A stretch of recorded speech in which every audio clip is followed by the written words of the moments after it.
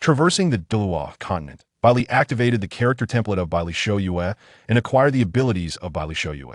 From that moment forth, a name emerged in the Douluo continent that even Title Douluo regarded with trepidation. The reason was simple. This man could eliminate a Title Douluo from 800 miles away with a single shot. Chapter 1. Bai Li in the Star Do forest of the Douluo continent. Bai Li stood still, breath held, on the trunk of a towering tree, blending seamlessly with his surroundings. He grasped a sniper rifle, motionless, as he observed a distant clearing. There, a pale, purple thousand-year wind fox cautiously nibbled on dried fruits, its ears twitching sensitively, alert to the slightest rustle of grass or whisper of wind. After a considerable time, sensing no imminent threat, the creature gradually lowered its guard, cradling the dried fruit in its paws and gnashing its teeth with delight. Unbeknownst to it, a peculiar object lay embedded in the grass behind it, camouflaged among the leaves, appearing utterly unremarkable. "You wandered in on your own." Bai Li smirked, turning slightly, raising his sniper rifle in the opposite direction of the wind fox. A faint red light emanated from the rifle, slicing through the trees, unfathomably far away. An inexplicable aura radiated from Bai Li, his eyes narrowing as a profound sense of control began to manifest. The sniper rifle felt increasingly intuitive in his grasp, and, as time passed, this sensation of mastery intensified. Now is the moment. Breath of the Gale. At the pinnacle of this sensation, a mystical unity between man and weapon surged within him.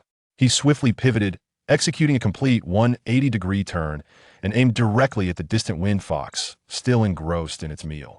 In an instant, a red line flickered in the wind fox's vision, its instinctual awareness of danger igniting a chilling dread, causing its fur to bristle in alarm. But it was too late. Before it could react, a resounding bang echoed as a blazing bullet struck its head, penetrating with lethal precision. The tremendous impact propelled its body into the air, flipping before crashing to the ground far away. Eek! Crimson blood oozed from the wound between its brows, staining its pale fur with a stark scarlet hue. Its eyes widened in shock, reflecting a blend of confusion and disbelief. A purple soul ring slowly ascended from its lifeless form, coalescing in the air. From his concealed perch on the tree, Bai Li exhaled a sigh of relief. A slight smile graced his lips as he surveyed his surroundings before leaping down, swiftly making his way toward the soul ring. A wind fox of approximately 2,300 years. Not bad, Bai Li grinned, extending his right hand as he murmured, "System, absorb soul, ring energy." As his words fell, an inexplicable gravitational force emanated from his hand. The soul ring hovering above the wind fox trembled, transforming uncontrollably into a purple mist, which gradually flowed into Bai Li's hand before vanishing entirely. The energy absorbed by the system underwent purification, transforming into Bai Li's refined soul power, coursing through his body. Feeling the surge of energy within, Bai Li involuntarily closed his eyes, letting out a contented sigh. A moment later, he jolted, eyes snapping open, a glimmer of excitement illuminating his expression. Level 38, and I'm not far from 39. His gaze sharpened as he clenched his fist in determination. The energy from this 1,000-year soul beast has elevated me significantly better than I anticipated. Absolutely. Compared to self-cultivation, slaying soul beasts and absorbing energy is far more efficient. Too bad I can only use it once a month, Bai Li mused, a smile creeping onto his face. With a gentle wave of his hand, he opened the system interface. King Summon System User Type. Marksman Name. Bai Li Age. 12 Character Template. Bai Li Shou Yue Permanently Bound Level. Level 38 Soul Master Skills. Aiming Passive, Silent Eye, Gale Breath. Recovery usable once daily. Blink can be changed once daily. Allied Teammates. 0 Hero Summon. Sealed Status 1 Summon Opportunity unlocks for each level after 60. Up to 4 teammates. The system interface appeared unremarkable, lacking any distinctive features. It offered no divine martial souls, no artifacts, no quests, no rewards. Aside from the summoner's hero skills and the basic function of energy absorption, its sole capability lay in summoning heroes, currently in a sealed state. Though seemingly lacking, this system was Bai Li's lifeline in this world. Originally an ordinary university student on Earth, he had spent his leisure time immersed in video games and novels. One fateful night, while engrossed in a game of kings, he suddenly lost consciousness, succumbing to a heart attack. When he regained awareness, he found himself transformed into a newborn infant in a realm far removed from Earth, a place known as the Douluo continent. Instantly, Baili comprehended his predicament. He had encountered a phenomenon of transmigration, landing in a novel he had previously read. Douluo continent, where blue-silver entwined, a realm fraught with peril, despite its fantastical allure. He was well aware that this world was not the peaceful nation he once called home. Here, human life was trivialized and conflicts were ceaseless. Moreover, upon his arrival, his parents were mere commoners devoid of soul power. Fortunately, every transmigrant was equipped with a system. After his transition, Bai Li discovered the presence of the king's summon system in his mind. This system granted him an initial opportunity to draw from the king's framework and randomly bind a character template. Perhaps it was his previous misfortune that had followed him, as he drew the so-called useless route marksman class and was randomly bound to the most extreme hero of that category, Bai Li Shou Yue. Bai Li's temperament nearly reached its breaking point. Bai Li Shou Yue, one understand the implications. However, setting aside other considerations, one could not deny his striking appearance. After binding to Bai Li Shou Yue, his martial soul awakening at the age of 6 manifested as this very sniper rifle, rendering his appearance increasingly reminiscent of the character from the game. Had it not been for this system, Bai Li surely would have deleted his account and started anew. Returning to the present, Bai Li's gaze lingered on the summon hero line, a flicker of fervor igniting in his eyes before he suppressed it and closed the system. He then turned his attention back to the fallen wind fox. The Millennium Wind Fox is considered a rarity among souls in addition to its soul ring. Its fur is an exceptionally precious commodity. Particularly in the case of a swift kill like that of Bai Li, not a single strand of fur was marred. It should fetch a handsome price. The thought elicited a faint smile from him. He deftly drew a dagger and skillfully skinned the wind fox, carefully stowing the fur into his satchel, which he slung over his back. A slight whiff of blood caused him to furrow his brow, prompting a soft sigh. It appears he might be the most inept of all transmigrators, lacking even a soul guide to store his belongings in this dismal world of Douluo. Instead, he was reduced to relying on the sale of soul beast pelts for extra income. Apologies, he felt he was bringing shame upon all transmigrators. Even Tang, that wretched brat, managed to obtain the 24 bridges, bright moon night upon leaving the novice village. As fellow transmigrators, why was he not afforded the same fortune? The frustration was palpable. With a helpless pout, Bai Li turned his gaze to the surroundings, sinking into contemplation. He had been wandering the outskirts of the Title Douluo forest for over half a month. While there were countless soul beasts of various ages, those reaching a millennium in age were indeed rare gems. Encountering this millennium wind fox was sheer luck. To slay more millennium soul beasts and absorb greater energy, he would need to venture into the inner circle of the Title Douluo forest. However, as a lone individual, facing formidable beasts posed a significant danger. It seemed prudent to seek out an academy, leveraging the strength of advanced soul masters within to hunt soul beasts. As Bai Li pondered this, he made his way toward the forest's exit. Is someone approaching? Suddenly, he halted mid-step, swiftly leaping onto the trunk of a towering tree, pressing himself against it as he peered in a specific direction. Unbeknownst to him, a sniper rifle had already found its way into his grasp. In the next moment, his figure appeared to vanish, as if cloaked in invisibility, slowly dissipating into the air. Chapter 2. Zhu Zhuqing. Just after Bai Li concealed himself, a figure with feline ears and a tail dashed out swiftly from the thicket, entering his line of sight. Upon noticing the corpse of the wind fox on the ground, her pace faltered for a moment, only to be struck fiercely by a faster black shadow from behind. She crashed hard into a nearby tree, falling to the ground and spitting out a stream of crimson blood. The soul power that had been dwindling could no longer sustain the martial spirit manifestation, and her beastly ears and tail vanished in an instant. Bai Li's gaze flickered as he observed the girl on the ground, who appeared to be of a similar age to him. She seemed familiar, but he could not place her at that moment. His attention shifted to the black shadow behind her. It was a leopard-like soul beast, entirely black with a lithe and powerful figure, its cold eyes fixed intently on the girl below.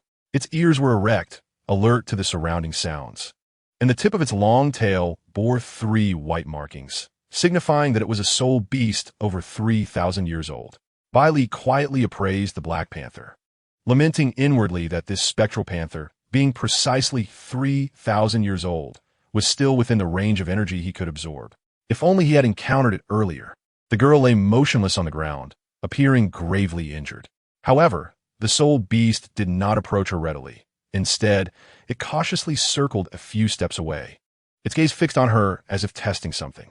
Suddenly, the tail of the spectral panther lashed toward the girl, and with a surge of soul power, a blade of darkness formed instantly, cleaving toward her.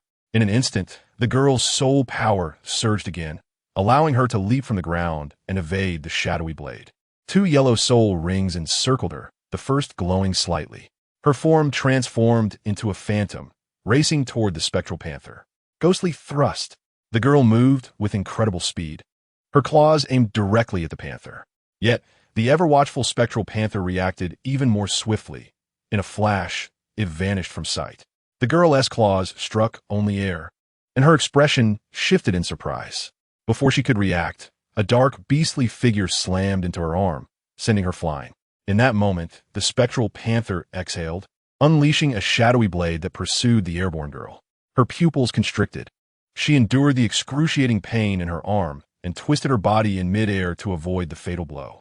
The shadow blade grazed her back, leaving a deep gash, and she crashed heavily to the ground.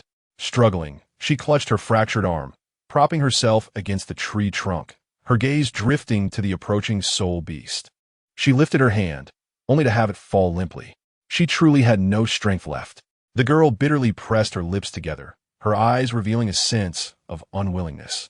As she watched the slowly advancing spectral panther, a look of despair crossed her face. Indeed, this must be fate. How frustrating.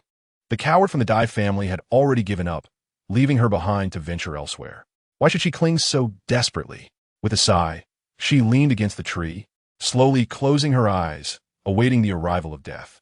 Suddenly, a loud crack echoed, followed by the sound of something being thrown a short distance away. Startled, the girl opened her eyes, only to see the spectral panther, which had been approaching her, now collapsed nearby, its body trembling slightly. A violent wound had pierced through its ribs, obliterating its heart and exiting through the other side, blood pooling around it. Before long, the spectral panther ceased its struggle, succumbing to death, its soul power dissipating into the air, while a purple soul ring materialized above its corpse. The girl stared wide-eyed at the scene before her, momentarily at a loss for words. Isn't this lovely, sitting on the ground? Suddenly, a voice startled her from beside.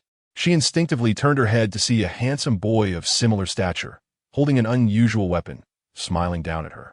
Are you human or ghost? How did you just appear? The girl stammered, momentarily dazed by the sudden appearance. Baili chuckled softly, amused by her reaction. He smoothed his expression into one of indifference, adopting a cold tone as he replied, I am the legendary Grim Reaper. You are already dead, and I have come to escort you to the underworld. The underworld? The girl blinked in confusion, quickly realizing he was jesting. Understanding her previous question had been foolish, her face flushed in embarrassment as she shot him an irritated glare. Baili laughed lightly, just teasing you. I'm Baili, what is your name? Turning her head to give him a disdainful look. She managed to regain her usual icy demeanor, pursing her lips softly as she replied, I am Zhu Zhuqing. Zhu Zhuqing? Baili raised an eyebrow, taking a moment to assess her. He mused to himself, so it is indeed her. He had sensed her familiarity earlier, especially upon witnessing her martial spirit manifestation and the soul skill, ghostly thrust. Do you know me? Zhu Zhuqing questioned, noticing his scrutinizing gaze, intrigued by the possibility that he recognized her. Well, I do now, Baili replied with a gentle smile. He stepped closer, crouching beside her, glancing at her injured arm. He asked, need some help? Zhu Zhuqing looked up at his face, then lowered her gaze, murmuring a soft, thank you. Baili smilat, his sniper rifle dissipating as he pressed his hand gently on her injured arm. Perhaps due to the pain, he could feel her muscles tense before they relaxed again. Noticing her frown, he said reassuringly, it's not serious, just a dislocated fracture. No shatering. What do you mean, just? Zhu Zhuqing queried, unable to catch the latter part of his statement. With a decisive crack, Baili pressed firmly, realigning the dislocated bone. He glanced at her wide-eyed expression and grinned. See? Just put it back in place. Zhu Zhuqing inhaled sharply, glaring daggers at him. Baili remained unfazed, leisurely picking up a stick, using it to secure her arm while cheerfully saying, hey, I'm your savior. You should look at me like that. I do thank you.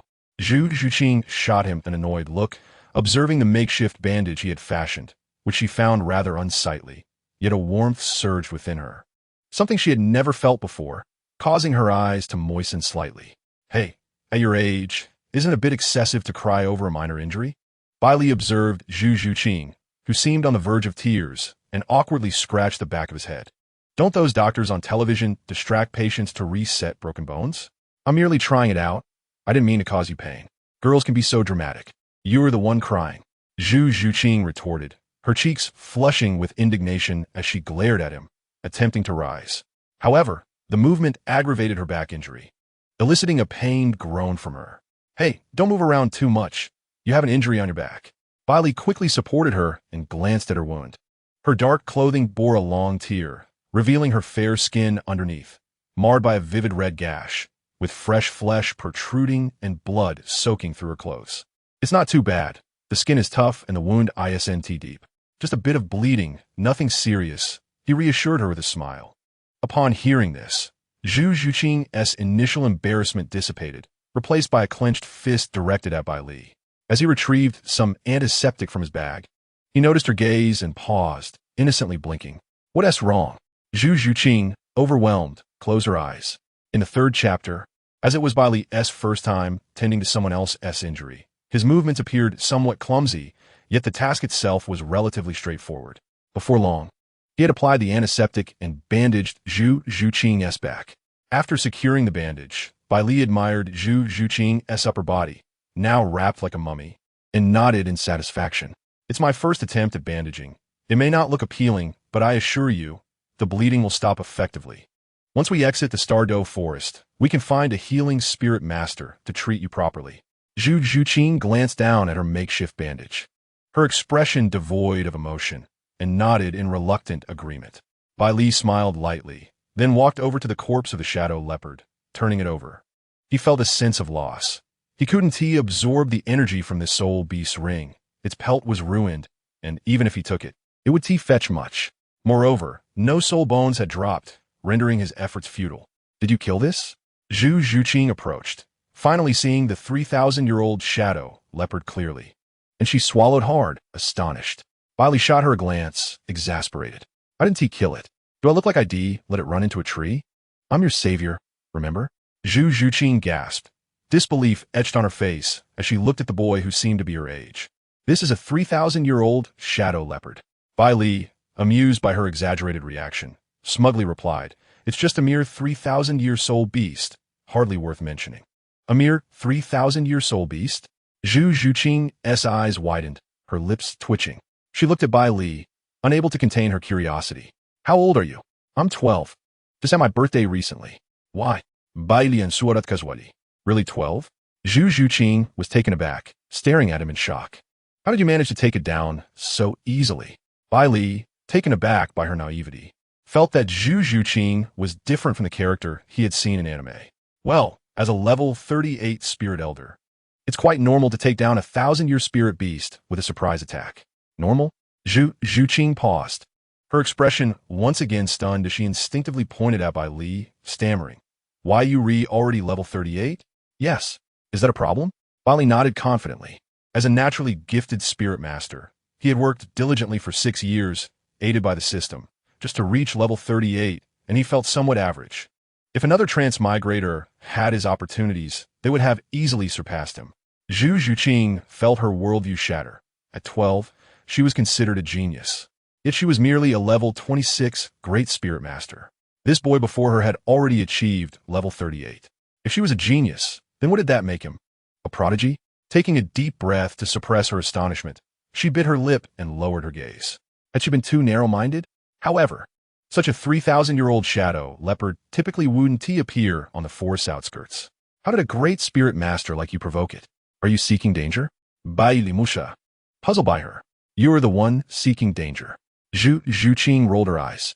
After hesitating, she pointed in a direction and said, I came from over there. I accidentally encountered it on my way and had to flee here. Over there? Xing-Luo? Baili was surprised, wondering if Zhu Zhuqing had just crossed over from the Xing-Luo Empire. That is quite reckless, crossing the Stardow Forest like that. Are you on your way to Shrek Academy? Upon realizing this, Bai Li's interest peaked, and he inquired, "What brings you to the Heavendo area? School?" Zhu Zhuqing's expression stiffened, as if recalling something unpleasant. Her demeanor turned cold, and she replied quietly, "Just going to a place." "Oh, okay." Bai Li scratched his head, unsure why her mood had shifted so drastically. Zhu Zhuqing seemed to sense her change in attitude and offered an apology. "I'm sorry. I was reminded of something unpleasant." "It's fine." Bai Li waved it off with a smile. "I'm heading back now. How is your injury? Would you like to accompany me?" Zhu Zhuqing looked up at him, nodded gently, and said, "Thank you." Bai Li grinned, assessing her condition and confirming she didn't need assistance, tightened his pack, and strolled ahead leisurely.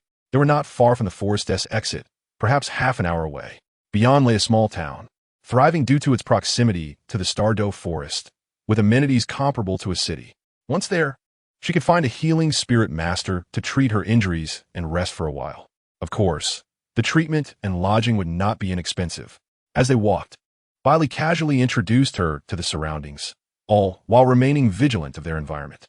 Zhu Zhuqing followed closely behind, listening intently, occasionally stealing glances at his back. Lost in her thoughts, time slipped away silently. Half an hour later, Zhu Zhuqing and Bai Li finally emerged from the vast and perilous Stardo forest. "Do you reside in that town?" Zhu Zhuqing suddenly inquired. Not all. I live in Soto City, a bit over 400 kilometers from here," Bai Li replied. "Soto City?" Zhu Zhuqing's eyes sparkled as she instinctively raised her gaze to Bai Li, unaware that a hint of joy had crept into her tone. "That is precisely where I intend to go." Bai Li was taken aback for a moment, then chuckled. "What a coincidence. Very well, let us journey together." "All right," Zhu Zhuqing nodded, her previously cold demeanor softening with warmth. Upon entering the town, Bai Li first took Zhu Zhuqing to see a healing master to tend to her injuries. Naturally, complete recovery was impossible in an instant, but it sufficed for her daily activities, considering the healer was merely a great soul master. Subsequently, Bai Li sought out a familiar merchant to sell the items in his pack, earning over 10 gold soul coins. Gazing at the coins in his hand, Bai Li couldn't help but lament his own misfortune.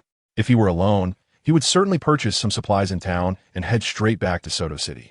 However, with Zhu Zhuqing, whom he viewed as a burden, he could only indulge her with a lavish meal at a local restaurant. Reluctantly, he rented a modest room in an inexpensive inn for the night, contemplating whether to ask her to share the costs of the meal and lodging. While in one room, Zhu Zhuqing could no longer contain her curiosity and asked. Bai Li sighed in resignation, explaining, "Though this is merely a small town, the prices are exorbitant. As you can see, it's not easy for me to earn money, so I must save where I can." "I have money," Zhu Zhuqing replied, producing a bag of gold soul coins from her clothing. Bai Li's eyes widened. The bag seemed to contain over 100 coins. Goodness, this girl is quite wealthy.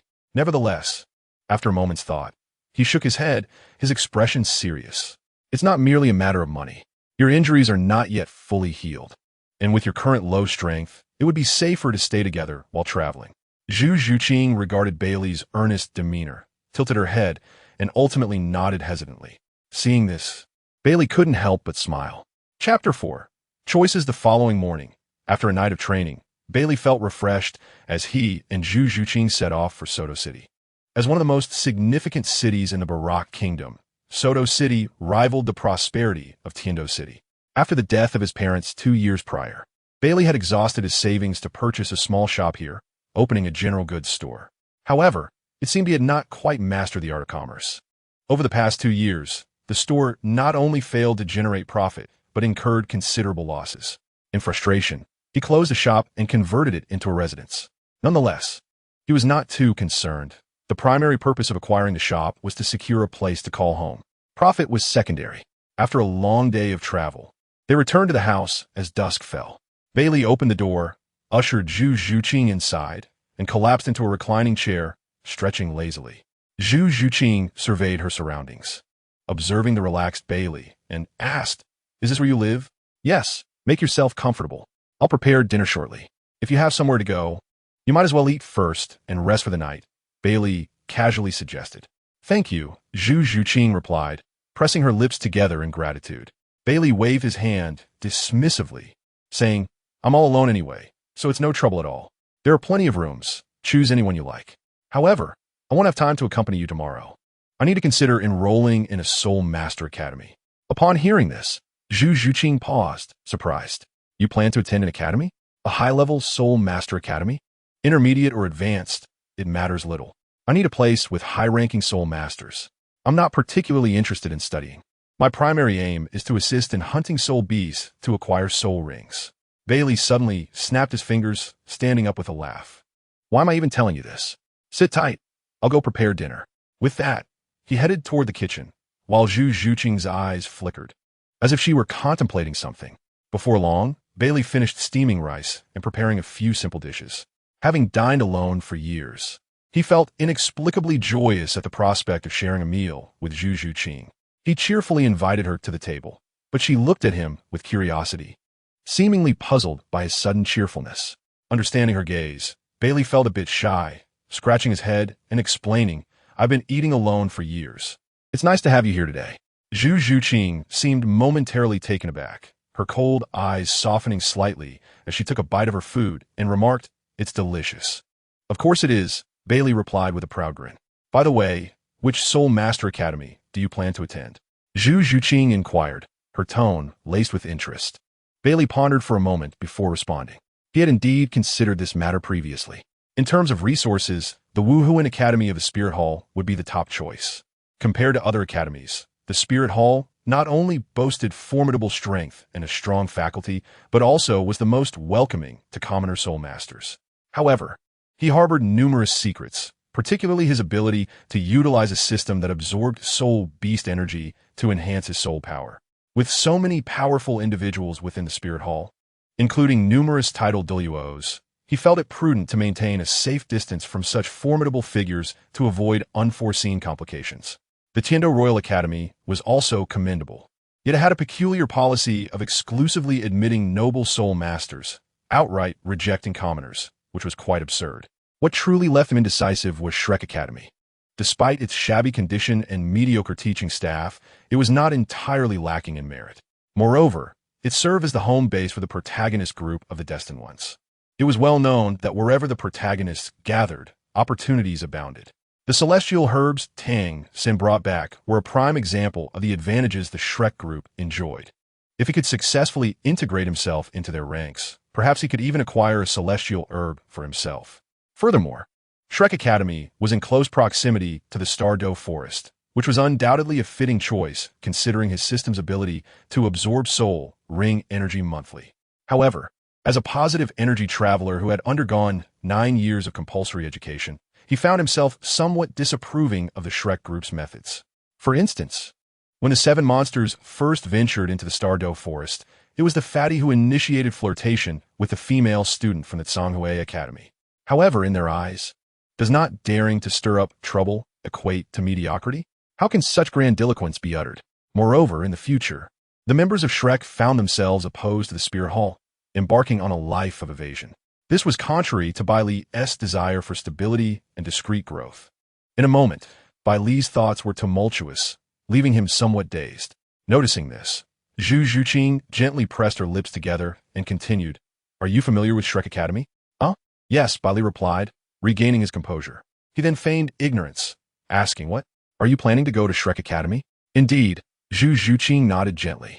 Bai Li fell silent, returning his gaze to his bowl of rice. Yet he felt an inexplicable restlessness within. Stealing a glance at Zhu Zhuqing, he wondered how someone so stunning could possess such lackluster eyes. How could that scoundrel Dai Mubai possibly be interested in her? He fumed inwardly. With a hasty shove of rice in his mouth, he pondered, Why not accompany me to Shrek Academy for a visit? Zhu Zhuqing spoke again. Since you're also seeking a school, why not join me? It might turn out to be quite worthwhile. Upon hearing this, Bai Li lifted his gaze to her.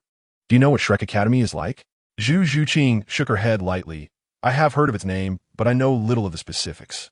Baili, recalling the dilapidated state of Shrek, let out a derisive snicker, initially intending to decline outright. However, for reasons unknown, he found himself nodding in agreement. Fine then. Zhu Zhuqing, upon hearing Bai Li's consent, nodded as well, falling into silence as she elegantly continued her meal, her lips curling into a barely perceptible smile. The Shrek Academy's location was a small village not far from Soto City. Baili escorted Zhu Zhuqing there, but as it had yet to commence enrollment, they returned to Soto City. During the day spent awaiting Shrek's admissions, Baili and Zhu Zhuqing strolled leisurely through Soto City. Their primary focus, of course, was the vicinity of the Rose Hotel. Regrettably, despite lingering around for several days, they did not witness the anticipated confrontation between Dai Mubai, the two twin sisters, and Tang San with Xiao Wu. There was no ulterior motive. Baili merely wished to witness the commotion. Alas, the excitement eluded him, and the unintentional presence of Zhu Zhuqing at the hotel entrance seemed to alter the way she looked at him. To avert any misinterpretation of his virtuous intentions, Baili abandoned the notion of lingering there. Frustrated by the absence of Dai Mubai, Baili reverted to his usual languid training routine, dedicating time to cultivate his soul power before reclining in a rocking chair to bask in the sun. Meanwhile, Zhu Zhuqing sat beside him in earnest meditation, diligently honing her soul power. After several occasions of opening her eyes to find Baili lazily sunbathing, she finally could not contain herself, saying, "How do you expect to advance to Soul Master level 38 with this approach to training?" Baili, roused by her voice, blinked sleepily and turned to regard the earnest expression on her face. He cleared his throat. Training requires a balance of tension and relaxation, does it not? You train for 10 minutes and nap for 2 hours? Cough, cough, napping. No, I am not napping. I am engaging in mental meditation, something you wouldn't understand. Baili replied with utmost seriousness. You clearly are. Zhu Zhuqing's words were cut short as she witnessed Baili's soul power suddenly surge around him. Blinking in surprise, he caught her widened eyes and smiled sheepishly. Apologies, I just advanced to level 39 and lost control of my soul power momentarily. I hope I did not disturb you. Staring at him in disbelief, Zhu Zhuqing shook her head. Is he truly training? Chapter 5. An unexpected encounter with Ning Rongrong, perhaps spurred by Baili's influence. Zhu Zhuqing began to train with greater fervor. After half a month, she finally progressed from level 26 to level 27. Shortly thereafter, news of Shrek Academy's enrollment began to circulate. In the Balk Kingdom, Shrek Academy held considerable renown, particularly for its promise that graduates would receive the title of Viscount in the Empire.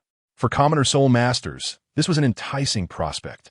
Zhu Zhuqing eagerly roused the bleary-eyed Baili early in the morning, urging him toward Shrek's direction. Baili, following behind, squinted and yawned, his demeanor suggesting he had yet to awaken fully, muttering, "Is it really necessary to arrive so early for a mere academy?" Zhu Zhuqing glanced back at him, her previously cold demeanor softened by a hint of amusement. Did you not say a day's plan starts with the morning? Furthermore, you spend all day sleeping. Can you not awaken? Nonsense. I did not sleep all day. It is training. Baili raturta. Training my foot. Zhu Zhuqing rolled her eyes, frustration evident as she added, with your talent, could you not exert a little more effort in your training? With a hint of exasperation, she shot him a glare. It is infuriating, really. This person spends all day sleeping, yet is somehow 12 levels above me. With a sigh, she continued, while Shrek Academy does not have levels, it must possess unique qualities, especially since the Balk Kingdom once sought its favor. Moreover, it claims to only enroll monstrous talents. Does that not pique your interest in encountering other contemporaneous geniuses? Contemporaneous geniuses? Baili scoffed. I'm more concerned that they may lose their confidence upon meeting me. Zhu Zhuqing's expression faltered, and she sighed helplessly, unable to counter his words. Hello, are you also heading to Shrek Academy? A soft voice drifted over from beside them. Baili turned to see a girl in a white dress with a neat bob cut, roughly the same height as Zhu Zhuqing, smiling at them. What a stunning girl. Baili's eyes widened in surprise. While he had always found Zhu Zhuqing to be the most beautiful girl he had encountered, this girl stood equally striking. However, Zhu Zhuqing exuded a cold elegance, whereas this girl appeared more gentle and approachable. Ah yes, may I assist you with something? Baili responded with a smile. Diverting his gaze after a few glances, Zhu Zhuqing remained silent, observing him. As it happens, I just arrived in Soto City and heard that Shrek Academy is currently enrolling. I was curious if it is as impressive as they say, the girl explained with a smile. Baili couldn't help but sneer. Impressive? It's merely a shabby academy. Oh, is that so? Upon hearing the words of Baili, the young girl raised an eyebrow in surprise. Stop it, Don't speak nonsense, Zhu Zhuqing admonished. Casting a disapproving glance at Bai Li before turning to the girl to explain, we are not very familiar with this academy either. However, since the Empire proclaims that any student graduating from this institution can be granted the title of Viscount, it must be quite reputable. Moreover, this academy has set a peculiar rule, claiming to only admit monsters of the soul realm, with a minimum admission requirement of being at least 12 years old and a level 20 soul master or above. If one does not meet their standards, they will not be accepted. Only admitting monster students? That sounds impressive, the girl exclaimed, her eyes sparkling with amazement. What monster students?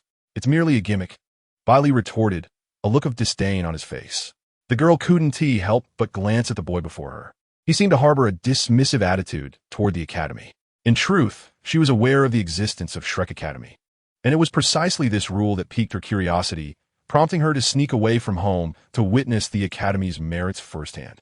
After all, a level 20 soul master at the age of 12 would be considered a genius in any junior soul master academy.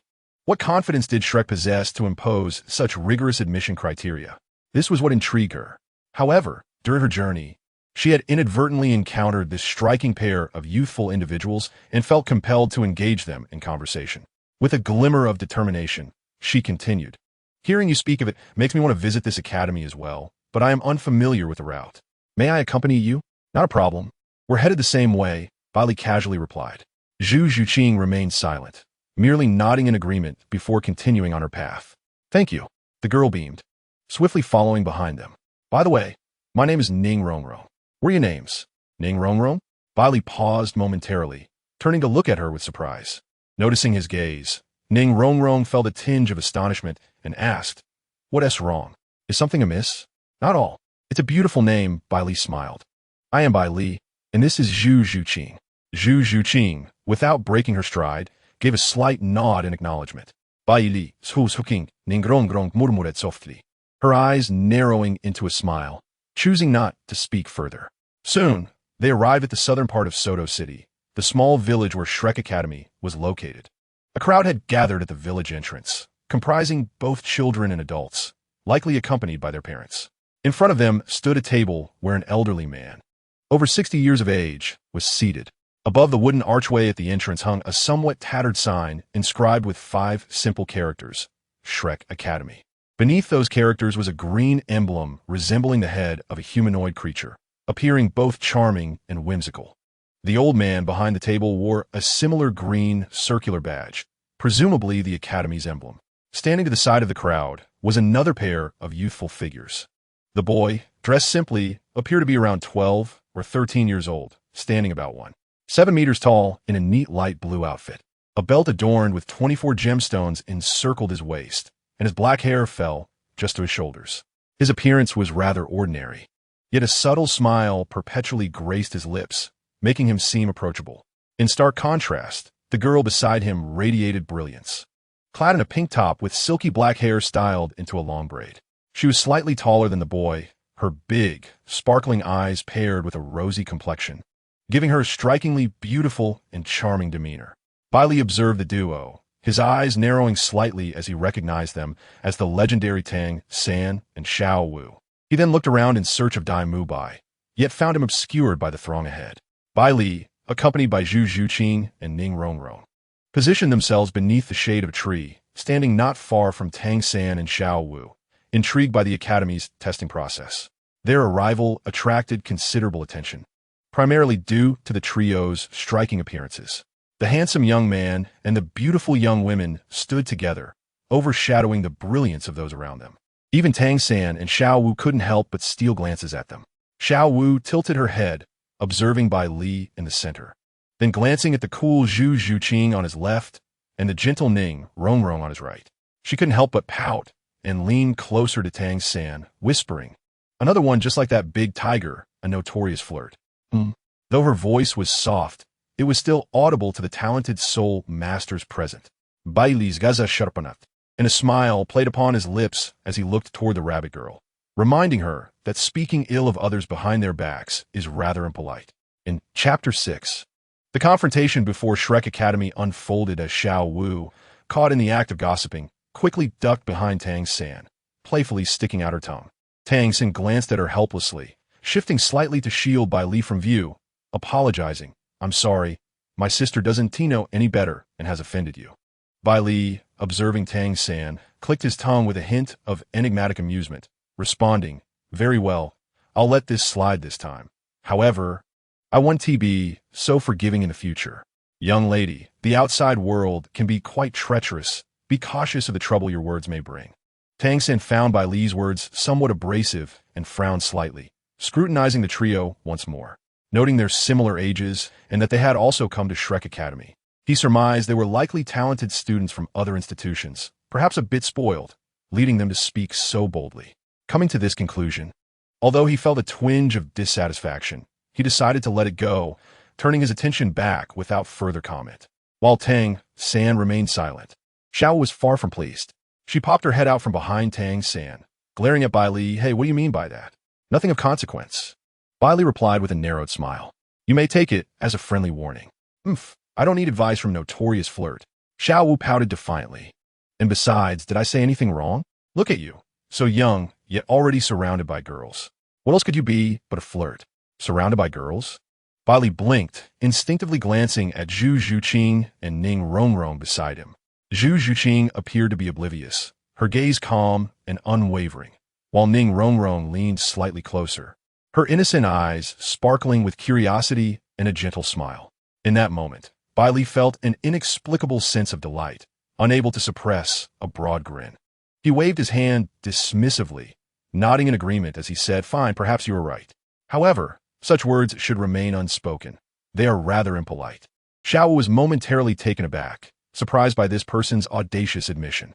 Regaining her composure, she shot him a fierce glare and muttered under her breath, bastard. Meanwhile, Ning Rongrong cast a surprised glance at Baili, finding him rather intriguing, and couldn't help but stifle a giggle behind her hand. Zhu Zhuqing could no longer maintain her icy demeanor. Rolling her eyes, she pinched Baili before directing her gaze towards Tang San and Xiao Wu. At this moment, her expression returned to its frigid state as she calmly stated, Ning Rongrong is someone we encountered on our way here. As she spoke, she glanced again at Xiao Wu, her eyes now imbued with a sharper chill. Bailey's words rang true. Loose lips sink ships serve as a reminder of goodwill for you. Xiao Wu's face flushed crimson, her mouth opening in a silent gasp, glistening tears forming in her eyes as she instinctively looked towards Tang San. Tang San's expression darkened as he stepped forward to shield Xiao Wu, casting a cold stare at Zhu Zhuqing, a flicker of purple light flashing in his eyes. Taking a deep breath, he spoke in a low tone, I apologize for what happened earlier, but your words are crossing the line. Baili moved slightly, positioning himself in front of Zhu Zhuqing, his previously cheerful demeanor now replaced with an air of caution as he regarded Tang San. We are crossing the line? Pray tell. Who was it that carelessly slandered another without grasping the situation? So now slandering me is justified? Did I not already extend my apologies? The coldness in Tang San's eyes intensified. Indeed, I forgave her and offered a kind-hearted piece of advice. Is that so wrong? Baili replied, his expression unwavering as he stared intently at Tang San. A kind-hearted piece of advice. Tang San's eyes shimmered with a violet hue, his anger igniting within him as his soul power surged uncontrollably. He raised his right hand, a blue-silver grass appearing in his palm, 2 yellow soul rings spiraling upward to manifest around him. The conflict among the group had already caught the attention of a few onlookers. Tang San's sudden display of his martial spirit sent shockwaves through the surrounding crowd, causing parents and students in line to turn and stare.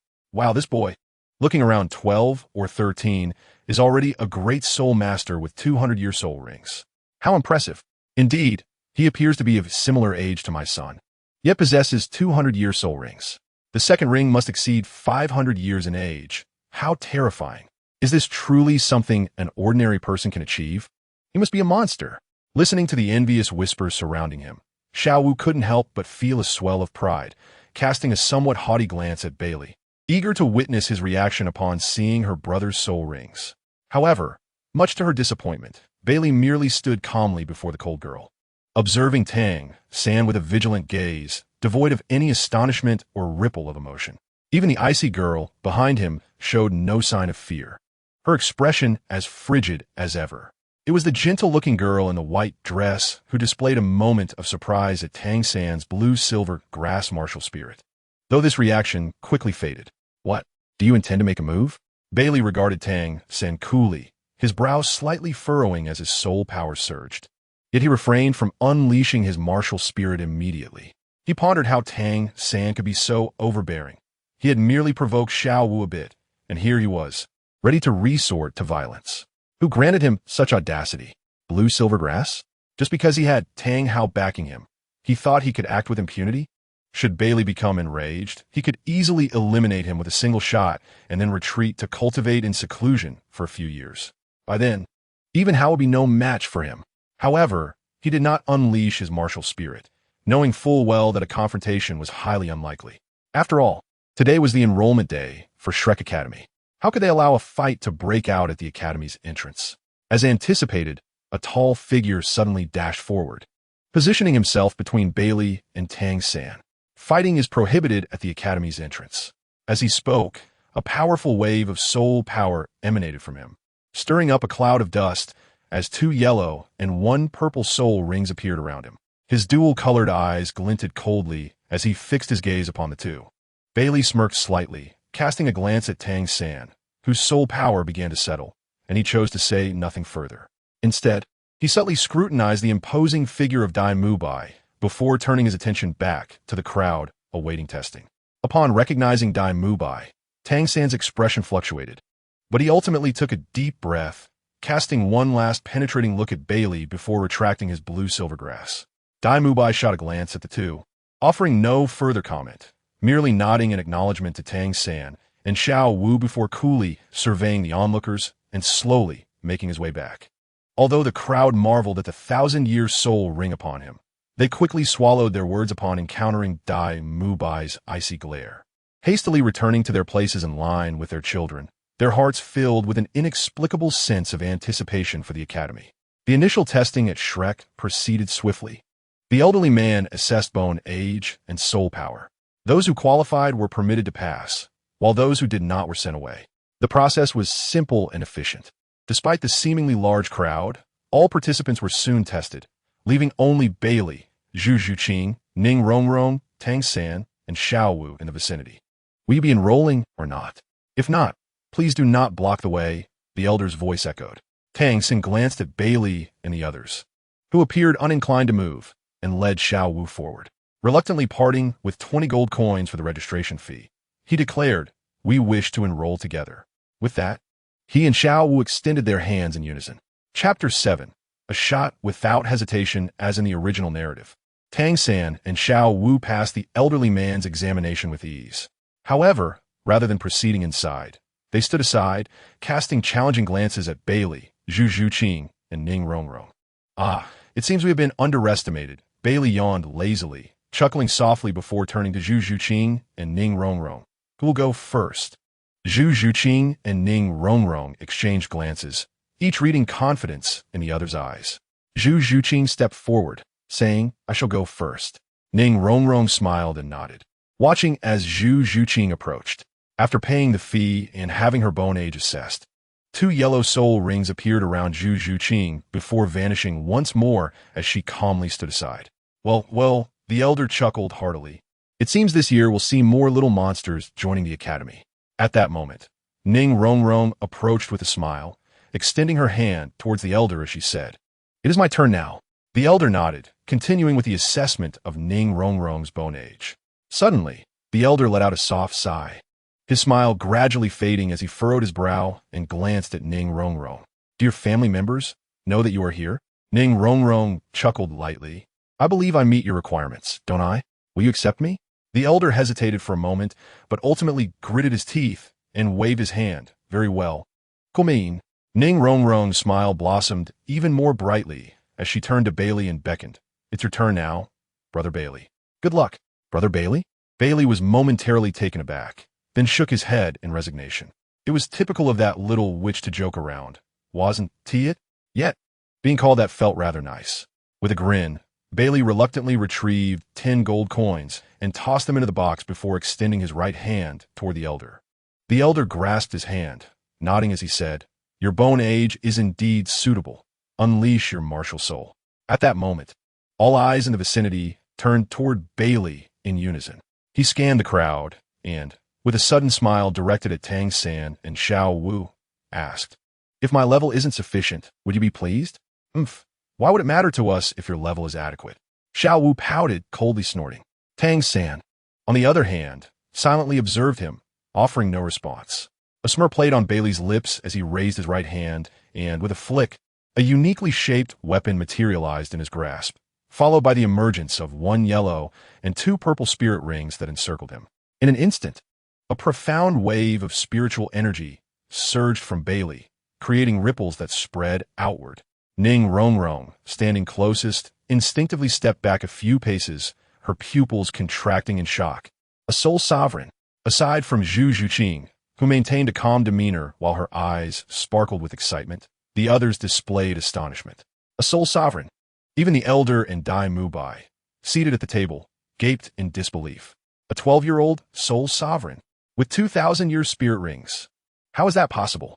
Tang San and Xiao Wu were equally incredulous, exclaiming in unison. Particularly Tang San, who stared wide-eyed at the two purple spirit rings on Bailey's body, murmuring, "No, this can't be. How can there be 2,000-year spirit rings?" The teacher clearly stated that the limit for the second spirit ring is 764 years. How can this be? Could the teacher be mistaken? No, that's impossible. The teacher cannot be wrong. Tang San staggered back 2 steps, shaking his head in a daze. "Hey!" Bailey's voice cut through his thoughts, prompting Tang San to look up instinctively. Baili, weapon in hand, raised his right arm, the barrel pointed at Tang San. His expression cold as he remarked, "I mentioned before that misfortune often arises from careless words. It is a well-meaning warning, because one careless moment could truly cost you your life." In that instant, a chill gripped Tang San's heart, his body tensing as a sense of impending doom enveloped him. Before he could react, the ominous aura vanished as swiftly as it had appeared, leaving him questioning his own perceptions. Out of the corner of his eye, he caught a flash of light. With a sudden clap, Tang San's face drained of color as he turned slowly, his eyes widening in disbelief. On the ground to his right, wood shavings lay scattered, and there was a gaping, explosive wound on the trunk of a nearby tree. A small crescent-shaped gouge, as if bitten away. It stood out starkly. This, Tang San's pupils contracted in shock, his mind racing as he stared at the damage. He was drenched in cold sweat, realizing he had not reacted in time. I couldn't react. He glanced down at his hands, grappling with the reality that a soul sovereign's attack had left him unable to respond. And that earlier aura of death was no illusion. Had it been aimed at him, he would have perished. So, that warning he issued was genuine. Tang San's eyes turned crimson, his convictions fracturing, thoughts swirling chaotically in his mind. Xin Tiangong, Xin Yu hand. Controlling the crane and capturing the dragon, ghostly shadow steps. No, he couldn't evade. His body simply wouldn't respond, leaving him utterly helpless. How could this be? He was merely a soul sovereign. Wait, the spirit rings. He possessed 2,000-year spirit rings. Why? The teacher had mentioned. Tang San's brows knitted tightly. Lost in a trance, standing still, unable to regain his composure. Everyone present shared a similar expression of shock, staring at the tree trunk's damage. The elder and Dai Mubai, once seated, now stood in alarm. Such penetrating power. Was this truly within the capacity of a soul sovereign? Dai Mubai swallowed hard, his gaze dazed as he turned to the impassive Baili. A bead of cold sweat trickled down his forehead. This person, sharing the same title of soul sovereign, was indeed a true monster, not only in terms of power, but also speed. The velocity of that attack was unprecedented. He felt as though he could scarcely keep up. The elder nodded gravely, casting a deep look at Baili. Ning Rongrong and Xiao Wu were rendered speechless, and even Zhu Zhuqing, who had previously witnessed Baili's prowess, could not help but display a flicker of astonishment. Their gazes towards Baili grew increasingly luminous. Baili observed the astonishment on the faces around him, inwardly satisfied, nodding in approval. Indeed, the thrill of impressing others was exhilarating. It was no wonder that protagonists in novels often sought to showcase their prowess to captivate their audience. Though he felt somewhat lacking compared to other transmigrators, he could still manage to overshadow the original protagonist, flaunting his capabilities and seizing the spotlight. Otherwise, how could he maintain the reputation of Bai Li Shou Yue? He would undoubtedly be vilified. Baili slowly lowered his right hand, his martial soul dissipating, along with the yellow and purple spirit rings. A slight smile graced his lips as he looked at the elder of the academy and inquired, "So, am I suitable for the academy?" "Ah, suitable. Perfectly so. Ha ha." The elder, recovering from his astonishment, burst into laughter, his wrinkled face lighting up like a blooming chrysanthemum as he pounded the table in delight. "Today, Shrek Academy finally welcomes truly monstrous student. Mu, lead them inside." "Yes." Dai Bai nodded to Baili and the others, his gaze inadvertently drawn to Zhu Juqing. However, upon meeting her icy stare, he shuddered and quickly withdrew his gaze, calling to Tang San and Xiao Wu. At this moment, Tang San and Xiao Wu had also regained their senses. Xiao Wu, somewhat shaken by Baili's earlier display, stole a furtive glance at him, trailing behind Tang San in silence. Tang San, regaining his composure, stared ahead quietly, occasionally casting a curious glance at Baili, his eyes reflecting intrigue and contemplation. Thus, Dai Bai led the 5 of them into Shrek Academy. Chapter 8. The Peculiar Tang San. Upon entering the village, Baili turned to survey the surrounding structures. Just as depicted in the original text, wherever his gaze fell, he beheld wooden buildings, simple and unadorned. "Indeed, what a dilapidated academy," Baili murmured quietly, and beside him, Zhu Juqing paid no heed. However, Ning Rongrong turned her head to look around and nodded in agreement. "You are absolutely right." Baili glanced at Ning Rongrong with delight. Clearing his throat, Dai Bai coughed lightly, a look of embarrassment on his face. Yet he found himself unable to refute the statement. Compared to other academies, it did seem that their Shrek Academy was rather shabby. After a brief walk, Dai Bai led them to a clearing of approximately 500 square meters. The candidates who had passed before them were lined up not far ahead, with distinct fluctuations of soul power palpable in the air. Dai Bai halted his steps and turned to Ning Rongrong and Zhu Juqing, inquiring, "Have both of you surpassed level 25 in soul power?" Zhu Juqing and Ning Rongrong exchanged glances, neither concealing their abilities, and nodded. "I am at level 27. "I am at level 26, Ning Rongrong replied. "That's excellent," Dai Bai exclaimed with a smile, explaining, "As long as your soul power exceeds level 25, you need not participate in the second round of testing here. You can proceed directly to the final round. As for Tang San and the other, I have encountered them before, and their soul power undoubtedly exceeds 25. And as for him," Dai Bai cast a glance at Bai Li, continuing, "That is why I inquire about your levels." After speaking, he smiled and added, "Let us go. I will guide you through the examination," thus saving us from wasting time in this queue. Just as they were about to leave, a soft voice wafted from behind them, "Sausages for sale. Don't miss out." Everyone turned to see an elderly man selling grilled sausages, and Bai Li's eyes lit up, recognizing him as Oscar, one of the future 7 monsters. Having risen early that morning, his stomach was indeed grumbling, and in a quick motion, he dashed to Oscar's side, inhaling the delightful aroma of the sausages. "I'll take 4, Baili said, handing over 2 silver coins. Oscar's eyes brightened as he eagerly accepted the coins, exclaiming cheerfully, "All right." At that moment, Dai Bai's expression shifted dramatically, and he rushed over, calling out in alarm, "Wait!" The loud shout startled Oscar, who turned to see Dai Bai and exhaled in relief, somewhat irritatedly saying, "Dai Bai, why did you yell so loudly? You scare me to death." Dai Bai snatched the sausages from Oscar's hands, drenched in sweat, finally feeling relieved. He rolled his eyes at Oscar and said, "Why shout so loudly? I was saving your life, don't you realize?" He instinctively glanced at Bai Li, who wore a faint smile. That was close. If that creature had devoured the sausage and discovered where it came from, he would have certainly shot him dead. The thought of that tree's gash made him feel unreal. This fellow is indeed a ruthless one. With that, Dai Bai shot another fierce glare at Oscar before explaining Oscar's martial spirit to the group. In an instant, the female attendees displayed looks of disdain, while Oscar gazed at Dai Bai with a face full of despair. "Boss, I hate you." "Hate me? You ought to be grateful," Dai Bai retorted, slapping him lightly. At this juncture, Baili interjected, "Hey, it's just a peculiar incantation, right? As long as the sausages taste good, that's all that matters. Give me 4. Dai Bai and Oscar were taken aback, and Oscar, with an expression of surprise, promptly handed over 4 sausages. Baili took 2 and bit into one, his eyes widening with delight, then offered the other two to Zhu Zhuqing and Ning Rongrong. The flavor is quite good. You both should try. Zhu Zhuqing coldly turned her head away, while Ning Rongrong, with a somewhat awkward smile, hastily waved her hands. No, Bai Li, you enjoy it yourself. What a pity, Bai Li remarked, not insisting. He quickly devoured the first sausage, then took another bite, exclaiming, not bad. It even has restorative properties for soul power. Finally, someone appreciates the value of my sausages. Oscar exclaimed, touched. Also, give me two, another voice chimed in. And everyone turned in surprise to see Tang San step forward, handing over a silver coin and calmly looking at Oscar. All right.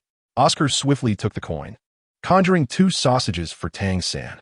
Tang San accepted one and offered it to Xiao Wu. Xiao Wu, do you want to eat? No, I'm fine. Xiao Wu quickly waved her hands. Tang San nodded, then glanced at Bai Li. To everyone's astonishment, he calmly took a bite, then looked at Bai Li, taking another bite. The crowd was left in a state of bafflement, feeling an odd sensation. Even Ning Rongrong leaned in closer to Xiao Wu, whispering, "What is wrong with your brother?" Xiao Wu shook her head in confusion. I don't know. Perhaps yes, just hungry? Bai Li, equally perplexed, stared at Tang San. Why are you looking at me? You are the one eating. Are you seriously ill? Suddenly, Baili blinka. Feeling as though he were witnessing a scene from a drama where the male lead undergoes a drastic transformation due to an emotional upheaval. This is absurd. Just a little scare, and he can't handle it? What illness could he possibly have? Baili rolled his eyes, swiftly consuming all 4 sausages, feeling pleasantly full. These sausages are quite filling. Tang San also finished his sausages without a care, standing there as if nothing had happened. Dai Mubai scratched his head, a perplexed smile on his face, and hurried forward. He approached the academy teacher overseeing the soul power test, whispering a few words in his ear. The teacher then surveyed the group, particularly pausing on Bai Li, and nodded with a smile. You may proceed. Directly to the 4th round. Bai Li raised an eyebrow. As expected, the students awaiting their turn for testing began to murmur. The outcome was evident, yet unlike in the original narrative. The white crystal ball used for testing soul power now lay shattered into fragments. Bai Li and his companions walked toward the internal testing area for the 4th round, amidst the astonished gazes of the students. Chapter 9. Posture along the way. Dai Mubai elaborated on the 2nd and 3rd round significance, then began to exaggerate the history of Shrek Academy. Bai Li could no longer contain himself and raised his hand to interrupt Dai Mubai. Wait a moment. Are you saying that all 14 individuals who left the academy became globally renowned? And the most outstanding among them is now the youngest elder in the Spirit Hall, second only to the Pope? Yes, indeed. What's the matter? Dai Mubai suddenly paused, his expression becoming somewhat awkward.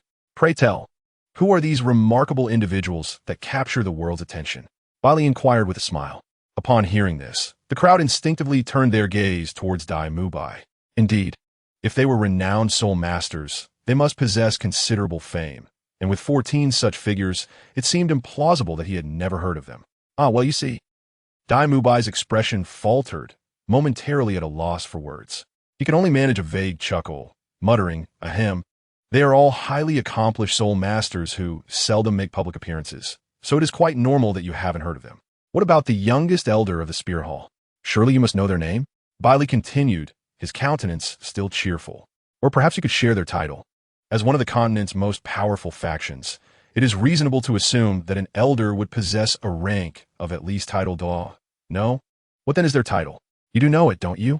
As soon as he finished speaking, the crowd's attention intensified upon Dai Mubai, their curiosity now tinged with skepticism. Tang San, who had previously been filled with admiration for the academy's headmaster, now furrowed his brow, fixing a cold gaze on Dai Mubai. He was not a Na'vi child. He had sensed something amiss earlier, but had not given it much thought.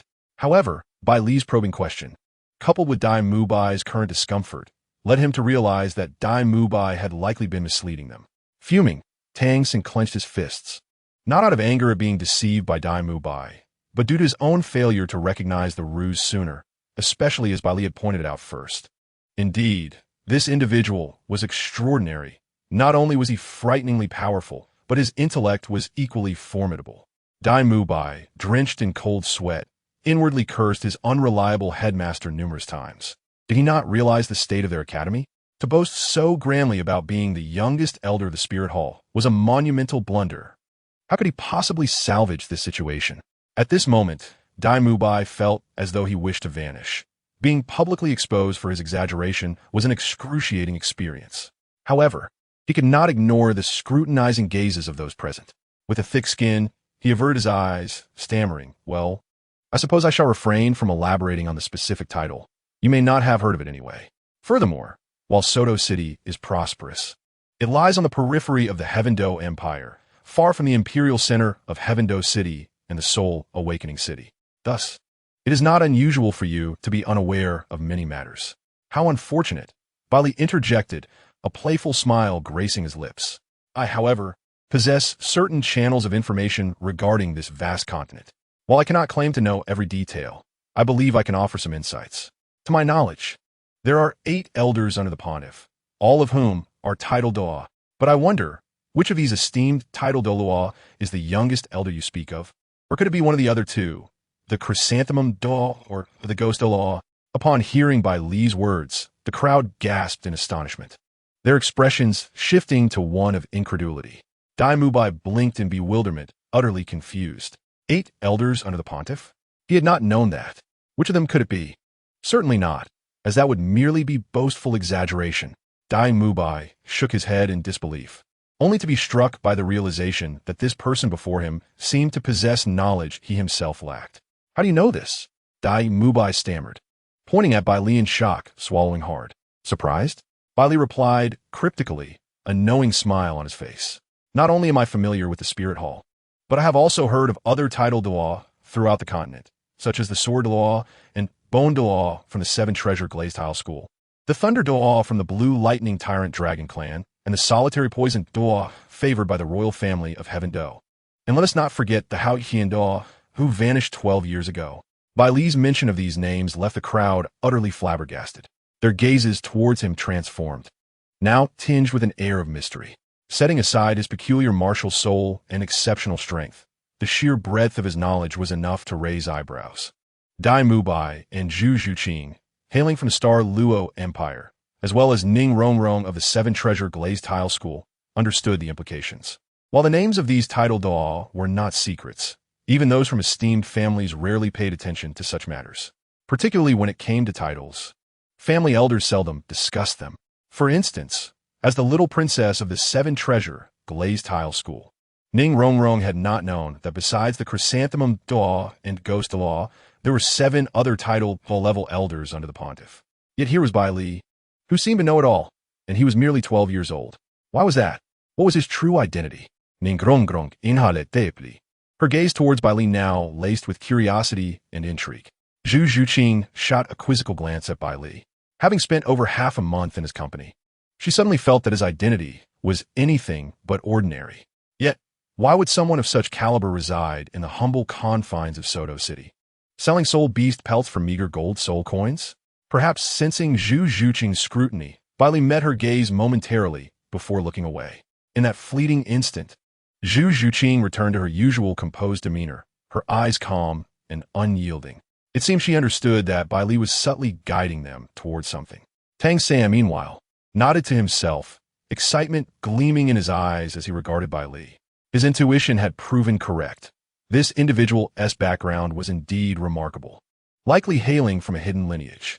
It reminded him of his past life in the Tang sect, where their outer disciples often encountered members of concealed sects, individuals of extraordinary prowess, unrestrained in their actions, youthful yet far surpassing their peers in strength. Such was the depth of hidden sections. It was clear that Bai Li belonged to such a lineage, which explained his assertive demeanor, whether when speaking of Xiao Wu or when he boldly challenged Dai Mubai, unmasking his deceit without a shred of consideration for face saving. Only those of such stature would act with such audacity, unencumbered by societal norms. This also elucidated why someone so young could possess such elevated soul power. Why is it possible to disregard the teacher's soul master spirit ring age rule and possess a millennium-level second spirit ring? A genius from a hidden sect? You have revealed yourself. I, with my twin martial souls, innate full soul power, and Tang sect secrets, may not necessarily be defeated by you. A sudden surge of fierce competitiveness welled up within Tang San as he fixed his piercing gaze upon Bai Li, waiting, for soon I shall catch up to you. Unbeknownst to Tang San, who was lost in his own self-aggrandizement, Xiao Wu was closely hiding behind him. Every time Bai Li mentioned a certain individual, a flicker of fear would cross her eyes, particularly when the spirit hall was mentioned, her gaze revealing an undercurrent of resentment. Chapter 10. Zhao Wujing Bai Li observed the expressions of those present and couldn't help but nod in satisfaction. He certainly wouldn't utter such words without reason. The primary purpose of his statement was to create an aura of influence for himself. Bai Li understood that in the world of Douluo, having a powerful backing was of utmost importance. Upon deciding to join the academy, as his soul power increased, the talent and strength he exhibited would undoubtedly attract everyone's attention. An unusual martial soul, superior offensive capabilities, and unparalleled talent. These attributes would be deemed significant by any faction. Initially, joining the Spirit Hall and enjoying its protection would have been the most suitable course for Bai Li. However, the secrets he harbored precluded him from doing so, especially with individuals like Title Douluo and Bibi Dong, who could converse with deities. Bai Li had to remain vigilant. Beyond the Spirit Hall, other factions were merely opportunistic. Should they perceive Bai Li as an ordinary commoner, they would attempt to recruit him. If they failed, they would be disinclined to engage with him. The outcome was predictable. Take Tang San as an example. Without the deterrent of Tang Hao behind him, did he truly believe he could level up peacefully by defeating monsters? That was laughable. In fact, within the Stardow Forest, the dragon and snake couple could have easily annihilated their group. Thus, Bai Li needed to cultivate his influence, using his knowledge of future events to fabricate an identity.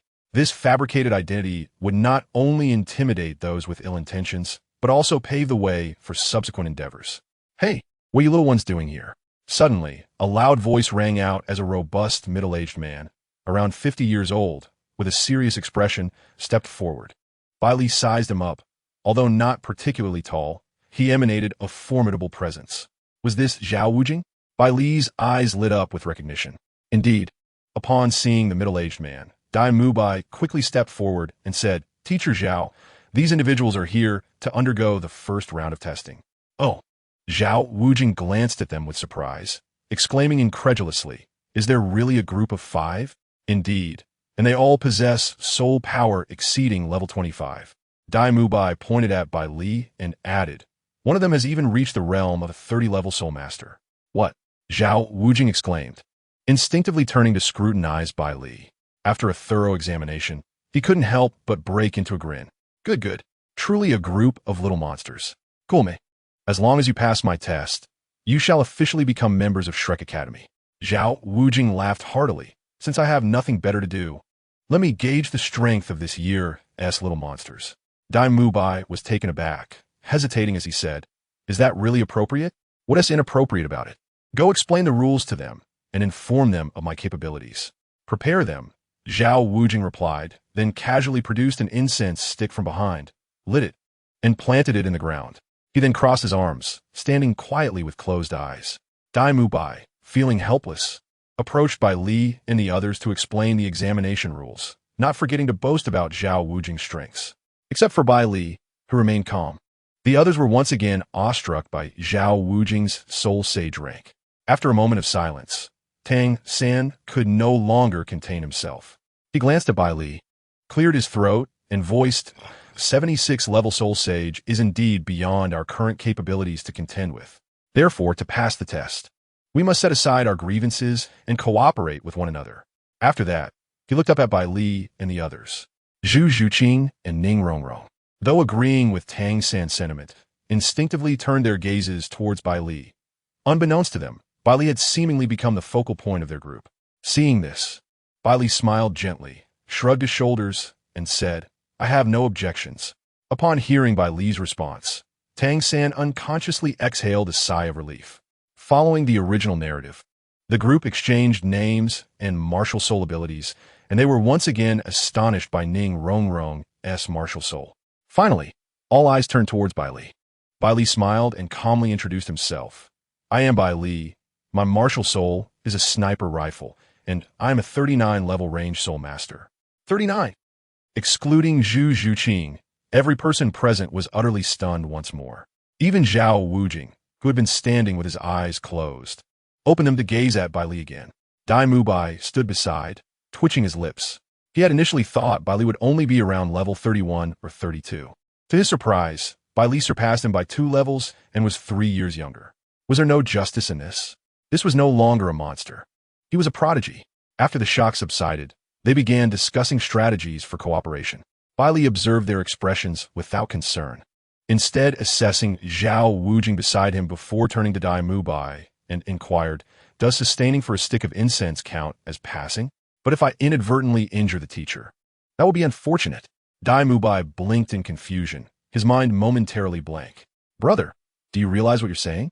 This is a soul sage. Teacher Zhao is a soul sage. Even if you're a prodigious talent, how can you, a soul master, question what to do if you injure him? Is that reasonable?"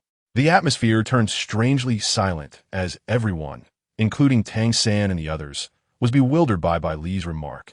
Weren't they discussing how to endure for the duration of a stick of incense? Yet here was Bai Li, contemplating the implications of potentially injuring Teacher Zhao. At that moment, Zhao Wujing's eyes glimmered with a cold light as he gazed at Bai Li, smiling broadly. "Good lad, you've got guts. If you truly manage to injure me, even if you all pass the exam, that would be something." Bai Li narrowed his eyes, smiling and nodding. At this point, a strange glint flickered in Tang San's eyes. While it was indeed challenging to confront a soul sage and endure for a stick of incense, if they caught him off guard and employed Tang Sect's hidden weapons, there might be a chance. With that thought, Tang San glanced at Bai Li, realizing that Bai Li's attack power was not only swift but astonishingly formidable. In the absence of Teacher Zhao's awareness of his martial spirit's attack characteristics, the advantages of his martial spirit could be fully realized. Was this his intention? Was the strategy devised after Dai Mubai elucidated Teacher Zhao's martial spirit traits? Indeed, not only was his soul power level elevated, but his wisdom also surpassed expectations. Tang San took a deep breath, glancing down at the tips of his fingers, where the golden dragon whisker needle shimmered. Chapter 11. Battle against Zhao Wujing. A mere incense stick's duration swiftly passed. With a wave of his hand, Zhao Wujing produced another stick of incense, igniting it before casting it to the ground. Grinning, he addressed the gathered individuals, "Come forth, children. Of course, if you cannot harm me. The agreement to endure for an incense stick's time still stands." Tang San and the others exchanged glances, their eyes shimmering with determination as they replied, "Let us go." Nodding in agreement, they spread out slightly, warily eyeing Zhao Wujing. Xiao Wu and Zhu Zhuqing positioned themselves on either flank, while Tang San and Ning Rongrong stood at the center, with Bai Li appearing somewhat aloof beside them. Observing their half-circle formation, Bai Li shook his head in resignation and stepped forward to pull Ning Rongrong gently, moving closer to Tang San. Perhaps noticing their gazes, Bai Li smirked and remarked, "Ning Rongrong, although the 7-treasure glazed tile is the most formidable auxiliary martial spirit on the continent, standing directly in front of Teacher Zhao like this may not be wise. On the battlefield, the primary target for enemies is often the support soul masters. Are you eager to meet your demise? It's best to stay behind while the battle is left to the combat soul masters." The group nodded in agreement, and Xiao Wu and Zhu Zhuqing subtly shifted to shield Ning Rongrong. Tang San pursed his lips, realizing he had overlooked this crucial detail. Ning Rongrong's cheeks flushed as she glanced curiously at Bai Li, her intrigue for him growing. Bai Li smiled appreciatively as he heard her softly inquire, "But aren't you also a combat soul master? Why are you at the back?" Bai Li responded with a mysterious grin, "You'll find out soon enough." With their formation established, the group ceased their chatter. As the control soul master, Tang San took charge once more, inhaling deeply, his blood stirring with excitement at the thought of facing a soul saint. "Activate martial spirits. Let us begin." As his words faded, the air crackled with soul power. Zhu Zhuqing and Xiao Wu instantly manifested their martial spirits, 2 yellow soul rings appearing above them. Tang San raised his right hand, summoning a blue silvergrass with 2 yellow soul rings. Meanwhile, Ning Rongrong softly chanted, causing the 7-treasure pagoda to materialize, and with her words, 200-year soul rings shone, bestowing light upon her companions. Bai Li raised an eyebrow, feeling the surge of energy within and muttering, "Truly, the continent's premier auxiliary martial spirit." With his right hand clenched, he grasped his sniper rifle, his previously cheerful demeanor turning cold. As 3 soul rings materialized around him, they vanished back into his being. Bolstered by Ning Rongrong's spirit, Zhu Zhuqing, Xiao Wu, and Tang San charged toward Zhao Wujuan. However, as a soul saint, Zhao Wujuan proved formidable, successfully forcing out his martial spirit and several soul skills after a few exchanges, ultimately sending Zhu Zhuqing and Xiao Wu flying out of the arena, appearing slightly injured. Tang San frowned, instinctively glancing back at Bai Li, who had yet to make a move, only to find him inexplicably vanished. P.S. Using an invisibility soul skill. Tang San's eyes shimmered with purple light. Although he could not discern Bai Li's location, he sensed a subtle fluctuation of soul power nearby. That kid has disappeared? An invisibility-type soul skill? Intriguing, he mused. At that moment, Zhao Wujuan also noted the absence of a figure and, realizing it might be his soul skill, wore a delighted grin. Hey, that little guy hiding away. If you don't show yourself soon, your friend will be completely eliminated, Zhao Wujuan proclaimed with bravado. Though internally he was startled, not having detected Bai Li's current position. Quite impressive, Zhao Wujuan thought, increasingly impressed with the group of students. He mused at Flender. That old coot would surely be unable to sleep from excitement. Nevertheless, he did not falter. With a sudden movement, he charged towards Tang San like a swift gorilla, sending stones scattering beneath him. Tang San was taken aback and instinctively employed the ghost shadow perplexing step to evade. However, in that fleeting moment, he panicked. Not good. P.S. targeting Ning Rongrong. Sure enough, Zhao Wujuan halted, swiftly shifting his focus towards Ning Rongrong. Not on my watch. Tang San's eyes flared with purple light as his soul power surged forth. A massive blue-silver grass erupted from the ground, entangling Zhao Wujuan's legs. Yet it proved futile. With a powerful thrust, Zhao Wujuan easily broke free, resuming his charge towards Ning Rongrong. Parasite. In that critical moment, Tang San unleashed his second soul skill, ensnaring Zhao Wujuan once more with the blue-silver grass. Simultaneously, a glint of cold light flickered in Tang San's hand as he hurled several daggers towards Zhao Wujuan. Zhao Wujuan effortlessly sidestepped the 3 flying daggers, surprise flickering in his eyes as he regarded Tang San. But the assault was far from over. As Tang San executed his movements, a flurry of icy projectiles erupted from his hands. Zhao Wujuan's eyes gleamed with determination as he stood his ground, channeling his soul power to activate the immovable king body. A cacophony of clinks resounded as Tang San's myriad of hidden weapons struck against Zhao Wujuan's chest, leaving faint white marks before falling limply at his feet. What formidable defense! Tang San thought to himself, swiftly maneuvering to unleash another bolt from his chest. Zhao Wujuan's eyes flashed with brilliance as he clapped his hands together, forcefully swatting down the penetrating arrow. Yet, Tang San's hidden projectile attacks were not so easily thwarted. Following the arrow, an almost imperceptible glimmer followed closely behind, striking Zhao Wujuan's chest when he least expected it. Bone-piercing needle. Clang! Zhao Wujuan's body shimmered with golden light, the needle ricocheting off, yet he paused momentarily, glancing down to see a distinct red mark on his chest. Goodness, my immovable king body nearly faltered. Now's my chance. In that instant, Bai Li, concealed in the distance, felt a surge of energy. The sniper rifle, charged for some time, was aimed squarely at Zhao Wujuan. Breath of a gale. Zhao Wujuan's hairs stood on end, sensing an imminent danger locking onto him. The inner soul power surged instinctively, and in an instant, Zhao Wujia's immovable king body reached its pinnacle. His formidable 76th level soul power operated at full capacity, creating numerous afterimages as he desperately lunged to the side. However, it was too late. In a blur, a crimson beam seemed to flash before his eyes. Almost immediately, an imperceptible chill struck from afar. Ning Rongrong, standing before Zhao Wujia, felt something rush past her. In an instant, a gust of wind swept through, tousling her hair. Then, a sharp sound echoed, crack. Zhao Wujia's immovable king form merely shifted before it was shattered, followed by a searing pain in his arm, a splash of crimson spraying into the air. The tremendous force sent Zhao Wujia tumbling to the ground. Sweat beaded on his forehead as he stared blankly at his arm, where a long gash appeared, ripping through flesh and revealing bone beneath. The immovable king had been breached. What is this? Zhao Wujia's eyes widened in shock as he instinctively scanned the arena. In a distant corner, a figure gradually materialized, casually resting a sniper rifle on his shoulder, exuding an air of nonchalance. With a smile, he gazed at Zhao Wujie and remarked, "Teacher Zhao, it seems we have one." Chapter 12. Zhao Wujie remained silent, still in a state of disbelief. Dai Mubai hurried over. "Teacher Zhao, are you all right?" He quickly helped Zhao Wujie to his feet and gasped at the sight of his bloodied arm. Despite knowing Bai Li's formidable strength, he had not anticipated it to be this terrifying. Zhao Wujie was a 76th level soul sage, and his martial spirit was the robust great strength bear. Bai Li's strike not only shattered Zhao Wujie's immovable king, but also inflicted injury on his arm. Truly fearsome. Was this really a soul master? Dai Mubai instinctively glanced at Bai Li, shivering at the thought of ever provoking him.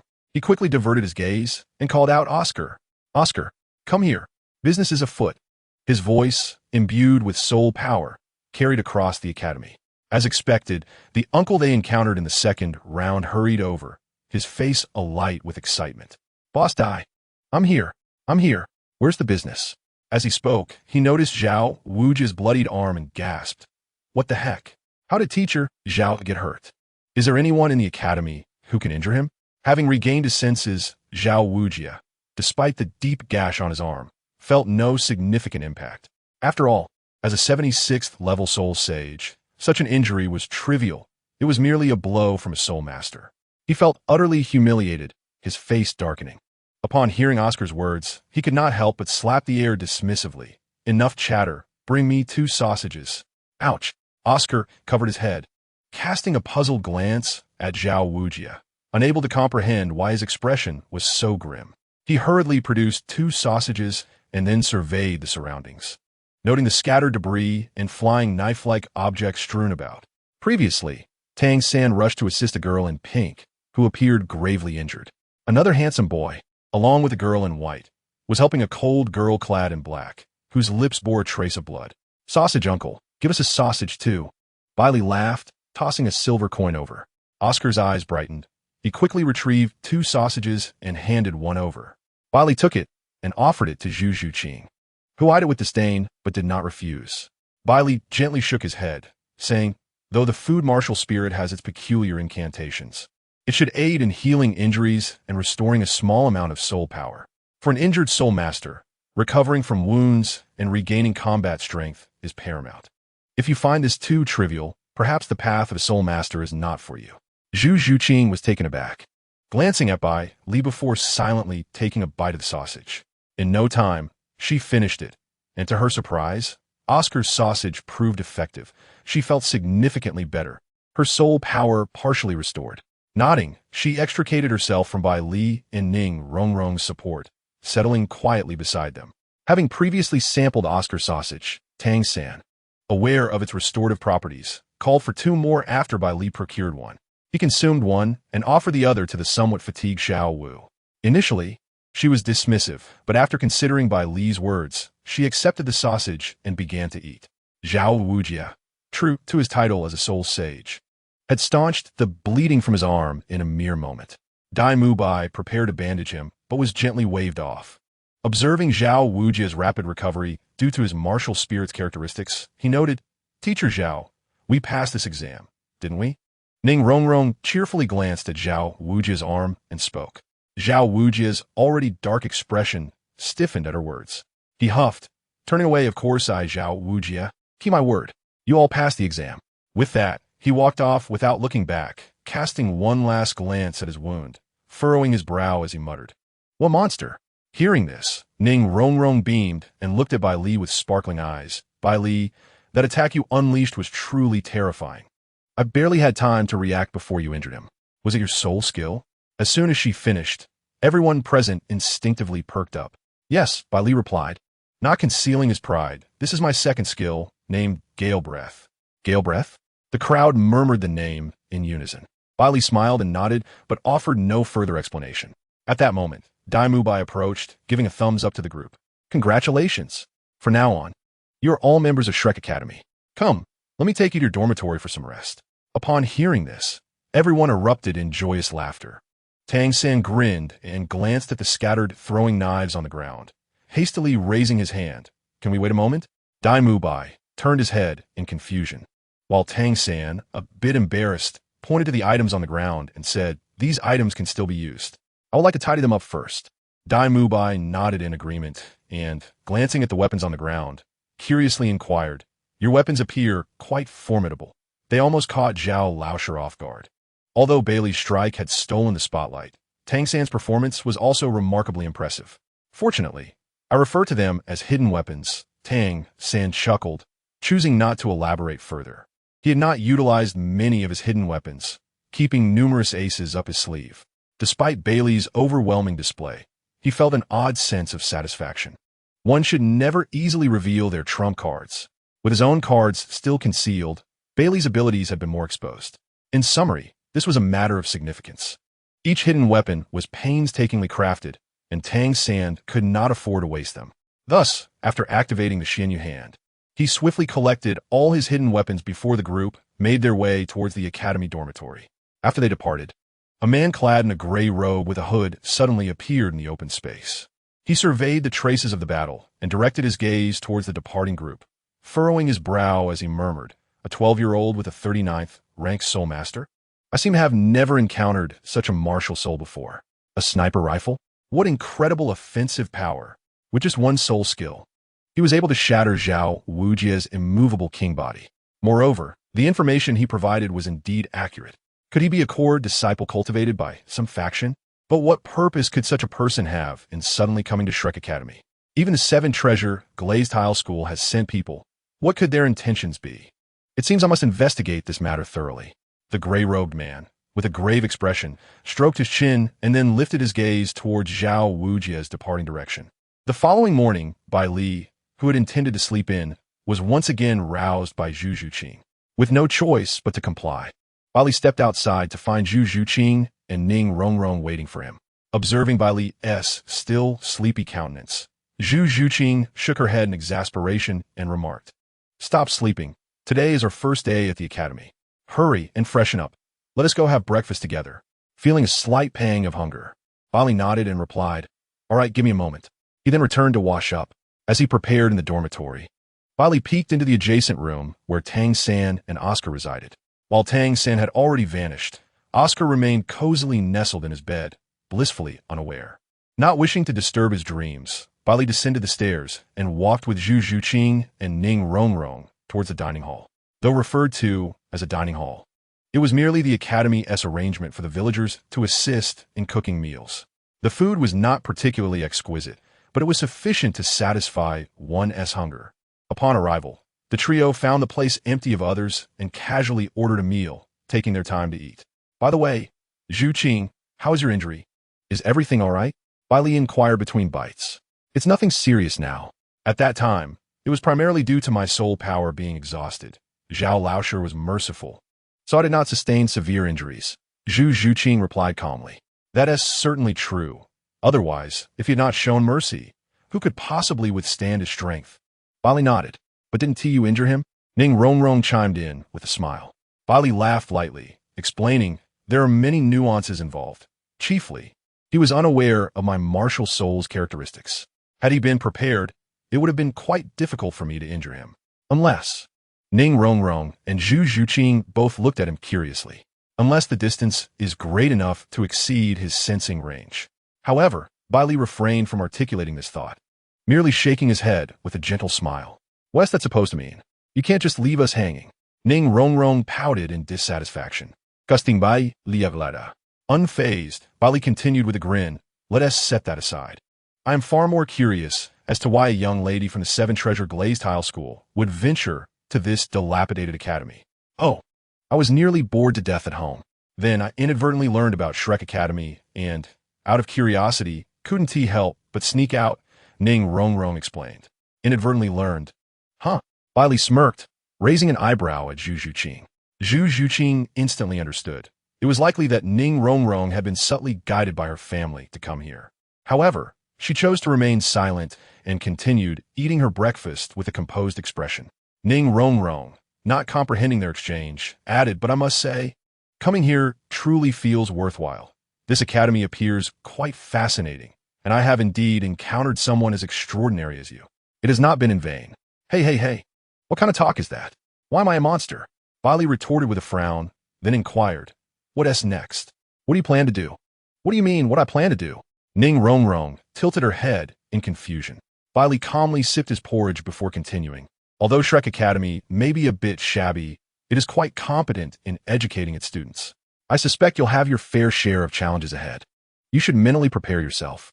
Baili remarked with a knowing smile. What do you mean? Ning Rongrong looked bewildered, observing Bai Li's habit of speaking in half-truths. She felt an urge to punch his handsome face. Yet, recalling Bai Li's soul power level and the impressive shot he had fired the day before, she could only grit her teeth in frustration, picking up a bun from the table and taking a bite with indignation. Meanwhile, Zhu Zhuqing, contemplating, noticed a significant change in Ning Rongrong's demeanor compared to yesterday. She seemed much more cheerful. The trio leisurely enjoyed their breakfast while engaging in conversation. As they neared the end of their meal, a commotion arose at the entrance.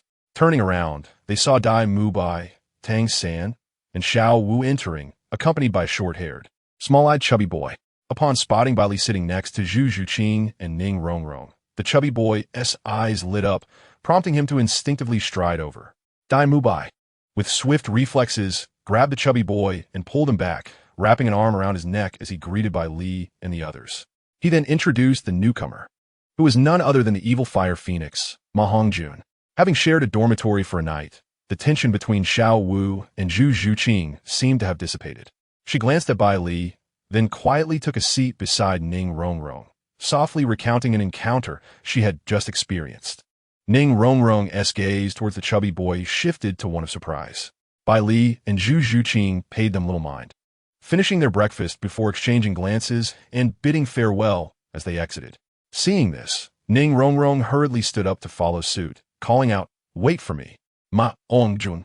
Observing the departing figures, grumbled, Dai Lauda. Who are they? They seem rather arrogant. Dai Mubai shot him a glance, but did not respond. Unfazed, Ma Hongjun continued with interest. I heard Zhao Laosher was injured by a new student yesterday. Is that true? Who's so bold? Dai Mubai calmly sipped his porridge, raising an eyebrow at the entrance as he replied, Well, weren't you just witnessing it? Huh? The guy from just now? Ma Hongjun could not help but exclaim. Now you understand why I just grabbed you, right? Dai Mubai cast a sidelong glance at him, warning, in the future, be more perceptive. Don't provoke anyone.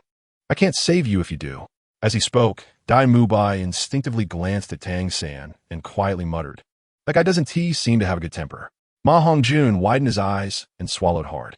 If even the formidable Dai spoke this way, it was clear that this person was not to be trifled with.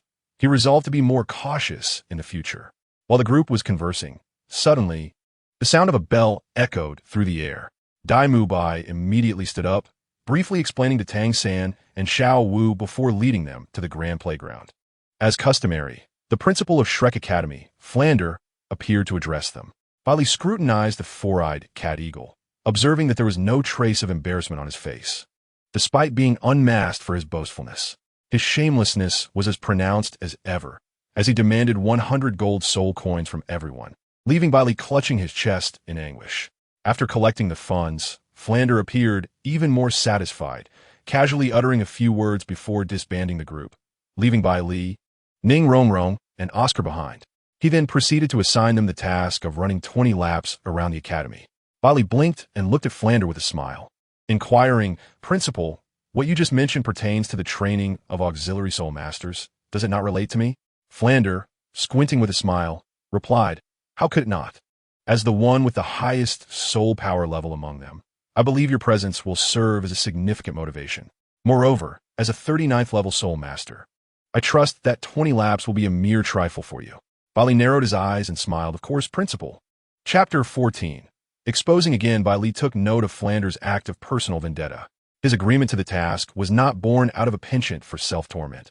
Rather, he was eager to validate a hypothesis. Naturally, Baili considered himself a gentleman, adhering to the principle that a gentleman does not seek revenge on the same day. He interpreted this as a cue to exact his retribution today. With this thought, he cast a glance at Ning Rongrong and smiled slyly. At that moment, after what felt like an eternity of running, Ning Rongrong could no longer contain herself and exclaimed, Just how vast is this academy?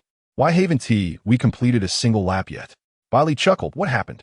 Didn't you agree to this quite readily just moments ago? Can't you manage it now? Ning Rongrong, with a sorrowful expression, replied, I had no idea this place was so enormous. We've been running for ages. Yet we haven't even finished one lap? Oscar, wearing a wry smile, remarked, I mentioned from the start that this was an impossible task. If it's impossible, why would that old man assign it to us? Ning Rongrong retorted, before turning to Bai Li, let us stop running and head to Soto City. We can return tonight and simply tell him we finished the laps. What? Oscar's eyes widened, and he opened his mouth to protest. But Ning Rongrong shot him a fierce glare, silencing him. Baili chuckled. Have you forgotten what I said this morning? I warned you to prepare yourself mentally. Upon hearing this, Ning Rongrong slowed her pace and curiously looked at Bai Li, asking, How did you know? Can you foresee the future? Oscar, overhearing, asked in confusion, What do you mean by foresight? What are you talking about? Ning Rongrong glanced at him and explained, During breakfast this morning, Baili told me to be ready for what I might face. Look, what he said this morning has already come true with Flander's ridiculous assignment. Isn't that prescience? Oscar, taken aback, stared at Bai Li in astonishment. Baili smiled enigmatically. Would you like to know? They both nodded eagerly. Think about how I knew. Once we finish a lap, if you can't figure it out, I'll reveal it, he said, quickening his pace and leaving them behind. Ning Rongrong and Oscar exchanged glances, momentarily stunned, before they hurried to catch up. Under Bai Li's guidance, they swiftly completed a lap. As they did, beads of sweat began to form on their foreheads, and their breaths grew increasingly labored. Now that we've finished a lap, tell me, Ning Rongrong urged as she caught up to Bai Li. Maintaining his steady rhythm, he responded, Ning Rongrong, a 26th level Great Soul Master, the youngest child and only daughter of Ning Fengji, the sect master of the Seven Treasure Glazed Tile School. At 6, she awakened her martial soul. The Seven Treasure Glazed Tile Pagoda, with an innate soul power of level 9, surpassing level 20 by the age of 12, earning her the title of the most gifted heir of the Seven Treasure Glazed Tile Pagoda in a century. This is why she's cherished by Sect Master Ning and the Title Douluo. Am I mistaken? Baili smiled warmly. Ning Rongrong's smile faltered as shock flickered in her eyes. Taking a deep breath, she glanced at Oscar, who looked equally dumbfounded, before shooting a glare at Bai Li. Your information is impressive, but let us get to the point.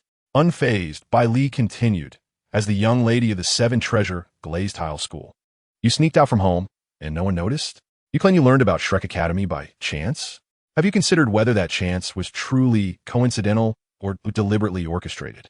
Furthermore, the Seven Treasure Glazed Tile Pagoda is renowned throughout the world. Even we know your identity. Do you think Flander wouldn't recognize you?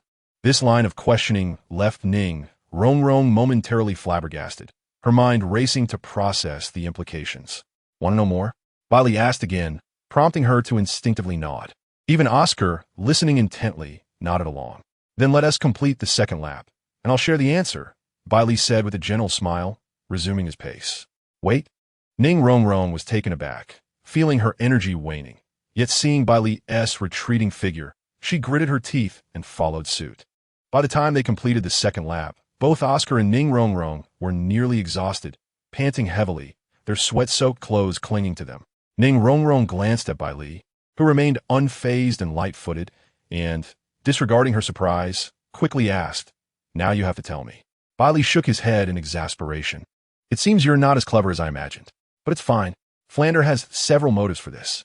Faced with a group of prodigious students possessing soul power above level 25 at the tender age of 12, he, as the dean, must wield immense authority to steer the academy in the direction he envisions. Moreover, as someone born into a prestigious sect, you have been accustomed to luxury and indulgence from a young age, embodying a sense of superiority. Thus, you're perfectly suited to take on this role.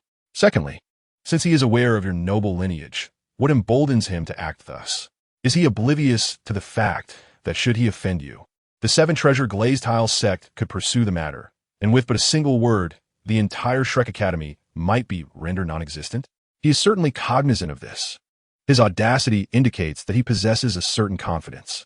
Upon this reflection, Bai Li turned to Ning Rongrong with a smile, continuing, This confidence undoubtedly stems from your father, the sect leader of the Seven Treasure Glazed Tile sect, Ning Fengji. As for your claim of having stumbled upon the name Shrek, Bai Li chuckled more heartily. You wouldn't believe it, but while Shrek holds a modicum of fame within the Barak kingdom, outside its borders, only a handful within the empire are aware of this obscure academy. What a coincidence that you happen to learn of it inadvertently. Ning Rongrong, upon hearing Bai Li's words, was momentarily taken aback, while Oscar beside her regarded her with a contemplative glance. I assure you, Flinder has undoubtedly concluded that you would not complete these 20 laps and would instead venture off to Soto City, only to be used as a negative example during the evening's gathering, Bai Li remarked with a grin. He dares. Ning Rongrong retorted instinctively, her anger flaring. That old man actually dares to scheme against me. I shall summon Grandfather Jian to deliver a swift blow to him. I suspect that with your father present. Summoning the two Title Douluos, Sword Douluo and Bone Douluo, might not be feasible, Bai Li replied, amusement dancing in his eyes. Ning Rongrong's expression stiffened. The realization that she had sneaked out, filled with pride, only to discover this entire scenario was orchestrated by her father, made her grit her teeth in frustration. She longed to return to the Seven Treasure Glazed Tile sect and give him a good kick. However, casting a glance at Bai Li, for reasons she could not fathom, she felt reluctant to return. She sighed, gazing at Bai Li with a pitiful expression. What should I do then? Bai Li turned to her with a playful smile. Would you like to know? Perhaps I can enlighten you on the next lap? No way. Again? Ning Rongrong cried out in despair as she watched Bai Li's retreating figure, gritting her teeth and following after him. Chapter 15. Healing techniques and allies in the same camp. Bai Li maintained a steady pace ahead, while occasionally glancing back at the visibly exhausted Ning Rongrong and Oscar, a glimmer of brilliance flashing in his eyes. Indeed, the energy absorbed by the system not only elevated soul power, but also enhanced physical constitution. For instance, as he completed the third lap, he felt no trace of fatigue. Even his breathing remained unchanged.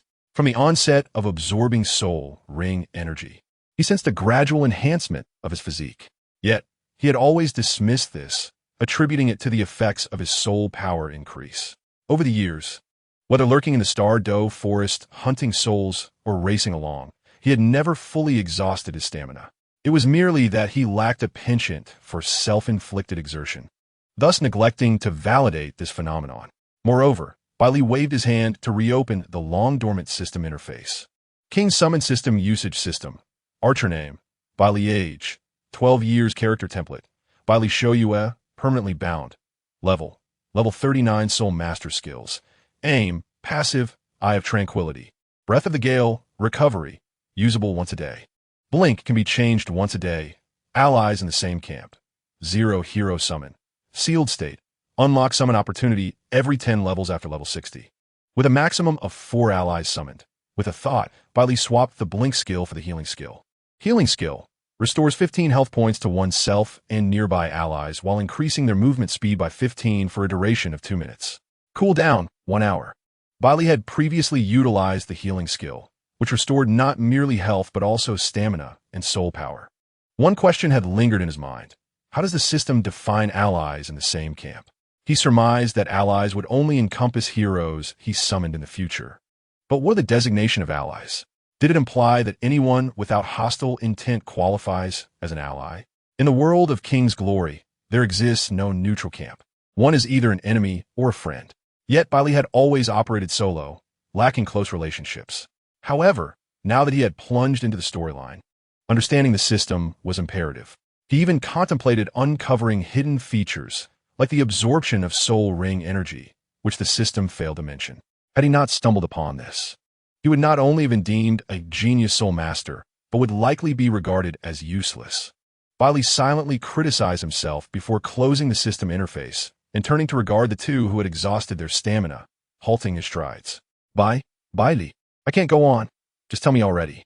I refuse to run any longer. Ning Rongrong panted heavily, dragging her weary feet to his side and grasping him weakly. Beside her, Oscar appeared equally drained, nearing his limits. Truly pitiful, Bai Li teased with a smirk. Ning Rongrong, out of breath, found herself unable to retort. All right, I shall not jest further, Bai Li said, smiling. It's simple, adapt to the circumstances. Just follow his arrangements diligently. Ning Rongrong's eyes widened in disbelief. Impossible. That old man clearly intends to set me up. Would I be a fool to comply? Fear not. Flinder would not dare, Baili reassured her with a grin. His willingness to scheme against you stems from his belief that you will not comply. If you genuinely follow his directives, it is he who should be concerned. Letting your grandfather Jian know that the little princess of the Seven Treasure Glazed Tile sect was treated differently at Shrek Academy, subjected to deliberate bullying. Now that would be amusing. Baili chuckled, raising an eyebrow at Ning Rongrong. Her eyes sparkled with understanding as she grasped Baili's intent, and with a fierce determination, she declared, "Fine. I shall heed your advice. Upon my return, I will surely inform Grandfather Jian and Grandfather Gu. No rush. We have plenty of time to enjoy ourselves." Baili replied with a squint. "Yet," Ning Rongrong lamented, "but I truly cannot continue running these laps." "Then simply remain here, running at your own pace. Look, Oscar is right here with you, isn't he?" When hunger struck, one could indulge in its delectable sausages, which were surprisingly palatable, Baili remarked with a smile. "Huh," Ning Rongrong replied, her face contorted in distaste as she pouted. "I don't want that." Meanwhile, Oscar, who had remained silent, noticed the expression in Ning Rongrong's eyes and felt his own dim slightly, lowering his gaze in bitterness. "Have you forgotten what I said yesterday?" Baili shook his head, glancing at Ning Rongrong. Her expression froze, and just as she was about to speak, the sight of Baili caused her heart to flutter inexplicably, prompting her to murmur softly, "I understand." Despite having only just met, Ning Rongrong found herself stealing glances at Baili's handsome visage, her heartbeat inexplicably quickening. Oblivious to her subtle expressions, Baili leaned in closer, grasping Ning Rongrong's hand with one hand while resting the other on Oscar's shoulder, cheerfully stating, "Moreover, we might just manage to complete these 20 laps." Ning Rongrong was startled by Baili's sudden movement, her cheeks flushing a deep crimson as she instinctively tried to withdraw. However, upon hearing Baili's words, she paused momentarily. In the next moment, a burst of green light enveloped the three of them. A remarkably pure energy manifesting out of thin air, restoring their depleted stamina and soul power almost instantaneously. "Is this?" Both Ning Rongrong and Oscar widened their eyes in unison. Healing soul skill.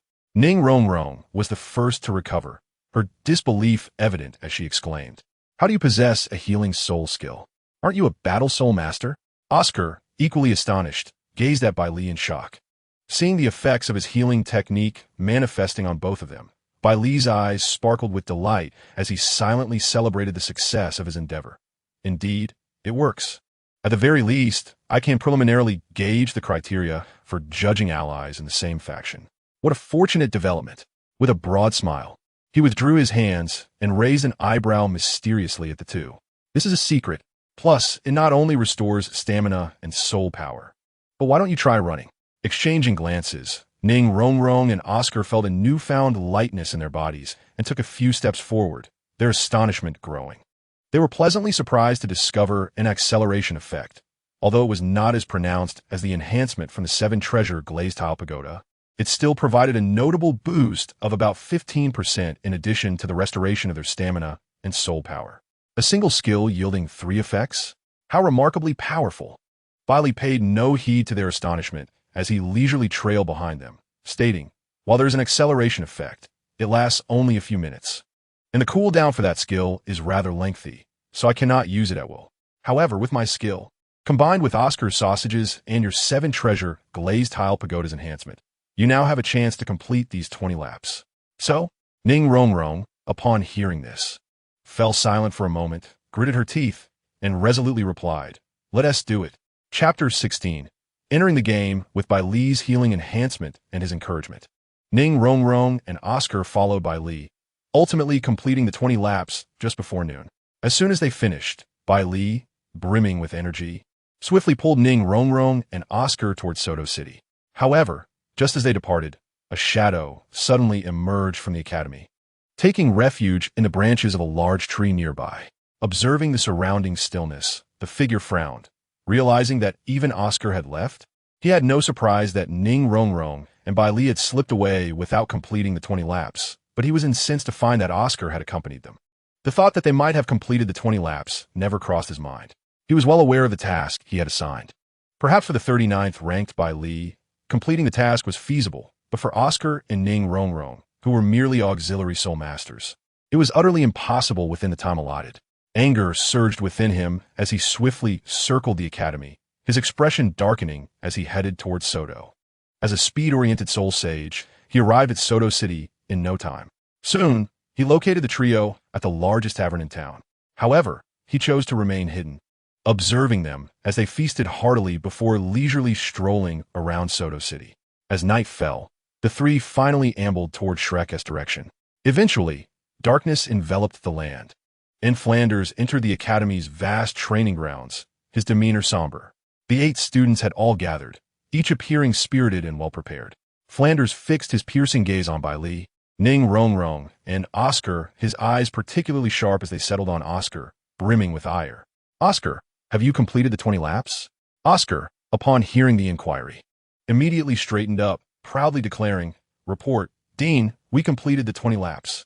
Flanders' anger erupted instantly at this response, and he clenched his teeth, his face darkening as he reiterated, "Oscar, I ask you once more, did you complete the 20 laps?" "Yes, we did," Oscar responded loudly, noting the unsettling change in Flanders' expression, but dismissing it. After all, they had genuinely completed the laps before heading to Soto City. "Very well." Flanders seethed with rage, his gaze on Oscar turning complex as he coldly stated, "If that is the case, then you shall run another 20 laps." "What? Another round? Why?" Oscar was left bewildered, instinctively questioning the demand. "Why? How dare you even ask that? Go run now," Flanders bellowed, his eyes ablaze with fury. Bai Li and Ning Rongrong exchanged glances. Bai Li raised an eyebrow and subtly gestured, lowering his head. Ning Rongrong quickly understood, averting her gaze with an air of guilt. Oscar felt a pang of grievance, glancing at Bai Li and Ning Rongrong, who both had their heads down. With a deep breath, he steeled himself and set off running. The onlookers were left confused, exchanging puzzled glances, yet sensing Flanders' inexplicable fury, they remained silent. Tang San furrowed his brow, contemplating Oscar's departure, and then glanced at the bowed Bai Li, feeling an oddity in the air. Meanwhile, Zhu Zhuqing sneaked a glance at Bai Li, sensing he was stifling a laugh. Flanders, watching Oscar run off, exhaled deeply to suppress his wrath, and turned his attention to Bai Li and Ning Rongrong. "Bai Li, you tell me, did you complete the 20 laps?" "Ahem." Bai Li coughed lightly upon being addressed, glancing at Ning Rongrong before replying, "Report, Dean, we completed the 20 laps." Flanders' demeanor shifted slightly. Where there had been fury directed at Oscar, a hint of cunning now accompanied his gaze. "Very well," he stated, turning his attention to Ning Rongrong. Ning Rongrong, a true master of performance, wore an expression of innocence, mingled with a hint of guilt and fear, evoking a touch of pity. "Ning Rongrong, tell me, have you completed the tasks I assigned this morning?" Flinder inquired with a smile. "Yes, we have," Ning Rongrong replied softly, swallowing hard. "Remember, you are from the 7 Treasures Glazed Tile School." "Say it again. Did you truly run 20 laps?" Flinder asked with a sardonic grin. "We did." Facing his aggressive demeanor, Ning Rongrong, dissatisfied, straightened her back and retorted with a cold smile. "Flinder, what do you mean by that?" "What do I mean?" Flinder chuckled, his gaze icy. "Where were you at noon today?" "Running what of it?" Ning Rongrong replied nonchalantly. "Then who were the 3 individuals I saw dining lavishly at the largest hotel in Soto City?" Flinder's calm tone pierced through her facade. "How did you know?" Ning Rongrong's eyes widened. "We finished our run and went to eat in Soto City." "Is there a problem?" Flinder chuckled in disbelief. "I could believe that Bai Li could finish 20 laps before noon, but you and Oscar? Do you truly believe your own words? What of Oscar and me? Do you look down on support soul masters?" Ning Rongrong shot back, her smile cold. "Do not forget, my soul skill grants a speed boost. Stubborn as a dead duck." Flinder sneered. Not only support soul masters, but even other high-level soul masters would find running 20 laps before noon utterly impossible. Your soul skill does indeed boost speed, but neither you nor Oscar possess the ability to recover stamina. How do you expect to complete 20 laps by noon with your physique? "Oh, so you assume we are lying?" Ning Rongrong's expression was laced with mockery. Flinder remained silent, his gaze fixed on her. At this moment, Bai Li, standing aside, suddenly raised his hand. Dean Flinder, have you forgotten someone?" All eyes turned to Bai Li, including Flinder's. Bai Li blinked innocently at Flinder. "I have the ability to recover stamina." "What?" Flinder's eyes widened in disbelief. "I possess a skill that can restore stamina," Bai Li reiterated. The crowd fell into a state of confusion. Bai Li was a battle soul master, typically associated with offensive abilities. Now, he claimed to possess a skill that restored stamina. Was this a jest? Flender instinctively exclaimed. Aren't you a battle soul master? How could you have a support skill? Well, as a powerful soul sovereign, isn't it normal to have a skill that restores stamina and soul power? Baili replied with a shy smile. And it can even restore soul power? Flender exclaimed. Baili nodded. Yes, and it even offers a slight acceleration effect. So, Dean, did I choose the wrong skill? I'm not quite sure. The crowd gasped collectively.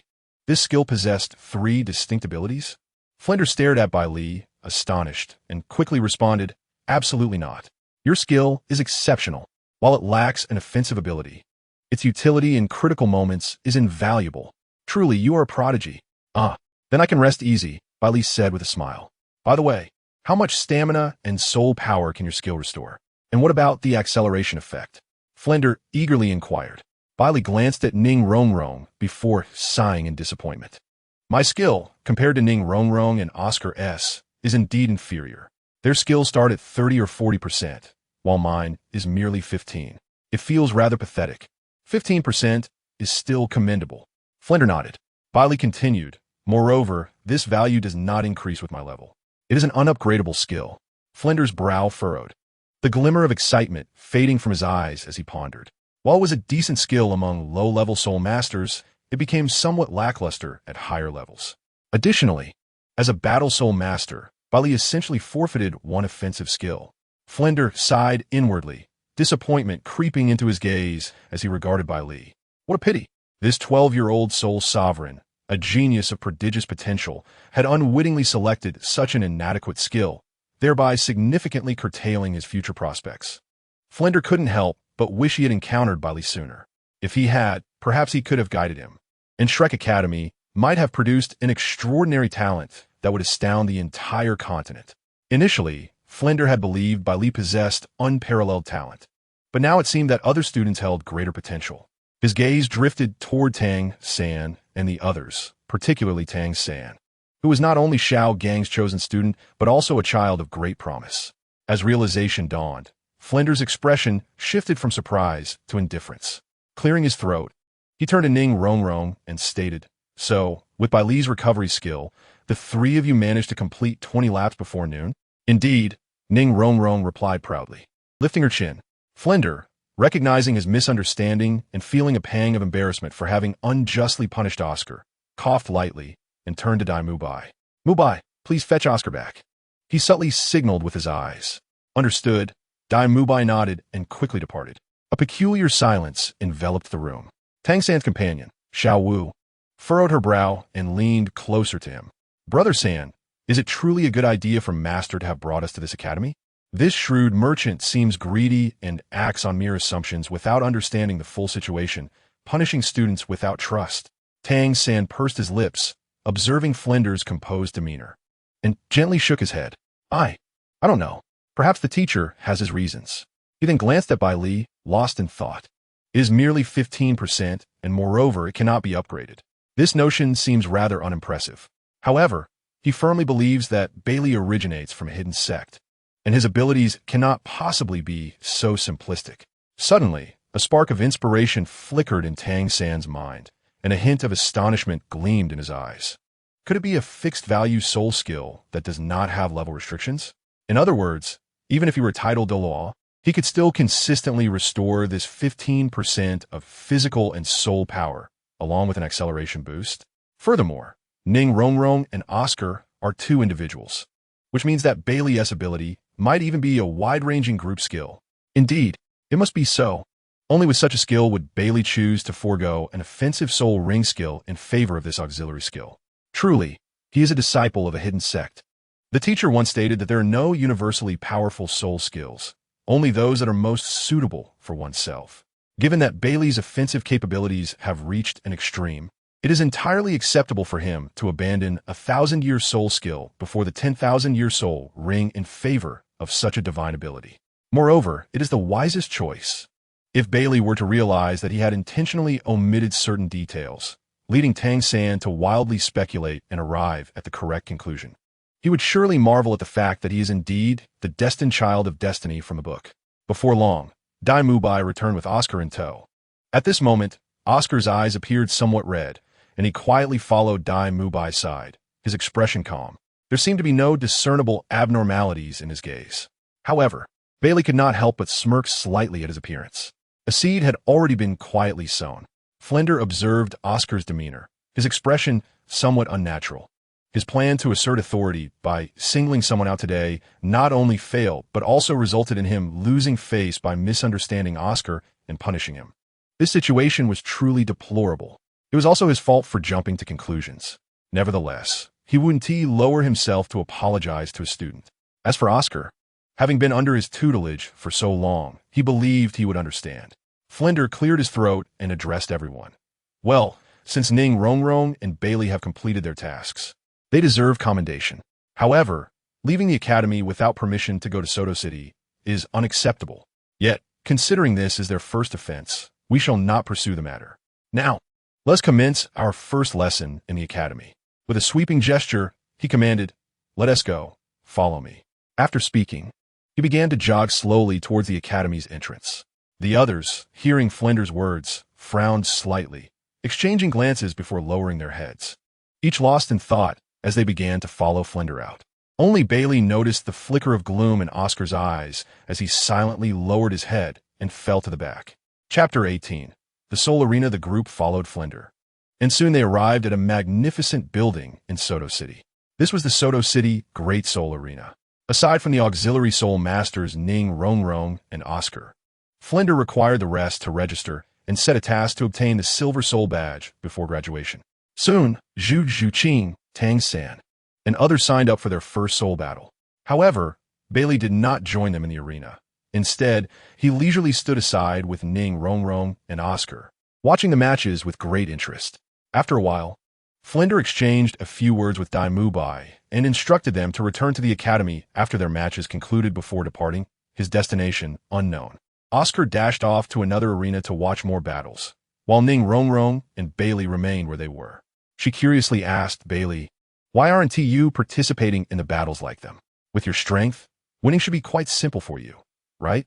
Baili shook his head and smiled, replying, "Because it is not yet time." "What? Not yet time?" Ning Rongrong blinked in surprise. "But you are already a 39th level soul master. What are you waiting for?" Baili turned to look at her and asked, "What do you think?" Ning Rongrong was taken aback, her eyes widening in astonishment as she exclaimed, "Are you waiting to reach level 40 to participate in the soul sect level battles?" Baili smiled and nodded. "Baili, you must think this through." There was an inexplicable urgency in her heart as she cautioned, "You must know that your current opponents are merely soul masters. With your offensive power, I believe no one can match you.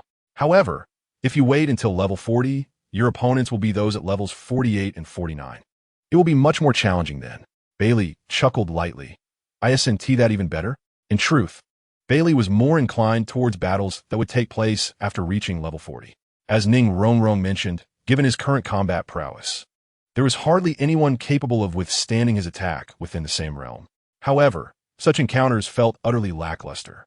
Instead of bullying weaker opponents, he preferred the thrill of facing stronger adversaries.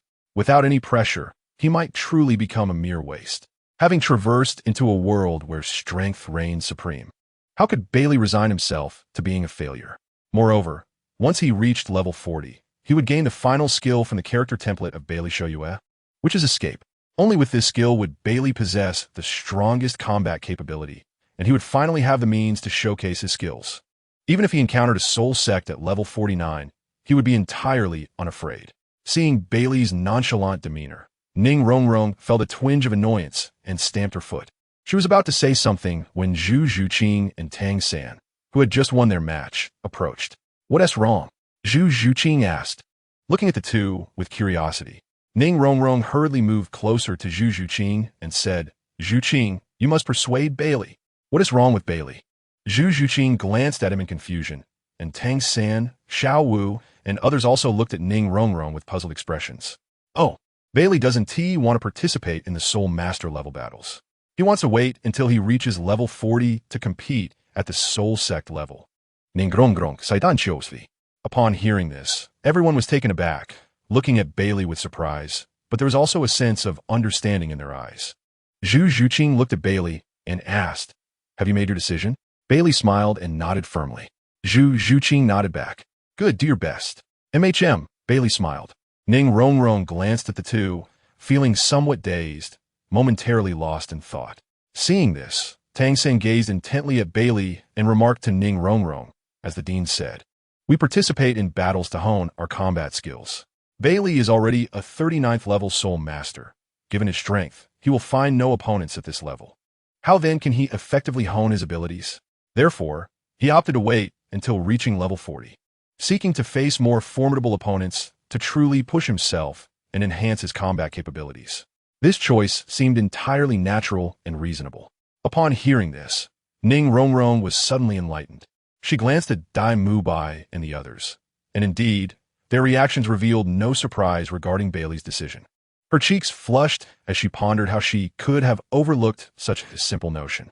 Baili smiled and said nothing further, leading the group out of the Soul Arena.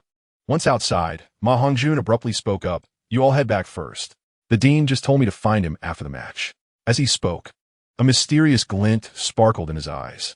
Dai Mubai, understanding, playfully patted his shoulder. "All right, you go ahead. We shall take our leave." "Dai Lauda, are you going?" the chubby one asked quietly. "Scram, I'm not going," Dai Mubai retorted with a laugh. Dai Lauda, why are you being so reserved today? The dean's not around. Let's all go together," the chubby one said with a mischievous grin. "Get lost. Who the hell wants to go with you? Hurry up and leave." Dai Mubai shot him a fierce glare, signaling him to be quiet and depart. The chubby one, perplexed but discerning the hint of anger in Dai Mubai's gaze, scratched his head and mumbled something before excitedly turning to leave. "What is up with that chubby guy?" Xiao Wu inquired curiously. "Cough, cough. Nothing at all," Dai Mubai replied. "Slightly uncomfortable. Let us go back. Ignore him." Baili chuckled. The evil fire phoenix understood. Dai Mubai sujinli chokid, his face turning crimson as he lowered his head in silence. Evil fire phoenix? Understood? Ning Rongrong murmured, then recalled something, her face instantly turning beet red as she involuntarily exclaimed, "That's disgusting." Xiao Wu, catching on, blushed slightly and leaned closer to Tang San, making a face of disdain. The following day, Baili indulged in his usual late slumber when Zhu Zhuqing and Ning Rongrong arrived to rouse him. Before stepping out, he peeked into Tang San and Oscar's room once more. Tang San was still absent, while Oscar sat cross-legged on the bed, deeply immersed in meditation. A glimmer of excitement flashed in Baili's eyes. Was Oscar about to break through to level 30? A smile crept across his face. Oscar's advancement meant they would soon venture into the Stardow Forest. Moreover, Baili's monthly cooldown for absorbing soul ring energy was nearly upon him. What a fortunate coincidence. Well done, Oscar. Chapter 19. Encounter at Sunhui Academy as expected. When everyone gathered, Oscar, who had been delayed, dashed over with palpable excitement to announce his elevation to level 30. Flinder beamed with joy, for Oscar was a prodigy he had personally scouted, a genius with an innate full soul power in the food system. Despite his happiness, Flinder instructed Oscar to return to the group and begin the day's lessons. To everyone's surprise, the day's lessons proceeded remarkably smoothly. Thanks to Baili's prior remarks, the attendees were now accustomed to Oscar's peculiar soul spell, consuming his sausages without batting an eye, while Flinder felt a sense of relief, an inexplicable unease gnawed at him, as if there was something he wished to accomplish but had left unfinished. However, he dismissed the thought, muttering a few casual reminders before scratching his head and departing in a bemused manner. Early the next morning, after an eager assembly, they finally beheld the examiner for the 4th round of the entrance exam, teacher Zhao Wujie. His face bore several bruises that had yet to fade, looking rather disheveled, particularly with a dark patch around his left eye, resembling a panda. Upon seeing him, the group couldn't help but stifle their laughter, though simultaneously, they were taken aback. Clearly, Zhao Wujie had been beaten. After all, he was a level 76 soul sage, who possessed the ability to inflict such damage upon him. Baili narrowed his eyes, realizing it must have been Tang Hao's doing. What surprised him was that, due to his presence, Zhao Wujie had been directly injured. This time, unlike in the original narrative, neither Tang San nor Zhao Wujie bore significant injuries. Tang Hao had intervened. Baili pondered silently, suspecting that Tang Hao was using this opportunity to admonish Zhao Wujie, perhaps imparting some lessons while delivering a few blows. A clever maneuver indeed. Zhao Wujie, already perturbed by the gazes of those around him, muttered something derogatory, only to be rebutted by Shao Wu, who called him a blind bear, further darkening his expression. However, upon seeing Tang San step forward, Zhao Wujia's countenance stiffened, and he felt embarrassed, choosing not to pursue Shao Wu's teasing any further. With a cold snort, he waved his hand and led the group toward the Stardo Forest. The route taken by the Shrek team mirrored the one Baili and Zhu Zhuqing had traversed on their previous return, with everyone exerting their utmost effort. They finally arrived at a small town before the Stardo Forest just as darkness fell, deciding to rest there for the night. As Baili and Zhu Zhuqing exchanged glances in the small town, Baili let out a gentle laugh, while Zhu Zhuqing's typically calm demeanor flushed with a hint of color. For this was the very place where they had first crossed paths and spent the night together in a single room. Zhao Wujia casually found a modest hotel to book a room for himself, while the remaining 8 students deliberated and reserved 2 triple rooms and 1 double room. The 3 girls shared 1 room, while Dai Mubai, Tang San, and Ma Hongjun occupied another, leaving Baili and Oscar to share the last. Is it all set? Let's hurry to grab a bite, the chubby one exclaimed, unable to contain his excitement after organizing their accommodations. After a day of Oscar's sausages, I feel like I might puke. Dai Lauda, take us for a nice meal. His plea received unanimous agreement from the group. They eagerly settled at a corner table in the hotel. As usual, Baili, Zhu Zhuqing, and Ning Rongrong sat together, with Baili flanked by the 2. Oscar took a seat beside Ning Rongrong, while Shao Wu sat next to Zhu Zhuqing, followed by Tang San, Dai Mubai, and the chubby one. The group appeared harmonious, yet carried an inexplicable sense of distance. Tang San inquired, should we invite teacher Zhao to join us? Dai Mubai shook his head and explained Flinder's established rules. The chubby one then eagerly began to order dishes, seemingly possessing an innate talent for selecting delectable cuisine, as his choices were unanimously praised by the others. Before the feast, the atmosphere among the group was not exuberant but rather harmonious. At that moment, a group of individuals suddenly entered through the door, led by a middle-aged man clad in a white soul master robe, who appeared somewhat handsome. Following closely behind him were 7 young individuals, 6 men and 1 woman, all dressed similarly in white soul master robes. Each of them bore a teal, circular emblem on their left shoulder, intricately embroidered with the characters Tsang-e. Baili noticed the newcomers, casting a glance that briefly revealed an unusual glint in his eyes before returning to his meal with a calm demeanor. Across from him, a rotund fellow also turned to look, his gaze lighting up as he fixated on the lone female among the group. With a rather lascivious tone, he remarked to Dai Mubai, that girl is quite a sight, Dai. They must be from Tsanghui Academy, right? Upon hearing this, Dai Mubai glanced at the ostentatiously dressed members of Tsanghui Academy and scoffed. It's merely a trivial Tsanghui Academy. Were they so proud of? Their voices, rather loud and unabashed, betrayed no sense of discretion in speaking ill of others. Naturally, the Tsanghui Academy group overheard them and exchanged glances, their expressions darkening. Baili's gaze shifted to the 2, a fleeting look of disdain crossing his features. He contemplated the audacity of someone from a humble background and another who had fled to foreign lands, both mocking other academies from a place where even meals required students to pay out of pocket. What gall they possessed. Suddenly, Oscar whispered, looks like there's a show to watch. He glanced at Baili, only to find him unfazed, leisurely continuing to eat, as if the unfolding drama were of no concern to him. However, Tang San, perplexed, inquired what kind of show. Oscar then explained, referencing a saying by Flander, those who fear trouble are mediocre. This perspective resonated with Tang San, who seemed intrigued. Baili surveyed the rest of Shrek Academy. Aside from himself and Zhu Zhuqing, everyone else appeared eager for the impending confrontation. Ning Rongrong's eyes sparkled with excitement, while Zhu Zhuqing remained composed. Yet Baili detected a glimmer of interest in her gaze. As the narrative unfolded, a young member of Tsanghui Academy approached, seeking confrontation, but his attempt backfired, resulting in Dai Mubai effortlessly repelling him. A skirmish was imminent. Shao Wu faced off against 5 opponents, while the rotund fellow clashed with a lone female, with Tang San and Dai Mubai poised for action nearby. Within mere exchanges, the 6 members of Tsanghui Academy found themselves on the defensive, realizing his team was outmatched. The middle-aged man swiftly urged his companions to activate their spirit forms. Dai Mubai and the others, undaunted, summoned their own spirit manifestations. Among them, 3 possessed the optimal 200-year spirit ring combination, while Dai Mubai had achieved the rank of Soul Master at level 30, his purple 1,000-year spirit ring strikingly prominent. This revelation stunned the middle-aged man, who was taken aback by the apparent youth of Tang San's group, resembling mere children of 12 or 13. Moreover, behind the 4 stood another quartet of similarly aged individuals, calmly eating while observing the skirmish with tranquil expressions. Could they be disciples of a prestigious sect? A wave of apprehension washed over the middle-aged man, compelling him to step forward and declare, "Halt! I am Yi Zhiqiu, the head of the Foreign Affairs Department of Tsanhui Academy. Which sect do you belong to?"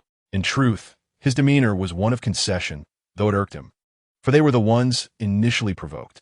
Yet, facing students who were evidently outmatched, and potentially from a major sect, he felt compelled to intervene to avoid further complications. Unfazed, the rotund provo interjected, "We are from Shrek Academy," before casting a brazen glance at the female student. Yi Zhiqiu paused, contemplating, and instinctively remarked, "I don't believe I've heard of Shrek Academy." Nonetheless, he felt a sense of relief, for at least they were not disciples of the top-tier sections. That's merely ignorance. A voice of scorn pierced the air, igniting Yi Zhiqiu's ire. Out in the world, they were taught to avoid trouble, yet today's repeated insults were intolerable. To retreat now would be to disgrace Tsanhui Academy and leave his students with no dignity. Taking a deep breath, he resolved to act, raising his hand and declaring, "Spirit manifestation." His form transformed into that of 5 spirit rings, 1 white, 1 yellow, and 3 purple, rising from beneath him. Both Dai Mubai and Tang San were taken aback, realizing this middle-aged man was a formidable figure at the Soul King level, exceeding 50. Dai Mubai's expression grew serious, instinctively glancing back at Baili, who had set down his chopsticks, resting his chin in one hand, his expression cold and indifferent, yet devoid of any intent to engage. Despite his spirit manifestation, Yi Zhiqiu refrained from attacking Dai Mubai and his companions. After all, it would be unjust to unleash his power upon younger opponents. He contemplated, "You are young and perhaps lack the words to express yourselves. Let your teacher come forth." The rotund fellow erupted in laughter, retorting, "You think you can meet our teacher? We can handle you ourselves." Yi Zhiqiu's countenance darkened. He detested that particular insult. Even the soul power within him trembled with indignation. At that moment, the proprietor of the establishment, drenched in sweat, rushed over, pleading for them to refrain from fighting within the premises. Yi Zhiqiu surveyed the surroundings, unwilling to disturb the establishment's peace or damage its property. He relented, stating, "Very well, I shall educate you on behalf of your teacher. Let us step outside." With that, he exited, followed by the members of Tsanhui Academy. Dai Mubai and Tang San exchanged glances, silently turning to Baili, who remained unperturbed, unaffected by their anxious looks. Instead, he gestured to the shopkeeper, calmly requesting, "Please bring me another pot of hot tea." "Thank you." Seeing this, Dai Mubai and Tang San shared a knowing glance. Tang San, with a serious demeanor, reached for his weapon, the 24-bridge Minjiwai, and nodded. Together with Xiao Wu and the rotund fellow, they followed suit outside. Seated there, enjoying their meal, Ning Rongrong, Oscar, and Zhu Zhuqing cast a glance at Baili. Oscar gritted his teeth and hurriedly followed them outside. Ning Rongrong, filled with eagerness, hesitated for a moment before rising to join them. Zhu Zhuqing turned to observe the departing figures, feeling a pang of uncertainty. She looked at Baili and asked Baili, "Aren't we going out as well?" Upon hearing this, Baili glanced at her and replied, "Are you going out to assist?" Zhu Zhuqing nodded, stating, "We are from the same academy. We should not remain indifferent when trouble arises." "Then go ahead," Baili responded indifferently, though his tone carried an inexplicable chill. His body remained firmly seated, showing no inclination to move. Zhu Zhuqing furrowed her brow, said nothing further, and quickly exited. Baili watched her retreating figure with an expression of indifference, lost in thought. Before long, sounds of a scuffle echoed from outside, with intense clashes of soul techniques provoking gasps from the onlookers within the establishment. Unperturbed, Baili poured himself a cup of the freshly brewed tea from the proprietor and savored it leisurely. Moments later, a robust figure descended from the upper floor, Zhao Wujia, who had been waiting above. Upon reaching the ground floor and observing Baili sitting alone, he paused momentarily, frowned, and cast a cold glance at Baili before stepping outside. With Zhao Wujie, a soul saint, intervening, the commotion outside was swiftly quelled, leaving Yi Zhiqiu and the others from Songhui Academy in disarray. Zhao Wujie returned to the inn, cursing under his breath as he led the Shrek group inside. Baili calmly surveyed the scene, stood up, and prepared to ascend the stairs when Zhao Wujie's icy voice rang out. Baili, halt. Baili paused, turned with a calm demeanor, and regarded him and his companions with a cold expression. What is it, Teacher Zhao? Zhao Wujie inquired. I ask you, why did you not join Dai Mu Bai and Tang San in the conflict with Songhui Academy? Instead, you chose to sit idly by, sipping tea and observing? Baili chuckled lightly. Why should I intervene? Our academy's motto is to support one another. Have you forgotten? Zhao Wujie's expression darkened, tinged with anger. Your classmates are embroiled in a fight, and you remain aloof, enjoying your meal and tea. Baili, you had better provide me with a reasonable explanation. At this, Baili suddenly lifted his gaze.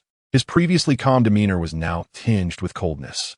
He glanced at the individuals behind Zhao Wujie, pausing his gaze particularly on the plump one, and spoke deliberately because those who differ in principles do not conspire. Chapter 21. Distance. Those who differ in principles do not conspire? The words hung in the air, leaving everyone momentarily stunned. Zhao Wujie frowned, contemplating, and turned to Baili, asking, What do you mean? Baili's expression remained impassive as he replied, I am unaware of the standards by which you operate, but I do not take pride in the notion that avoiding trouble is a mark of mediocrity. He continued, My ancestors and mentors, even the bloodline that has been passed down for 5,000 years within my soul, have instilled in me a singular principle. If one does not offend me, I shall not offend them. If one offends me, they shall be pursued, regardless of distance. The force of Baili's declaration reverberated through the crowd, as if his words possessed a certain enchantment that resonated profoundly. It was not merely the statement itself, but the astonishing implications behind it. His ancestors and mentors. Bloodlines enduring for 5 millennia? The crowd was momentarily dizzy with the weight of these revelations. Even the formidable forces of the Tiando Empire and the Spirit Hall had only a few centuries of lineage. What kind of immense power could Baili be connected to, having a bloodline that extended back 5,000 years? No wonder he possessed such extensive knowledge about Title Douluo at such a young age. Indeed, Baili's identity was anything but ordinary. Baili continued, As for your assertion, Teacher Zhao, that classmates should support one another, that is even more laughable. If a classmate is bullied, I would not stand idly by. However, if a classmate engages in wrongdoing and bullies others, should I then aid them in their malice? At this point, Baili's gaze turned icy as he focused on the plump individual. The latter, startled by Baili's intense stare, stammered, No, that's not it. I was just joking, trying to lighten the mood. I had no other intentions. Is it the issue of the martial soul, or is it simply your inherent disposition? Baili scoffed derisively, his disdain evident. The plump one, rendered speechless by Baili's words, broke into a cold sweat and instinctively took a couple of steps back, panic etched across his face. Witnessing this, Dai Mu Bai, who had always been close to the plump one, could not help but step forward. He positioned himself protectively in front of the plump one, frowning at Baili, and said coldly, This is excessive, Baili. While the plump one may be a bit indiscreet at times, he is fundamentally a good person, not the sort you describe. Baili's gaze sharpened as he regarded Dai Mu Bai, then suddenly smiled. Dai Mu Bai, power is an alluring thing. Today, as a great soul master, he dares to publicly jest with others. What will happen when he becomes a soul king or a soul saint? If he takes a fancy to a certain woman, will he not forcibly take her home before everyone? He continued, So, remember, when that time comes, you must uphold the principle of mutual support among classmates, stripping that woman bare and tossing her onto his bed. Then, together, fend off anyone who dares to come for her. That way, you will earn the title of those who avoid trouble are mediocrities and become a true genius who dares to act. Baili's mocking gaze swept over the Shrek group. Upon hearing Baili's words, everyone's expressions shifted dramatically, turning grave. The plump one's face flushed a deep shade of purple, trembling as he pointed at Baili, stammering, You're talking nonsense. I would never do such a thing. Do you dare claim that you felt nothing for that girl, just now? Baili's voice turned frigid. I.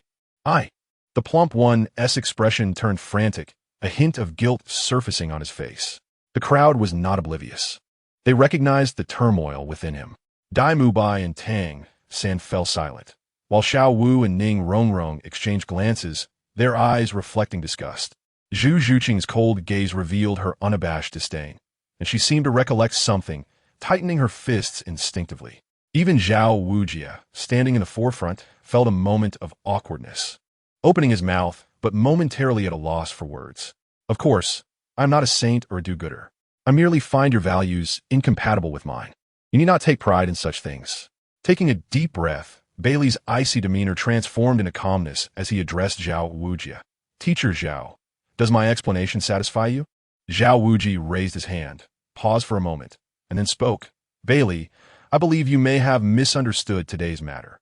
In truth, the dean's remark was not meant to encourage anyone to engage in wrongdoing. Before Zhao Wuji could finish his thought, he was interrupted by Baili, who calmly replied, I do not require your perspective. I only need my own. What truly matters to me is what I have personally witnessed. However, it is of no consequence now. The day is waning, and if there is nothing further, I shall return to my room. Zhao Wuji opened his mouth, but ultimately refrained from speaking, instead gesturing for Baili to leave. Without hesitation, Baili turned and ascended the stairs. In that fleeting moment of turning, a lingering thought deep within him solidified into a firm resolution.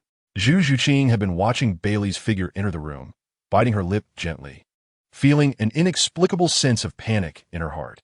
The next morning, Zhao Wuji summoned everyone with his resounding voice. Baili resumed his usual lazy demeanor, a faint smile gracing his face, astonishing the Shrek members who had spent a restless night. Good morning, Baili, Ning Rongrong greeted instinctively upon seeing him. Good morning, Rongrong.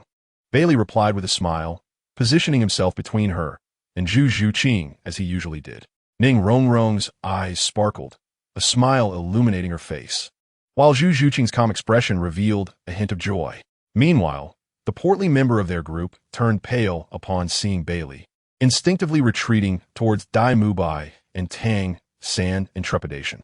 Dai Mubai, who had been quietly observing Baili, felt an inexplicable sense of relief upon witnessing Baili's familiar demeanor, patting his shoulder to signal that all was well.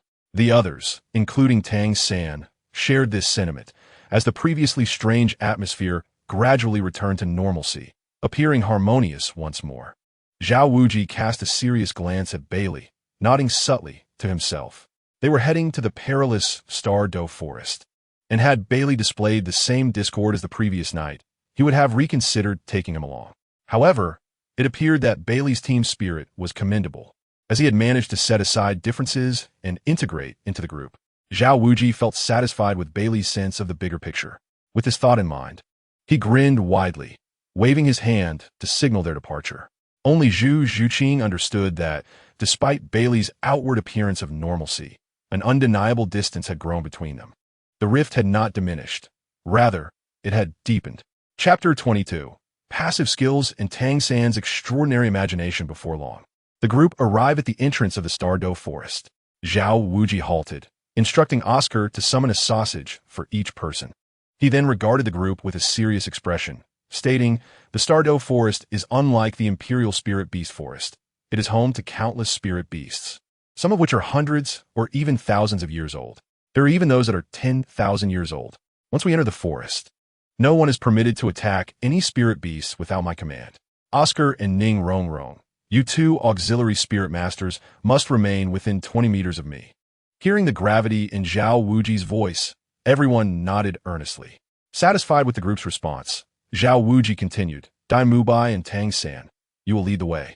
Xiao Wu and Zhu Zhuqing, stay vigilant on the flanks, observing the surroundings. Baili, you will follow closely behind me, and we shall communicate promptly should any situation arise. Baili nodded in understanding, and with a grand gesture, Zhao Wuji led the group into the Star Do forest. The forest was dense with thorns. Dai Mubai forged ahead while Tang sensed the movements of nearby spirit beasts, causing the group's pace to be somewhat slow. After traversing for over an hour and evading several waves of spirit beasts, Zhao Wuji observed the group's tense demeanor and finally commanded a rest. All right, everyone, let's take a moment to recuperate. Upon hearing Zhao Wuji's words, the group instinctively sighed with relief. Zhu Zhuqing relaxed and turned to look at the last person in line, only to be taken aback exclaiming, "Where's Baili?" At her words, everyone jumped, glancing back at Zhao Wuji, only to discover that Baili, who had been trailing behind, had vanished without a trace. However, Zhao Wuji remained unfazed, calmly waving his hand and calling out, "Baili, come forth." As his voice faded, Baili's form gradually materialized beside a large tree, casually leaning against it, one leg bent, propping his chin on his knee, and lazily gazing at the group. "What is it?"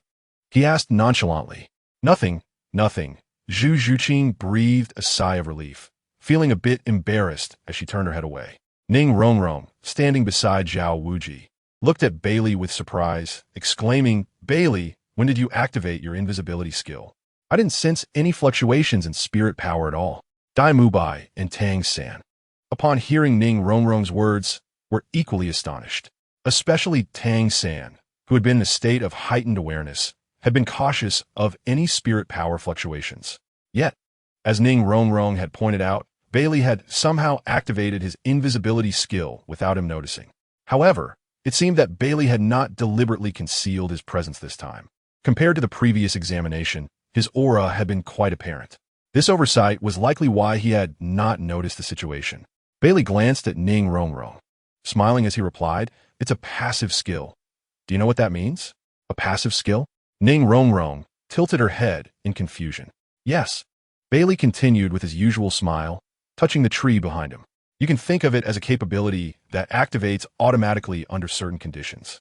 As for the spirit power fluctuations you mentioned," he paused, looking at her with a grin. "It doesn't require any spirit power. So isn't it quite normal not to have any fluctuations?" Indeed, Baili's ability does not necessitate spirit power. His skill derived from the character template of Bai Li Shou Yue. Yet it had been optimized and upgraded by the system, differing somewhat from the skills in his previous life. For instance, regarding the invisibility skill, he could actively invoke it, transforming what was meant to be a passive ability into an active skill. However, doing so would consume his spirit power. Nevertheless, regardless of how the system enhanced and evolved the character's skills, they still fundamentally originated from Bai Li Shou Yue. Therefore, this skill retained a passive effect even when not actively employed, and when triggered, it did not require the use of his spirit power.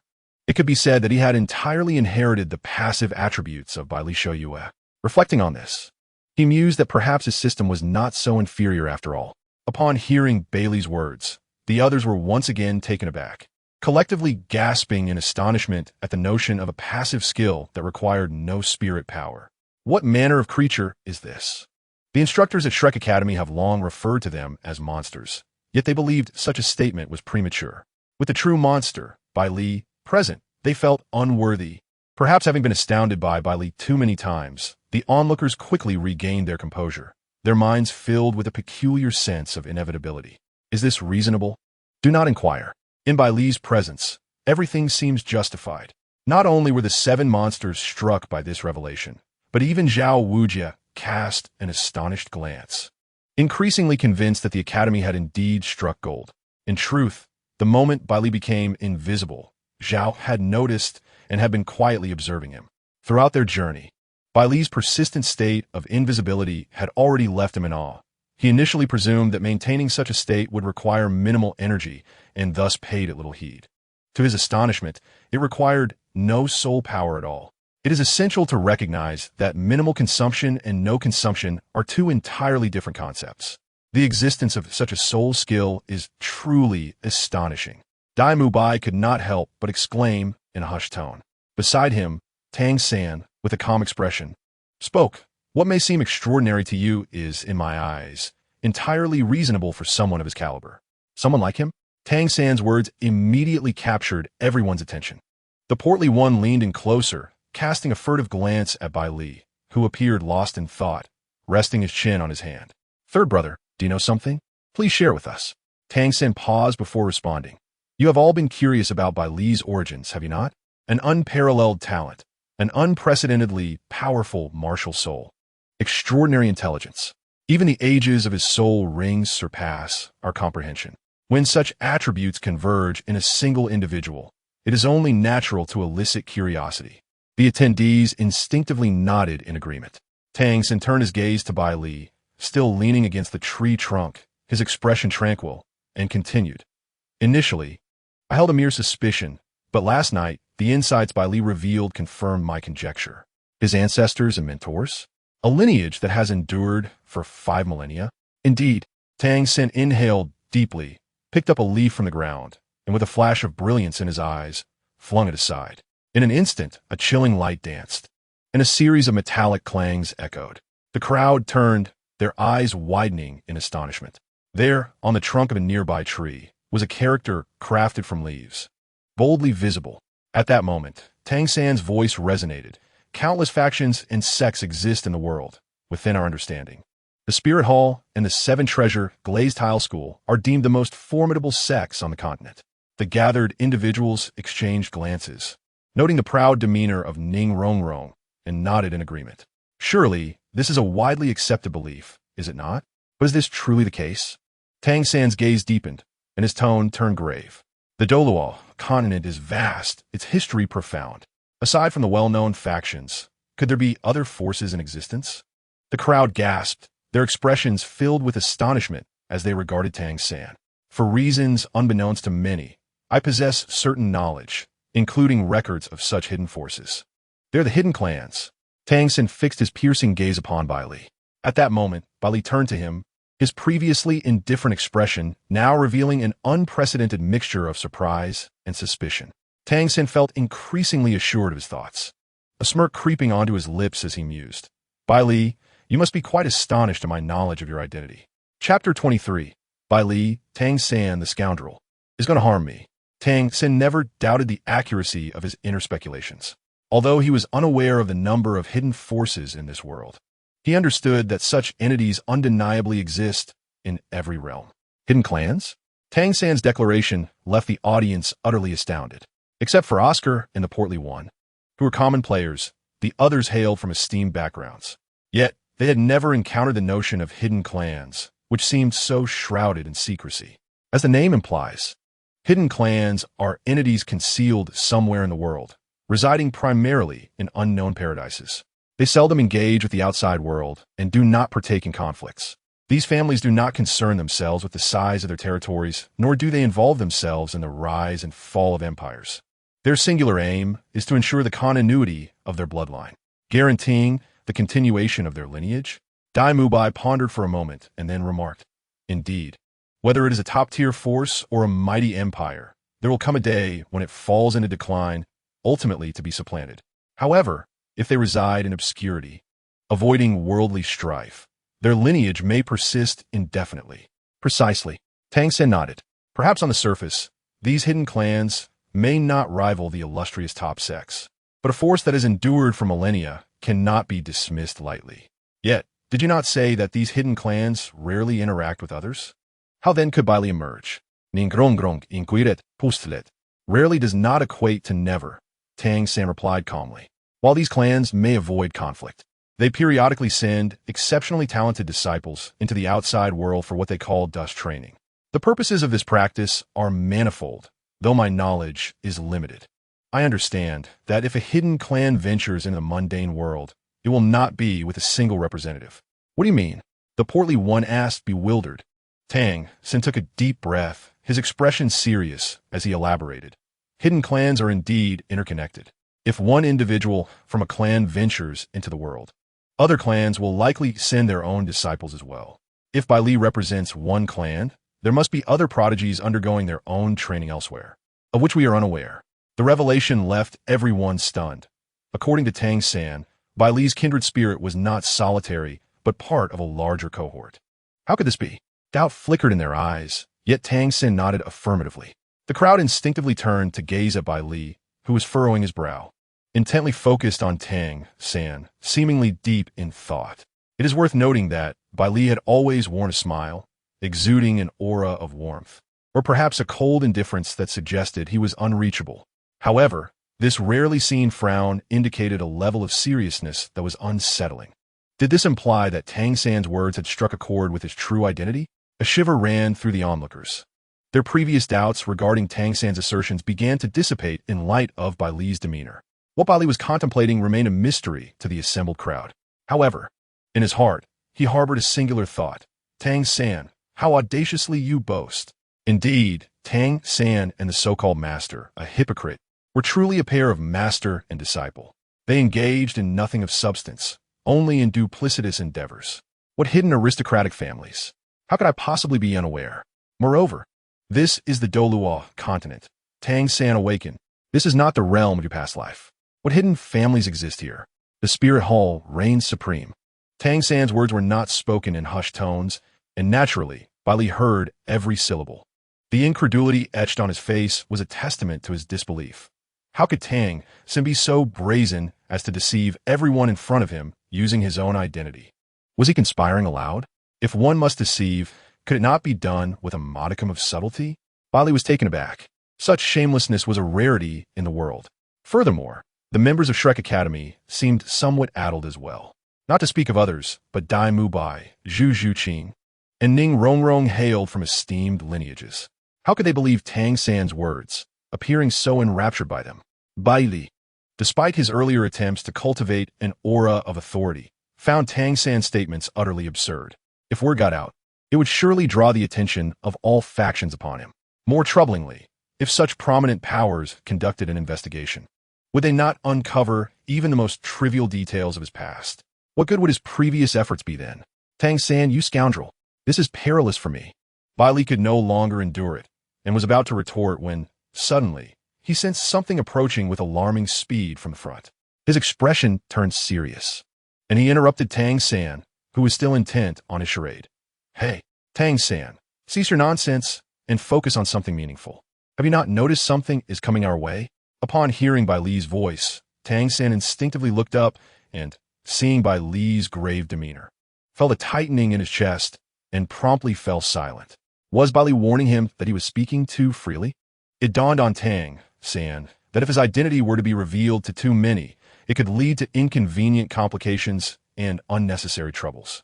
Indeed, Bai Li maintained his characteristic low-profile approach. Tang San sighed inwardly, steering clear of the topic. At that moment, both he and Zhao Wujin suddenly sensed something and turned their attention toward a specific direction.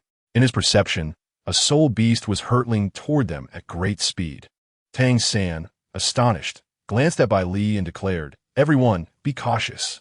A beast is racing toward us at an astonishing pace." Instantly, everyone rose to their feet, swiftly forming a defensive formation. Tang San and Dai Mu Bai took the forefront, with Ning Rongrong and Oscar behind them, flanked by the likes of Fatty, Xiao Wu, and Zhu Zhuqing. Finally, Zhao Wujin and Bai Li positioned themselves at the rear. Zhao Wujin looked at Zhu Zhuqing and instructed Zhuqing, "Ascend and ascertain the nature of the soul beast." Zhu Zhuqing nodded and quickly climbed a large tree, her powerful spirit enhancing her vision to discern the beast's form. Zhao Wujin, well versed in such matters, immediately recognized the creature from Zhu Zhuqing's description, and his eyes lit up. It's a phoenix-tailed coxcomb snake. Bai Li interjecta Zuking. How long is this phoenix-tailed coxcomb snake? It's approximately 6 to 8 meters long. Zhu Zhuqing replied swiftly. Tang San calculated rapidly in his mind and exclaimed, "This is a millennium phoenix-tailed coxcomb snake, aged between 1,300 and 1,800 years. Oscar, this perfectly meets the requirements for your third spirit ring." As Tang San shared information about the snake, the admiration in the eyes of his peers grew. After all, individuals of their age rarely possessed such extensive knowledge. Zhao Wujin was equally astonished by Tang San's erudition and inquired about capturing the creature. Tang San responded with confidence, and soon, united in purpose, they subdued the millennium phoenix-tailed coxcomb snake, which Zhao Wujin rendered unconscious. Throughout the process, even Ning Rongrong contributed her abilities to bolster their collective strength. Yet Bai Li remained aloof, observing coldly from the back without any intention of joining the fray. He did not even shift his posture, appearing as nonchalant as ever. Zhao Wujin glanced at Bai Li, who simply explained, "If I were to engage with such a soul beast, it would be a one-hit kill." Zhao Wujin paused, choosing not to respond further. However, Fatty scoffed and muttered, "What are you pretending for? Even if you're a soul sovereign with immense power, it hardly guarantees a one-hit kill." Bai Li, hearing this, calmly met his gaze but chose to remain silent. Zhu Zhuqing, however, spoke coldly, fixing her gaze on Fatty. Bai Li is not boasting. Everyone present was taken aback, including Fatty, who found himself momentarily flustered. Zhu Zhuqing continued, her expression frosty. Just because you cannot achieve something does not mean others cannot.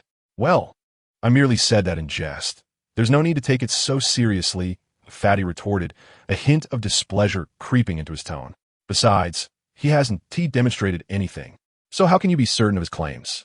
His evil fire phoenix martial spirit was known for its high attack power. Even the Academy's Dean Flender had praised it. Yet since Bai Li's arrival, teachers in Tang San had continuously lauded Bai Li's prowess. Fatty, having never witnessed Bai Li in action, felt an undeniable sense of injustice. He believed Bai Li's strength was merely a product of his high spirit power level. As fellow battle spirit masters, he considered his own evil fire phoenix superior in terms of attack power. Even Dai Mubai's white tiger martial spirit paled in comparison to his own. He could not fathom how Bai Li's capabilities could surpass his own, especially when his evil fire phoenix had an inherent advantage over the snake. And yet, despite his apprehension toward Bai Li, he felt a deeper irritation brewing within. How do I know? Zhu Zhuqing recalled the day Bai Li had saved her. She bit her lip, glanced at Bai Li, took a deep breath, and stated clearly, because I witnessed it firsthand. I saw him slay a millennium-level soul beast with a single strike. It was a 3,000-year-old shadow leopard. What? A 3,000-year-old shadow leopard? Is that true? The moment Zhu Zhuqing's words fell, gasps of astonishment filled the air as everyone stared at her, eyes wide with disbelief. Zhu Zhuqing nodded resolutely, preparing to elaborate further. However, he was interrupted by Baili's voice. Hey! Baili turned his head to look at the chubby guy and said calmly, It seems you are not pleased with me, chubby. Coincidentally, I feel the same way. As he spoke, Baili stood up from the ground and smiled at the chubby guy. So, shall we have a fight and see? The chubby guy's face immediately turned crimson. He looked at Baili, opened his mouth as if to respond, but a sense of fear gripped his heart. Not only was he intimidated by Zhu Zhuqing's earlier words, but he also understood that even if Zhu Zhuqing was lying as a level 20 soul master, he was no match for the 39-level Baili. Moreover, Baili had indeed injured Zhao Wujie before. For a moment, he stuttered, unsure of what to do.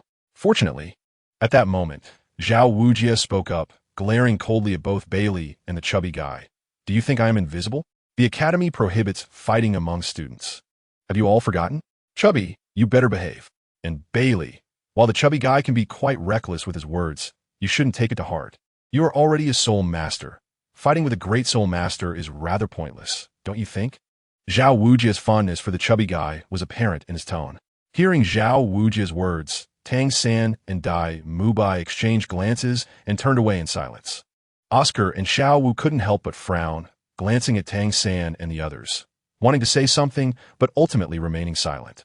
Zhu Zhuqing couldn't hold back any longer. Her expression turned icy as she prepared to defend Baili. However, Zhao Wujie shot her a glance, signaling her to remain quiet. Zhu Zhuqing was momentarily taken aback, opened her mouth, and ultimately swallowed her words under Zhao Wujie's gaze, glaring fiercely at the chubby guy instead. Yet the fearless little witch, Ning Rongrong, could not tolerate Zhao Wujie's words any longer. She retorted indignantly, Zhao, teacher, isn't your statement a bit biased? What do you mean it's pointless for a soul master to fight a great soul master? Is it unreasonable for a great soul master to challenge a soul master? Besides, it was the chubby guy who provoked Baili first, wasn't it? Didn't he say Baili was just pretending? If you're not convinced, go ahead and fight. Ning Rongrong, who was already displeased with the chubby guy, disdainfully glared at him. All right, Ning Rongrong, what nonsense are you spouting? Are you trying to stir up trouble? Zhao Wujie shot her a glare, then turned his attention back to Baili. Baili scanned the crowd, his gaze lingering on Ning Rongrong, who was pouting angrily, glaring at Zhao Wujie while also looking at him. Baili felt a strange sense of emotion. He had initially thought his relationship with Zhu Zhuqing would be good, yet unexpectedly, the one speaking up for him was this little witch. Baili lightly shook his head, casting aside his thoughts, then looked deeply at Zhao Wujie and smiled. What you said is correct, Zhao teacher. Fighting a great soul master is indeed meaningless. Wait, Baili, Ning Rongrong exclaimed, her eyes widening in surprise as she looked at him. However, Baili gave her a silent gesture, mouthing words without sound. Ning Rongrong was momentarily stunned, blinking in disbelief as she comprehended Baili's unspoken words. It's just a broken academy. What was he planning? Ning Rongrong seemed to grasp a possibility, excitement gleaming in her eyes as Baili lowered his gaze, returning to lean against the large tree. Resuming his lazy demeanor, he had yet to finish his earlier thought. Was it truly meaningless to fight a great soul master? He wondered, however, how interesting it might be to fight a saint. But for now, it was not the right time. Baili clenched his fists, vowing to himself, I, Baili, am destined to be a vengeful person. Chapter 25. Little brother? Well then, let us get back to business. Zhao Wujie nodded in satisfaction after hearing Baili's words, then clapped his hands and called out to Oscar, Oscar, come over quickly and prepare to obtain your soul ring. As Zhao Wujie spoke, he pulled a short dagger from his waist and handed it to Oscar. Just as Oscar, filled with excitement, was about to stab the phoenix tail chicken snake, a sudden shout rang out, Stop! Oscar halted instinctively, glancing in the direction of the voice, only to see two figures appearing from the direction of the phoenix tail chicken snake. In just a few leaps, they reached the group. Baili raised his eyes to examine the newcomers, his gaze resting briefly on the peculiar snake-headed staff they held. He recognized them as the snake lady, Chao Tianxiang, and her granddaughter, Meng Yiran. May I ask what brings you here? Zhao Wujie approached them, inquiring. His gaze fell upon the snake-headed staff, and he seemed to recall something, his tone becoming somewhat gentler. Chao Tianxiang surveyed the gathered crowd, noting their youthful appearances, seemingly around 12 or 13 years old, and was somewhat taken aback. Especially the middle-aged man before her, who appeared much younger than herself, yet was already a soul saint-level expert. This made her feel a sense of awe, clearing her throat. She spoke, Respected soul saint, could you please allow this child to take the snake? Zhao Wujie was momentarily stunned. If anyone else had said such a thing, he would have smacked them away without hesitation. However, given the unique status of the person before him, he had to show some deference. He gestured to Oscar to wait, then looked at the elderly woman and asked why. Hearing this, the old woman felt there might be a chance and quickly explained, asserting that they had discovered the snake first and had pursued it here. Eventually, after some probing and evasion, the snake lady proposed a competition between their young disciples. Whoever won would claim the snake. Due to Oscar being an auxiliary soul master, Tang San volunteered to take Oscar's place in the competition. However, Zhao Wujie also stated that if Tang San did not wish to compete, he could choose any other battle soul master. Baili initially thought things would unfold as per the original story, with Tang San competing against Meng Yiran and ultimately winning. Unexpectedly, Meng Yiran pointed to Baili, who was leaning against a tree at the back of the crowd, saying, The immovable king, he is also your student, right? I want to compete with him. How about that?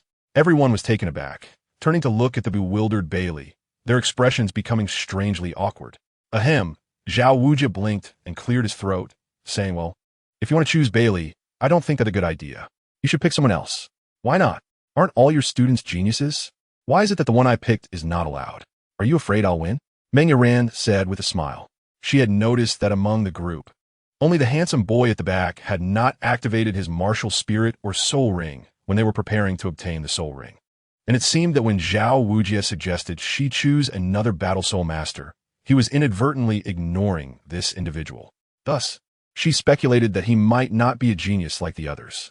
As she made her choice, the peculiar expressions of others and Zhao Wujie's evasive remarks only reinforced her convictions. She had no intention of being cunning or bullying anyone. Rather, she was irked by Zhao Wujie's boastful display of pride in his students, whom he deemed geniuses. It was this irritation that led her to focus her attention on this particular individual, hoping to deflate Zhao Wujie's annoying arrogance. If all his students were indeed geniuses, then let us see how this young man fares. If his soul power was inadequate, she would simply select another competitor to triumph over this snake. Additionally, there was a minor reason. This young man appeared quite handsome. His calm demeanor against the tree trunk had unwittingly captivated her attention. Zhao Wujie's expression was odd as he gently advised, No, you should choose someone else. Selecting Bai Li is not advisable. Oh, at that moment, Meng seemed to detect Zhao Wujie's reluctance, her eyes sparkling as she inquired, Buddha of unmoving might, is this young man also a support-type soul master? Not quite. He is a battle soul master. But what? Buddha of unmoving might. You did mention allowing my granddaughter to choose her opponent freely. Are you not going to honor your word? Snake Granny remarked with a smile. Zhao Wujie, sensing the jest in Snake Granny's tone, shook his head helplessly and turned to Bai Li, saying, Bai Li, what do you think? At this point, Bai Li had also grasped the situation, casting a curious glance at Meng Yuran and blinking. He spoke.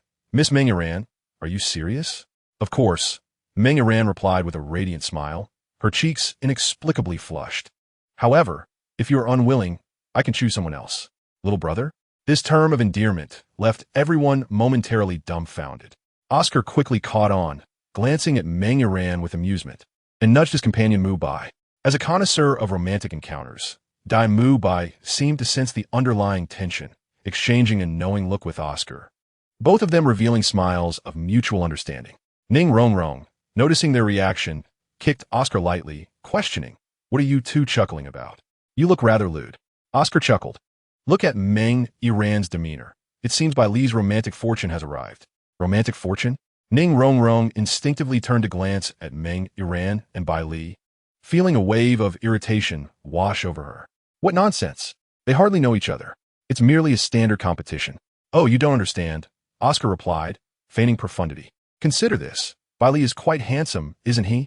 Upon hearing this, Ning Rongrong looked at Bai Li, her heart skipping a beat. "Well, he is somewhat attractive."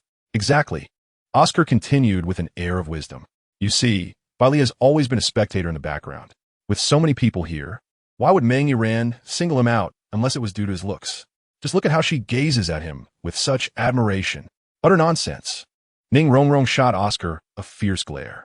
She then turned her attention back to Meng Yuran, noting her striking features, short hair, and athletic attire. Particularly, her well-developed figure prompted Ning Rongrong to scoff inwardly. "Humph, shameless. Bai Li wouldn't be interested in such a type." With that thought, she glanced at Zhu Zhuqing, who, unsurprisingly, wore an even colder expression than usual. Bai Li, momentarily taken aback by Meng Yuran's address, instinctively lowered his gaze before blinking and breaking into a smile. "Miss Meng Yuran, it seems I must challenge you now." "Huh?" Meng Yuran was momentarily stunned. "Because I wish to inform my sister that, in fact, I am not a child anymore." As the words left his lips, a powerful wave of soul power surged forth. Chapter 26, If Sister Wishes to See My Soul Abilities, Bai Li raised his right hand, grasping the air, and his sniper rifle materialized in his grasp. 3 soul rings, yellow, purple, and purple, manifested around him as his martial spirit appeared, creating ripples through the air. "Sister Meng Yuran, I am a 39th level soul master, requesting to engage in battle." Bai Li casually slung the sniper rifle over his shoulder, exuding an effortless charm and confidence as he smiled at Meng Yuran. Meng Yuran's eyes widened, instinctively taking 2 steps back. Disbelief etched across her face as she stammered, You, how can you be a soul master?" Snake Granny was equally astonished, unable to fathom that this boy, who appeared no different from the other children, was indeed a soul master. Moreover, did he say he was a 39th level soul master? How could this be? Wait, he has 2,000-year soul rings? Snake Granny gasped, glancing at Zhao Wujia with astonishment. At that moment, Zhao Wujia's eyes sparkled with amusement, savoring the shock on their faces. Feigning exasperation at Snake Granny's query, Zhao Wujia sighed. "I have already mentioned that choosing Bai Li for a match may not be appropriate, as he is our academy's most outstanding student, having reached the 39th level soul master rank at merely 12 years of age." Zhao Wujia smiled, casting a knowing glance at the stunned Meng Yuran. "To pit him against your granddaughter may indeed be somewhat unfair." 12 years old, Snake Granny took a deep breath, fixing her gaze intently on Bai Li. Meanwhile, Bai Li found Meng Yuran's astonishment rather endearing. He stepped forward, closing the distance, his tone teasing as he said, "Sister Meng Yuran, what do you think? Am I not older than you expected?" Meng Yuran snapped back to reality, her face flushing at Bai Li's playful remark, shooting him a glare. Yet, she couldn't help but notice the sincerity and mirth in his eyes, which quelled her rising irritation, leaving her feeling unexpectedly bashful. She stammered, "It's merely a matter of higher soul power. The outcome is still uncertain." With that, she quickly took several steps forward, positioning herself opposite Bai Li. The onlookers instinctively stepped back, clearing a wide space for the impending duel, quietly observing the two from the sidelines. Bai Li shook his head with a smile. Addressing Meng Yuran again, "Miss Meng Yuran, why not let this match go? Consider it a gesture of humility on my part." Though Bai Li was a marksman, that did not imply he lacked any close combat capabilities. Given his exceptional physique and speed, he would not fear facing an average soul master. Moreover, Meng Yiran, lacking a third soul ring, stood little chance against him. Meng Yiran was no fool. She clearly understood Bai Li's subtle suggestion. However, with her personality, she would not concede defeat outright. Even if she were to lose, she would still give it a fair shot. Thus, she decisively rejected Baili's goodwill, shaking her head with utmost seriousness and declaring, "I understand your intention, but I shall not yield." Upon hearing this, Baili raised an eyebrow slightly, smiling as he nodded, "Please." Observing this, Meng Yiran hesitated no longer. In a swift motion, she brandished her serpent staff and struck towards Baili. Though Meng Yiran appeared slender, her presence in battle was formidable and striking. There seemed to be an overwhelming aura of power within her soul energy, advancing towards him. Baili, sensing the gravity of the situation, evaded Meng Yiran's serpent staff with a graceful shift, then leaped a few steps away. During his leap, his right hand instinctively lifted, aiming his sniper rifle at Meng Yiran. Yet, he refrained from firing, merely taking aim for an instant before retracting the weapon. It seemed as if he had merely raised his arm without intention. After Meng Yiran's strike missed, she remained undeterred, retracting her serpent staff and twisting her waist, sending another rapid sweep towards Baili. Baili's expression remained unchanged as he slightly turned, evading her attack, while once again aiming his sniper rifle in her direction. Still, he did not pull the trigger, retracting the weapon once more in a fleeting moment. Thus, Meng Yiran continued to swing her serpent staff in relentless succession, closely pursuing Baili's movements.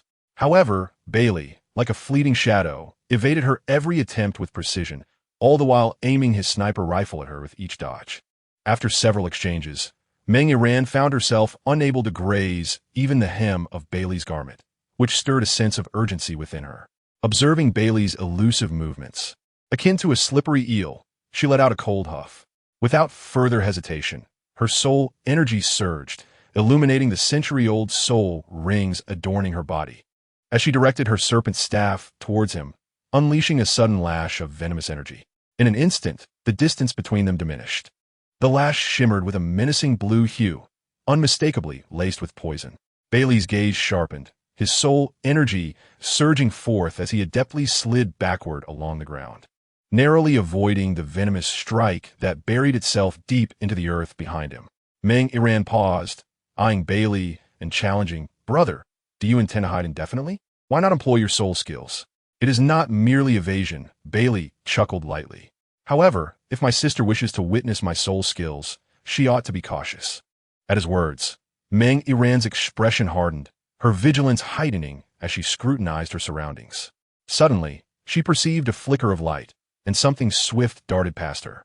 Alarmed, she turned instinctively, only to hear a thunderous explosion behind her.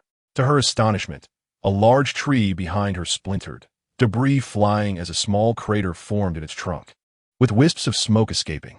Meng Yiran's eyes widened in shock, about to speak when another resounding blast echoed near her. She pivoted to discover yet another tree behind her marred by a similar scar. Cold sweat broke upon her brow as she frantically scanned her surroundings. But Baili's figure remained elusive in the clearing. She swallowed hard, instinctively retreating a couple of steps. Suddenly, her eyes caught a faint red glow emanating from a nearby tree, revealing Baili's form as he materialized before her. Crouched low, he held his peculiar weapon, propped against his shoulder, the left hand supporting its front, while the right hand gripped the handle tightly.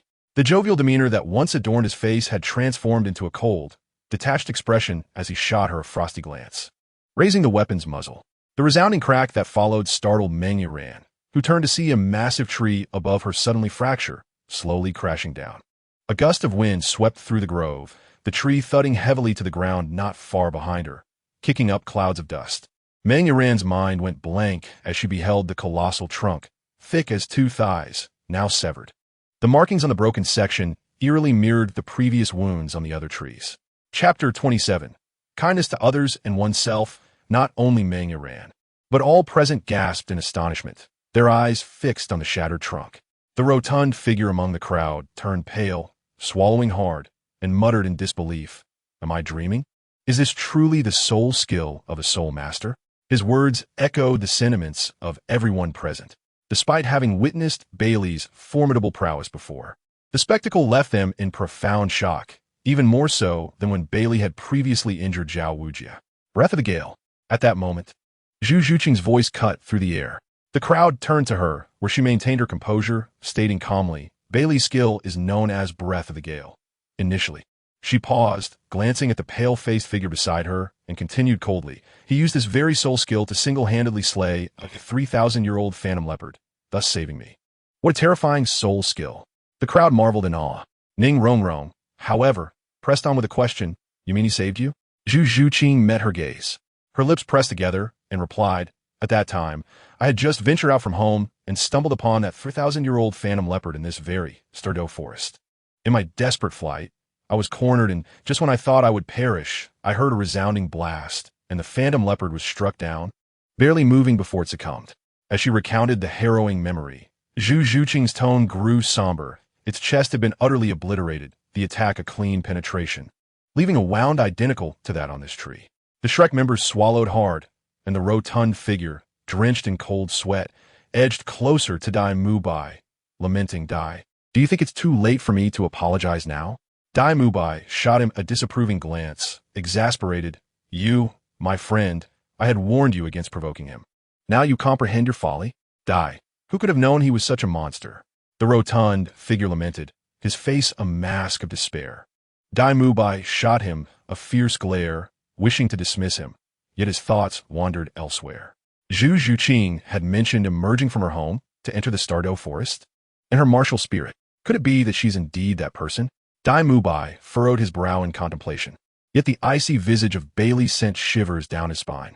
In a fleeting moment, Dai Mubai's complexion fluctuated between shades of green and white, his feelings in turmoil. Oh, so it is like this. Zhu Qing is acquainted with Bai Li. However, your acquaintance is not particularly long, is it? Ning Rongrong seemed to recall something delightful, her face alight with a smile as she remarked, I thought you two had known each other since childhood. Zhu Zhuqing cast a glance at Ning Rongrong, feeling an inexplicable sense of irritation rising within her. Yet she remained silent and shifted her gaze toward Bai Li. At that moment, Bai Li had already slung his sniper rifle over his shoulder, surveying the broken trees with a nod of satisfaction. Turning to Meng Yiran, he smiled. Miss Meng Yiran, I wonder if my brother's soul skills are still acceptable? Meng Yiran swallowed hard, her incredulity palpable. Acceptable? Are you speaking in human terms? You snapped such a thick tree in half. If that were to strike her. She shook her head vigorously, beads of cold sweat forming on her forehead. Her gaze toward Bai Li now bore a hint of fear, mingled with despondency and complexity. She had believed herself to be a prodigy. Yet the individuals present not only were considerably younger, but their soul power levels were nearly on par with hers. Particularly, the striking young man before her had already attained a rank of soul master at level 39, just a step away from becoming a soul sect. Is this the realm of geniuses? Feeling somewhat disheartened, Meng Yiran pursed her lips, lowering her arms in resignation. Indeed, your brother's soul skills are extraordinary. Sister concedes. As she spoke, she couldn't help but cast a begrudging glance at Oscar and his phoenix-tailed coxcomb snake, letting out a sigh of dissatisfaction. In truth, she had realized her potential defeat when Bai Li's soul ring appeared, yet she had not anticipated such a comprehensive loss. Had Bai Li been earnest from the onset, she likely would have stood no chance at all. Regrettably, the soul beast suitable for her soul ring was exceedingly rare. Otherwise, she and her grandmother would not have pursued it thus far. Alas, she was outmatched and failed to acquire the soul ring. Meng Yiran's expression dimmed as she turned to approach her grandmother. Sister, please wait a moment. Suddenly, Bai Li's voice rang out, prompting her to pause instinctively. Her brow furrowed in confusion as she turned back. Bai Li had retracted his martial spirit, his face returning to its usual warm smile as he addressed Meng Yiran earnestly. Thank you, sister. Let this be regarded as your gracious concession. Should the opportunity arise again, I shall certainly assist you in hunting a soul ring that suits you. Meng Yiran was taken aback by his words. Gazing at the sincerity in Bai Li's smile, her feelings of resentment began to dissipate inexplicably. She broke into a radiant smile. Waving at Bai Li as she replied, Then it is settled, Bai Li. You owe me a soul ring. Indeed, Bai Li affirmed with a serious nod. Meng Yiran beamed brighter, stepping toward the snake granny, parting her lips to speak.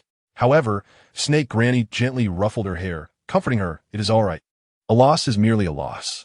His soul power surpasses yours by a significant margin, It is only natural. Do not lose heart. As Snake Granny spoke, she cast another look at Bai Li, her astonishment undiminished as she regarded the dashing young man, exclaiming, "Indeed, heroes emerge from youth. Your name is Bai Li, is it not?" "Yes, Snake Granny," Bai Li replied with a smile and a nod. Observing Bai Li's polite demeanor, Snake Granny felt her earlier displeasure subside significantly. She glanced between Bai Li and her granddaughter, a thought striking her as she said with a smile, "Good lad, Bai Li. You are always welcome to visit our Dragon Snake clan." "Certainly, I will make it a point to visit you," Bai Li responded cheerfully. "Very well," Snake Granny nodded in satisfaction, turning her attention back to the Shrek group before finally looking at Zhao Wujie. "Immovable King, your student is quite impressive." "Thank you for the compliment, Snake Granny." Zhao Wujie chuckled, his pride evident as he glanced at his students. "Let us depart, Iran." Snake Granny nodded, saying nothing more as she took Meng Iran by the hand, preparing to leave. "All right, Grandma." Meng Iran followed Snake Granny for a few steps, but could not resist glancing back at Bai Li. Noticing her, Bai Li winked at her gently. Meng Iran's cheeks flushed, hastily turning away to follow Snake Granny. As they departed, the Shrek group snapped back to reality, rushing over. Oscar approached Bai Li, his excitement palpable. "Incredible, Bai Li. Brother, thank you so much." He glanced in the direction where Meng Iran had left and, puzzled, asked, "But, Bai Li, didn't we win? Why say you will help her hunt a soul ring?"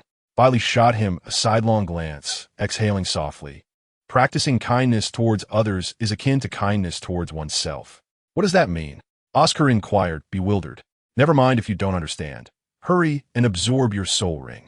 Bai Li calmly turned away, leaning against a tree as he lazily sat down again, his gaze intentionally drifting towards Tang San and Xiao Wu. "It should be coming soon, right?" Chapter 28. The Titan Giant Ape. Is it arriving so soon? Truly, the fated protagonist is indeed favored by destiny. Bai Li couldn't help but smirk in disbelief, contemplating the situation, for he sensed, in the depths of his intuition, a terrifying presence of soul power approaching from the far reaches of the forest. Although he was merely a soul master, inheriting the abilities of Bai Li Shou Yue endowed him with innate sensing capabilities that even a Title Douluo could not rival. Yet, beyond a certain distance, his perception became obscured and vague. Nevertheless, even from afar, he could distinctly sense the horrifying aura emanating from the soul beast. If he were not mistaken, it was likely the legendary forest king, the Titan giant ape of 10,000 years.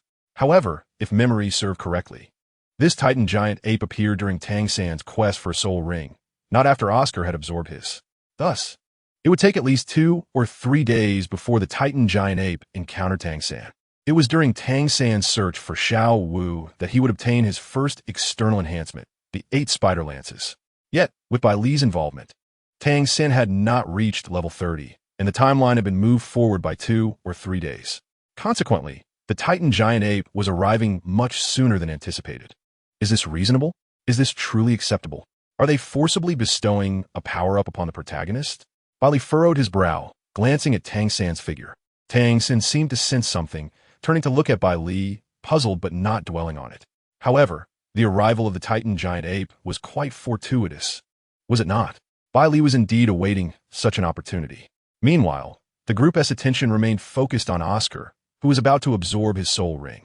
Oscar inhaled deeply, excitement glimmering in his eyes as he looked at Zhao Wujie. Seeing Zhao Wujie nod approvingly, he hesitated no longer and swiftly dispatched the phoenix-tailed coxcomb snake. As the soul beast perished, a soul ring slowly coalesced above its carcass. Oscar quickly settled into a meditative position before the spirit ring, commencing the absorption of his 3rd spirit ring. The Millennium-level spirit ring, while markedly different from the Century-level ones, merely possessed a deeper reservoir of spirit power, devoid of the soul shock characteristic of the 10,000-year rings. Thus, as long as one's physical constitution was adequate, the absorption process would be straightforward. Moreover, the spirit power of the phoenix-tailed coxcomb serpent was gentle, making it exceedingly simple for Oscar, even as a support spirit master, to absorb it. Before long, Oscar completed the absorption, manifesting a new spirit ring upon his body, a purple millennium spirit ring atop 2 century rings. "I have succeeded. I am now a spirit master," Oscar exclaimed with delight, revealing that he had attained the 31st rank. Zhao Wujie laughed heartily, congratulating him. "Congratulations, Oscar. You're now the third Spirit Master in the Academy to achieve the rank of Spirit Master. Subsequently, amidst Oscar's peculiar spirit incantations, he summoned his mushroom sausage, proudly showcasing its abilities, which left the others in astonishment. After some light-hearted banter, Zhao Wujie spoke up. All right, now that Oscar has acquired his spirit ring, everyone should take a moment to rest and prepare for our return to the Academy. The group nodded in agreement and began to pack their belongings in preparation for departure.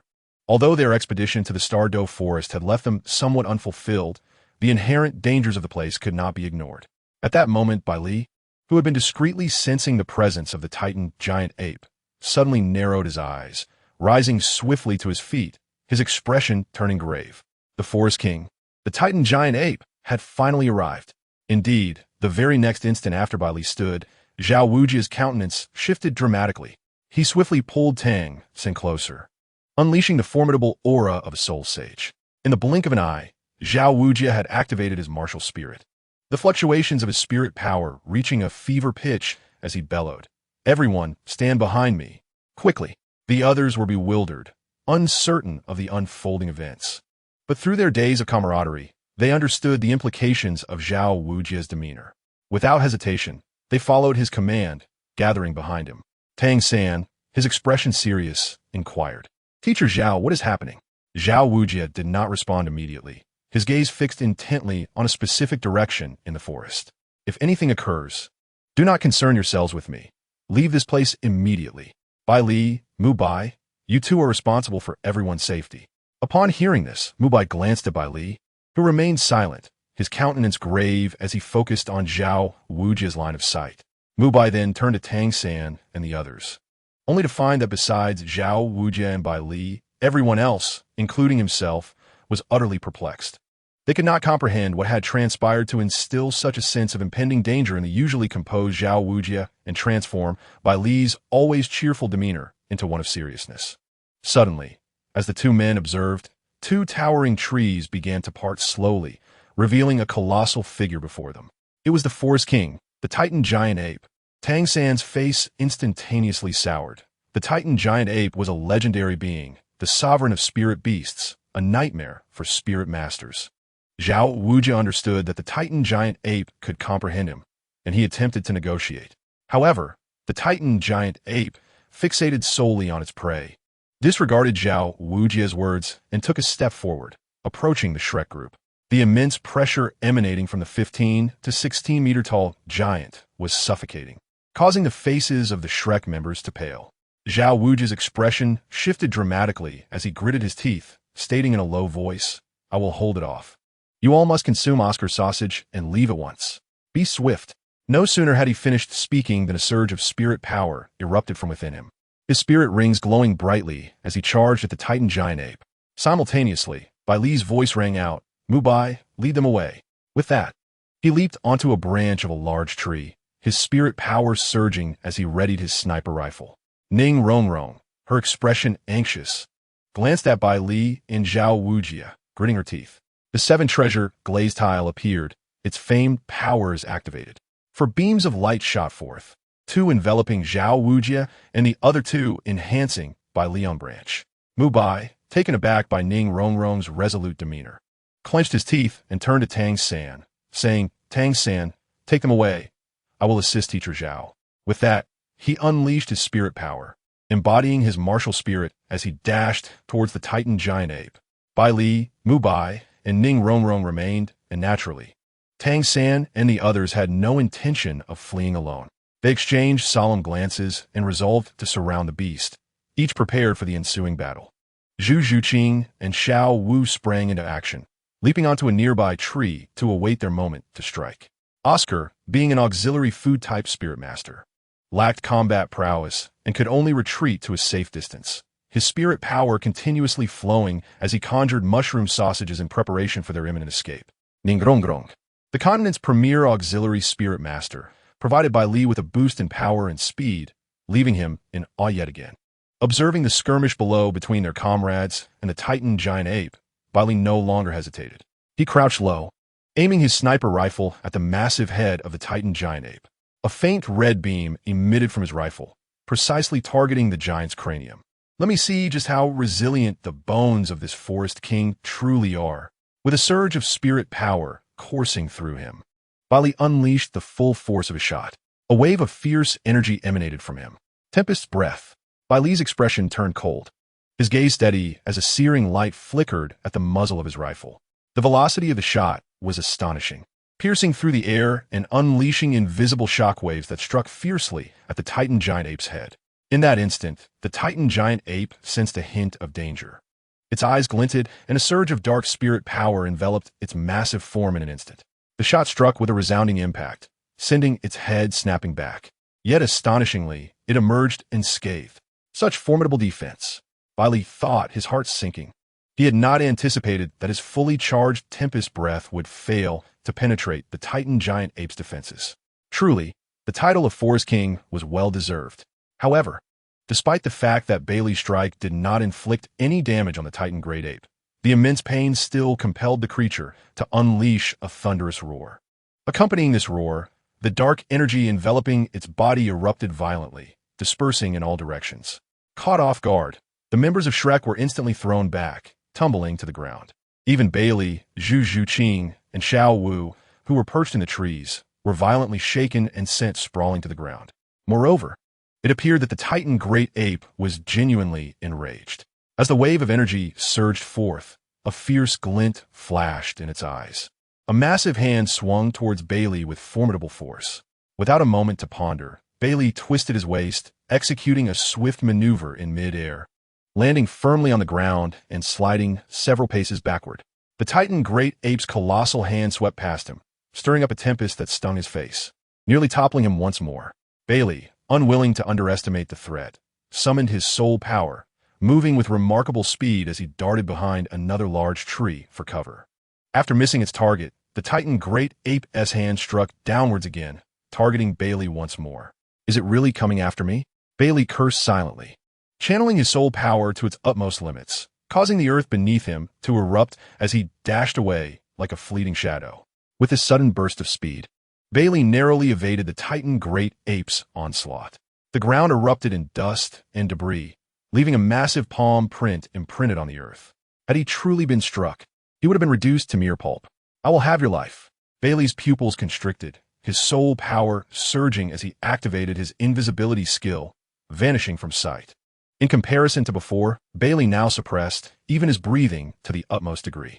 The Titan great ape's eyes flickered with a hint of human-like confusion, only to quickly revert to searching for Baili.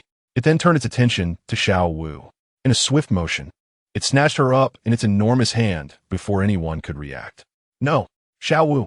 Tang San's eyes instantly filled with tears as he leapt powerfully from the ground, scaling a tree to gain elevation.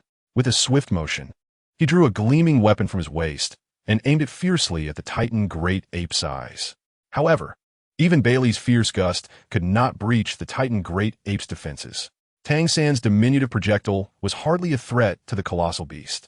The Titan great ape simply closed its eyes, and amidst the sound of clattering, Tang San's weapon fell harmlessly to the ground. Damn it! Tang San's eyes widened in fury, seemingly bleeding with rage. Gale of fury. At that moment, another cold voice echoed. It was Baili, raising his sniper rifle once more to unleash another attack. Unfortunately, this strike landed on the Titan great ape's neck. Yet, even under the protection of its dark energy, sparks flew without breaching the creature's defenses. Indeed, still too weak. Baili's gaze turned icy as he focused intently on the Titan great ape's dark soul power aura, his eyes narrowing.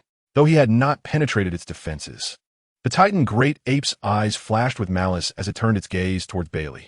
The dark energy surged once more, sending Tang San flying and forcing him to spit out a mouthful of blood. No! Xiao Wu, held captive in the Titan's grasp, gasped in horror at the sight of Tang San being thrown back. Baili, with a deft pivot, concealed himself behind a tree, shielding himself from the black energy wave. He then peeked out, his gaze sharp as he scrutinized the Titan great ape before vanishing once more into thin air. The Titan great ape's eyes glinted with anger as it made a slight motion towards Baili, but then seemed to recall something. It turned away, disregarding Baili as it leaped gracefully, covering hundreds of meters in an instant and swiftly vanishing from sight. The remnants of shattered trees and the oppressive aura left behind served as grim reminders of the chaos that had just unfolded. Xiao Wu, Tang Xin cried out in despair as he watched the Titan great ape disappear. Zhao Wujing attempted to pursue, but soon realized that the speed disparity was insurmountable, leaving him helpless to save Xiao Wu, merely sighing in resignation. Once the Titan great ape had vanished, Baili surveyed the remaining individuals. Apart from himself, everyone else had sustained minor injuries. Zhao Wujing and Dai Mubai bore the brunt of the confrontation, while Zhu Zhuqing, Ning Rongrong, and Oscar were slightly hurt from the dark energy shockwave. Ning Rongrong looked particularly pale, likely due to significant soul power depletion. Baili glanced at Tang San's condition, contemplating briefly before approaching Oscar. "Oscar, give me a sausage." "Oh, right." Oscar hurriedly summoned a recovery sausage and handed it to Baili, who, after receiving it, traced a 3-character symbol on Oscar's palm. Oscar froze momentarily, instinctively looking at Baili, then suddenly realizing something, his eyes widening in shock. Baili gestured for silence before taking a couple of steps forward and offering the sausage to the pale-faced Ning Rongrong. She hesitated, staring at Baili before instinctively accepting the sausage. "Baili, thank you, Oscar." Despite Oscar's efforts to speak quietly, his unusual tone remained conspicuously audible. In an instant, a mushroom sausage materialized, which Baili seized and consumed eagerly. "Baili, what are you doing?" Zhao Wujing asked, momentarily stunned. "I'm uninjured. I'm going to see what's happening," Baili replied calmly. With that, he shot into the sky, racing toward the direction where the Titan great ape had vanished. "No, Baili!" Ning Rongrong and Zhu Zhuqing cried out in unison. Tang Xin quickly reacted, rushing toward Oscar. Chapter 30. Spending too long with demons. One comes to understand. Baili had no intention of genuinely rescuing Xiao Wu. He was not foolish. The rabbit and the monkey were intertwined in their perilous dance. There was no genuine danger. What he saw was merely an opportunity to depart early. If he truly aimed to pursue the Titan great ape, his sniper rifle would not be aimed at the great monkey, but rather at the foolish rabbit. Regrettably, while his system could absorb soul ring energy, given his current level, he could not manage anything too immense. At least not yet. He would have to wait for soul rings of 100,000 years. Still too weak, Baili lamented, feeling frustrated that his proud sniping skills could not penetrate the defenses of a soul beast.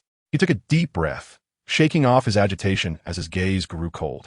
He expanded his senses, beginning to detect the fluctuations of soul beasts surrounding him. He now urgently needed to locate a soul beast within 5,000 years to absorb its soul ring energy and subsequently break through to level 40. By then, after the cleansing of soul power, the strength of his body would be sufficient to withstand a 10,000-year soul ring. Bai Li's gaze was profound as he contemplated this.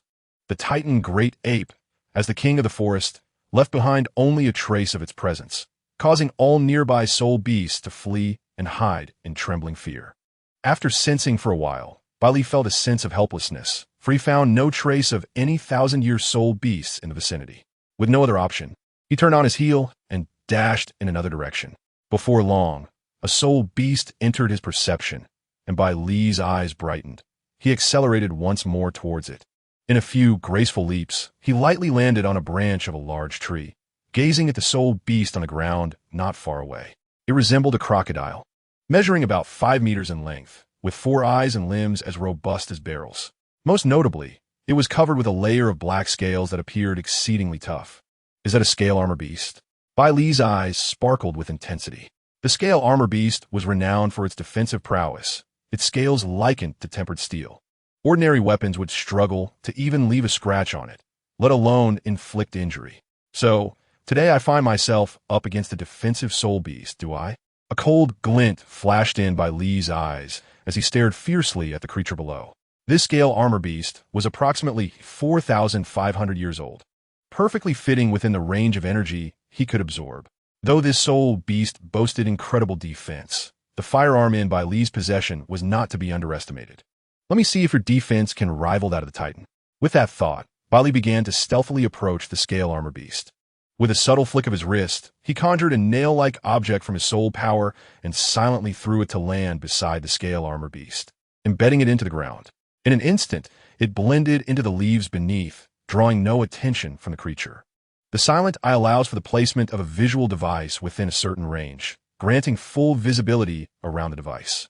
Within the range of the silent eye, the enhancement of the gale breath ability was increased by 25. Baili activated his first skill, the silent eye. Thanks to the system's optimization, it no longer required a device to be placed at his feet, and it now also provided a formidable boost to attack damage. This was undoubtedly the most suitable skill for Baili.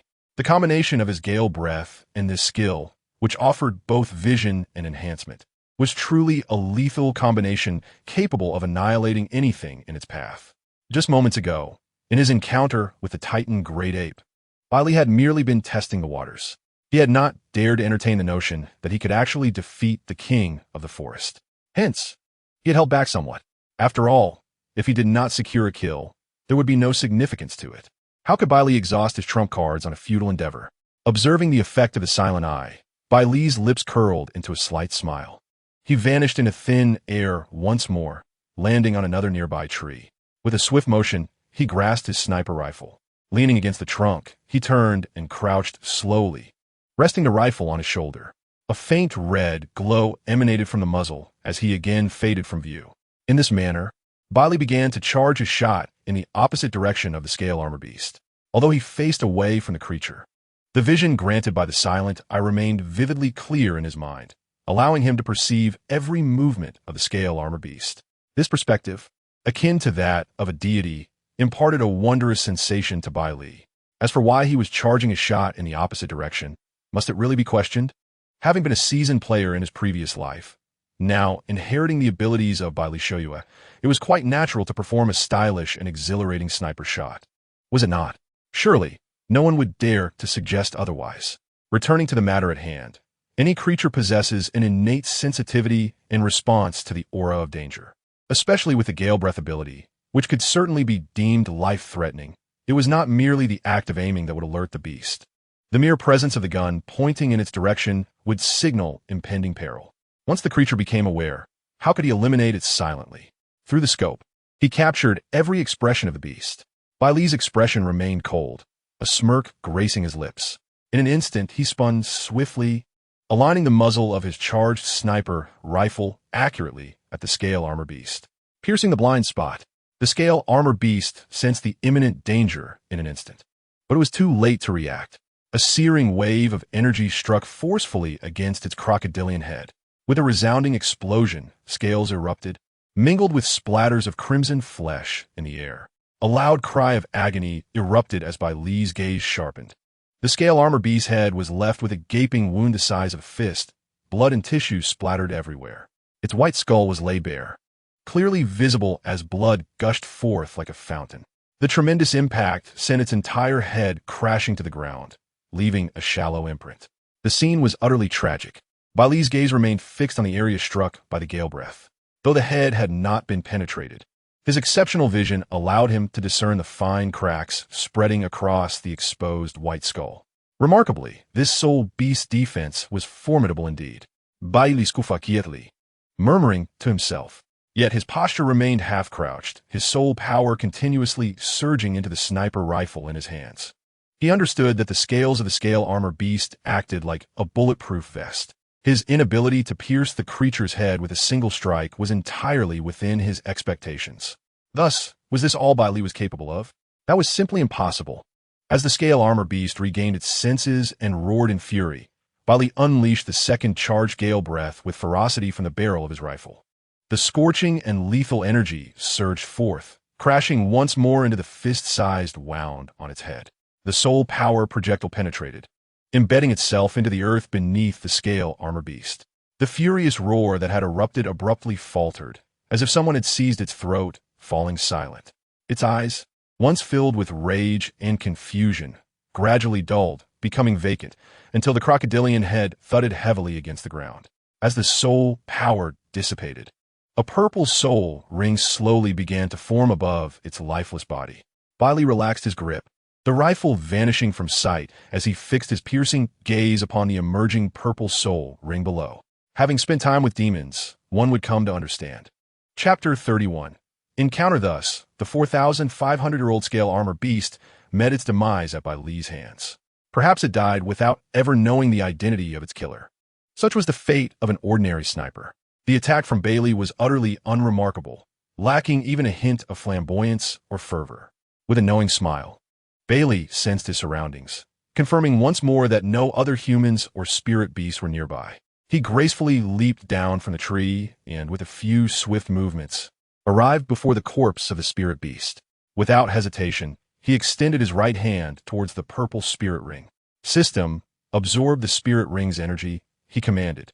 As Baili concentrated, the system's inexplicable pull returned, emanating from his hand. The purple spirit ring transformed into a wisp of ethereal smoke, which Baili absorbed in his right hand, rendering it invisible. Subsequently, he felt a surge of soul power coursing through his limbs, subtly enhancing his physique. He had reached level 40. A gleam of determination flashed in his eyes as he sensed the robust soul power within him. His current objective, a 10,000-year spirit beast. Baili slowly closed his eyes, expanding his perception, which grew slightly stronger. He nodded inwardly, suppressing his excitement. However, this area was merely the periphery of the Stardow forest, where 10,000-year spirit beasts seldom roamed. After a moment of sensing, he found no trace of such a creature and could only shake his head in disappointment. He rummaged through the carcass of the armored beast, but found no spirit bones or anything of the sort. Despite knowing the meager chances of a 1,000-year spirit beast producing spirit bones, Baili did not wish to miss even the slightest opportunity. If he were to find one, it would mean fortune beyond imagination. The armor on the beast was indeed valuable, yet he deemed it unsuitable to carry at this moment. Without lingering any longer, he glanced around and leaped swiftly into the depths of the forest. Meanwhile, within the inner circle of the Stardow forest, a small team of 7 or 8 spirit masters was besieging a young woman clad in red. The woman radiated soul power, wielding a crimson spear, her body adorned with 2 yellow, 2 purple, and 1 black spirit rings that shimmered magnificently. Behind her lay a crimson spirit beast, motionless and on the brink of death. Were it not for its labored breathing, one might mistake it for a corpse. Suddenly, the woman swept her spear, sending her attackers staggering back. Breathing heavily, she glared at the 2 leading men opposing her, asking Wu Jiang, "Wu He, what do you intend?"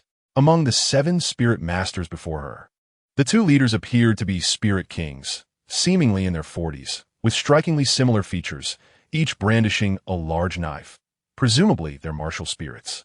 However, of the 2, only one possessed the optimal configuration of 2 yellow, 2 purple, and 1 black spirit rings, while the other bore only 2 yellow and 3 purple rings. Upon hearing her question, the man with the inferior configuration replied, "It's simple, Xiao Mingwei. The Blaze Spirit Cat is to be claimed by our Jianghe mercenary group. But Wu Jiang, I was the one who discovered the Blaze Spirit Cat first. Are you attempting to seize it by force?" Xiao Mingwei retorted, fury etched across her face. "Are you really trying to provoke a conflict between our star mercenary group and yours?" Wu Jiang let out a scoff, his expression darkening as he replied, "Have you forgotten how that 10,000-year spirit ring came beyond you?" Xiao Mingwei faltered, her gaze flickering, but she maintained her composure as she explained. "We clarified this multiple times. We were unaware that the 10,000-year spirit beast was being hunted by you. We simply encountered it by chance." "Chance?" Wu Jiang sneered, glaring at her with contempt. "Don't take us for fools. We thoroughly investigated your brother Xia Xingqian's actions." He paused, eyes narrowing. "Did you not notice that we are 2 men short today?" Xiao Mingwei faltered slightly, scanning the opposing spirit masters, her expression darkening as she fixed a steely gaze on Wu Jiang without speaking. "Didn't he see them?" Wu Jiang laughed ominously. "Rest assured they're still alive, though perhaps not in good condition." Xiao Mingwei's eyes narrowed, her brow furrowing as she sensed her dwindling soul power. She lowered her voice, conceding, "Very well. I shall yield the Blaze Spirit Cat to you." With that, she attempted to withdraw. However, a figure suddenly blocked her path. Wu He, who had remained silent beside Wu Jiang. "You cannot leave," he stated coldly. Wu Jiang's voice followed from behind. "Xiao Mingwei, we have endured humiliation for years, awaiting this moment. Next year on this day, you shall meet your end." At his command, the spirit rings on Wu Jiang and Wu He illuminated brightly as they charged towards Xiao Mingwei. "You dare!" Xiao Mingwei exclaimed, panic rising in her voice. "Wu Jiang, my brother is nearby. He will arrive soon. If you let me go, I will pretend nothing happened." "Your brother?" "He is quite busy at the moment." Wu Jiang replied ominously, swinging his large knife towards her. Xiao Mingyue's pupils dilated, and she suddenly recalled something, exclaiming, "The Red Fox mercenary group. Have you two joined forces? How is that possible? Aren't your two groups always at odds?" Xiao Mingyue's expression shifted dramatically as she struggled to fend off the onslaught from Wu Jiang and Wu He. Though she had reached level 60, she had yet to acquire a spirit ring. Faced with the full-force assault of spirit kings and a throng of spirit masters, even her self-proclaimed genius status could not withstand such an assault, especially since her strength and soul power had been nearly depleted from her earlier battle with the Blaze Spirit Cat. After only a few exchanges, several visible wounds adorned her body, blood flowing freely. Heavenly Sweep. A fierce glint flashed in Xiao Mingyue's eyes as she gritted her teeth, summoning the Black Spirit Ring's power to repel her attackers once more. Planting her spear in the ground, she gasped for breath, her icy gaze fixed on the Jianghe mercenary group, despair creeping into her expression. The members of the Jianghe mercenary group seemed to sense her exhaustion. Wu Jiang, unlike the typical antagonists in dramas, refrained from any taunts. His expression remained cold as he commanded his comrades to close in once again. Xiao Mingyue forced a bitter smile as a faint crimson hue flickered in her eyes, her aura growing colder as she raised her spear once more. Just as she moved, a resounding crack echoed through the air. Suddenly, with a shriek, one of the spirit masters from the Jianghe mercenary group was sent flying, crashing heavily to the ground, dead. The unexpected turn of events startled everyone present. Who goes there? Chapter 32. Are you planning to repay kindness with malice? All at once, everyone halted their actions, casting wary glances around them. Yet, the forest remained enveloped in an unsettling silence, devoid of any sound. Wu Jiang and Wu He exchanged a glance, their brows furrowed, and shook their heads slightly in unison. Wu Jiang's expression turned grave as he glanced at the lifeless spirit master on the ground, then at the astonished Xiao Mingyue. He called out to the surroundings, "We are members of the Jianghe Mercenary Corps. We are unaware of which esteemed spirit master has arrived. Please reveal yourself." After his words, Wu Jiang and his companions scanned the area cautiously, but the forest continued to echo with an eerie stillness, devoid of any disturbances. Suddenly, a loud crack echoed through the air. Instinctively, Wu Jiang and Wu He turned their heads to see one of their spirit masters being hurled backward, crashing heavily to the ground. He struggled momentarily, then lay still, a gaping wound resembling a fist-sized hole in his chest, blood pooling around him. A look of shock crossed Wu Jiang and Wu He's faces, for they had felt no fluctuations of spirit energy in their vicinity. Wu Jiang raised his hand decisively and shouted, "Stand guard. Gather around me. Defensive spirit masters, activate your skills." Instantly, the group formed a protective circle around the two. Among them, a defensive spirit master had already activated his skill, anxiously positioning himself in front of Wu Jiang. The others, filled with trepidation, glanced around, beads of sweat forming on their foreheads. Whoever this esteemed spirit master is, the Jianghe Mercenary Corps pays their respects. If we have inadvertently offended you, we are willing to offer our apologies. Please, reveal yourself. Wu Jiang's voice rang out once more into the stillness. As soon as his words left his mouth, a piercing sound echoed again. Another figure was sent flying by the unseen assailant. Wu Jiang focused intently and was horrified to see that it was the very defensive spirit master who had stood before him. Gasps of disbelief filled the air as they beheld the sight. This spirit master, known for his formidable defense, now lay with a similar fatal wound. How could this be? They pondered in disbelief. The assailant had effortlessly dispatched 3 individuals without them detecting a trace of his presence. Such skill could only belong to a spirit saint, or perhaps even a spirit Douluo. Wu Jiang and Wu He's eyes widened in realization, cold sweat soaking their backs. How could this happen? They had never sought out trouble and had maintained a distance from any spirit saint or higher. Why would someone target the Jianghe Mercenary Corps? A sudden thought struck Wu Jiang. He recalled rumors that the prodigious spirit master Xiao Mingyue had caught the attention of a powerful figure who had taken her as a disciple. Despite her consistent brilliance over the years, no one had seen this supposed master. Perhaps the rumors held some truth after all. As he contemplated this, Wu Jiang's gaze shifted to Xiao Mingyue, who displayed a mixture of surprise and a glimmer of joy on her face. Yet, if this powerful figure truly existed, why did he remain hidden? With his capabilities, eliminating them would be effortless. Why was he only targeting members of the mercenary corps instead of striking directly at him? A tumult of thoughts surged through Wu Zhang's mind. Perhaps they were deemed useful? Could it be that he intended for them to serve as sharpening stones for Xia Mingyue? Once she absorbed the fiery spirit cat, she would ascend to the rank of a true six-ring spirit emperor. In that case, the first to fall would undoubtedly be the Jianghe mercenary corps. Wu Zhang's countenance darkened as he glanced at the fiery spirit cat behind Xia Mingyue, a wave of foreboding washing over him. Instinctively, he dodged just in time to hear a sharp crack, catching a glimpse of a familiar arm soaring through the air before searing pain shot through his own. It was a warning. Had his intentions been seen through merely by gazing at the spirit beast? In agony, Wu Zhang let out a cry, resolved not to hesitate any longer. He summoned his spirit power and commanded, "We must leave immediately. Everyone, retreat from the Stardow forest now." He and Wu He surged forward towards the forest's edge, prompting the others to follow suit, their spirit power igniting as they raced after them, desperate to keep pace. Xia Mingyue watched the Jianghe mercenary corps flee, her gaze falling upon the lifeless spirit masters and the severed arm on the ground, her complexion paling. Though confusion still swirled within her, it appeared she had been saved. She swallowed nervously, cautiously surveying her surroundings, and murmured, "Thank you, esteemed one, for your timely rescue. I shall never forget your kindness."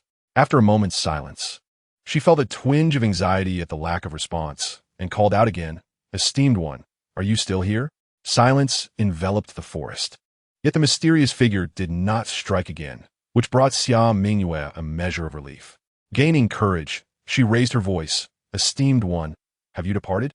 She glanced around, seeking any sign or sound, wondering if the spirit master had merely passed by and offered aid before leaving. A wave of relief washed over her. After all, having the specter of death looming nearby was hardly a comforting prospect. However, amidst her gratitude, a tinge of regret surfaced.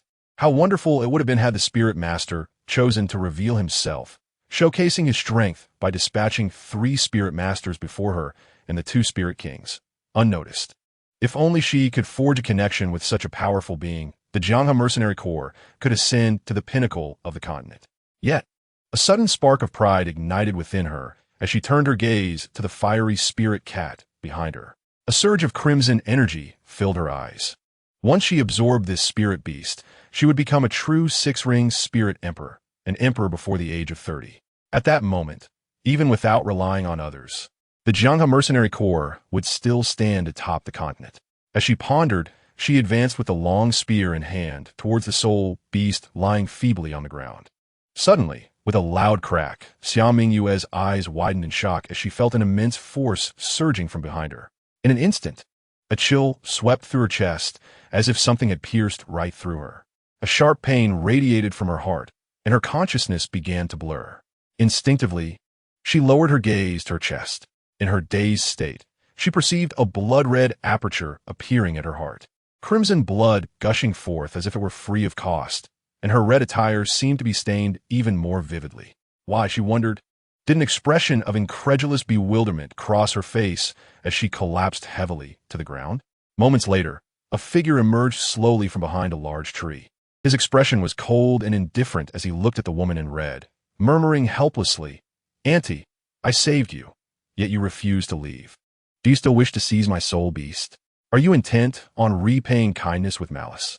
Chapter 33. The Formation of the Soul Sect. The newly emerged awakening fragment Baili suppressed his smile, his expression turning serious as he approached the fallen woman in red, his brows furrowing. In his perception, she emanated a malevolent aura of bloodthirst. This sinister energy was dense and wicked. Even from a distance, it shone like a beacon in the dark. Upon sensing this aura, a surge of murderous intent surged within him. Baili stroked his chin, contemplating a possibility, and murmured, could she be an evil soul master? TSK, a soul emperor in her 20s? Could it be that she possesses a system as well? Regardless, he concluded that this woman was far from virtuous. Over the years, he had heard of the notorious Star Mercenary Corps and the Jianghe Mercenary Corps, both of which were infamous for their ruthless deeds. Nonetheless, the prowess of these mercenary groups was indeed formidable. Soul King-level experts were esteemed guests even in the imperial court. Baili found it perplexing why they chose to linger in such a remote corner as mercenaries. With a dismissive curl of his lip, Baili turned his attention to the ailing soul beast, a fervor igniting in his eyes. A level 40 soul ring was within reach. He grasped his sniper rifle, advancing towards the soul beast. As he aimed at the blazing fire spirit cat before him, he slowly raised the gun's barrel, channeling his soul power into it. With a resounding crack, the soul beast paused momentarily before its breath faded entirely, succumbing to death. In its final gaze, Baili perceived a glimmer of relief. A frown creased his brow as he sighed, observing the multitude of wounds across the beast's body, the crimson aura dissipating. This must have been the source of its agony, rendering it immobile. Tilting his head, he gazed intently at the black soul ring forming above the soul beast, inhaling deeply. Although it had taken approximately 3,000 years longer than anticipated, around 12,000 years, he remained confident in his endurance. Moreover, he had no choice but to persevere. With a resolute glint in his eyes, Baili clenched his teeth and gradually settled into a meditative position. He extended his right hand, and with a thought, an inexplicable force emerged once more. The black 10,000-year soul ring slowly descended from above the soul beast's corpse, gradually being absorbed by Baili. At that moment, he felt a tremor course through his body as an unprecedented wave of robust soul power began to surge forth, coursing through his limbs and bones. However, the soul power was so dense and unrelenting that it caused his veins to threaten to burst. Drops of crimson blood emerged from his skin, akin to beads of sweat. Upon closer inspection, these droplets seemed to contain a faint trace of dark impurities. A sudden onslaught of intense pain surged through him, causing Baili to tremble uncontrollably. Goodness, is it truly this extreme? He thought, gritting his teeth against the agony. Indeed, it was worthy of a 15,000-year soul ring. Forcibly absorbing, it was somewhat of a strain. Despite the rupturing of his veins from the overwhelming soul power, there was no hint of panic in his eyes. With a mental command, he willed for recovery. A radiant green light enveloped his body, an overwhelming vitality manifesting. The ruptured veins swiftly mended under this life force, seemingly becoming broader and more resilient. Yet, the dense soul power within him showed no sign of abating. It continued to surge forth. The recently healed veins barely maintained their integrity for an instant before rupturing again. However, this life force persisted, ceaselessly maintaining its presence within Baili. As the veins tore once more, they rapidly healed again, creating a perpetual cycle. Gradually, Baili's veins became more robust and resilient, ultimately capable of sustaining the immense soul power. The green vitality slowly receded from his body, and, at that moment, Baili trembled once more. The sniper rifle materialized, resting across his knees. Unlike before, when it gleamed with an obsidian luster, it now bore several fiery red markings, exuding an inexplicable heat.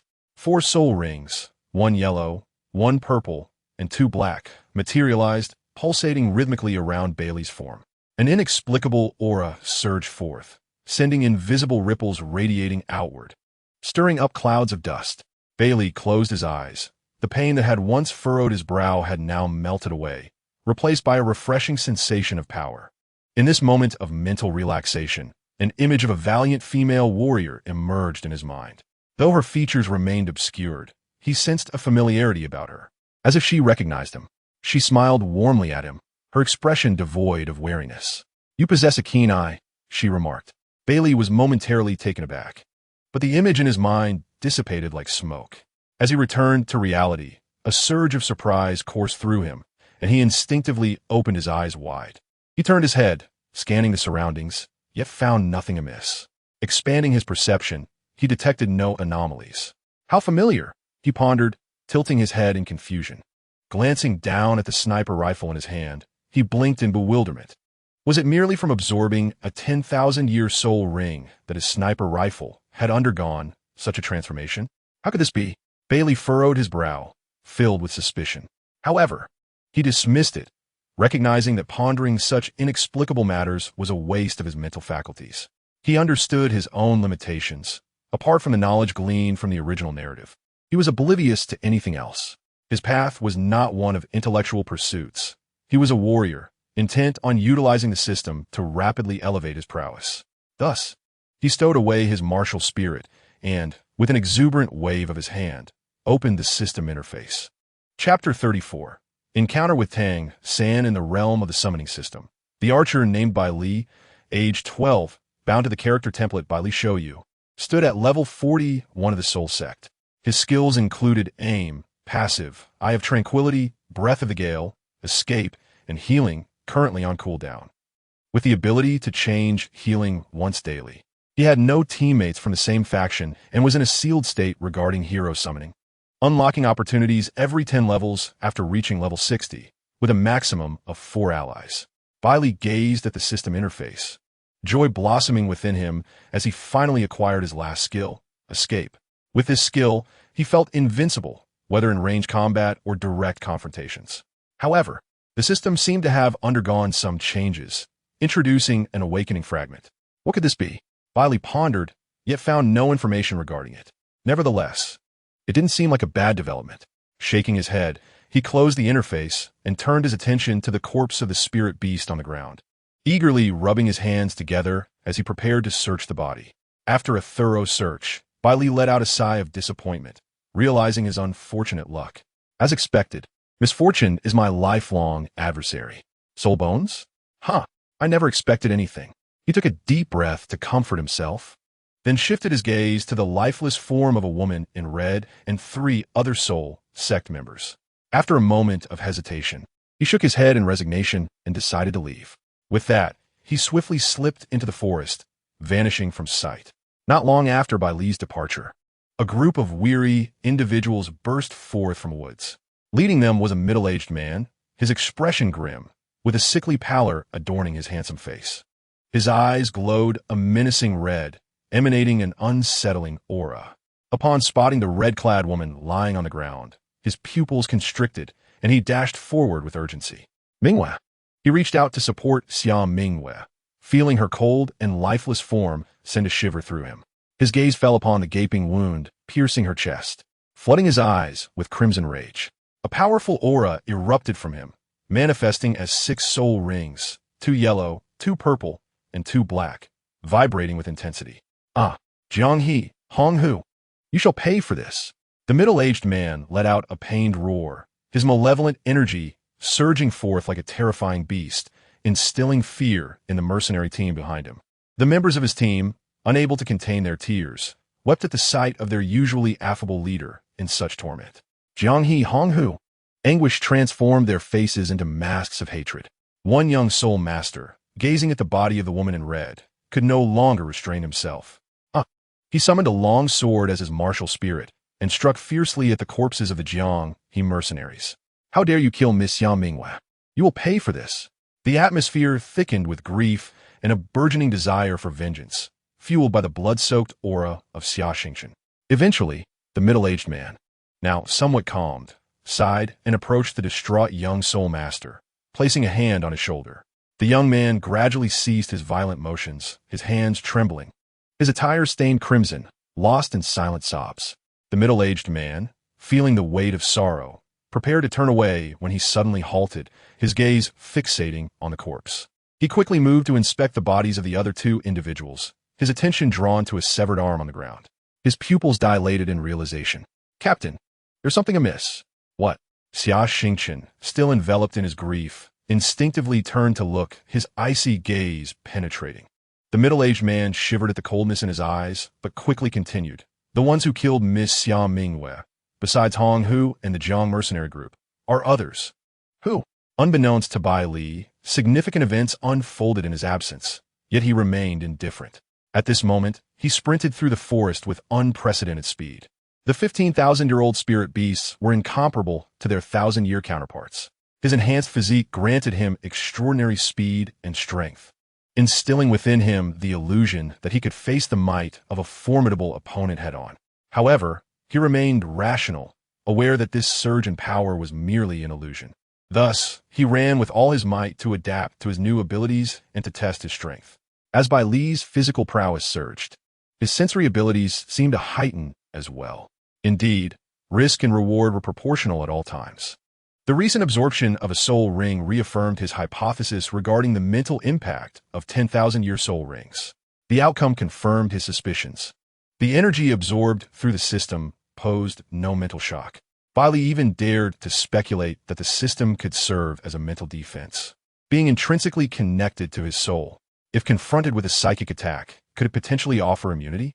Baili doubted whether anything in this world could surpass the existence of such a system, though he often criticized its inadequacies.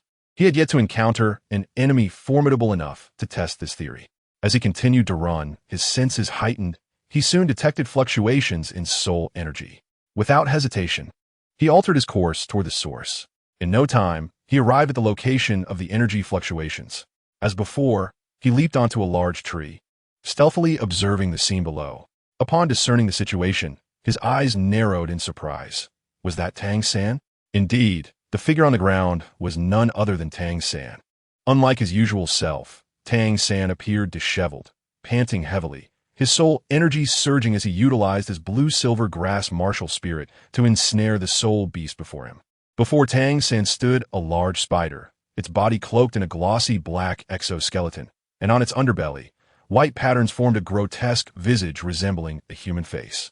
This was Tang San's initial external aid, the human-faced demon spider. The spider's legs exuded corrosive properties, although Tang San's blue-silver grass possessed a paralyzing effect. It was utterly ineffective. The blue-silver merely served to slightly impede the spider's advance. At present, Tang San had yet to reach level 30, and his stamina was nearly depleted from the prior exertion against the Titan giant ape. His soul power was also dwindling. Nevertheless, Tang San remained composed, and upon realizing the futility of his martial spirit, he opted to abandon its use. Instead, he engaged the human-faced demon spider in a tactical dance, employing the Ghost Shadow Misty Steps along with the hidden weapons in his possession. The Ghost Shadow Misty Steps, in conjunction with the Xiantian skill, consumed minimal soul power. As he continuously launched concealed projectiles in search of weaknesses, he pondered his strategy. Observing from a nearby tree, Bai Li was taken aback by Tang San's remarkable fortune in encountering this fearsome creature. Watching Tang San's agile skirmish with the human-faced demon spider, a flicker of inspiration ignited within Bai Li. Instinctively, he grasped his sniper rifle, hesitating for a moment as he licked his lips. After a prolonged moment of contemplation, Bai Li clenched his teeth decisively, crouching down and resting the rifle upon his shoulder. Suddenly, Bai Li's movements faltered slightly, a sense of disappointment washing over him. However, he swiftly redirected the rifle to target the human-faced demon spider opposite Tang San, unleashing an attack imbued with searing heat. The strike arrived instantaneously, catching both the spider and Tang San off guard, delivering a resounding blow to the creature's impenetrable back. A thunderous explosion echoed as the immense force of the impact slammed the spider to the ground, creating a sizable crater in its wake. Dust billowed, accompanied by waves of scorching heat radiating outward. Tang San's eyes shimmered with purple as he was startled by the sudden turn of events. He instinctively evaded the swirling debris and scorching air, turning his gaze toward the human-faced demon spider. There, he beheld the creature, now prone and struggling weakly. A massive, gaping wound marred its back, flesh and blood in disarray. Not only that, the wound cleaved through the entirety of the spider-esque form, leaving a charred gash the size of a fist on its abdomen, exuding a burning aura. The once impervious exoskeleton that had remained unscathed against Tang San's earlier attempts lay shattered into countless fragments, with a searing essence swirling relentlessly around the injury. This is... Tang San's pupils constricted as he recognized the familiar wound, instinctively glancing toward the forest. Indeed, Bai Li emerged, no longer concealing his presence, calmly walking forth from the trees with his sniper rifle in hand. Bai Li, Tang San exclaimed, astonished. He had not anticipated that Bai Li would intervene on his behalf. Despite both being students of Shrek Academy, their past conflicts rendered their relationship fraught with tension. Tang San harbored considerable animosity toward Bai Li, especially after the latter's previous threats against Xiao Wu. Moreover, Bai Li's esteemed lineage further compounded Tang San's feelings of inadequacy. Though he typically exhibited humility and caution, he held a profound pride within, confident in his exceptional talents. Among his peers, none could rival his prowess. The fact that he had successfully cultivated the blue silvergrass, once deemed a useless martial spirit, and emerged as a standout among his contemporaries, earned him the title of genius. Yet, upon encountering Bai Li, he felt overshadowed. Thus, he had long regarded Bai Li as a target to surpass, determined to eclipse him regardless of his prestigious background. This was the mindset that fueled Tang San's ambition to showcase the brilliance of the Tang sect to the world, believing no one could obstruct his path. Consequently, witnessing Bai Li's aid left Tang San momentarily dazed. Why would Bai Li, who had always been at odds with him, choose to save him? Furthermore, Bai Li had been the first to pursue when Xiao Wu was captured. A torrent of conflicting emotions surged within Tang San, accompanied by a wave of inexplicable shame as he regarded Bai Li with a complex gaze. Bai Li, unfazed by Tang San's presence, approached the incapacitated human-faced demon spider, scrutinizing the creature that writhed in agony, its vitality waning. He nodded in satisfaction. Although he was uncertain of the circumstances, the enhanced potency of his sniper rifle had evidently yielded a more explosive and burning effect. Excellent. A glimmer of delight flashed in Bai Li's eyes. Meanwhile, Tang San, feeling dismissed as Bai Li disregarded him entirely to inspect the soul beast, felt his expression stiffen. The shame that had just surged within him dissipated, replaced by a simmering anger. His countenance darkened, fists clenched tightly, as he glared at Bai Li's retreating form. How infuriating! Even you choose to ignore me? The events of the day had shattered the pride Tang San had held onto for so long. He had felt powerless when confronted by the Titan giant ape, and now, witnessing Bai Li effortlessly subdue the very spider that had left him in disarray, he questioned his own strength. Was he truly so feeble? Did his lack of power warrant such humiliation from Bai Li? A burning resentment ignited within him. One day, you shall regret this. At that moment, Tang San's desire to grow stronger surged with unprecedented intensity. Unbeknownst to him, Bai Li turned his attention to another direction within the forest, where sounds of movement heralded the arrival of 3 figures emerging from the trees. It was none other than Meng Iran and the dragon snake couple, whom he had encountered earlier. The imposing presence of Long Gong, adorned with 8 soul rings, emanated a formidable aura that compelled Tang San to instinctively take a step back, anxiety coursing through him as he regarded the newcomers. Upon their arrival, the dragon snake family immediately spotted the human-faced demon spider, now incapacitated on the ground. Long Gong's heart raced, yet he soon discerned that the creature was merely immobilized, not deceased, prompting a sigh of relief. His gaze shifted to the 2 individuals present. Before he could speak, his granddaughter exclaimed in delight, "Bai Li, what are you doing here?" Bai Li, upon seeing the trio, broke into a smile and replied, "Sister Meng Iran, it is a pleasure to see you again." As he spoke, he turned to greet the dragon and snake couple politely. "Greetings, esteemed seniors," the dragon and snake. "Ah, it's Baili," replied Snake Lady, a smile gracing her lips. Dragon Lord looked at Baili with a hint of confusion. Noticing this, Snake Lady leaned in and whispered a few words in his ear. Dragon Lord's expression shifted, his gaze now filled with astonishment as he addressed Baili. "You are Baili? A 12-year-old soul master of level 39? Baili chuckled softly, lightly nodding before shaking his head. Dragon Lord furrowed his brow, bewildered, until Baili explained with a smile. "I am indeed Baili, but I am not a level 39 soul master." "Huh?" The gathered individuals paused, taken aback by Baili's words. Even Tang San cast a puzzled glance at him. Meng Iran instinctively inquired, "Baili, didn't you tell me earlier that you were a level 39 soul master?" That was indeed the case, Baili affirmed with a smile. "Then why didn't you finish your sentence?" Meng Iran seemed to connect the dots, her eyes widening in realization. The others, not lacking in intellect, quickly grasped Baili's implication, staring at him in disbelief. Baili did not disappoint. A grin spread across his face as his soul power surged. 4 soul rings appeared, 1 yellow, 2 purple, and 1 black. He looked at Meng Iran with a twinkle in his eye, saying, "Thanks to Sister Iran, after our competition, I encountered certain events. After a fierce battle, my soul power has now reached level 40. Just moments ago, I fortuitously came across a critically endangered 10,000-year soul beast, perfectly suited for my soul ring." At this point, Baili paused, blinking playfully. "Thus, I am now a level 41 soul master." Chapter 36. Tang San at level 30 what? Impossible. A 12-year-old soul master. Bailey's declaration struck the dragon and snake couple and Tang San like a thunderbolt, leaving them momentarily speechless, instinctively gasping in astonishment. The dragon and snake couple stared incredulously at the black soul ring adorning Baili, their pupils dilating in shock. A 10,000-year fourth soul ring? They exchanged glances, each reflecting the profound astonishment they felt. Truly a prodigy. Dragon Lord gazed at Baili, his eyes ignited with an uncontainable fervor. If only he could join our dragon and snake clan. Tang San, witnessing Baili's soul rings, let out an involuntary exclamation, standing transfixed before the sight. A 10,000-year soul ring. How could it be? Why had he once again made a breakthrough? The theories derived from years of research by his master regarding the limits of soul rings. Why did they hold no relevance in his case? Could it be that the hidden clans truly possessed such formidable strength? Or was it that his master's theories were flawed? Tang San's mind churned tumultuously, and as he observed Baili's soul ring configuration, the envy he had long concealed within began to surface.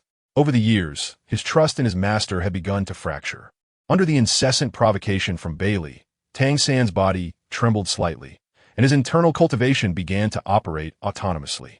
It felt as if something within him had been pierced, and a wave of soul power surged forth unexpectedly.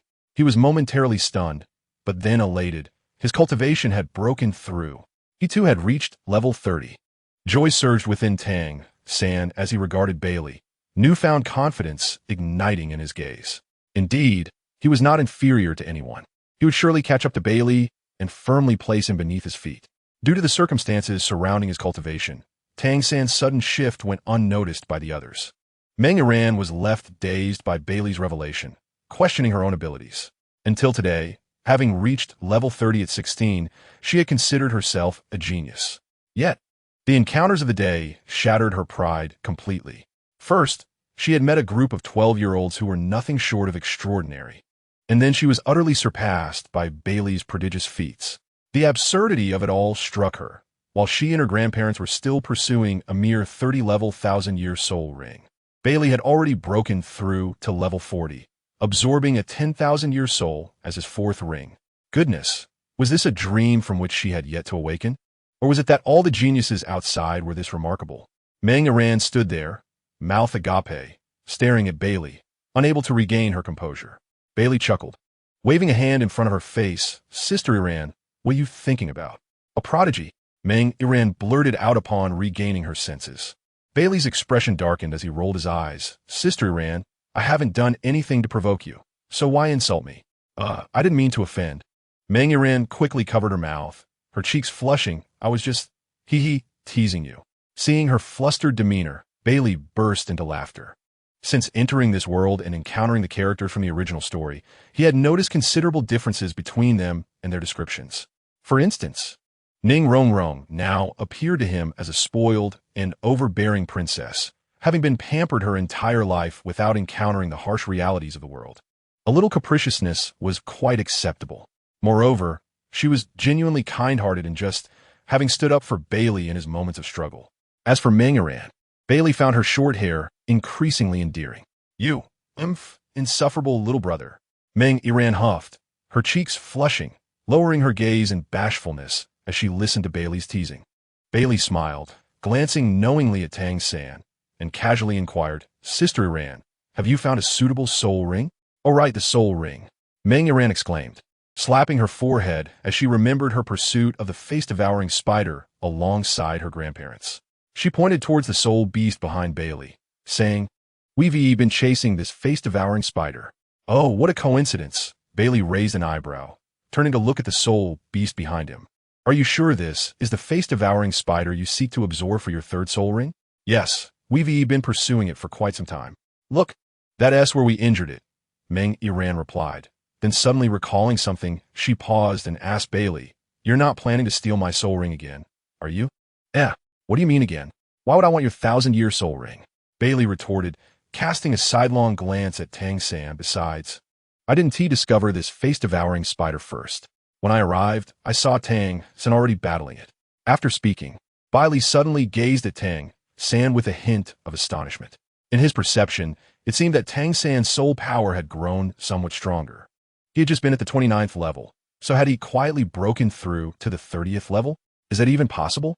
Baili inwardly cursed, and moreover, within his powerful perception, it inexplicably felt as though Tang San's hostility towards him had intensified.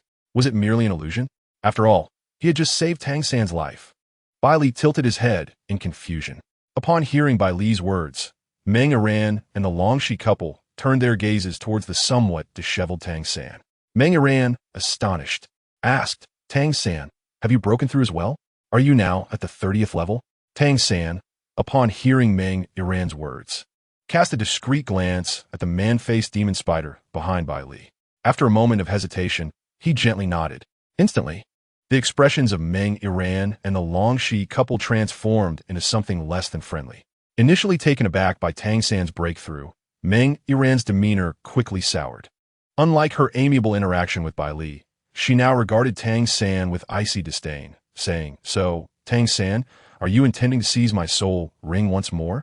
At the same time, Long Gong, the Title Douluo, exuded a formidable aura, his gaze sharpening as he fixed it upon Tang San.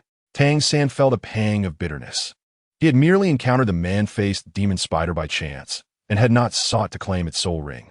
Yet now, having reached the 30th level, the opportunity to obtain such a rare soul beast was tantalizing. This man-faced demon spider was over 1,000 years old, but certainly not beyond 2,000 years. His teacher had once mentioned that the upper limit for a third soul ring is around 1,760 years. Thus, this man-faced demon spider was perfectly suited for his third soul ring. However, if he were to speak the truth, he would be relinquishing a chance that was almost within his grasp. He was unwilling to concede. He yearned for strength. As these thoughts coursed through his mind, Tang San clenched his teeth and forced a bitter smile, saying, Miss Meng Iran, I had no idea it would be so fortuitous. When I encountered this man-faced demon spider, I was unaware it was the prey you had been pursuing.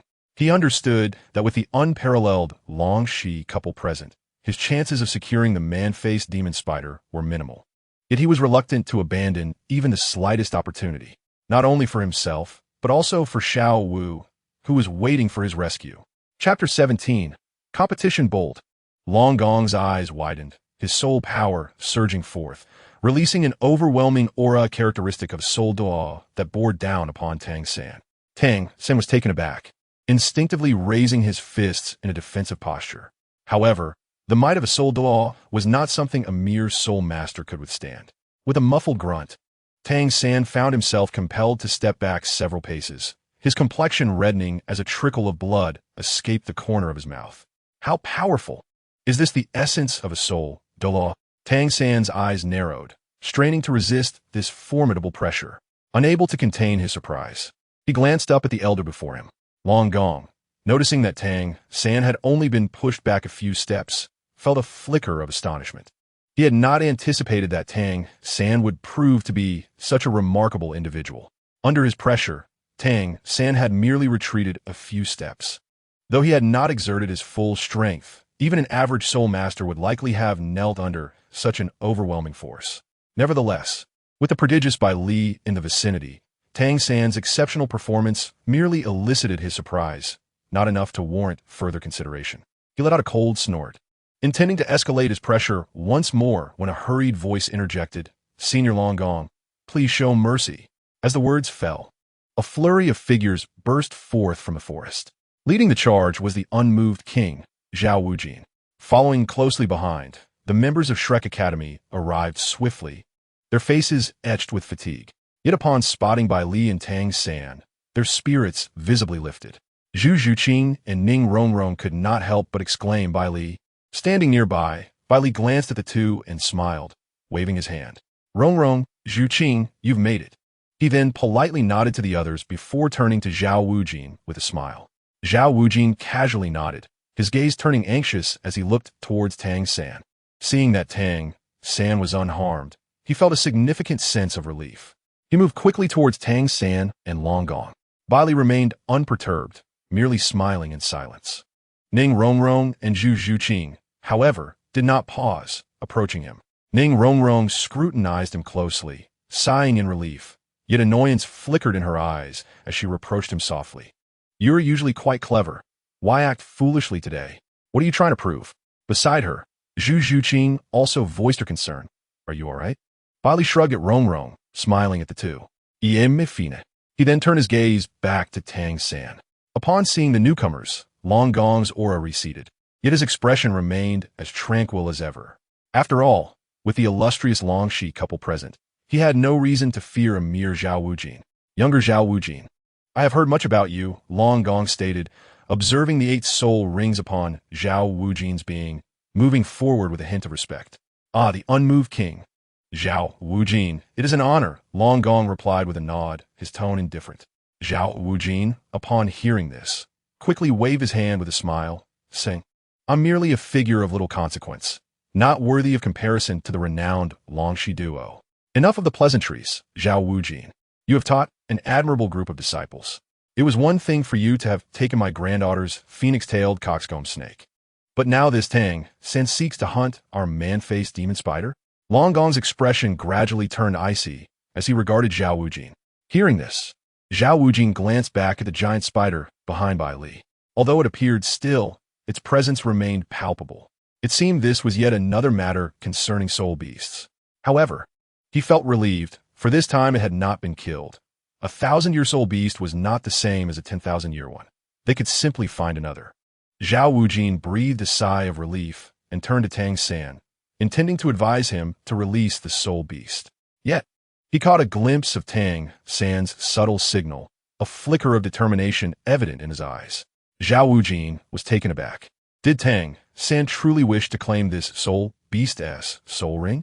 Was there something extraordinary about this soul beast? With Tang San's intellect, he certainly understood the current situation. His actions must be justified. After all, Tang San was a disciple of that esteemed figure. When it came to knowledge about soul beasts, none could rival him. Zhao Wujin maintained his composure, yet internally felt exasperated. "Little San, you truly know how to present me with challenges," he murmured with a wry smile.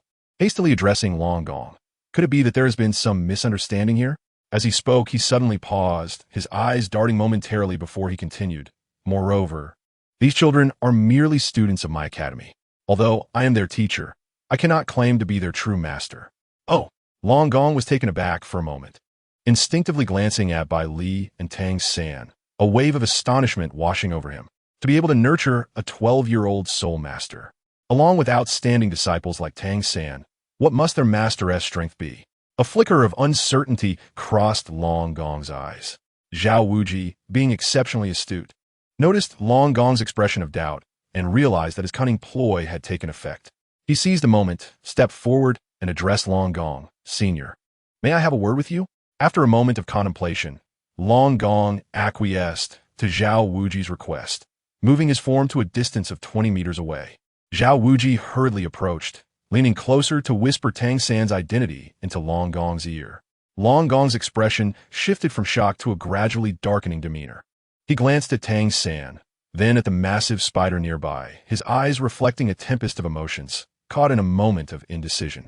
How frustrating. Was he to relinquish this soul beast to Tang San? Yet, if he did not, that man might pursue them relentlessly. Long Gong's eyes flashed with a menacing glint, causing Zhao Wuji to flinch involuntarily. However, the ferocity in Long Gong's gaze was fleeting. He regarded Zhao Wuji and then fell into silence. The reputation of the unmoved king was well known, and he and Snake Lady were not entirely confident they could contain the situation. Furthermore, they were at the forest's edge. Should their actions be exposed, the entire Longxi clan would face ruin. Yet, the thought of allowing this human-faced demon spider to escape left him deeply unsettled. Just as he wrestled with his turmoil, a voice suddenly broke through. "Are you debating the ownership of this soul beast?" Bai Li's words instantly captured everyone's attention, and they instinctively turned to face him. Under the scrutinizing gazes of the crowd, Bai Li appeared slightly bashful, scratching his head with a smile as he said, "Before we proceed, I have something I wish to share with you all." "What is it?" Long Gong inquired, approaching with a look of curiosity. Bai Li glanced at Meng Aran and then at Tang San, smiling as he remarked, "I took a quick look, and this human-faced demon spider has lived for over 2,200 years. So, are you all considering it as your third soul ring?" "What?" Tang San's expression shifted dramatically as he dashed toward the human-faced demon spider. Chapter 38. Sister Ran, please wait a moment. Tang Sen approached and began to scrutinize the spider meticulously. One must acknowledge that the master had conducted thorough research on soul beasts. Although his theories were constructed from the experiences of predecessors, he had nonetheless retained substantial knowledge. Under the master's unreserved guidance, Tang Sen had learned quite well. Therefore, after examining the spider closely, his complexion turned ashen. The human-faced demon spider truly seemed to be, as Bai Li had stated, at least over 220 years old, 500 years beyond the theoretical limit for a third ring. Gasp! Tang Sen inhaled sharply, a wave of dread coursing through him. He had previously estimated the spider's age to be around 1,800 years, likely exceeding the master's stated limit by a small margin. However, with the strength of his Xiantian skill and his lifelong physical conditioning, he had been confident he could endure it. This was especially true considering that the spider was known for its exceedingly fierce soul power. Had it been a gentler soul beast, even one under 2,000 years, he would have been willing to attempt it. Yet this human-faced demon spider, exceeding 2,000 years, left him acutely aware that his chances of withstanding it were less than 10%. Had Baili discovered this sooner, then either he or Meng Iran would surely have been overwhelmed by the powerful and violent soul energy inherent in this ring. As this realization struck him, Tang Sen could not help but glance back at Bai Li, his heart a tumult of emotions. Was this yet another instance of being saved? Moreover, was Bai Li's understanding of soul beast superior to his own? A shadow flickered in Tang San's eyes. Is it true, Lil San? What Bai Li said? Zhao Wuji asked anxiously after Tang San's inspection concluded. Tang Sen pursed his lips, observing the crowd's eager gazes upon him, and reluctantly nodded. It is true. This human-faced demon spider has indeed exceeded 220 years. Moreover, that figure will not diminish. Earlier, due to the spider's sudden appearance and its extreme rarity, he had momentarily overlooked the precise identification of its age. Ah, it truly exceeds 220 years? Zhao Wuji exclaimed, feeling a pang of regret. Doesn't that mean it surpasses the maximum age for a third soul ring? As Zhao Wuji spoke, he turned a glance at Long Gong, who wore a grave expression. Long Gong stepped forward to scrutinize the beast as well. While his understanding of soul beasts did not match that of the master, who dedicated himself to their study, as a soul Douluo, he had seen enough to recognize the truth. After careful examination, he confirmed that this soul beast had indeed surpassed 2,000 years. Silently lamenting the loss, he nodded in agreement with Bai Li and Tang San's assessment, accepting that it had indeed exceeded the maximum age for a soul master to absorb a third ring. What a shame, he mused. Yet, amid his disappointment, he felt a wave of relief. After all, this alleviated the need to risk offending that individual in pursuit of the soul beast. Zhao Wuji stepped closer to Tang San and quietly asked, "So what about this soul beast?" Tang San hesitated briefly before shaking his head with resignation. The human-faced demon spider is unlike other soul beasts. Its soul power is exceedingly violent and domineering. A 1,000-year human-faced demon spider possesses a level of ferocity comparable to that of other 2,000-year soul beasts. This is why human-faced demon spiders are so rare and are referred to as premium soul rings. As Tang Sen explained, he cast a reluctant glance at the human-faced demon spider, sighing as he continued, "Had this spider been around 1,800 years, I might have dared to attempt it. However, with its age exceeding 220 years, I possess no confidence whatsoever." Upon hearing this, Zhao Wuji could not help but feel a sense of regret. He placed a reassuring hand on Tang San's shoulder, saying, "It's all right. We can seek another suitable one." After comforting Tang San, Zhao Wuji awkwardly glanced at Long Gong. Although his face flushed, he felt a tinge of embarrassment and cleared his throat, attempting to lighten the mood. Senior Long Gong? Long Gong snorted coldly, interrupting Zhao Wuji. The memory of Zhao Wuji attempting to leverage that person's identity against him ignited a fury within Long Gong, leaving no room for goodwill. He no longer paid attention to Zhao Wuji and turned directly to Meng Iran, saying, "Iran, this soul beast has exceeded the age limit for a third soul ring. Let us go. Grandfather and grandmother will help you find a more suitable one." Huh?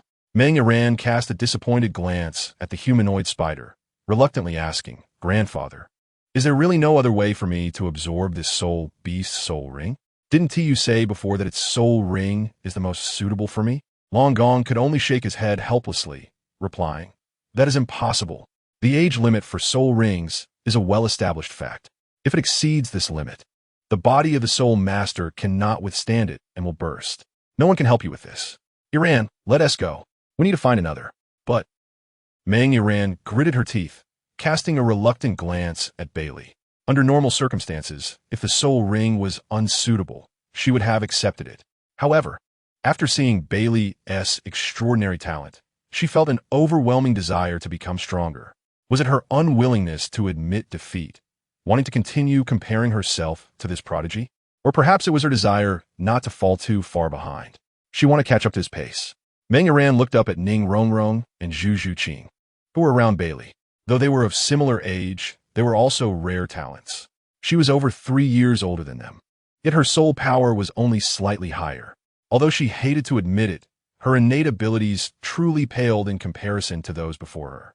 One must understand that only those who are exceptional can stand among the exceptional.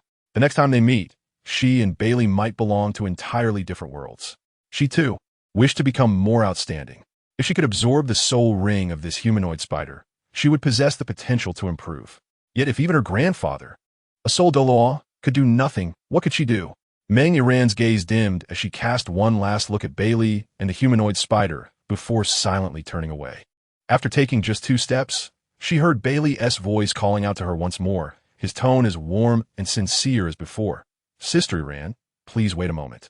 Mang Iran turned back in surprise to see him smiling, looking at her earnestly. "Sister Iran, do you truly wish to absorb this soul beast's soul ring?" "Yes." Mang Iran instinctively nodded, a hint of bitterness in her voice as she replied, "But what can I do?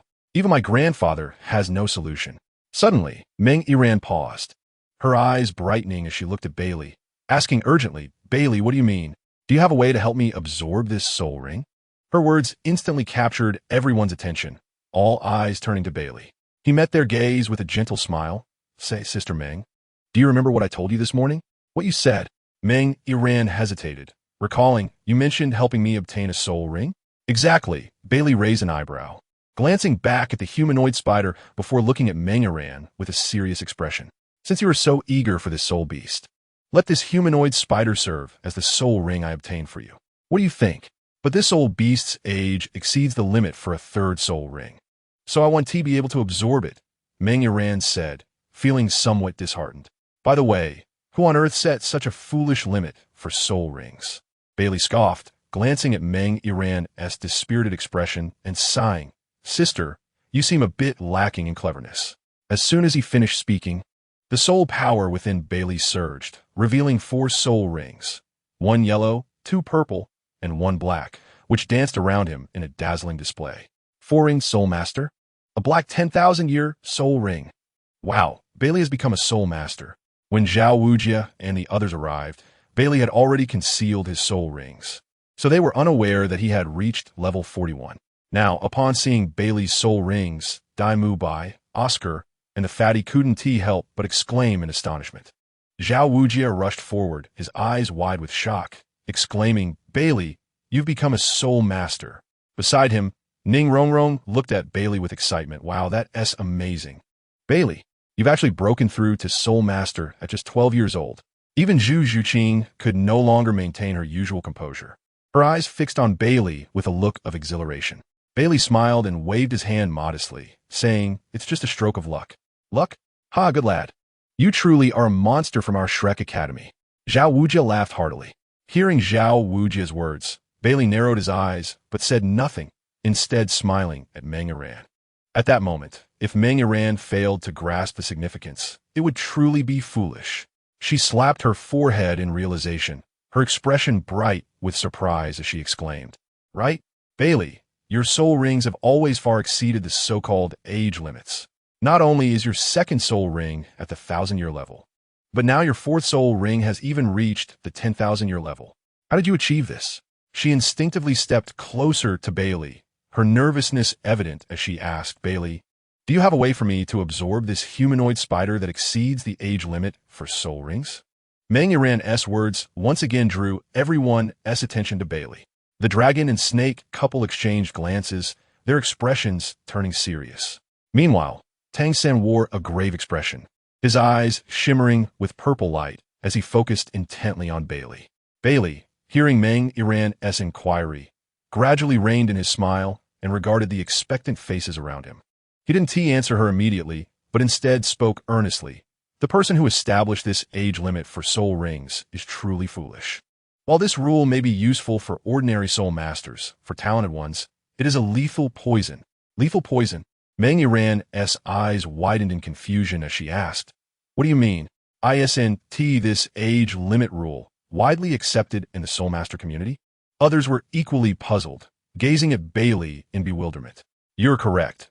This rule is indeed recognized by the soul master community and has been adhered to by many. However, no one has ever stated that this rule applies to talented soul masters."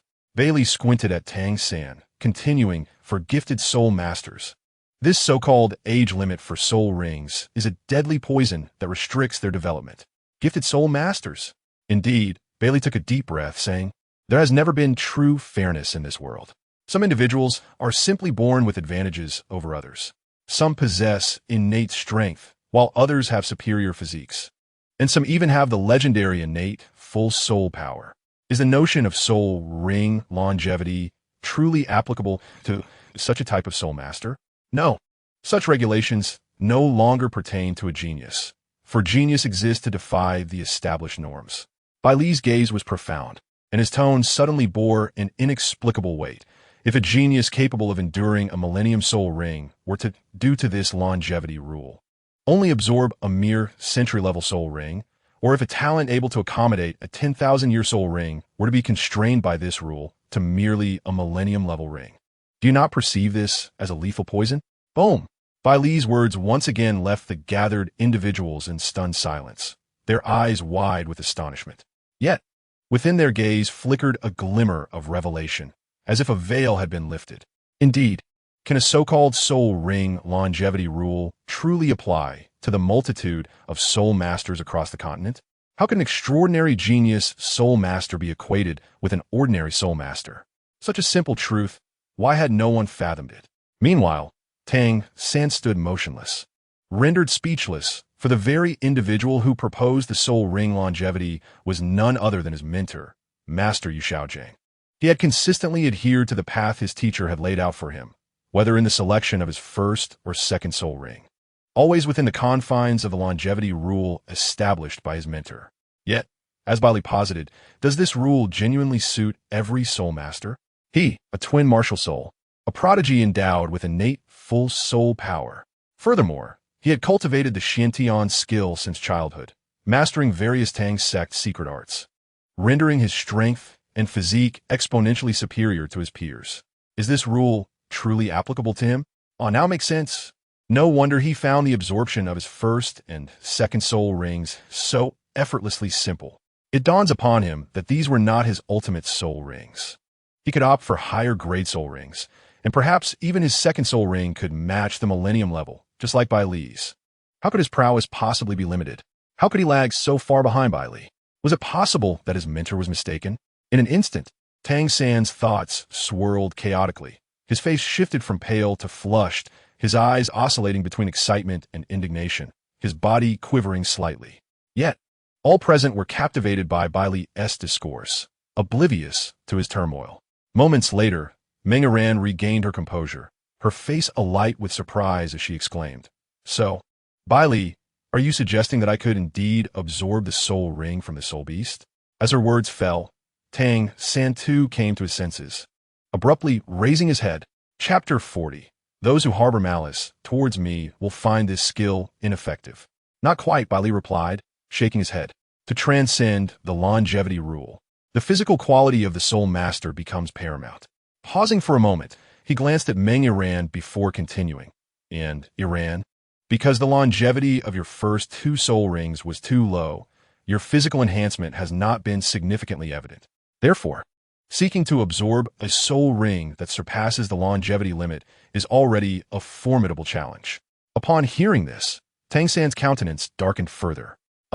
Meng Iran's expression fell instantaneously, her head drooping in disappointment as she sighed. So is still not possible? However, Bai Li smiled, stating, Since I have declared my intent to gift this soul ring to you, I indeed have a method that you could try. Baili, are you serious?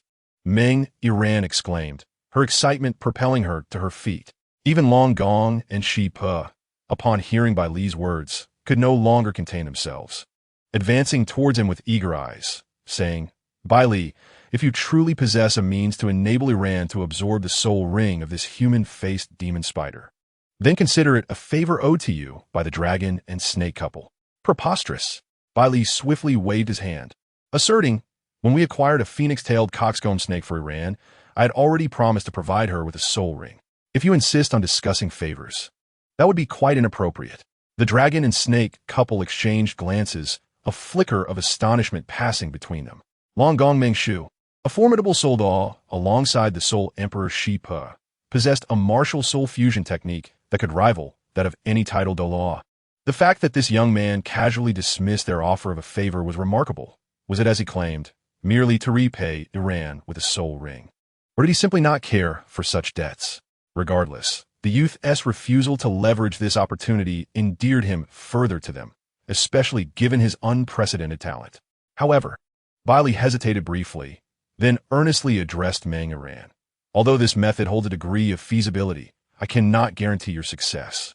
The inherent dangers, dear Iran, I urge you to contemplate carefully. As he spoke, he cast a pointed glance at the dragon and snake couple behind her. Before Meng Yiran could respond, Zhao Wujie, unable to restrain himself, quickly pulled Bai Li aside and whispered urgently, Bai Li, do you truly have a way to assist others in absorbing soul rings? Well, it depends on the circumstances, Bai Li replied, glancing at him. Zhao Wujie's eyes widened in disbelief. Is it really possible? He then surveyed the dragon and snake couple and Meng Yiran, hastily advising, Bai Li, you're being foolish. Why help her? Xiao San has reached level 30. You could aid Tang San in absorbing this soul ring instead. You and Tang San are both from Shrek Academy. Surely, you should prioritize your own. My own? Bai Li squinted at Zhao Wujie, then chuckled. Zhao Laoshi, it's not that I do not wish to aid Tang San, but rather that I am unable to. Did I not mention that it depends on the circumstances? What circumstances? Zhao Wujie paused, then recalled something. I know you and Tang San had a bit of a falling out, but that is all in the past. Now that you're classmates, you should be helping each other. Bai Li sighed. Zhao Laoshi, I truly cannot assist him. To be frank, my method is quite simple. As he spoke, Bai Li turned to address the approaching Shrek group.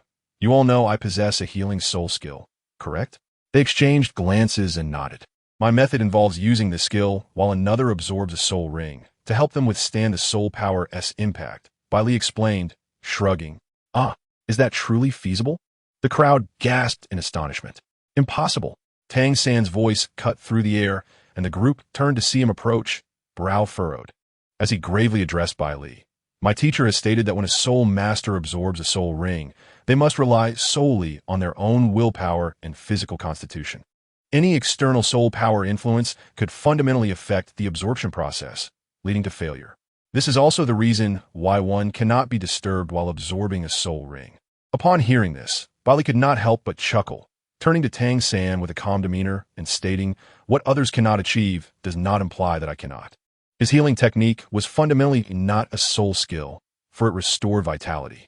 Do you comprehend the intrinsic value of vitality?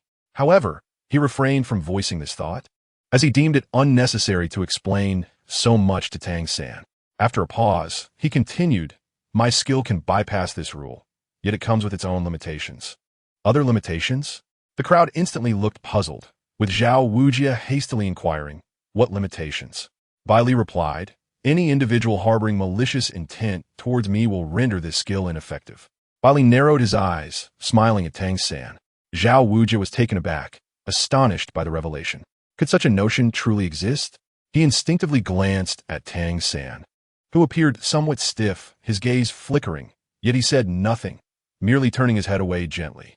Meanwhile, the chubby boy and Dai Mubai also exhibited somewhat unnatural expressions. In that moment, Zhao Wujie understood. He awkwardly tugged at the corner of his mouth, turning to Bai Li, intending to speak, but noticed Bai Li had already walked towards Meng Yiran. Zhao Wujie opened his mouth, unsure of what to say, and could only let out a resigned sigh. With disbelief, he muttered, Does such a soul skill that can perceive malice truly exist? At this moment, Ning Rongrong's eyes darted back and forth, shifting constantly between Tang San, the chubby boy, and Dai Mu Bai, occasionally glancing at Zhao Wujia, lost in thought.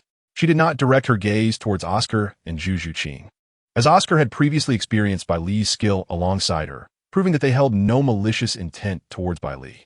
As for Zhu Zhuqing, Bai Li was her savior, and they had known each other the longest. There was no way she could harbor ill will. If Bai Li's words rang true, observing the expressions of these individuals, it seemed they all despised Bai Li. What heinous act had Bai Li committed to provoke them?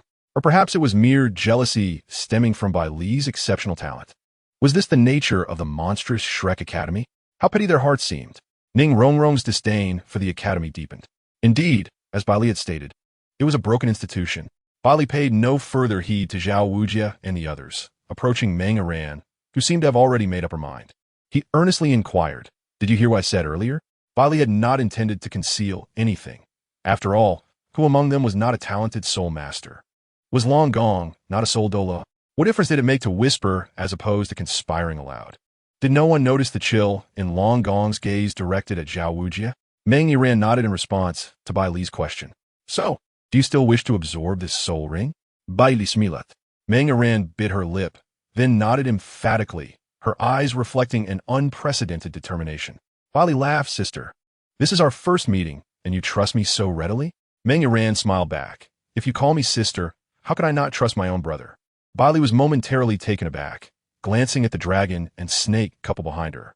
They exchanged glances, hesitating briefly, before Long Gong nodded. "Then let us heed Iran's decision." Upon hearing this, Bai Li gradually subdued his smile and looked earnestly at Meng Iran. "Sister Iran, I ask you once more, are you truly resolved? This may be arduous and painful. Do you possess the courage to persevere?" "I can," Meng Iran replied steadfastly, locking eyes with Bai Li. Chapter 41. Meng Iran becomes a soul master. "All right," Bai Li nodded, then turned to glance at the weakened face demon spider, stepping back a few paces. "Let's begin." "Sister Iran." Meng Iran nodded affirmatively, summoning her martial soul, the serpent staff. Taking a deep breath, she struck down fiercely at the face demon spider. The face demon spider, having endured Bai Li's relentless attacks, finally gasped its last breath. A violet soul ring began to coalesce above its lifeless body. Zhao Wujia and the others, witnessing the formation of the soul ring, exchanged glances and let out resigned sighs. Zhao Wujia was particularly regretful, lamenting his offense towards the illustrious dragon and snake couple, realizing that in the end, Tang San had also failed to acquire the soul ring. This realization made Zhao Wujia's teeth clench in frustration. He cast a sidelong glance at Bai Li, his expression darkening. This was all Bai Li's fault. Had it not been for Bai Li's meddling, he would not have offended the dragon and snake couple. Moreover, he had betrayed his own academy, choosing to assist an outsider over his fellow students. How foolish he had been to previously regard Bai Li so highly. A treacherous wolf indeed. He resolved to teach Bai Li a lesson when the opportunity arose. After Meng Iran vanquished the soul beast, she did not immediately absorb the soul ring. Instead, she sat cross-legged, gradually regulating her body's condition. Only when she felt her state restored to its peak did she open her eyes and look at Bai Li. Bai Li nodded, offering an encouraging gesture. Yet he expressed his concern. "Sister Iran, remember, your willpower is your greatest strength." Meng Iran nodded, then closed her eyes, beginning to draw upon the millennium-level soul ring for absorption. The soul ring of the face demon spider, infused with a violent energy, shimmered with a blend of purple and black. Upon Meng Iran's invocation, it seemed to have awaited this moment, eagerly rushing towards her as if a river flowing into the sea. The rich purple-black light enveloped Meng Iran completely. Feeling the immense surge of soul power, the dragon and snake couple, along with Zhao Wujia, felt their expressions grow serious. Such a powerful fluctuation of soul power, they thought. Realizing this was no ordinary face demon spider of merely over 1,000 years. At that moment, Meng Iran, seated on the ground, felt a powerful and ferocious soul power surge into her body like a searing flame, scorching her from within. She shuddered, unable to suppress a mouthful of blood. The onlookers changed their expressions, tension rising as their eyes fixated on Meng Iran. Long Gong instinctively took a step closer, only to be pulled back by his partner, who exchanged a knowing glance with him. Long Gong then looked towards Bai Li, who remained unaffected, his expression calm and steady as he focused on Meng Yuran, as if all of this was anticipated. Seeing this, Long Gong took a deep breath, his concerns alleviating slightly, and continued to watch over Meng Yuran.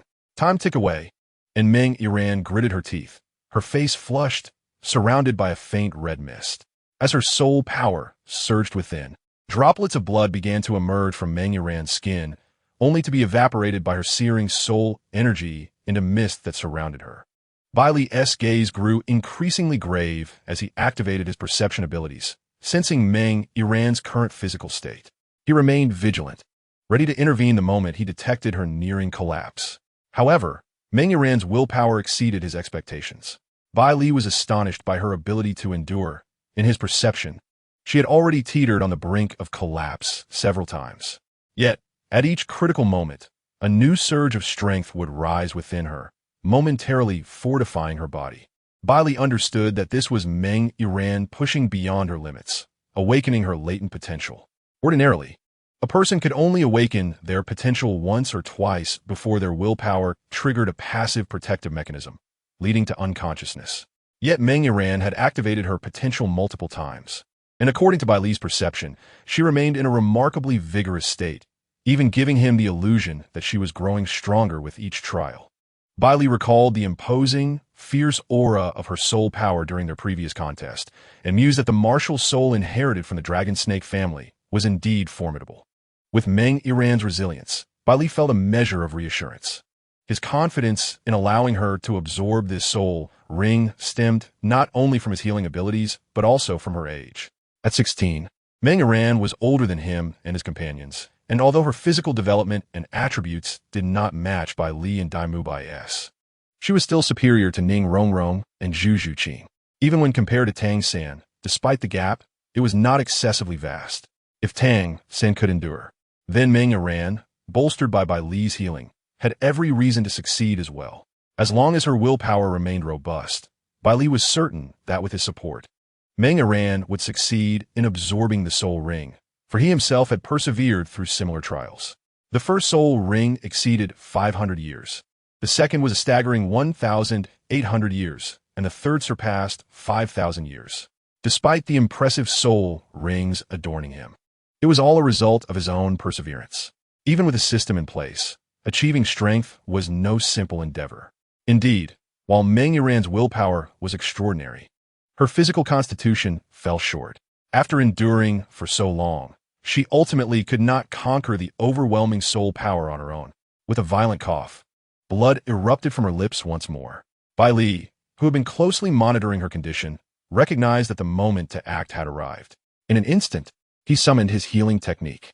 7 beams of green light materialized from the 7 individuals present, enveloping Meng Yuran, who was desperately striving to tame the formidable soul power.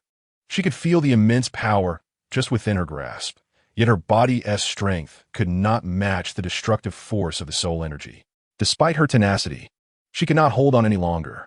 A surge of frustration welled within her. Just a little more power, she pleaded silently. Suddenly, a powerful vitality surged forth, invigorating her spirit.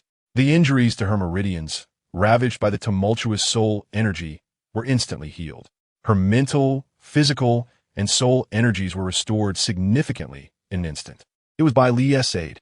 Moments later, a potent aura radiated from Meng Yuran, and her soul rings materialized. Yellow, purple. The third soul ring transformed from light to deep hue, stabilizing at last. The third soul ring had been successfully condensed.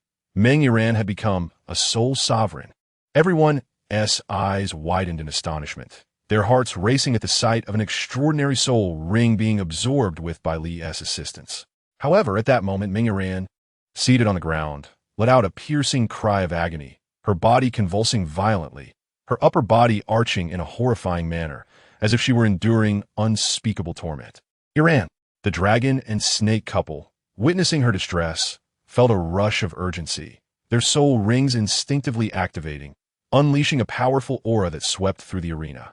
Caught off guard, the members of Shrek, save for Zhao Wuji and Bai Li, were pushed back several steps by the overwhelming force. Baili, what is happening? She has already succeeded in absorbing the soul ring, hasn't she? The snake lady implored, her expression one of concern. Do not panic. This may not necessarily be a bad sign. Baili quickly gestured for the dragon and snake couple to remain calm, his gaze fixed intently on Meng Iran, an expression of excitement flickering across his face. With a renewed cry of pain, Meng Iran's clothes tore as her back contorted for bulging protrusions, each the size of a fist, emerging ominously. It appeared as though something were about to burst forth from her back. Blood droplets began to seep from her skin, her body trembling in agony. Iran, hold on, Baili shouted anxiously, yet the light in his eyes grew brighter. Suddenly, with a sound reminiscent of tearing muscle, 8 deep purple appendages erupted from the protrusions on her back. The onlookers gasped, wide-eyed at the sudden transformation. In mere moments, the deep purple limbs extended over 1 meter in length, with joint-like structures forming at their ends, continuing to grow until they ceased. Meng Iran's body was now suspended in mid-air by these 8 deep purple appendages, her expression tranquil, eyes closed as if in slumber. Ningrongron kaspet instinctively. Her eyes widening as she exclaimed, "Those are the legs of that spider, aren't they?" The crowd exchanged glances between Meng Iran's new appendages and the soul beast behind her, both strikingly similar, though Meng Iran's were considerably smaller. "This is astonishing," the dragon exclaimed, his gaze fixed on the 8 spider legs, a glimmer of realization dawning within him. Could it be? Indeed, this is the external soul bone. Baili gazed at the 8 spider legs behind Meng Iran and finally exhaled in relief. Upon hearing Long Gong's voice, he couldn't help but smile and spoke aloud. External soul bone. The members of Shrek Academy exchanged puzzled glances. Even Tang San furrowed his brow, fixated on Meng Iran's figure without uttering a word. Is it truly? A glimmer of ecstatic joy flickered in Long Gong's eyes, and his tone became animated. Baili, I have only heard of soul bones, but never of external soul bones. What exactly is this? Ning Rongrong inched closer, casting a curious look towards Baili. External soul bones are a wondrous existence, a special entity apart from the 6 major categories of soul bones. I cannot elucidate the specifics. However, within the realm of soul masters, there exists a most precious ranking known as the Soul Master Dream List. The external soul bone consistently occupies the 2nd position, second only to the nearly mythical 100,000-year soul ring.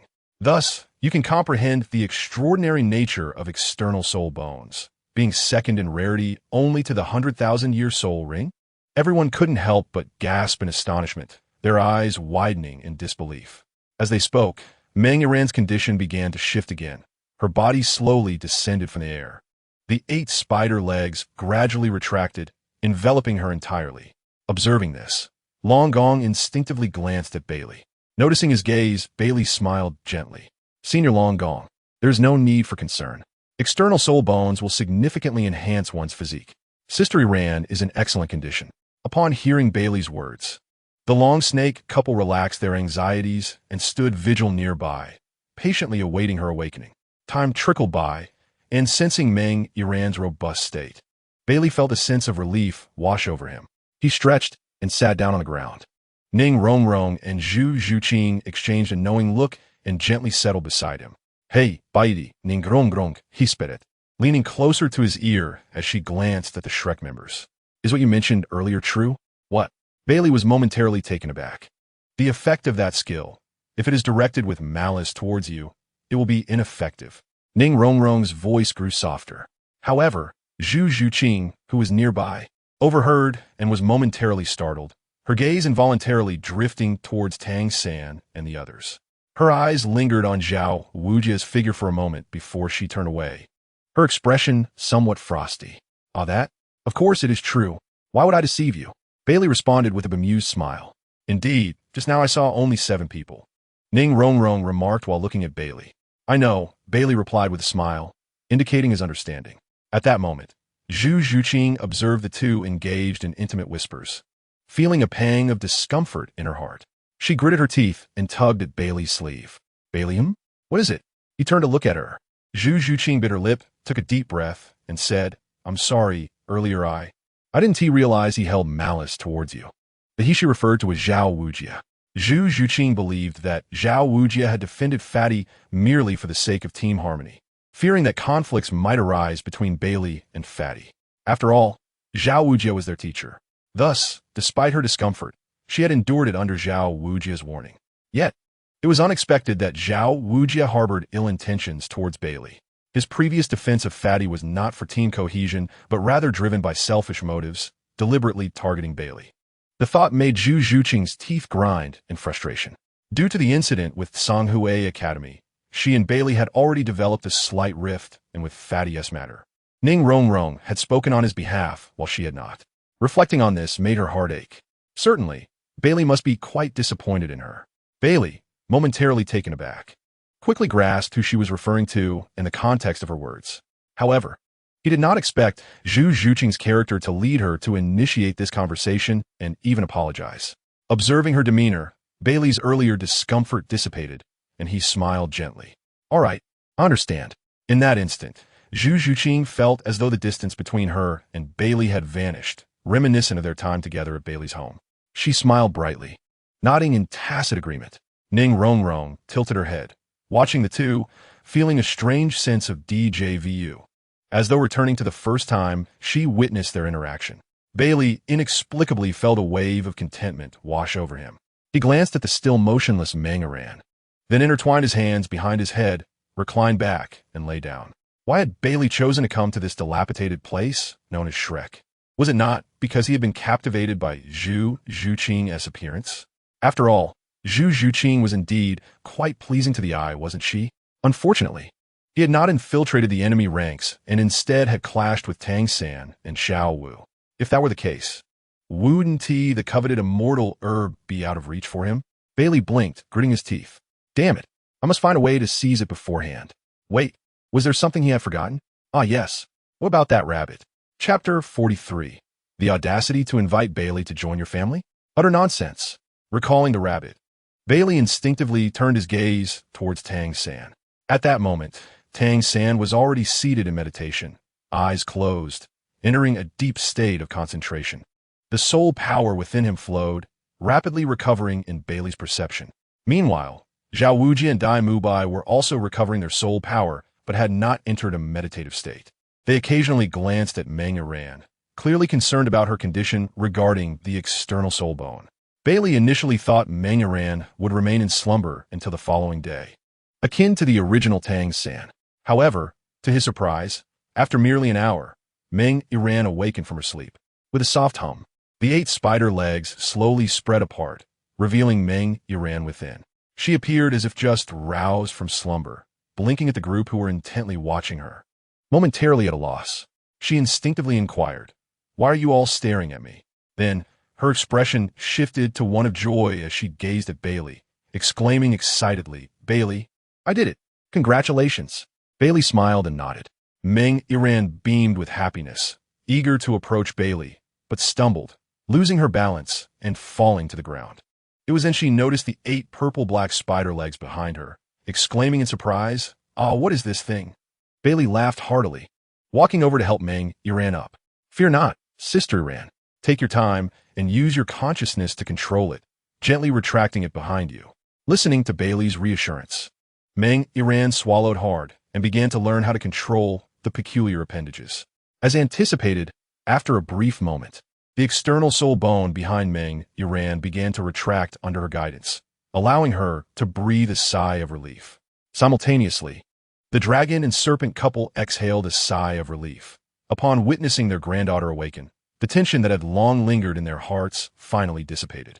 Dragon Gong, with an expression of delight, was about to approach when Sheepa once again pulled him back, urging him to wait. "What's the matter?" Dragon Gong turned to her in confusion, only to see her rolling her eyes before signaling with a glance. Following her gaze, Dragon Gong noticed Bai Li earnestly explaining the intricacies of the external spirit bone to Meng Iran. Enlightenment dawned upon him, and he understood Sheepa's intention. Thus remaining silently in place, observing the two, Bai Li diligently conveyed all he knew to Meng Iran, then exhaled in relief, smiling as he said, "That should be about it. Sister Iran, just practice more in the future." "Thank you, Brother Bai Li," Meng Iran replied, her eyes glimmering with gratitude. "There's no need to thank me. Your ability to absorb this spirit ring is solely due to your own willpower. And this external spirit bone is a blessing brought forth by your good fortune, Bai Li remarked, waving his hand dismissively. Just as he finished speaking, Bai Li felt a shadow darting towards him.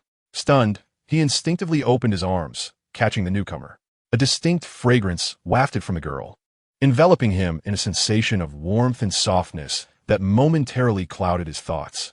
"Thank you, Brother Bai Li," Meng Yiran's gentle voice, accompanied by a warm breath, reached his ears, causing his entire being to feel a bit weak. Yet, before Bai Li could fully comprehend the situation, the soft figure withdrew a few steps, standing before him with a rosy complexion and sparkling eyes. In an instant, Bai Li's face flushed crimson, akin to a steamed shrimp, as he felt an overwhelming heat rise from his head. His hands and feet fumbled, and he stammered, "And no, it's just that I didn't T-react in time." Meng Yiran, noticing Bai Li's flustered demeanor, couldn't help but cover her mouth, laughing heartily. "You look so adorable right now, Brother Bai Li. Are you feeling shy?" As she laughed, her gaze inadvertently flicked towards Zhu Zhuqing, whose expression had turned cold, and Ning Rongrong, who was puffing up in indignation beside her. "Ahem, no. I just didn't respond quickly enough." Bai Li coughed lightly, silently reprimanding himself for his lack of composure before managing to regain his usual smile. Just as Meng Yiran was about to say something, a light cough interrupted them. The dragon and serpent couple had approached.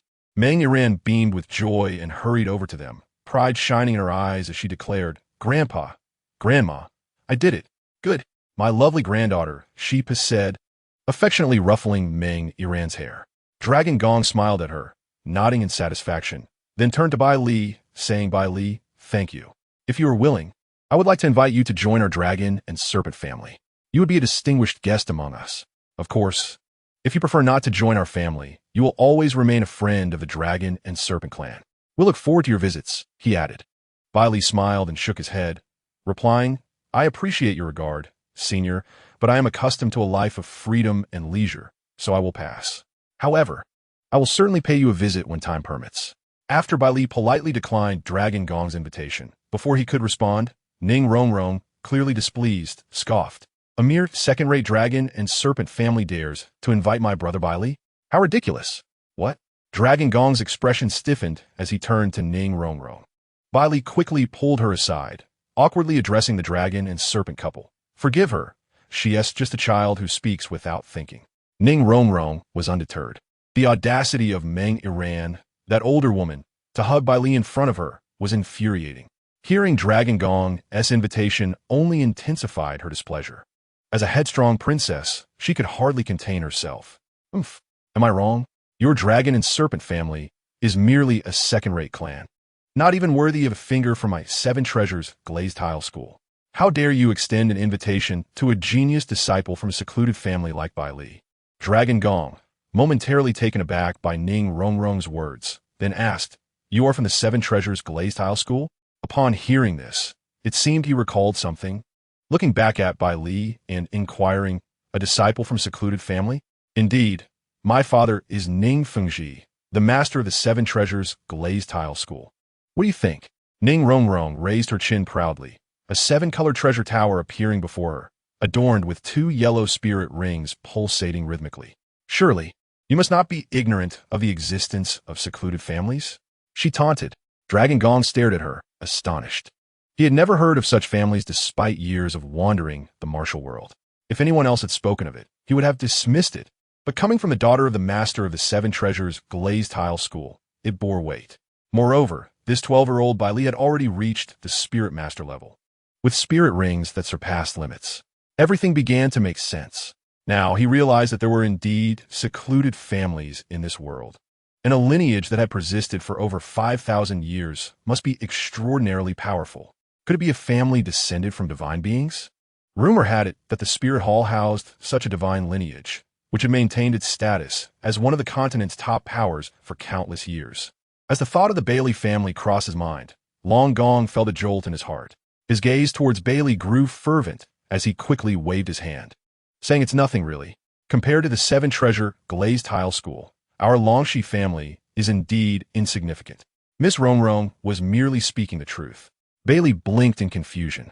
tilting his head slightly. Was Long Gong really this easy to converse with? Although the seven-treasure glazed tile school was formidable as Title Douluo, could he truly be belittled by a mere girl? However, he had just assisted Mang Yiran in acquiring the soul ring of the face-snatching demon spider and an external soul bone. Surely, it was out of regard for him. Was it not?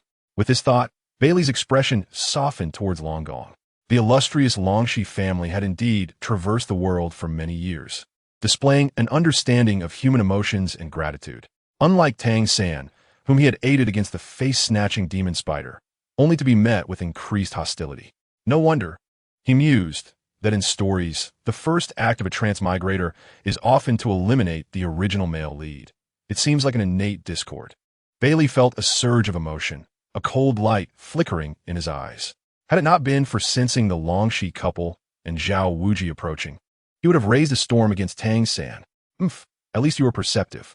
Meanwhile, Ning Rongrong, listening to Long Gong's words, proudly lifted her chin. All right, Baili shot her an exasperated glance. This little demoness still required some discipline. Long Gong was showing her kindness, yet she dared to overstep? Foolish Ning Rongrong. If you became a Title Douluo, you could be as arrogant as you wished, but for now, you have yet to even attain the rank of Soul Master. It's all right. I was indeed a bit abrupt earlier. Please remember to visit our Longxi family when you have the time, Long Gong said with a smile. Certainly, Baili replied with a nod. Very well, we shall await your presence. Iran, Long Gong beamed at Baili, and then motioned to Meng Iran, who had been standing behind him. Blushing, we must take our leave now. Say farewell to Baili. At that moment, Meng Iran hurried over, her eyes widening in surprise upon hearing her grandfather's words. Ah, are we leaving already? She cast a reluctant glance back at Baili. Is there any other choice? Long Gong chuckled, ruffling her hair. We've been out for quite some time, and now that you have obtained your soul ring, it is time to return. Oh, Meng Iran pouted, looking at Baili. Baili, brother, I'm going back now. Be careful on your way, Baili replied with a smile and a nod. Meng Iran bit her lip, her cheeks flushing deeper. After a moment's hesitation, she said, Baili, brother, don't forget to visit our Longxi family. I'll be waiting for you. All right, Sister Iran, I will remember. Baili's heart swelled with joy at her words. Hearing this, Meng Iran could not suppress her happiness and vigorously nodded at Baili. Well then, we shall take our leave. At this moment, Snake Lady approached with a bright smile, nodding towards Baili. Baili politely returned the gesture and waved farewell as the three of them headed towards the exit of the Stardow Forest. Watching their figures fade into the distance, Baili's gaze flickered. The soul ring of the face-snatching demon spider and the 8 spider lances had been entrusted to Meng Iran. Now, how would you dance, Tang San? Hey, they're out of sight, and you're still lost in thought. Ningrongrong kremarket. Her tone laced with envy as she observed Baili staring at the departing Meng Iran. Snapping back to reality, Baili scratched his head and laughed. I wasn't staring. Just pondering some matters. What matters? Ningrongrong presedon. Nothing of significance. Ning Rongrong shot him a fierce glare.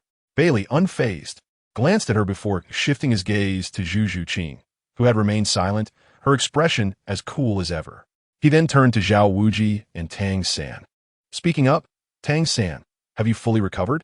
Are you still planning to pursue that rabbit?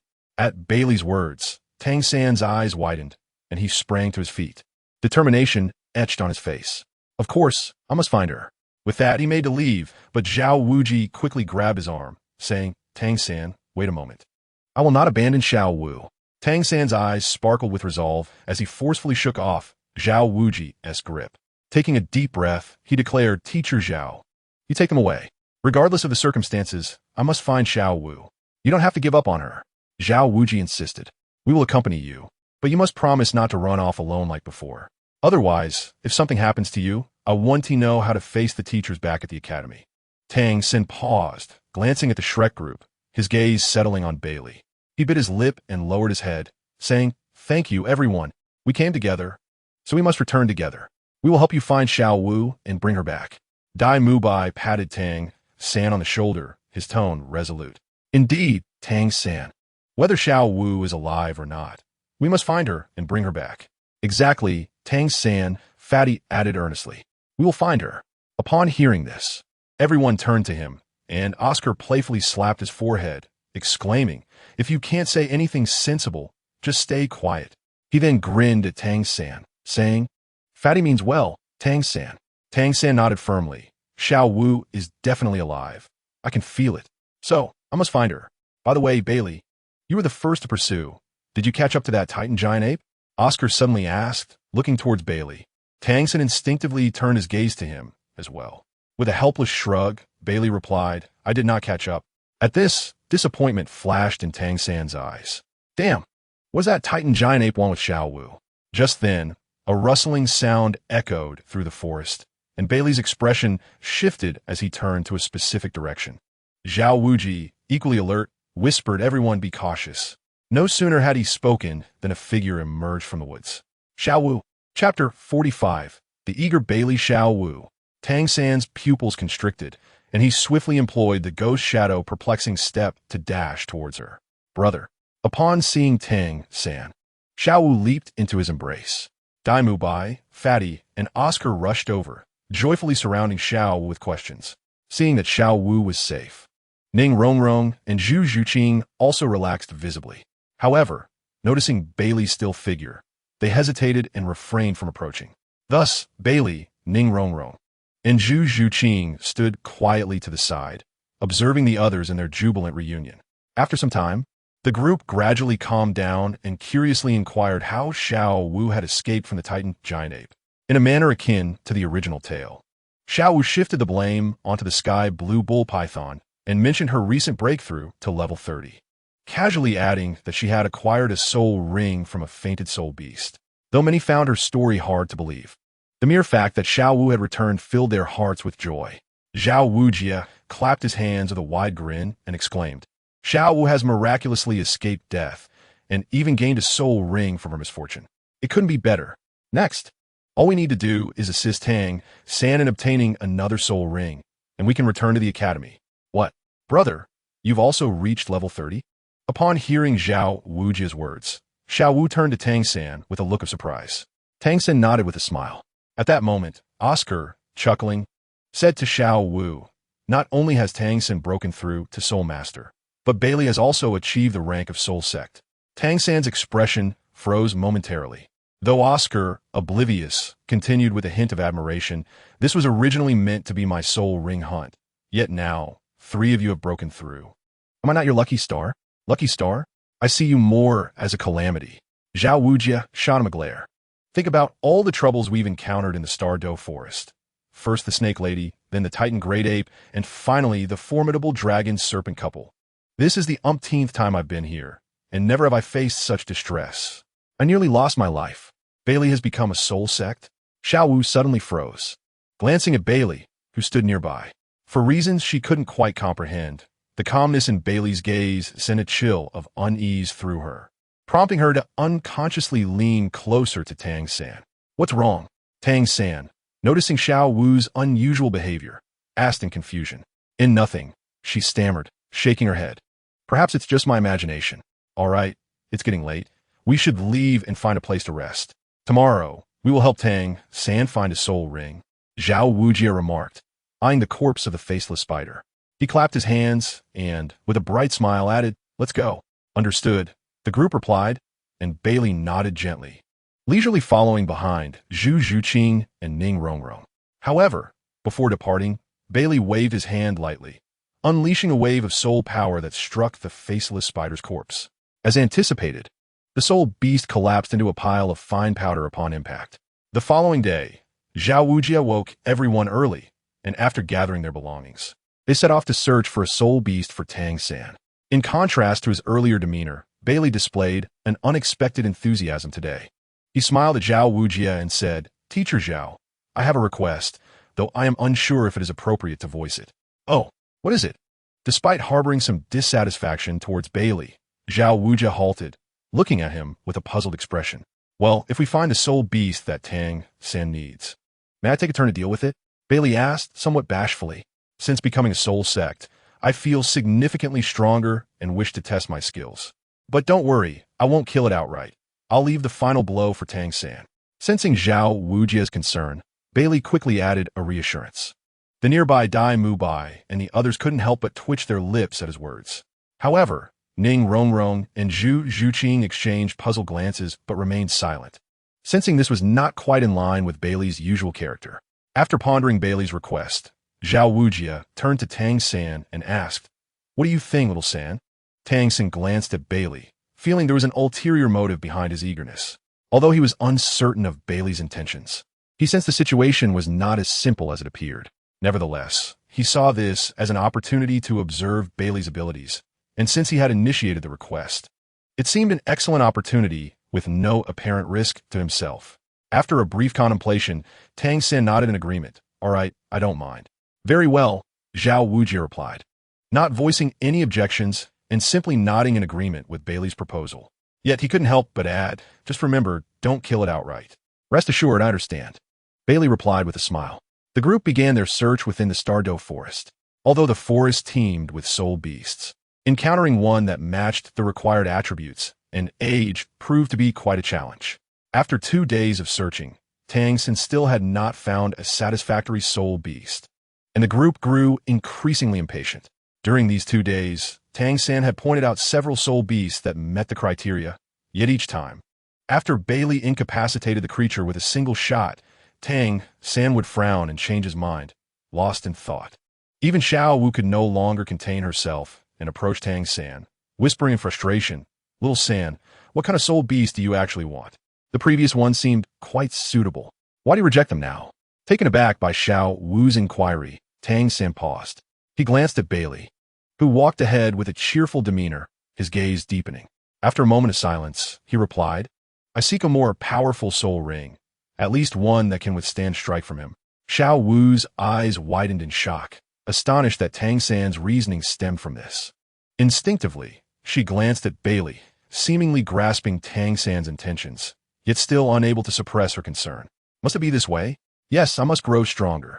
Taking a deep breath, Tang San looked at Xiao Wu with resolute determination. "I refuse to endure the helplessness of losing you again. I must become stronger to protect you better."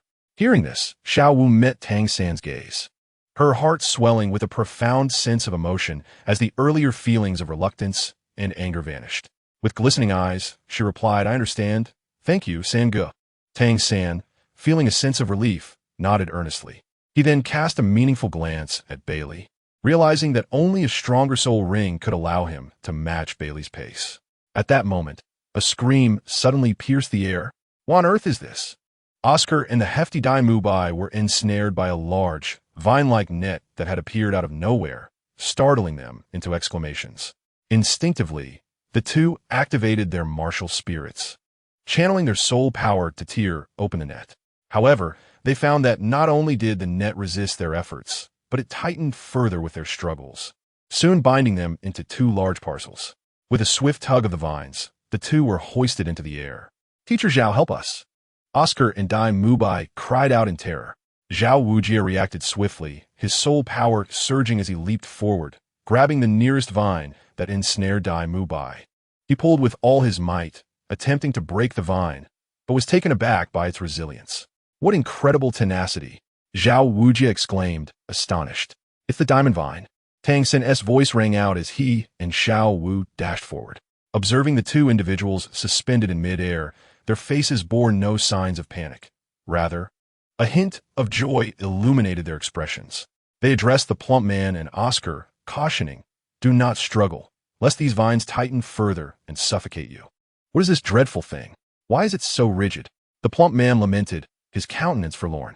"The diamond vines are a type of plant-based soul beast," one clarified. "Their tendrils are extraordinarily resilient, making them impervious to conventional weaponry." Tang San's expression brightened as he continued. "The age of the diamond vine is primarily assessed by its coloration and the leaves on its branches. This particular vine is purple and bears 2 leaves, indicating it is over 2,000 years old. A millennium level." The crowd gasped in astonishment. Tang San waved his hand dismissively and elaborated. "Although the diamond vine is a plant soul beast, it differs from others in temperament.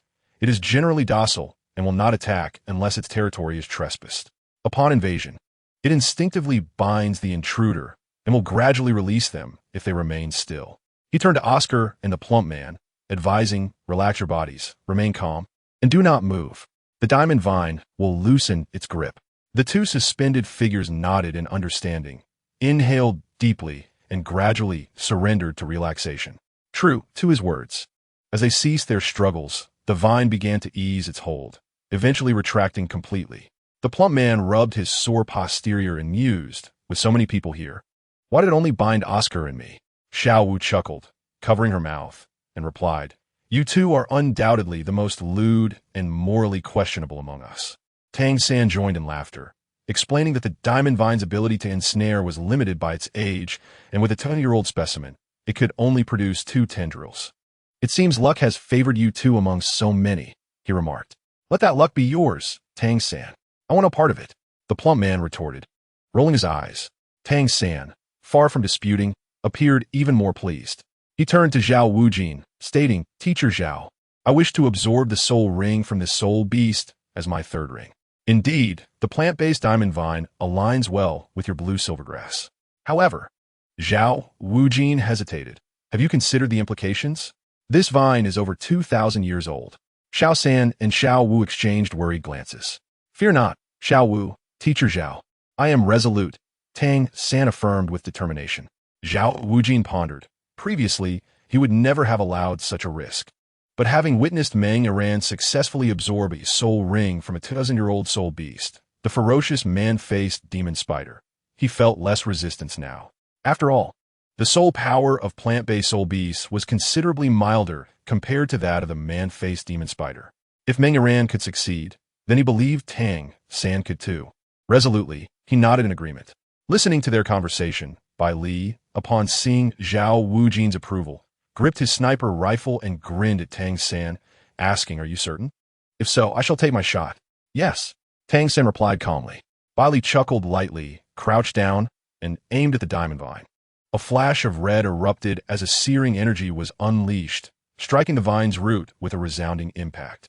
Yet Baili, much like Zhao Wujin, was taken aback by the result. Gazing at the diamond vine's trunk, thick as a thigh, he saw with chips flying and a fist-sized wound appeared, yet it did not penetrate entirely. How is this possible? Comparable to the armored beast? Baili blinked in disbelief. Despite not channeling much soul power, this was still the Gale Breath. And this was merely a 2,000-year-old diamond vine. Though Baili's strike was formidable, the diamond vine did not lose its vitality. Rather, it seemed incensed, sending its tendrils surging forth towards the group from Shrek. Be cautious, Zhao Wujin shouted urgently. The Shrek team instinctively surged with soul power, nimbly leaping backward to evade the sweeping tendrils. Baili remained still, his eyes glinting with intensity as a smirk crept onto his face, laced with mockery. A mere 2,000-year soul beast dares to challenge me? With a swift leap backward, Baili unleashed a torrent of scorching energy from his rifle, the sound of rapid fire echoing through the air. The crowd stared in disbelief as the tendrils that had surged toward him were neatly severed. The vine itself shriveling beneath the onslaught.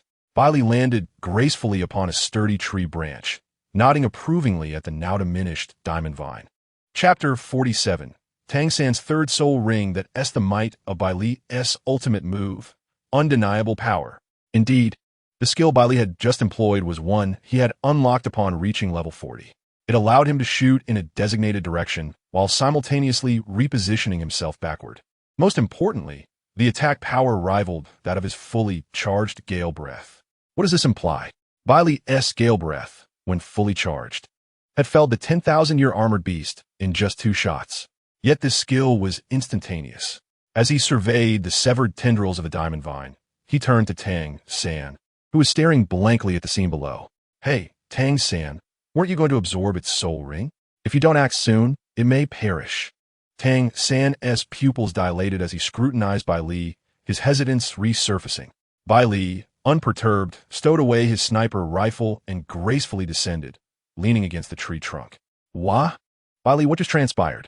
Ning Rongrong exclaimed, rushing over with Zhu Zhuqing, her face alight with excitement.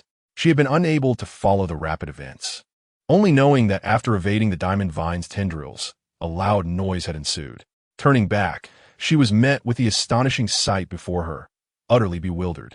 That wasn't Gale Breath, Zhu Zhuqing asserted confidently. Just a new skill of mine, Bai Li replied with a smile. A new skill? Ning Rongrong's eyes lit up. Could it be that ancient soul skill? Yes, Baili nodded. How impressive. With just 1 shot, He severed all the tentacles and shattered half of the main body of the diamond vine. As Ning Rongrong gazed at Baili, her admiration for him grew even more profound. It's not bad, Baili thought, feeling secretly pleased under her intense gaze. Beside them, Zhao Wujie and Dai Mubai exchanged glances, their eyes reflecting a solemn expression as they regarded the severed diamond vine on the ground and the smiling Baili. As a defensive soul master, could he truly withstand such formidable power? Moreover, Baili was merely a soul master at the age of 12. What kind of astonishing prodigy would he become as he matured? Most importantly, this prodigy did not share a favorable relationship with them. If it weren't for Baili's skill to perceive malice, their concealed jealousy and discontent would have remained unexpressed. However, now it was laid bare before them. What if? Zhao Wujie and Dai Mubai bowed their heads, lost in thought. Indeed, it was that ancient soul ring. At that moment, Tang Sen also realized that Baili's previous attack was due to that ancient soul ring. Thus, it seemed that Baili's fourth soul skill was still one that enhanced attack power, making it plausible that he could pierce through the diamond vine. Tang Sen pondered for a moment, then took out a flying knife and approached the diamond vine. Although the resilience of the diamond vine could not withstand Baili's ancient soul skill, Baili's first shot had not inflicted severe damage. Therefore, the diamond vine's toughness remained exceptional. If nothing unexpected occurred, absorbing this diamond vine would significantly enhance his blue-silver grass, increasing the likelihood of evolution. This was immensely beneficial for his future. Moreover, the diamond vine possessed only one skill, the vine net. As a control-type soul master, this skill was perfectly suited for him. With every step, Tang Sen deliberated, his gaze sharp as he approached the core of the diamond vine, his eyes swirling with purple energy, his hands transforming into a dark jade hue, striking down fiercely at the already damaged area. A purple soul ring gradually formed above him. Taking a deep breath, Tang Sen nodded to Xiao Wu and Zhao Wujie, then slowly sat down, closing his eyes to adjust his state. Xiao Wu moved closer, standing protectively beside him, observing Tang Sen's demeanor. Baili raised an eyebrow in surprise and smiled lightly. He had initially thought Tang Sen would choose another soul beast, but unexpectedly, he had made a firm decision. Baili knew what Tang Sen was contemplating, but he was indifferent. His sole intention was to swiftly incapacitate the soul beast Tang Sen had set his sights on. There were a few reasons for this. First, he vaguely recalled that the probability of a soul beast producing a soul bone seemed related to the suffering endured before its death. If Baili could strike immediately, causing minimal pain to the soul beast, wouldn't that reduce the likelihood of a soul bone forming? Of course, if he was mistaken in his first assumption, it wouldn't matter. The second reason was that Baili had a rather dark disposition. Over the years, he had slain numerous soul beasts, yet he had never obtained anything from looting their corpses. What a stroke of misfortune. Shouldn't this attribute be balanced out by Tang Sen, the destined child? Though the diamond vine was of high age and quality, being a plant-type soul beast, its soul power was gentle.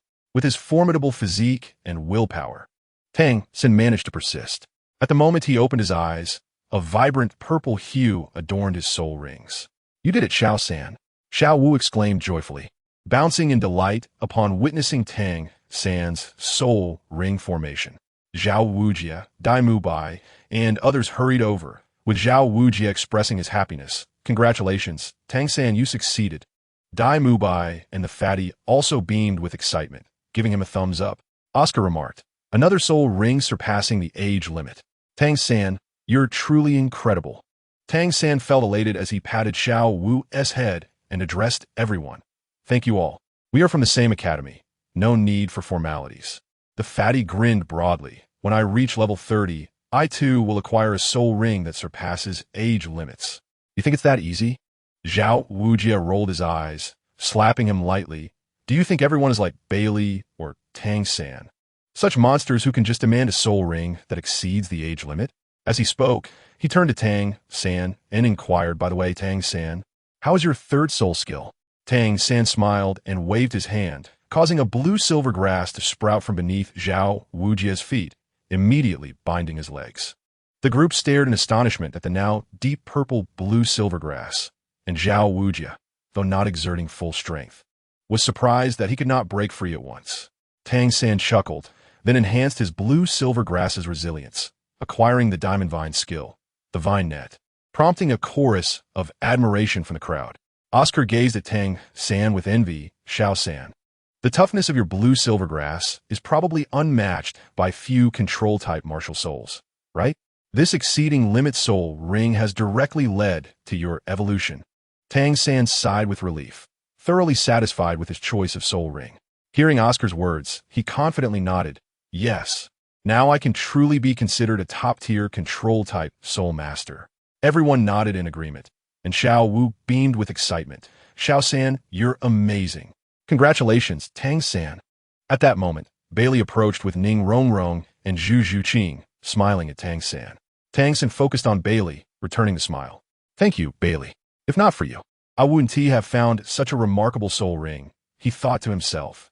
Toughness indeed. Baili's gaze radiated with amusement. Chapter 48.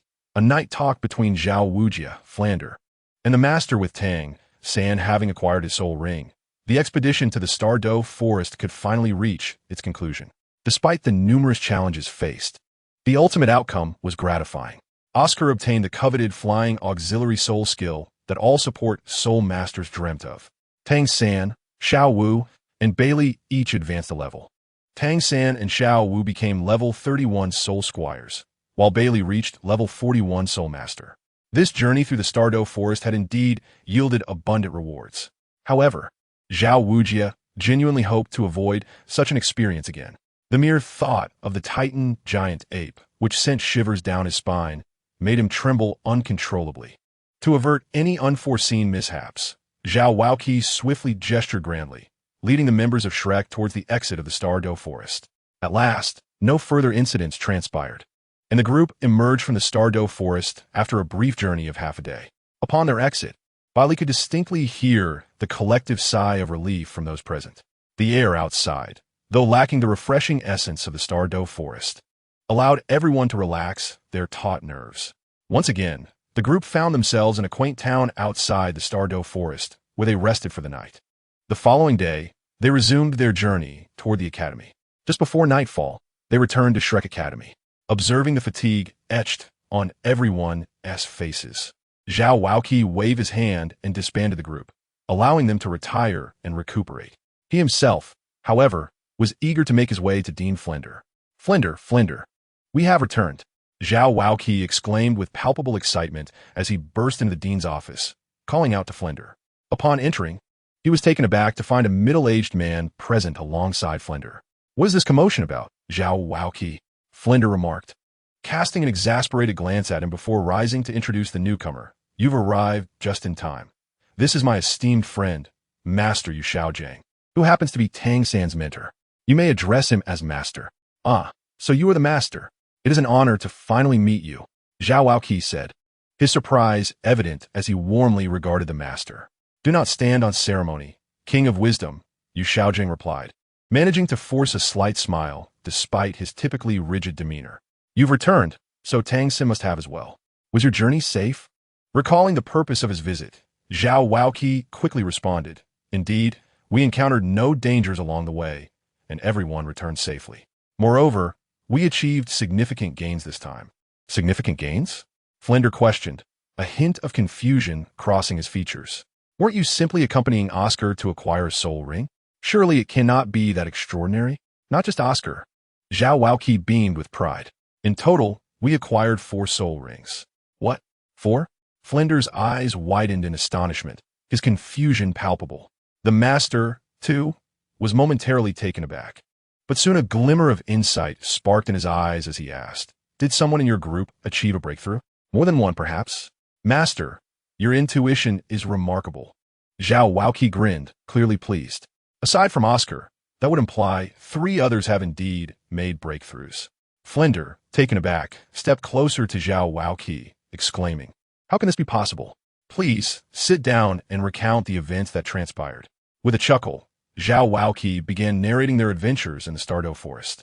Whenever uncertainties arose, the master was there to clarify. Once Zhao Waoqi concluded his tale, both Flinder and the master exhaled deeply, relieved. Yet, upon hearing Zhao Waoqi's account, the master could not suppress a sigh of regret. What is unfortunate? Both Flinder and Zhao Waoqi inquired, puzzled. The master, his expression grave, replied. It is regrettable that Tang San missed the soul ring, an external spirit bone from the 2,000-year-old man-faced demon spider. However, his decision was indeed wise. That soul beast was beyond his capacity to absorb. Had he succumbed to greed, it could have led to dire consequences. Tang San exhibited remarkable composure. Zhao Waoqi nodded in agreement. Indeed, though he hesitated at first, he calmly relinquished the idea upon confirming the age of the soul ring. However, your mention of Bai Li, who could surpass the age limit to absorb a soul ring, is truly astonishing. Is he truly only 12? The master's demeanor grew more serious at the mention of Bai Li. Absolutely. Our teacher personally assessed his bone age. There could be no mistake, Zhao Waoqi asserted confidently. Such an extraordinary talent, indeed. A 12-year-old soul master. There surely is no one of such formidable potential among the younger generation of the Spirit Hall. The master marveled, unable to contain his astonishment. If all goes well, he will certainly secure a place among the Title Douluos in the future. At this, Zhao Waoqi's expression faltered, and after a moment's hesitation, he voiced his concern. Though Bai Li's talent is exceptional, he seems to harbor a peculiar animosity towards our academy. From the very beginning, he has clashed with our students, including Tang San. Exchanging glances, Flinder and the master frowned at Zhao Waoqi's words. The master pondered for a moment before asking, "Are you certain Bai Li's claims regarding his ability to discern malice are genuine?" "I cannot say for certain," Zhao Waoqi replied thoughtfully. "His ability is quite peculiar. I felt no fluctuations of soul power when he used it. However, I admit I harbored a slight dissatisfaction towards him at that moment. Not only due to his previous conflict with our friend, but also because he allied with outsiders against Tang San." The master's frown deepened. "Have you determined Bai Li's background? Is he from a hidden family?" "I have never heard of such a thing," Zhao Waoqi confessed. "Not even you?" Flinder inquired, astonished. The master sighed. "Though I hail from such a lineage, my qualifications preclude me from knowing everything. I heard this from Tang San, who mentioned that certain matters were too sensitive to disclose. I believe he speaks truthfully. There is no reason for him to lie," Zhao Waoqi explained. Master Yu Shaojing nodded in agreement. Indeed, Tang San harbors his own secrets, likely related to the so-called hidden family. Yet, what could his purpose be for coming to Shrek? The master's curiosity deepened. He turned to Zhao Waoqi and asked, "Could you recount the details of the conflict between Bai Li and Tang San?" Zhao Waoqi nodded and shared all he knew. Thus, has the student body of Shrek subtly divided into two factions? The master's brow furrowed tightly. Flinder and Zhao Waoqi exchanged startled glances. It has seemed so. After breakfast the next day, the academy's bell summoned everyone to the playground once more. After a night of recuperation, the students appeared to be in good spirits. The atmosphere was particularly lively that day, with not only Flinder and Zhao Waoqi present, but also the master and several other faculty members. Bai Li surveyed the master, noting his scholarly demeanor. Yet his expression remained cold and rigid, as if he were owed a debt. Bai Li also observed that Tang San displayed no surprise upon encountering the master, indicating they had likely met before. The purpose of this gathering was to introduce the new students, Bai Li and Tang San, to the academy's esteemed faculty. Baili once remarked that although this school appeared dilapidated, the teachers possessed remarkable skills. However, what amused Baili was that aside from the teacher with the candy bean martial spirit, the other instructors, after being introduced by Flander, all turned their gazes towards Baili in unison. Their eyes glowed with fervor, as if they had encountered a rare treasure. In contrast, Teacher Candy Bean gazed at Oscar with an expression of infatuation, completely disregarding the presence of others. Eventually, Flander approached the master, draping an arm around his shoulder, and solemnly introduced Yu Shaojiang to the assembly. He extolled him as the foremost authority on martial spirit theory and the most sagacious soul master, leaving the crowd in stunned silence, while Baili could only roll his eyes in disbelief. At that moment, Ning Rongrong gently tugged at Baili's sleeve, leaning closer to whisper, "Baili, is this the foolish person you mentioned?" Baili chuckled softly, winking at Ning Rongrong without uttering a word. Upon seeing this, Ning Rongrong covered her mouth and giggled lightly, while Zhu Zhuqing, with her keen ears, cast a scrutinizing glance at the master, her eyes flickering with disdain. Flander then announced, "From today onwards, the master will be responsible for your teaching. We will all cooperate with him to provide you with the most scientific training."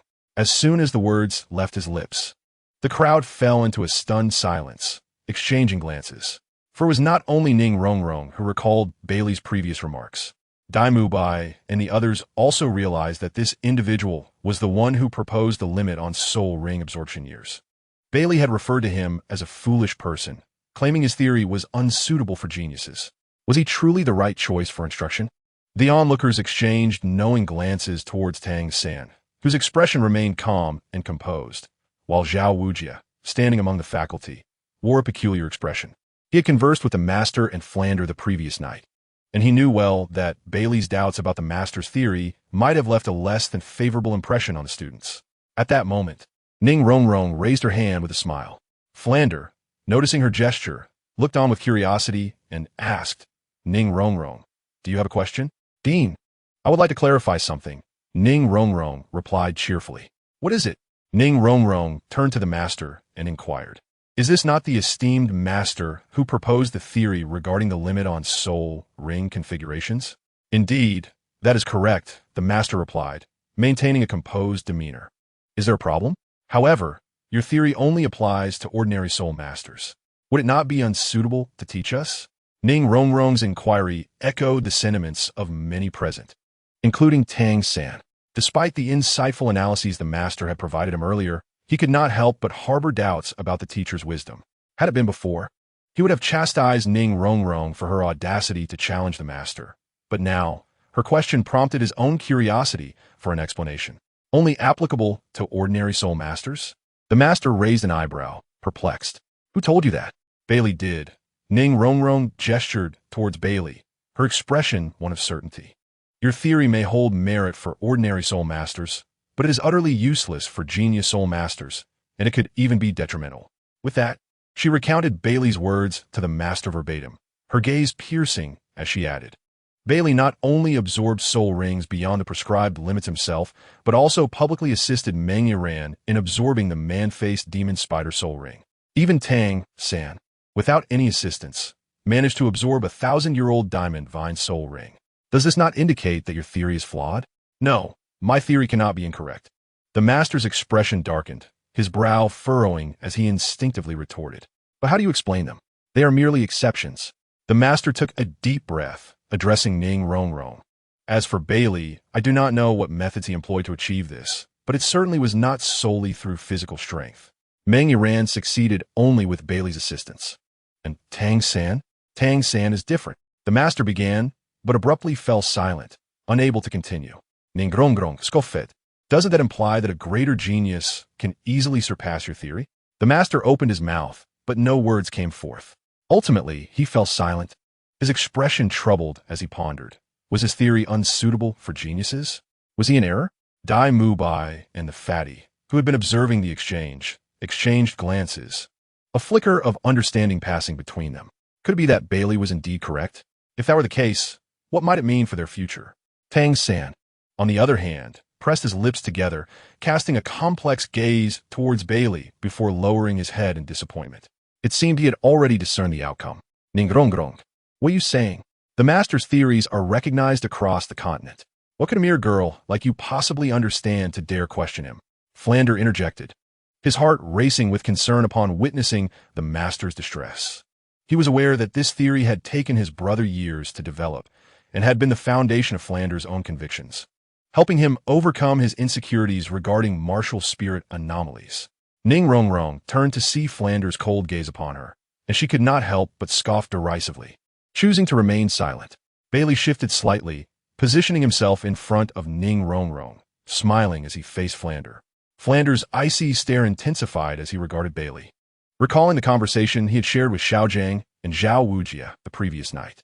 Indeed, this Baili, despite being exceptionally talented, seemed ill-suited for Shrek.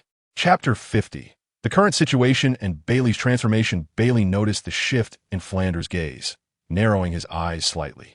His acute perception hinted that something was amiss. Something is not right, Baili mused. Although Flander was known for his insatiable greed, he typically would not abandon a genius, even if he felt discontent.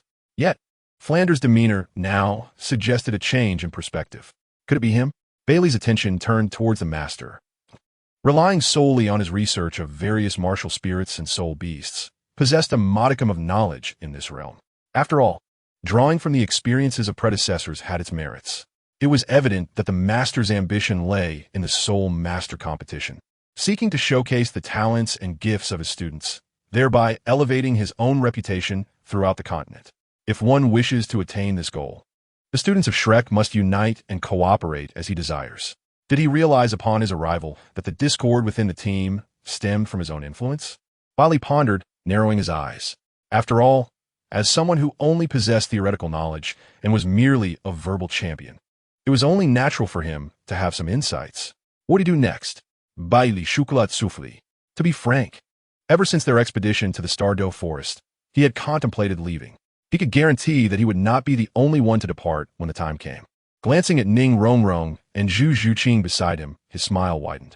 Flander gave Bai Li a penetrating look before turning to announce, "You are all dismissed. Classes will officially commence tomorrow morning. I expect no tardiness." With a wave of his hand, he departed, accompanied by the somewhat dazed master. Once the teachers had left, the rotund figure of Fatty burst forth, sidling up to Dai Mubai with a mischievous grin.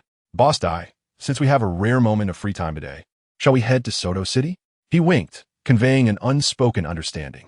Dai Mubai hesitated, surveying the surrounding individuals, and upon noticing their indifference to his situation, he nodded in agreement. Fatty beamed with delight, then turned to Oscar. "Oscar, do you want to join us?"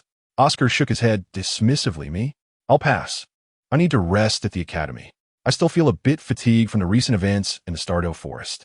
Undeterred, Fatty shifted his gaze to Tang San, but upon spotting Xiao Wu beside him, he hesitated and refrained from speaking. As for Bai Li, he was even less likely to extend an invitation. Thus, Fatty quickly returned to Dai Mubai's side, urging, "Let's go, Boss Dai." Dai Mubai glanced at the group, nodded, and the two departed. Xiao Wu watched the duo leave, her head tilted in curiosity. What are they off to Soto City for? Fatty's insatiable desires have likely taken over, Oscar chuckled. Disgusting. A flicker of disdain crossed Xiao Wu's eyes, but she refrained from voicing her thoughts. Meanwhile, Zhu Zhuqing, standing beside Bai Li, coldly remarked, "It's quite unbecoming." Bai Li smiled gently, patting her arm. "Each person has their own choices. We need only focus on ourselves." Rongrong, Zhuqing, shall we go to Soto City as well? Huh? Bai Li, what are we going for? Ning Rongrong inquired, her brow furrowed in confusion. Suddenly, she gasped in realization, her eyes widening. "You're not thinking of following them, are you?" With a playful flick, Bai Li tapped her forehead and replied, "What are you thinking about all day?" "I meant to say we're going home." "Home?" Ning Rongrong blinked in surprise. "Yes, I have a small house in Soto City. I'll take you both back, and we can cook together," Bai Li stated. As he spoke, he rubbed his hands together, feeling a twinge of anticipation at the prospect of cooking after days of abstinence. Almost immediately, a rumble echoed from his stomach. Since advancing to the Soul Master rank, his body seemed to require significantly more energy. The insipid food provided at Shrek simply could not sustain his appetite. Goodness, after absorbing the Soul Ring, a 1T turned into a glutton, will I? That sounds splendid, Ning Rongrong exclaimed, her eyes brightening. She nodded eagerly, but then a hint of shyness crept onto her face. Zhu Zhuqing's eyes also lit up at the thought of Bai Li's cooking, recalling their shared moments. A subtle smile forming at the corners of her lips. "Oscar, would you like to join us?" Bai Li turned to Oscar with a friendly invitation. Oscar felt a surge of joy at the prospect, but then caught two icy glares directed at him. His expression stiffened as he glanced at Zhu Zhuqing and Ning Rongrong. Clearing his throat, he replied, Bai Li, I think I'll pass. I just absorbed my soul ring. I should stay at the academy to train." "Very well." Bai Li smiled, not wishing to pressure him further. He looked over at Tang San and Xiao Wu before departing Shrek Academy with Ning Rongrong and Zhu Zhuqing. Oscar, seeing Bai Li leave, bid farewell to Tang San and Xiao Wu before following suit. Xiao Wu, observing everyone's departure, turned to Tang San and asked, "So, what shall we do now, little San?" "Let us return and train," Tang San suggested after a moment's contemplation. "We've just acquired our soul rings. It will be prudent to solidify our skills." "Oh, train?" Xiao Wu replied, somewhat discontented, but her mood shifted as she added, "Little San, why don't we explore Soto City instead? Perhaps another time." "Xiao Wu, I do prefer to focus on my training for now." Tang San hesitated. "All right then." Xiao Wu sighed, her disappointment evident, yet she acquiesced. Next time, we'll go explore. Tang San smiled at her agreement. Upon returning to Soto City, Baili first procured an abundance of soul beast meat before leading the two back to his small abode, where he prepared a sumptuous feast of soul beast delicacies. Ning Rongrong, tasting Bai Li's cooking for the first time, gave a thumbs up, exclaiming, "Delicious! Even better than the food from the hotel." Baili maintained a calm smile within, thinking to himself, a sniper who cannot fight is not a good chef. After they had feasted, Baili reclined leisurely in a rocking chair, while Ning Rongrong, unable to contain her excitement, dragged Zhu Zhuqing out for shopping. Watching the two depart, Bai Li's half-closed eyes sparkled with amusement before he gradually composed himself, redirecting his focus inward. He sensed something peculiar occurring within his body. It appeared that his physical condition was still undergoing remarkable changes. His soul power was steadily increasing along with his physical strength. How can this be possible? He wondered. Is the meat from these soul beasts truly this potent? It seemed unlikely. If it were true, the physical prowess of soul masters would have escalated to extraordinary levels long ago.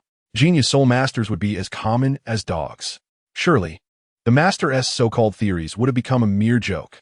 Baili glanced at the system, noting no apparent alterations. Yet, a faint surge of soul power continued to wash through his body, fortifying his physique and enhancing his soul power. What could be the cause of such transformations?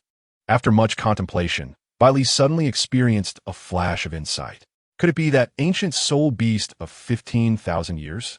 Indeed, he sat upright in the rocking chair, stroking his chin thoughtfully. An ancient soul beast of over 15,000 years only elevated my soul power by one level. That seems rather unreasonable. At the time, he hadn't thought much of it, assuming the fragment within the system was merely a product of soul beast energy. Thus, he had believed that the increment in his soul power was minimal. Now, it seemed that the reality was quite different, perhaps due to certain aspects of his body. This energy had been concealed. Today, after consuming the soul beast meat, he had the energy required for consumption. Thus, does the enhancement of physical fitness and soul power continue? A glimmer of brilliance flashed in Bai Li's eyes. If that is the case, then the days to come cannot be spent sparingly on food. The following morning, all the members of Shrek gathered on the training grounds. Before them stood only the master. Yesterday, Flinder had spoken, and now all faculty and students complied with his instruction. Despite the disdainful glances cast from below, no one dared to be the first to speak out.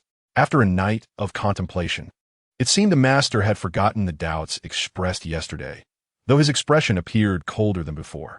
Bai Li, however, was unconcerned with such trivialities. One aspect he found gratifying was that the meals at the academy had improved starting that morning. In contrast to the previous insipid broth, they were now served meat from soul beasts. Quite delightful. As usual, the Master's lessons remained uninspired and monotonous. True to the original text, the master had Dai Mubai step forward to face 6 opponents outside of Bai Li in a rotating battle, identifying their weaknesses and shortcomings in turn. This commendable analytical skill and insight earned the respect of Dai Mubai and the others, slightly redeeming his image in their eyes. Meanwhile, it appeared Bai Li was overlooked, standing aside and observing the matches. It was only after the evaluations of Dai Mubai and Tang San that the master seemed to remember Bai Li, turning to him and saying, "Bai Li." Bai Li rose and smiled, responding, "Master, I am here. You witnessed their performance just now. What do you think?" The master asked calmly. It was acceptable. After all, it was training, not a life-and-death struggle. Such performance is commendable, Bai Li replied with a smile.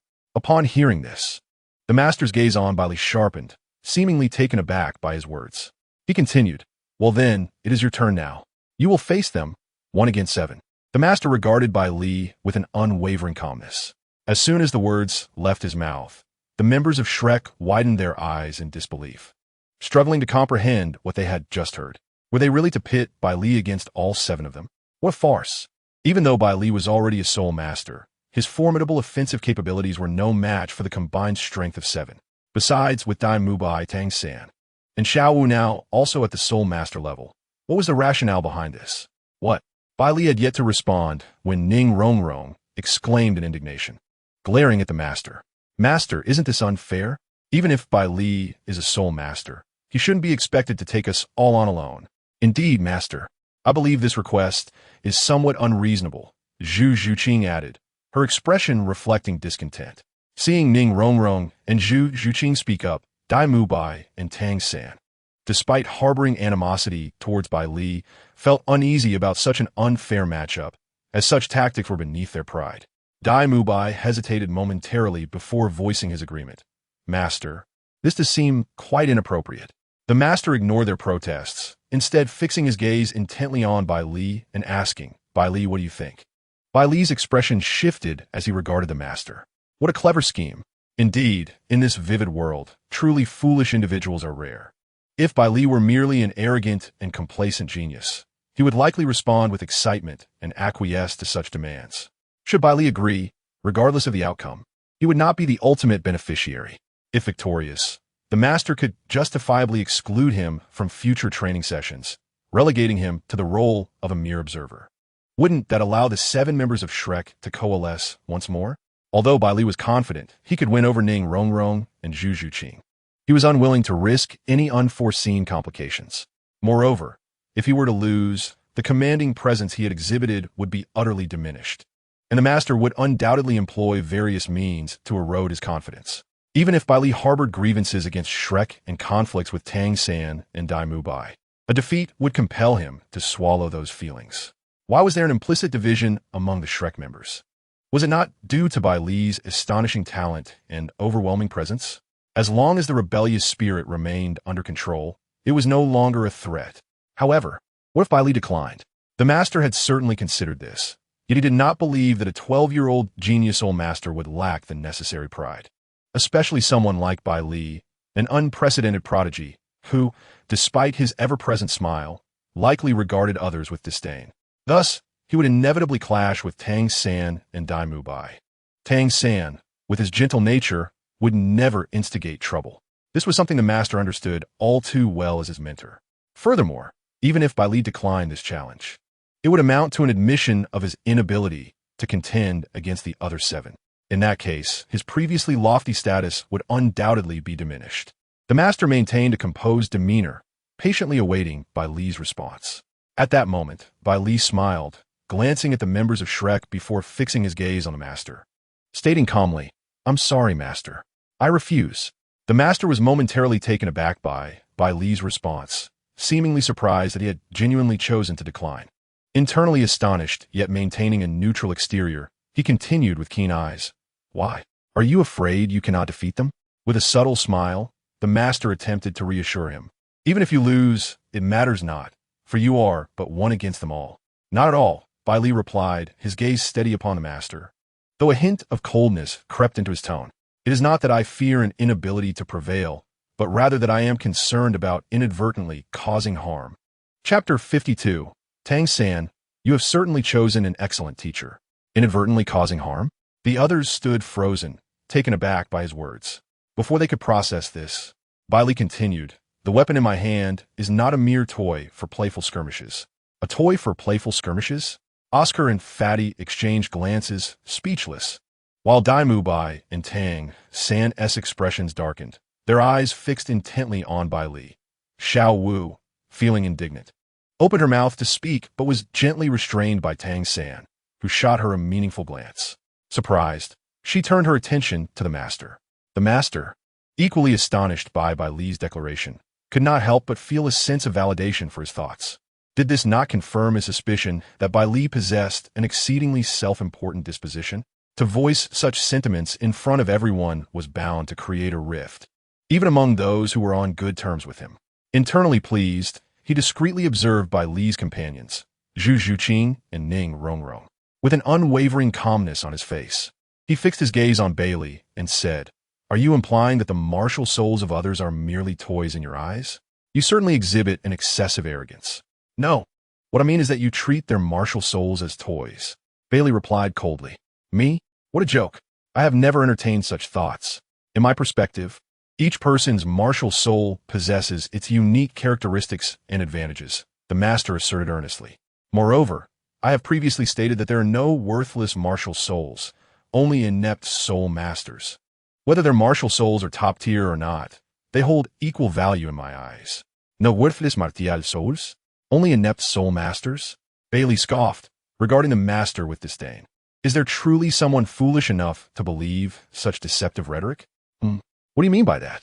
The master furrowed his brows. May I inquire what your martial soul is, and what level of soul master you currently are? Baili inquired with a smile. The master's expression darkened instantly. His eyes locked onto Baili, glinting with a cold light. Suddenly, a flash of cold light darted past, and Baili narrowed his eyes, remaining still as this icy glare whizzed by his cheek, landing on a nearby tree trunk. At that moment, everyone reacted and turned their gaze towards Tang San. Baili also smiled and looked over, seeing Tang San with a grim expression, his eyes glowing with a purple hue, his hands, now a shade of dark jade, gripping a flying knife. With a chilling glare directed at Baili, Tang San stated, "Baili, you are insulting my teacher. I demand an apology." An apology? Baili gradually retracted his smile, looking at Tang San. Tang San, you should be thanking me. Do you know? Thank you?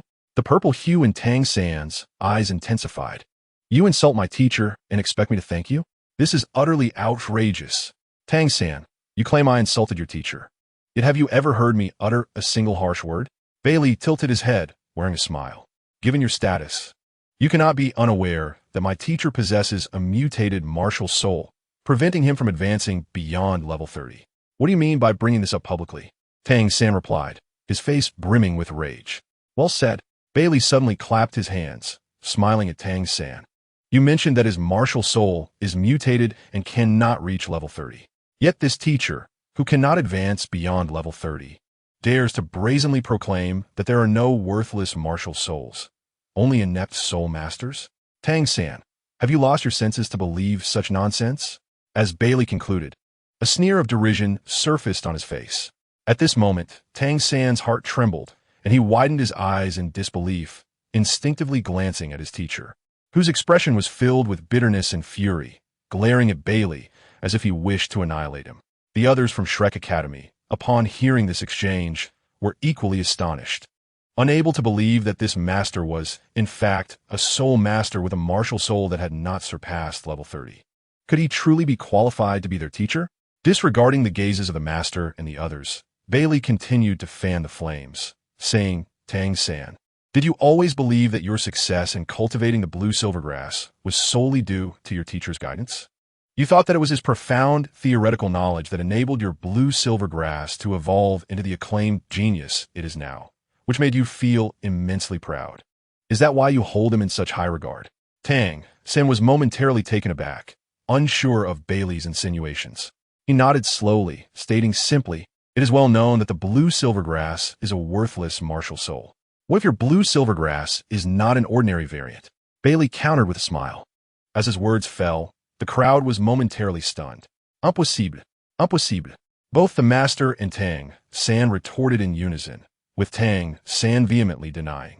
When my blue silvergrass first awakened, it bore no difference from an ordinary blue silvergrass, equally frail and unremarkable. Tang San, after following him for so many years, surely you must have learned of a theory proposed by your teacher known as the 10 core competitive theories of martial souls? I am, of course, aware of that. Tang San replied matter-of-factly. Then, do you believe your blue silvergrass would manifest in your being? Baili's gaze bore into Tang San, seemingly laden with profound implications. Tang San's heart jolted again, his pupils constricting as he stood frozen in place. What was Baili implying? Did he somehow know about his dual martial souls? Dual martial souls? Yes, I possess dual martial souls. That hammer martial soul must be at least a top-tier martial soul, according to my teacher's theory of the 10 core competitive theories of martial souls. With such a powerful martial soul, how could a worthless martial soul like the blue silver grass possibly exist? It is inconceivable. If one possesses 2 martial souls, they must be of the same caliber, as that is the only way they can coexist as dual martial souls. Therefore, my blue silver grass cannot possibly be an ordinary variant. With such thoughts, Tang San realized that the master who proposed this theory must also comprehend it. His eyes widened in shock as he instinctively took 2 steps back, sitting down on the ground, muttering this, how could it be? The blue silvergrass is not the blue silvergrass. Teacher, Tang San snapped back to reality and hurriedly assisted the master to his feet. The master, once upright, seized Tang San's hand with fervor, exclaiming, "Xiao San, the blue silvergrass is not the blue silvergrass. Indeed, it is not the blue silvergrass." Tang San replied, his expression complex as he nodded. "Teacher, I understand." He then turned to face Baili.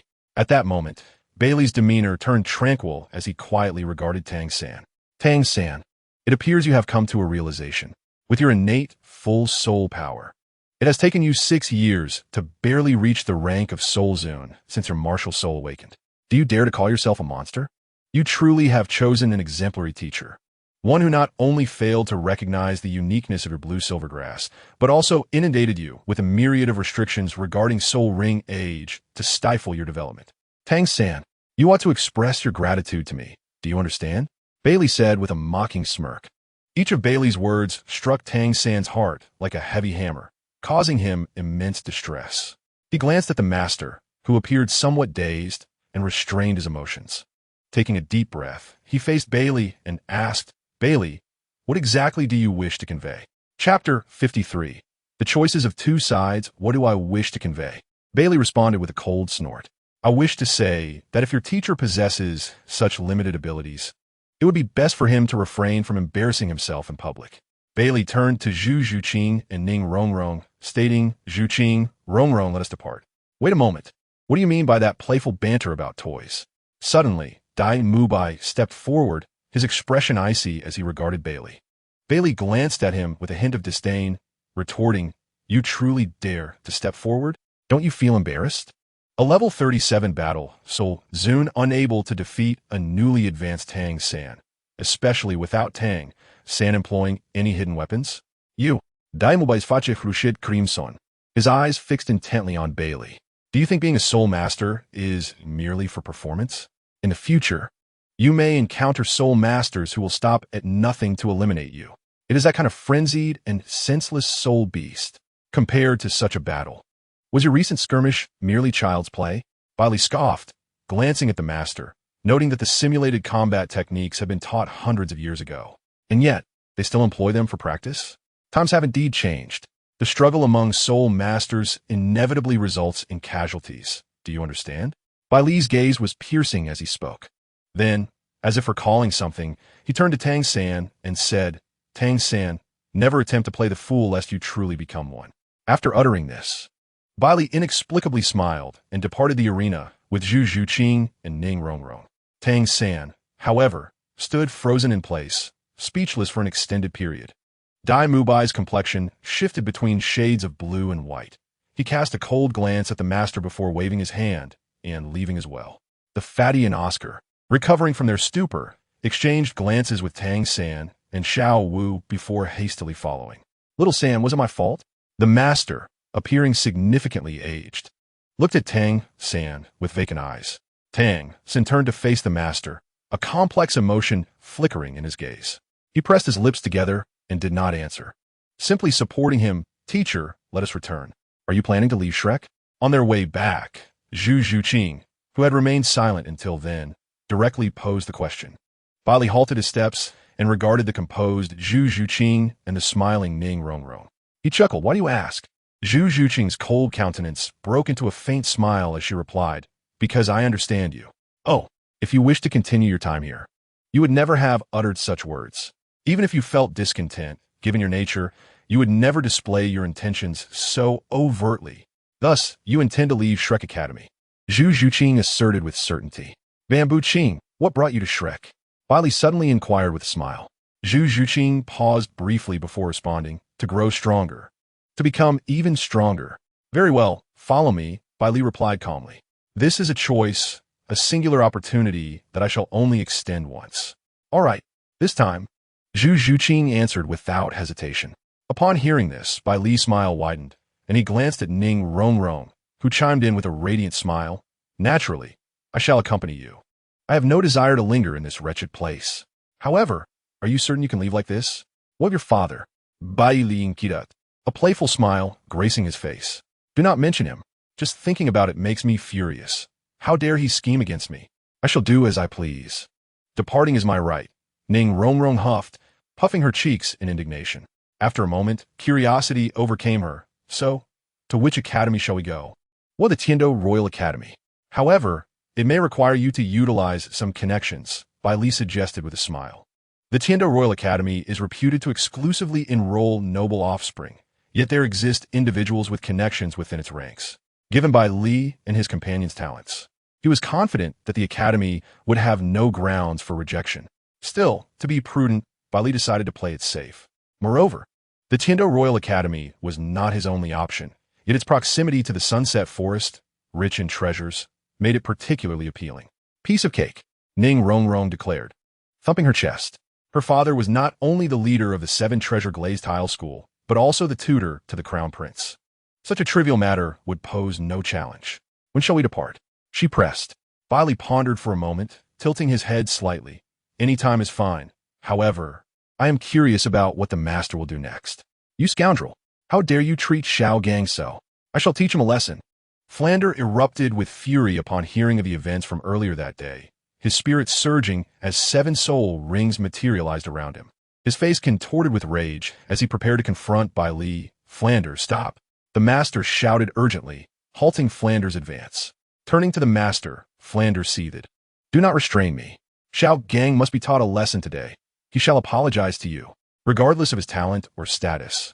I shall assert my authority as long as he remains here. Flander, no need to pursue this. Yu Xiaojiang grasped his arm. Having regained his composure after a day of reflection, he had always considered himself a sage. Although Bai Li's earlier words had left him momentarily stunned, upon regaining his senses, a deeper resentment brewed within him. He could not accept that the soul ring duration rule he had studied for 20 years was erroneous. He had formulated the 10 core competitive theories of martial souls, yet he failed to recognize the anomaly presented by Tang San, who seemingly contradicted his theories. No, how could he be wrong? Was he truly inferior to a mere youth? Even Tang San, whom he had always regarded as his own, had developed a rift with him due to this. Moreover, how dare Bai Li humiliate him so? A wave of hatred surged within Yu Xiaojiang. A cold glint flashed in his eyes as he said to Flander, I shall commence the 2nd phase of training. The 2nd phase? Flander suddenly recalled something, his expression shifting. You mean the Soul Duel Arena? That was scheduled for 3 months from now. Indeed, did he not claim that simulated training was outdated? Did he not assert that in the conflict among soul masters, there would inevitably be casualties? The chill in Yu Xiaojiang's gaze intensified. Let him have his way. What are the others? They have not undergone training. This could lead to complications, Flander cautioned gravely. Others? Yu Xiaojiang contemplated briefly. Clenching his teeth, they may volunteer. Those unwilling to engage in soul dueling shall train diligently. Xiao Gang, I still feel that.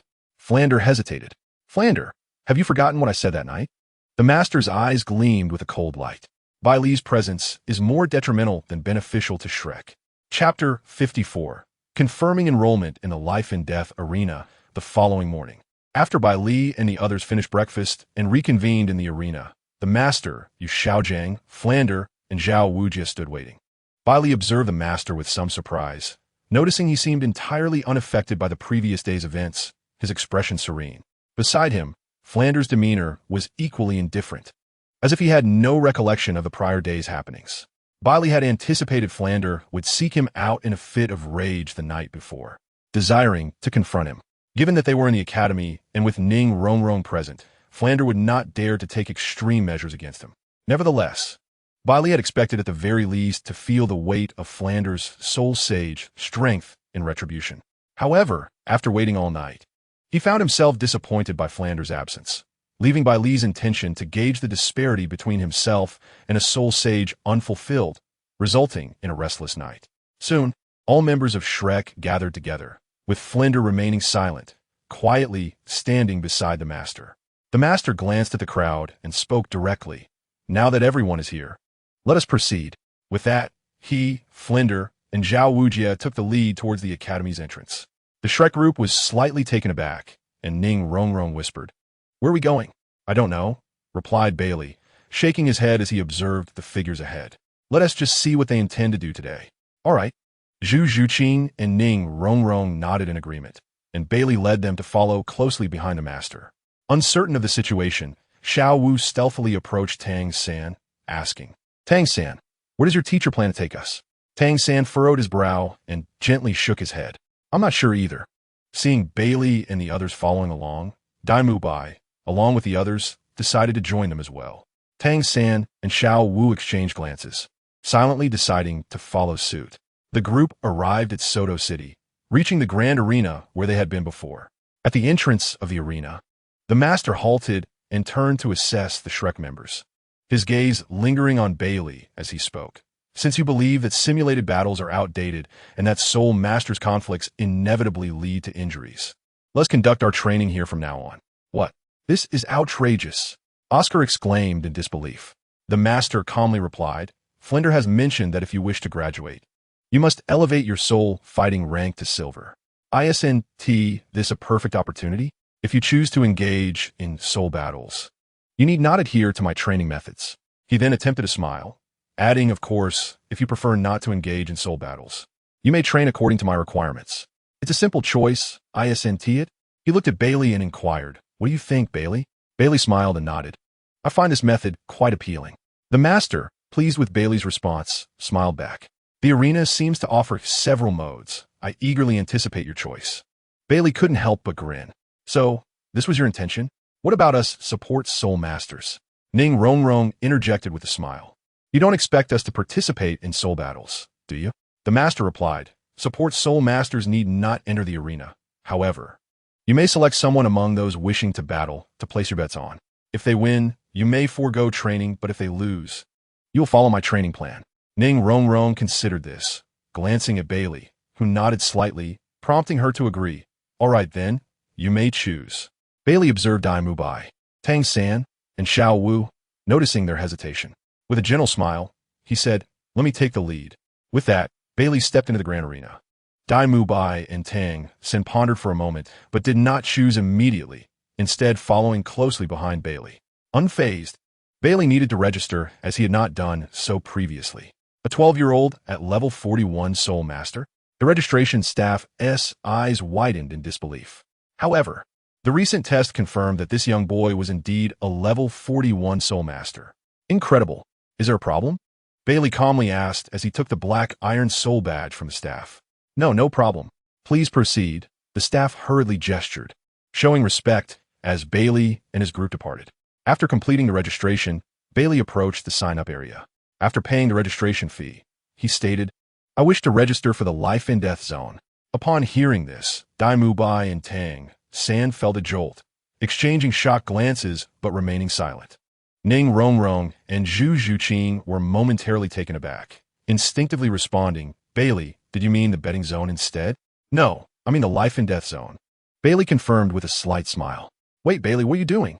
Don't be foolish. Though you are exceptionally gifted, remember you're only level 41 and may face opponents of level 49. Ning Rongrong tugged at Baili's arm, her expression serious. Why? Do you lack confidence in me? Baili chuckled. Rongrong is right. This isn't about confidence. We could register for regular soul battles instead. There's no need to take such risks. This behavior isn't like you.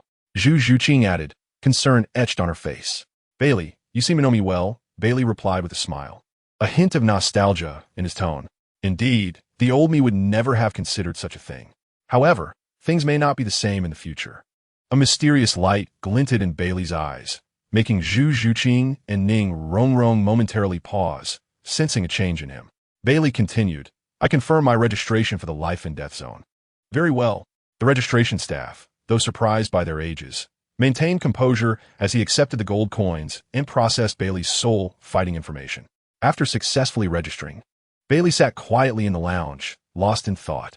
Without someone to protect, a gun becomes a useless toy.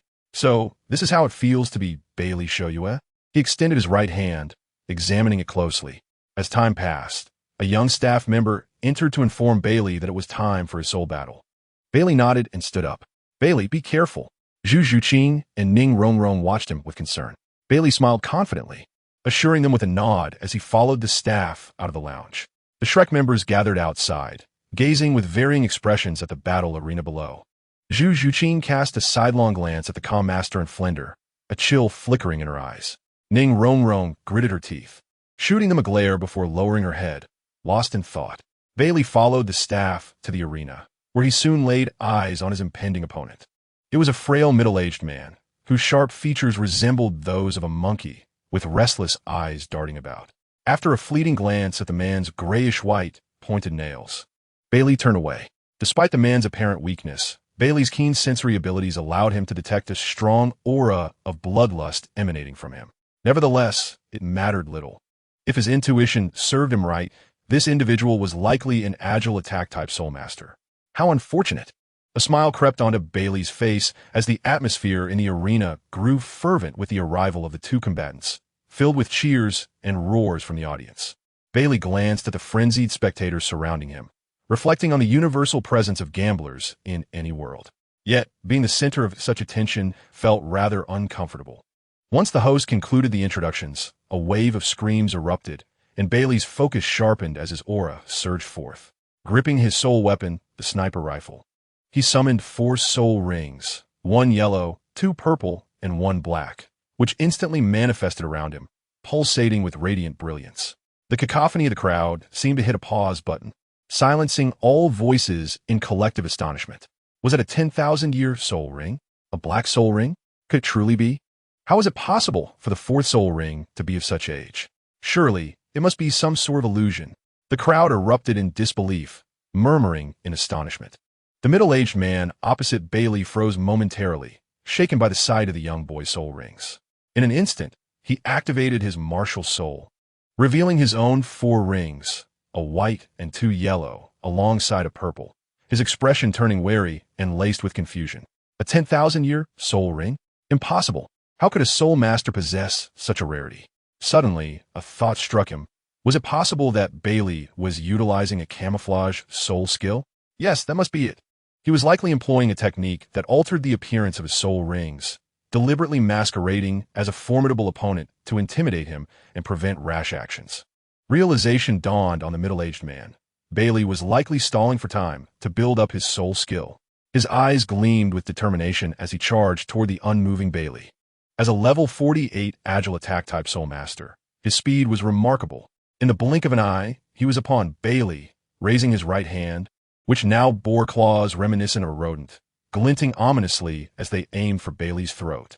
Baili's expression remained indifferent as he observed the razor-sharp claws approaching like daggers. With a slight movement, he effortlessly retreated a step, allowing the claws to slice through the air mere inches from him. The middle-aged man, unfazed, channeled his soul power, causing his 2nd yellow soul ring to glow, further enhancing his speed as he lunged at Baili with relentless ferocity. Baili's gaze sharpened as he summoned his own soul power, swiftly dodging the barrage of attacks. Each strike from the middle-aged man missed its mark, reminiscent of Baili's calm demeanor when facing Mangaran. What remarkable progress! While evading the man's onslaught, Baili reveled in the transformation of his abilities. He was up against an agile attack-type soul master of the soul sect, a significant upgrade from the speed of Mangaran, yet he was able to keep pace. How extraordinary! Baili felt compelled to apologize to the system. His previous assumptions had been misguided. He mused that without pushing his limits, he would never realize the extent of his strength. With a sly smirk, he seized an opportune moment and delivered a swift kick, sending the middle-aged man sprawling away. As the man tumbled through the air and landed with a look of horror, he realized with disbelief that Baili had evaded every one of his attacks. Was this boy also an agile attack-type soul master? Baili shook his head, regarding the man with a cold demeanor, yet a hint of amusement flickered in his eyes. Apologies, but if this is all you've got, I shan't waste any more time. With that, Baili raised his sniper rifle. The middle-aged man, now enraged by Baili's words, felt the bloodlust within him intensify. He couldn't underestimate his opponent. In a flash, his 4th soul ring illuminated, and he lunged forward with a fierce, grotesque expression, declaring, "Boy, you shall join the ranks of those who have perished at the hands of my soul skill." Baili sensed the claws aimed at his abdomen, and instinctively, a wave of heat surged from his sniper rifle. He performed a backward somersault, narrowly evading the man's lethal strike. Landing a short distance away, he looked back, only to find the middle-aged man frozen in disbelief, his eyes wide open. A gaping hole, the size of a fist, had been blasted through his chest, radiating a searing warmth, staining the ground crimson. What? How could this happen? The man felt his strength dissipate, and his consciousness began to fade. With a thud, he collapsed to the ground, lifeless. Baili, wiping the cold sweat from his brow, realized he had been careless, nearly falling victim to his own overconfidence. Indeed, one must not be too arrogant. Taking a deep breath, he recognized he had let his guard down. The downfall of villains often stemmed from their own verbosity. After repeating this mantra in his mind, he finally exhaled in relief and turned his gaze toward the host. Congratulations to Bai Li Shou Yue for achieving victory in this life-or-death soul battle. The host, jolted back to reality by Baili's gaze, announced with fervor. Baili nodded calmly, acknowledging the name he was currently using, and gradually descended from the arena. As he departed, a man in the audience stared intently at the figure sprawled on the stage, particularly at the gaping wound in his chest. Chapter 56. Intelligence from the Spirit Hall and the Star Mercenary Corps. Days later, within the papal chamber of the Spirit Hall in Spirit City, in the expansive conference hall spanning over 1,000 square meters, numerous bishops stood on either side. A woman, adorned in a luxurious black robe embellished with golden patterns, crowned with a twisted purple-gold tiara, and holding a scepter encrusted with countless gems, sat languidly in the Pope's throne, her almost flawless complexion accentuating her beauty as she lazily squinted her eyes. "Is there something else?" she inquired. "Your Holiness, there's another matter I wish to report," a middle-aged man responded. "Speak." "A few days ago, we received word from the Soul Halls branch in the Baroque Kingdom Soto City that a 12-year-old Soul Master of level 41 has emerged at the Grand Soul Arena." "Oh." Upon hearing this, Bibi Dong straightened her posture, her earlier languor replaced by surprise. "A 12-year-old Soul Master?" Beside her, Hulaina turned toward the speaker. Skepticism etched on her brow. "How can this be possible?" "Your Holiness, when I first received the news, I found it hard to believe as well. However, after sending someone to confirm, the facts proved to be true," the middle-aged man replied, bowing slightly to Hulaina. He then produced an envelope from his hand, offering it respectfully. "Moreover, this 12-year-old Soul Master possesses 100-year, 2,000-year, and 10,000-year soul rings." 10,000-year soul ring. Hulaina's eyes widened in disbelief as she instinctively glanced at her mentor, Bibi Dong. A flicker of surprise and curiosity crossed Bibi Dong's gaze as she nodded in affirmation.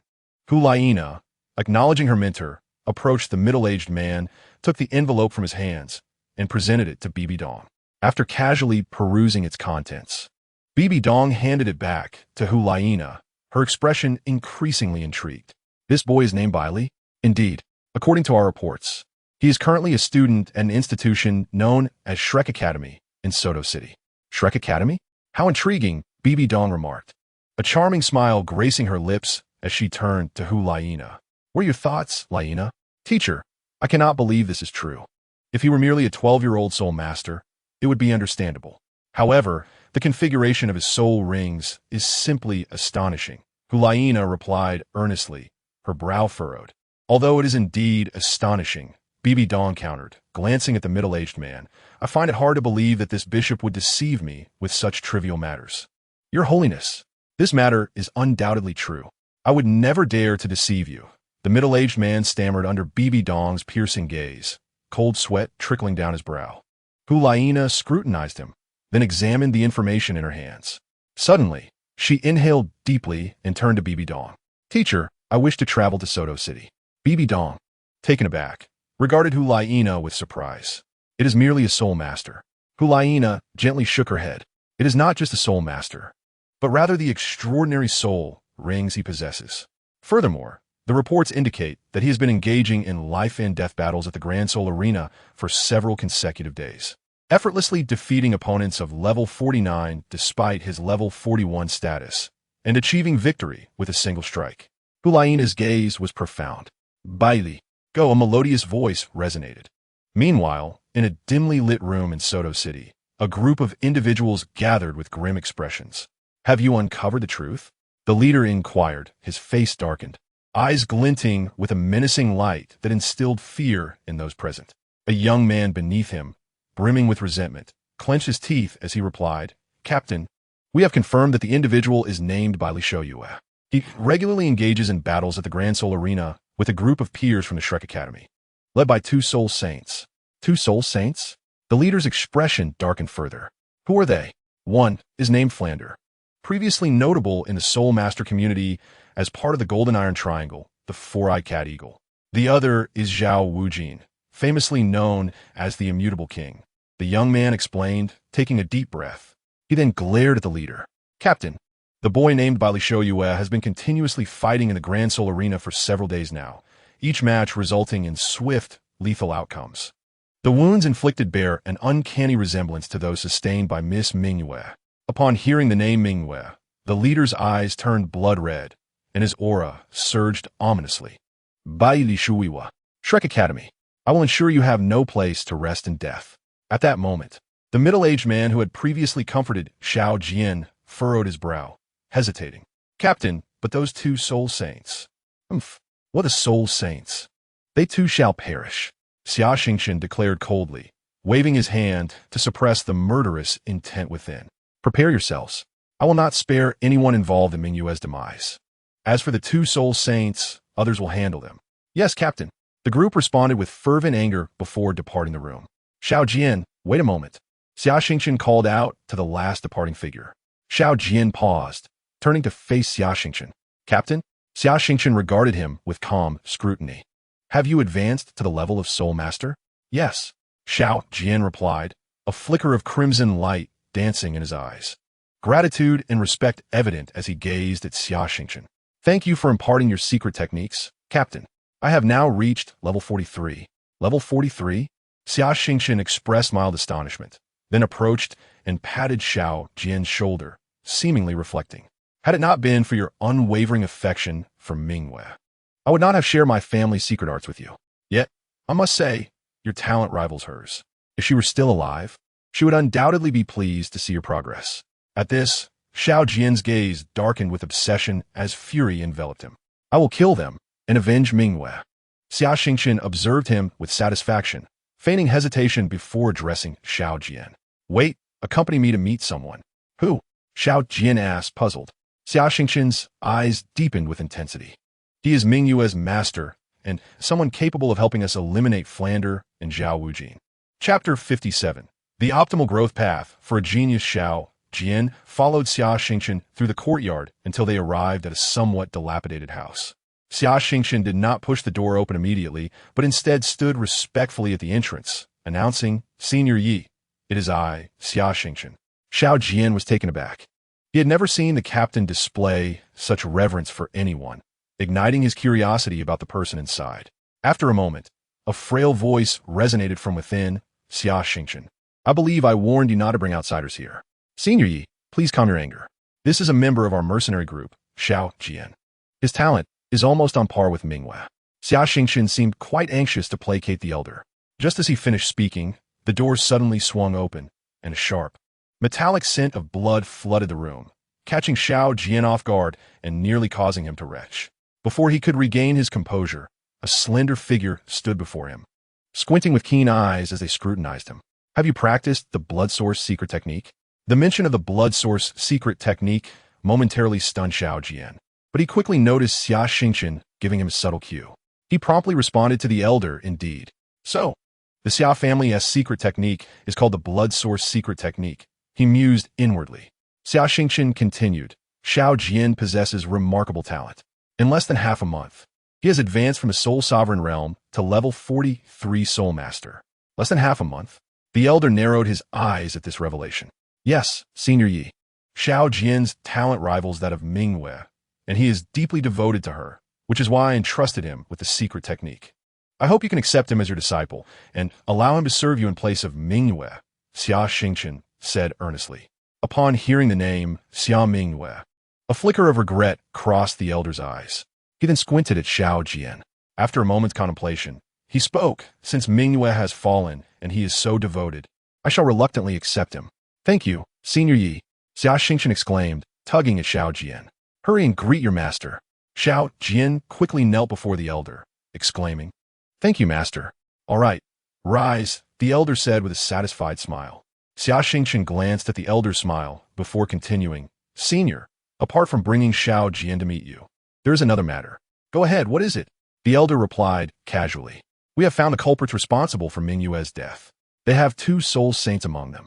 I hope you will assist us in avenging Ming Yue, Xia Xingqian declared, his face filled with rage. The elder's expression stiffened upon hearing this, and he hesitated, furrowing his brow. At that moment, Xiao Jian's eyes reddened as he implored, "Master, I beg you to take action for Mingyue's sake. I am willing to repay your kindness with my life." The elder regarded him thoughtfully, taking a deep breath, and glanced at Xia Xingqian with a hint of displeasure. Yet he ultimately acquiesced, saying, "Very well. Mingyue was my disciple after all. Since her killers have been identified, it would be remiss of me not to intervene." "Thank you, Senior Yi." Xia Xingqian expressed his gratitude hastily. "Go. Inform me when you are ready to act," the elder instructed, nodding. As he watched Xia Xingqian and Xiao Jian depart, he absent-mindedly stroked his beard, his gaze flickering with intrigue. It was unexpected to find another capable practitioner of the blood source secret technique aside from Xia Mingyue in this place. He resolved to be more vigilant this time. "Hasten your growth. Once I absorb another source of blood power, I shall ascend to unmatched strength and achieve a title. At that point, I will no longer need to hide." The elder exuded an overwhelming aura, the scent of blood enveloping the courtyard as 8 resplendent soul rings materialized around him, shining brilliantly. A formidable Title Douluo. However, the one who had slain Xia Mingyue would not be allowed to go unpunished. In Soto City's Grand Soul Arena, Baili once again dispatched his opponent with a single strike and descended the arena with an impassive demeanor. Ning Rongrong and Zhu Zhuqing approached him. Noticing Bai Li's relieved expression, Ning Rongrong asked, somewhat bored, "Bai Li, didn't you say you wanted to leave this wretched academy? When are we actually departing?" Bai Li smiled at her and replied, "Are you that eager to leave?" "Yes, this place feels rather dull." Ning Rongrong pouted disdainfully. "What kind of master is he? For so long, all he has had us do is fight in the soul arena without imparting any real knowledge." Bai Li chuckled. "But you could choose to train according to his methods, couldn't you?" Ning Rongrong was immediately incensed at the thought, and even Zhu Zhuqing's expression darkened. "Is that what you call training? Running with stones on our backs without using soul power? And doing it for an entire day? That is just cruel." Previously, Ning Rongrong and Zhu Zhuqing had attempted the master's prescribed training, only to be utterly exhausted by day's end. However, the results were not particularly impressive. Baili shook his head, smiling. "He aims to strengthen your physical abilities, though his methods are indeed outdated. That is why I arranged a specialized training ground for you. From now on, you can train using the equipment I provided. Physical conditioning is certainly crucial for soul masters," he affirmed. Due to Bai Li's arrival, Ning Rongrong and Zhu Zhuqing had missed 3 months of rigorous physical training and had instead begun their battles in the soul arena. This would inevitably have some effect. However, with a wealth of advanced training methods in mind from his future knowledge, Bai Li was determined not to let Zhu Zhuqing and Ning Rongrong neglect their physical conditioning. Thus, he had created a specialized training ground reminiscent of those used by elite soldiers, with materials and facilities generously sponsored by the affluent Ning Rongrong. Though these resources were beneficial, they still paled in comparison to the profound energy cleansing offered by soul rings. To truly enhance their physical prowess, Bai Li would need to devise ways to obtain celestial herbs and procure soul rings beyond their age limits. Nonetheless, even small improvements in their physical capabilities were welcome, especially since they had little else to occupy their time. After all, it wasn't them who would be exhausted from the training, right?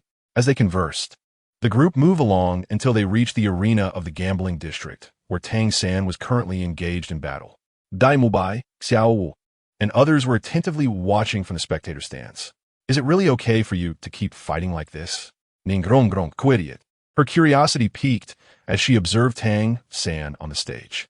Except for Ning Rongrong and Oscar, who were auxiliary soul masters, the rest of Shrek's team had opted to participate in battles, albeit in the gambling district's arena. Baili refrained from providing a direct answer and instead cast a meaningful glance at Tang San and Dai Mubai before responding. "Do you think they have made significant progress over these days?" Ning Rongrong was momentarily taken aback, unsure of what he meant. Baili turned his attention back to the arena, continuing, "Although that master has taught nothing, for us soul masters, real combat is the finest teacher. While their soul power may not have increased substantially, their aura has grown markedly sharper. I can guarantee that their combat abilities now surpass those they had when we entered the Stardow Forest by at least 20%. Zhuqing, you feel the same, don't you?" Baili asked, smiling at Zhu Zhuqing. "Yes." Zhu Zhuqing nodded without hesitation. I've always said that in the competition among soul masters, there will inevitably be casualties. This is the best way for geniuses to grow, Baili declared, his gaze intense. Do you not see that in that world of exhilarating tales, every protagonist is one who decisively slays their foes and ascends through relentless battles? Training by running with stones? Nonsense. However, Baili couldn't help but sigh inwardly. Did his deliberate meddling inadvertently facilitate their swift growth? Before long, Tang San's spirit battle concluded. Today, all of Shrek's members had completed their battles. Flander and Master Zhao Wujing exchanged few words, but the expressions on their faces were noticeably brighter than in previous days. Observing the progress of Tang San and Dai Mubai, Flander couldn't suppress a gentle smile. With a casual wave of his hand, he led everyone back towards Shrek Academy. Let us go. Noticing Flander's gaze, Baili rolled his eyes and, somewhat disinterestedly, beckoned Ning Rongrong and Zhu Zhuqing to follow. Forget it. I won't play with you anymore. I'm leaving tomorrow. Thus, the group marched out of Soto City. Not far into their journey, a wave of unease washed over Baili, jolting him into alertness. He instinctively pulled Zhu Zhuqing and Ning Rongrong closer, his expression grave as he warned, "Be careful. There's danger." Though Baili did not shout, his voice carried enough weight for the front-running Shrek members to hear. After their journey through the Stardow Forest, they were well aware of Baili's perceptive abilities. Tang San quickly reacted, pulling Xiao Wu close, while Dai Mubai and Zhao Wujing tensed, positioning themselves protectively in front of Oscar and the Fatty, their vigilance palpable. Flander and the Master, who had not accompanied them to the Stardow Forest, were momentarily taken aback, puzzled by the sudden alertness of their peers. Before they could voice their confusion, Flander's eyes widened as a crimson blade of energy, a meter high, cleaved through the air towards them. "Dodge!" Flander shouted, instantly summoning his martial spirit and pulling Yu Xiaojiang along as he ascended into the air. The vigilant Shrek members quickly evaded the attack. The blood-red blade sliced through the space between them, striking a large tree behind them and splitting it in two, sending wood chips flying. "Who is it?" Flander descended with Yu Xiaojiang, his expression serious as he regarded the newcomer. An elderly man with white hair emerged from the forest, wielding a peculiar blood-red long knife. "Soul Douluo." Flander's pupils constricted as he observed the 8 soul rings, 2 yellow, 3 purple, and 3 black, floating around the elder, pulsating with brilliant light. The Shrek members felt a tightening in their chests, instinctively swallowing hard at the sight of the soul rings. Xiao Wu trembled, inching closer to Tang San in fear. Assuming her trepidation stemmed from fear, Tang San gently patted her hand, his eyes glowing with a violet hue as he fixed his gaze on the elder. Baili, too, narrowed his eyes, his wariness heightened to its peak.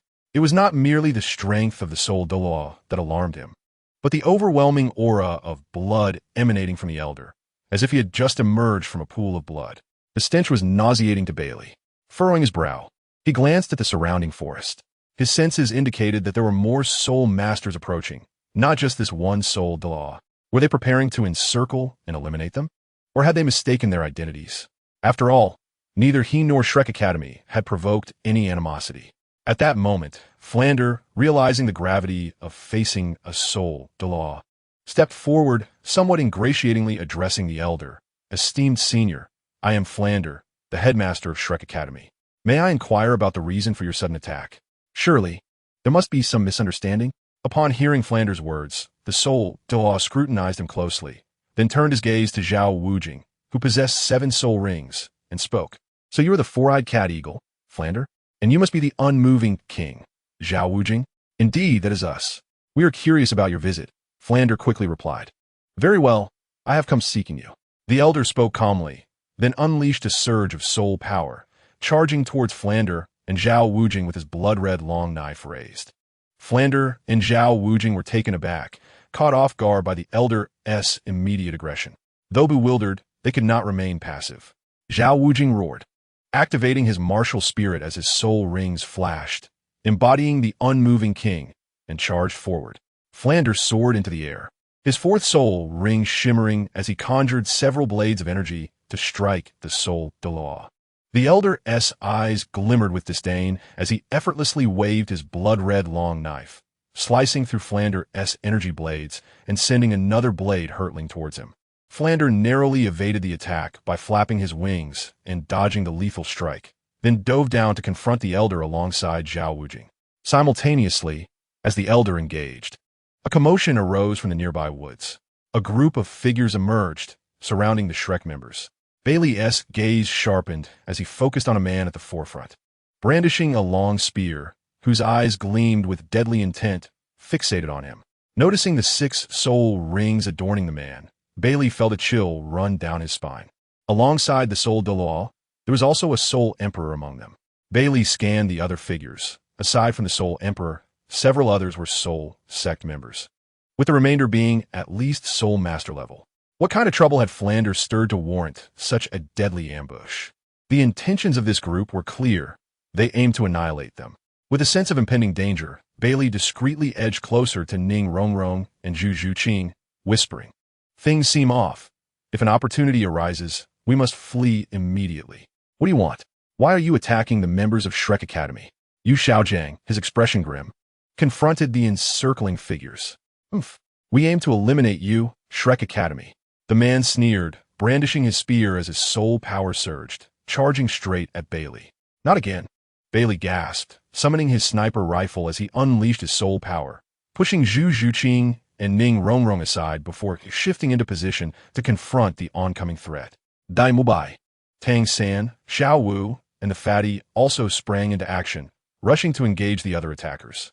Zhu Zhuqing, with her martial spirit activated, shielded Ning Rongrong from the incoming lesser enemies as chaos erupted around them.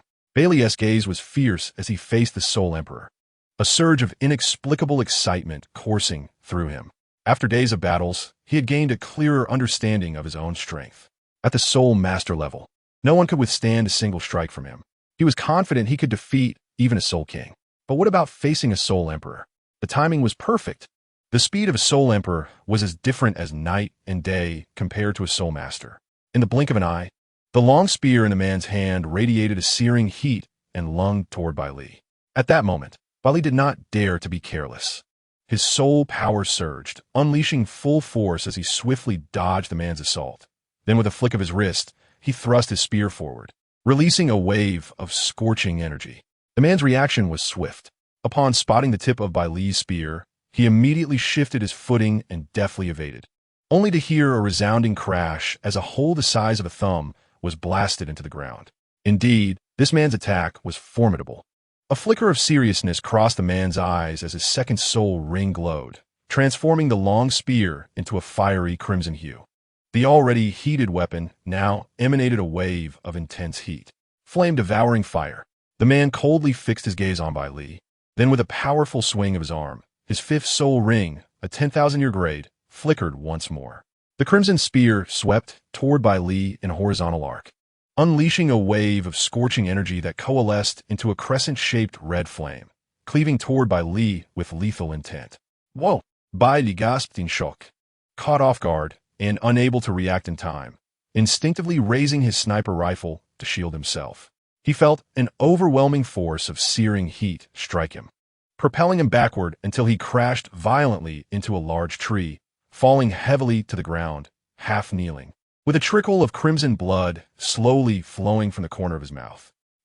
That hurts," Bai Li grimaced, glancing at his hands, which had turned a fiery red, the scorching energy swirling about as if flames were consuming them. Bai Li, Zhu Zhuqing, and Ning Rongrong, who had been watching with concern, gasped in alarm. However, they were still engaged in combat with the minions surrounding them, unable to rush to his aid. Hearing their calls, Bai Li quickly reassured them, rising to meet the gaze of the man before him, gently wiping the blood from his lips. "Fine." The man chuckled lightly. The sensation of flame-devouring fire is far from pleasant. Bai Li's expression remained unchanged. He dismissed the man's words about this so-called flame-devouring fire, knowing he had yet to switch his summoning skills. He had numerous methods to dispel this affliction. However, having been forced to endure a combination soul skill from a Soul Emperor, he had begun to grasp the nature of his own strength. This Soul Emperor before him was indeed lethal. Bai Li narrowed his eyes, casually glancing at the ongoing battles among the Shrek members. Dai Mubai and Tang San were engaged with several Soul Masters, while the others were battling against the weaker Soul Ancestors, protecting the support-type Oscar and Ning Rongrong. Their levels were inferior to the encroaching foes, and although they managed to hold their ground for the moment, it wouldn't last long. Moreover, these individuals were not ordinary soul masters. They exuded an almost palpable killing intent, clearly seasoned in battle. Yet, that was not the crux of the matter. The focus remained on the Soul Emperor. Bai Li's gaze shifted to the ongoing clash between Flinder and Zhao Wujin. Despite being renowned soul saints, they found themselves overwhelmed by an unnamed elder. Were it not for Zhao Wujin's exceptional defense and Flinder's remarkable speed, coupled with his ability to take flight, they would have likely succumbed by now. Even at this moment, both bore deep wounds, blood flowing freely. Oscar was drenched in cold sweat, desperately trying to conjure flying mushroom sausages. The moment an opportunity arose, they would have a chance to escape. Unfortunately, the constant interruptions from the minions made his summoning slow. Although Ning Rongrong had not yet utilized her 7-treasure glazed tile to enhance their abilities, she was fully focused on the group, her soul power surging within her. She was astute enough to sense the murderous intent directed at them, knowing they had already made their move. Should her identity as a member of the 7-treasure glazed tile sect be revealed now, these individuals would undoubtedly fight to the death to eliminate them. For no one dared to brazenly attack the 7-treasure glazed tile sect and allow them to leave unscathed. Thus, her mind was sharp. She understood that either she would not use her abilities or the timing for their utilization was crucial. To dare to fight me and still be distracted? Truly oblivious to the peril. A cold voice suddenly echoed beside Bai Li. He was startled, instinctively widening his eyes in panic as a grotesque visage appeared at his side. The blazing spear in hand glinting ominously as it lunged toward his chest. In but a heartbeat, the fiery spear would pierce him through. The man seemed to relish this moment, a cruel delight creeping onto his twisted face. But something was amiss. Suddenly, the man's expression froze, a wave of deathly aura washing over him. Alarmed, he looked at Bai Li, whose face bore panic, yet his eyes concealed a chilling resolve. Years of combat had honed the man's instincts, causing him to instinctively lean away, turning his head aside. In the next instant, he felt a searing rush of heat narrowly graze past his ear, the wind cutting across his face, leaving behind a long crimson gash. But that was not the end. Almost simultaneously, a sharp pain erupted from his shoulder, warm blood splattering across his cheek. An arm, severed at the shoulder, soared skyward, still clutching the crimson spear. This is my arm? What the hell? The man's mind went blank, and the searing agony forced him to his knees, a tortured scream escaping his lips. Ah! My arm! Meanwhile, Bai Li, who should have been pierced through, nimbly rolled away, landing a short distance off, coldly observing the scene. Second skill into a big move. Just ask, am I flashy or not? Bai Li squinted at the disarmed Soul Emperor, a sneer curling on his lips. However, the Soul Emperor's reflexes were indeed remarkable. At such close proximity, he managed to react. Had he not leaned and turned his head, Bai Li would have undoubtedly blown his head and heart apart. The man's agonizing wail instantly drew the attention of those nearby, who paused in confusion, instinctively turning to look at the Soul Emperor. Captain, a perfect opportunity. Tang San's eyes gleamed with determination as he abruptly shifted, seizing the moment of distraction. He swiftly evaded an attack aimed at him, his hand transforming into a shade of deep jade as several beams of cold light shot forth from his palm. The 3 minions surrounding the plump Xiao Wu suddenly felt a chill at their throats before darkness enveloped them, collapsing lifelessly to the ground. Before Tang San, the Soul Master of the Soul Sect, witnessing the dismembered captain and observing Tang San swiftly eliminate 3 team members, could no longer contain his fury. With blood-red fury igniting his eyes, he unleashed a fierce crimson sword aura from his long sword martial spirit towards Tang San. The sword aura was both rapid and ruthless, leaving Tang San with no option for evasion. He could only exert his full strength to activate the Xianyu hand, causing the blue-silver grass to entwine around his hands, forming a thick layer that stood resolutely before him. With a resounding crack, the blood-red sword aura sliced through the blue-silver grass and struck Tang San's hands, propelling him several meters back. Once the Xianyu color faded, deep wounds marred Tang San's hands, exposing bone and gushing blood. His face contorted in shock as he gazed at the gruesome scars, sensing a peculiar malevolent energy coursing through the wounds, draining his vitality. What a formidable attack! What is this? The Xian Tiangong within him activated automatically, and a flicker of the Xian Yu hand dispelled the insidious energy. The Soul Master did not pursue Tang San, instead flashing to stand before the Soul Emperor, his eyes gleaming with a blood-red hue as he swung his blade fiercely once more. A loud clash resonated as the small sword staggered back a few steps to regain balance, glaring at Bai Li with palpable hatred. Bai Li gasped in surprise, casting a curious glance at the Soul Master known as Xiao Jian. A sword slicing through bullets? How intriguing. Although Bai Li's attack was merely a parry, encountering someone who could directly deflect a strike was a novel experience for him.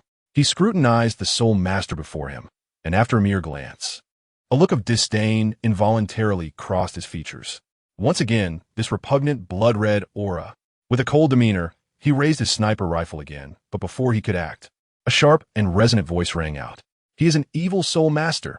Chapter 60. See through Evil Soul Master? Bai Li's heart skipped a beat as he turned to see Yu Shao Gang, astonishment etched on his face, pointing at the Soul Master before Bai Li. In his perception, this nauseating blood-colored aura indeed belonged solely to an evil Soul Master. Bai Li pundera noirly. Could his sensing ability discern the presence of an evil Soul Master?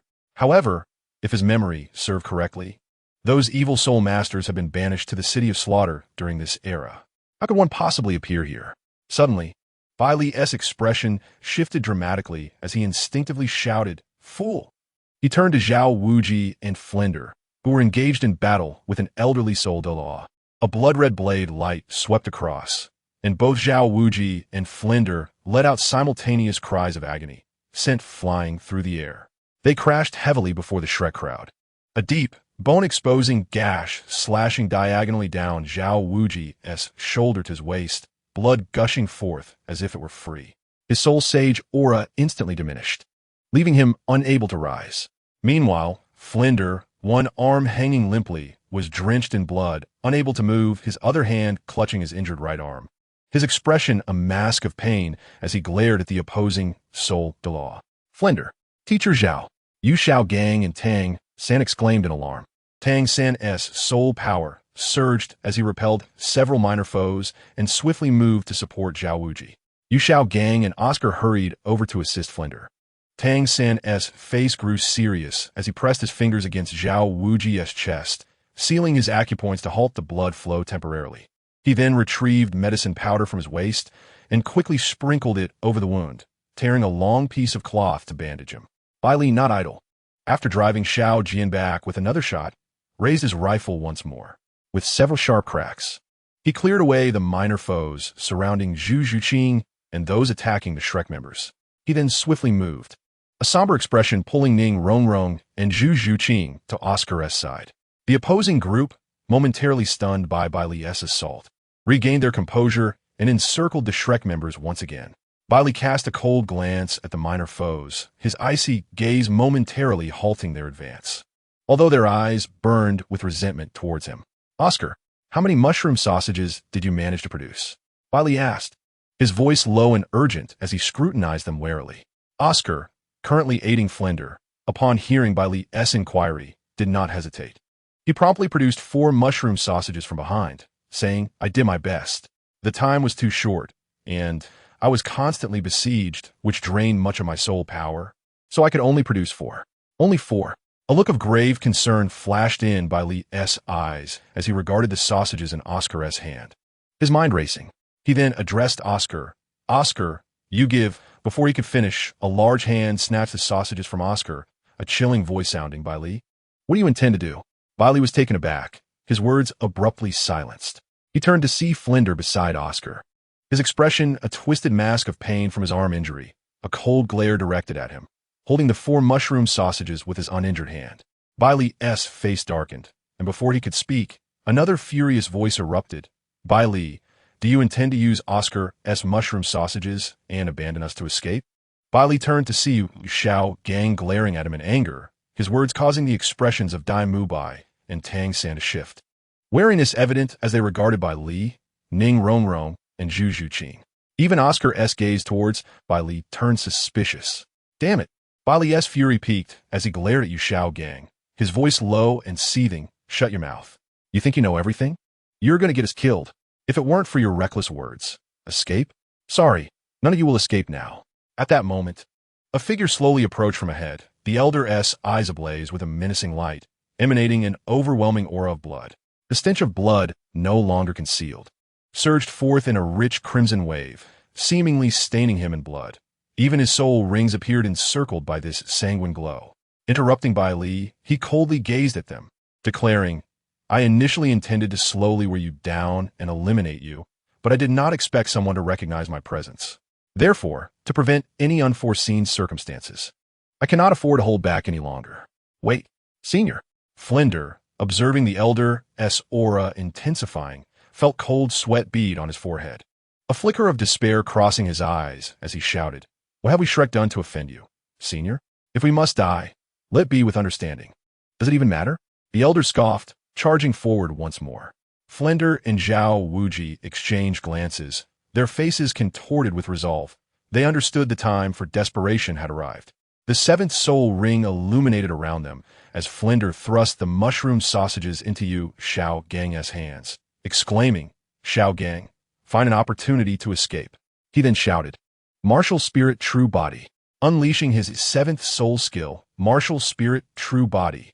After utilizing the true form of their martial soul, there are side effects. Therefore, it is generally rare to resort to this ultimate ability unless one is faced with life-threatening peril. Now, confronted by the nameless elder, Zhao Wuji found himself in such a dire situation. Gritting his teeth, he pushed aside Tang San and once more merged with Flinder's true form to confront the elder. Merely two soul saints truly oblivious. The elder scoffed disdainfully, yet his eyes betrayed no hint of contempt. Although this level of combat was insufficient to compel him to unleash his true form, it was ultimately a formidable technique of the soul saints.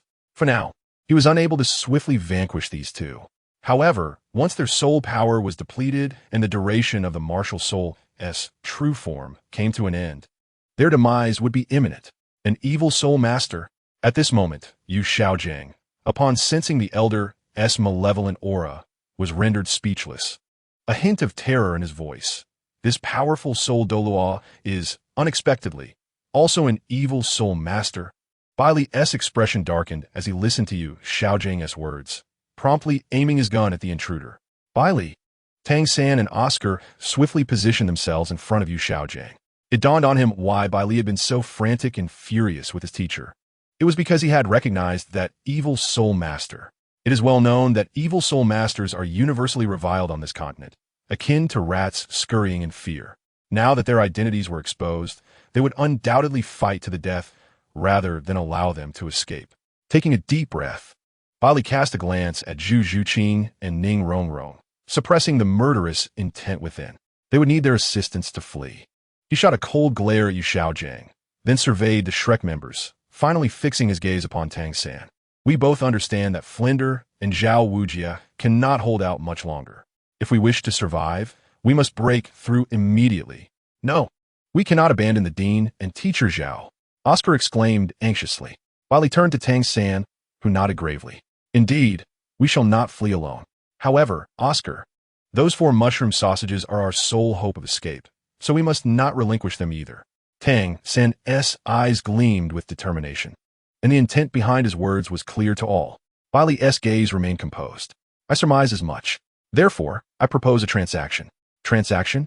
Tang San's eyes glimmered with purple energy, his vigilance unwavering. At that moment, Shao Jian waved his hand, and their assailants advanced once more. Bai Li pivoted his gun, channeling his soul power, and fired twice, eliminating 2 of the eager attackers. Since no one is willing to give up, let us gamble. A gamble? Tang San and Dai Mubai swiftly defended against the onslaught.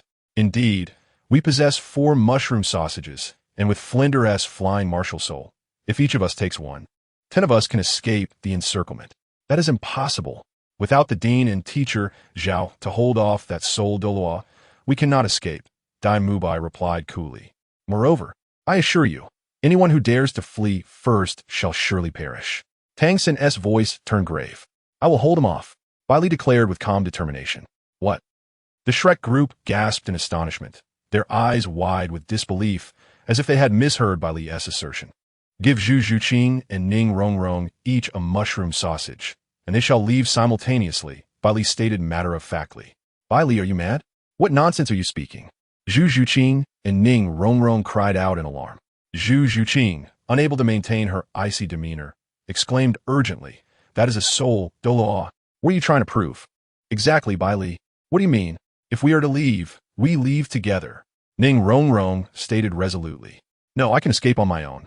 But without anyone to hold off that soul, Douluo, you cannot get away. Do not forget my skills," Bai Li said, feeling a warmth in his heart at their concern, his expression softening slightly. "Even if you can conceal yourself, he is a soul, Douluo. Even Flender and Zhao Wujie cannot match him. How can you possibly escape?" Ning Rongrong's face paled, shaking her head in denial. Bai Li ignored her, his face turning cold once more as he glanced at Tang San. "Tang San, I know you have a trump card. I will say only one thing. Nothing must happen to them. Can you ensure that?" Upon hearing this, Tang San's gaze flickered with uncertainty as he regarded Bai Li. After a moment's contemplation, he nodded decisively. "Very well. Find a way to notify Flender and Zhao Wujie. Then prepare to break through." Bai Li's demeanor remained cold. "I want to leave." Ning Rongrong's eyes welled with tears as she saw Bai Li's indifference. "Zhuqing, take her away," Bai Li instructed, casting a glance at Zhu Zhuqing. "Trust me." Zhu Zhuqing looked deeply into Bai Li's eyes, bit her lip, and nodded. "All right." Seeing this, Bai Li smiled at Ning Rongrong. "Once you are out of their sight, you can utilize your martial soul. Do not return to Shrek. Go directly to Tiendo and wait for me."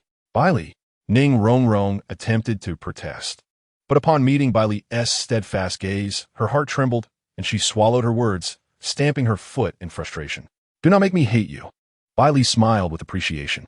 Taking a deep breath, his gaze turned frigid as he moved with agility, channeling his soul power into his sniper rifle, unleashing a barrage of shots that felled numerous adversaries. Xiao Jian, visibly infuriated, attempted to advance, yet each time he sought to attack, Bai Li would exploit the openings in his movements to unleash two strikes, forcing him to retreat. Tang San, Dai Mubai, and the others, witnessing Bai Li's sudden surge of power, exchanged astonished glances. In unison, they released their own soul power, following Bai Li's lead to carve a path through the encirclement.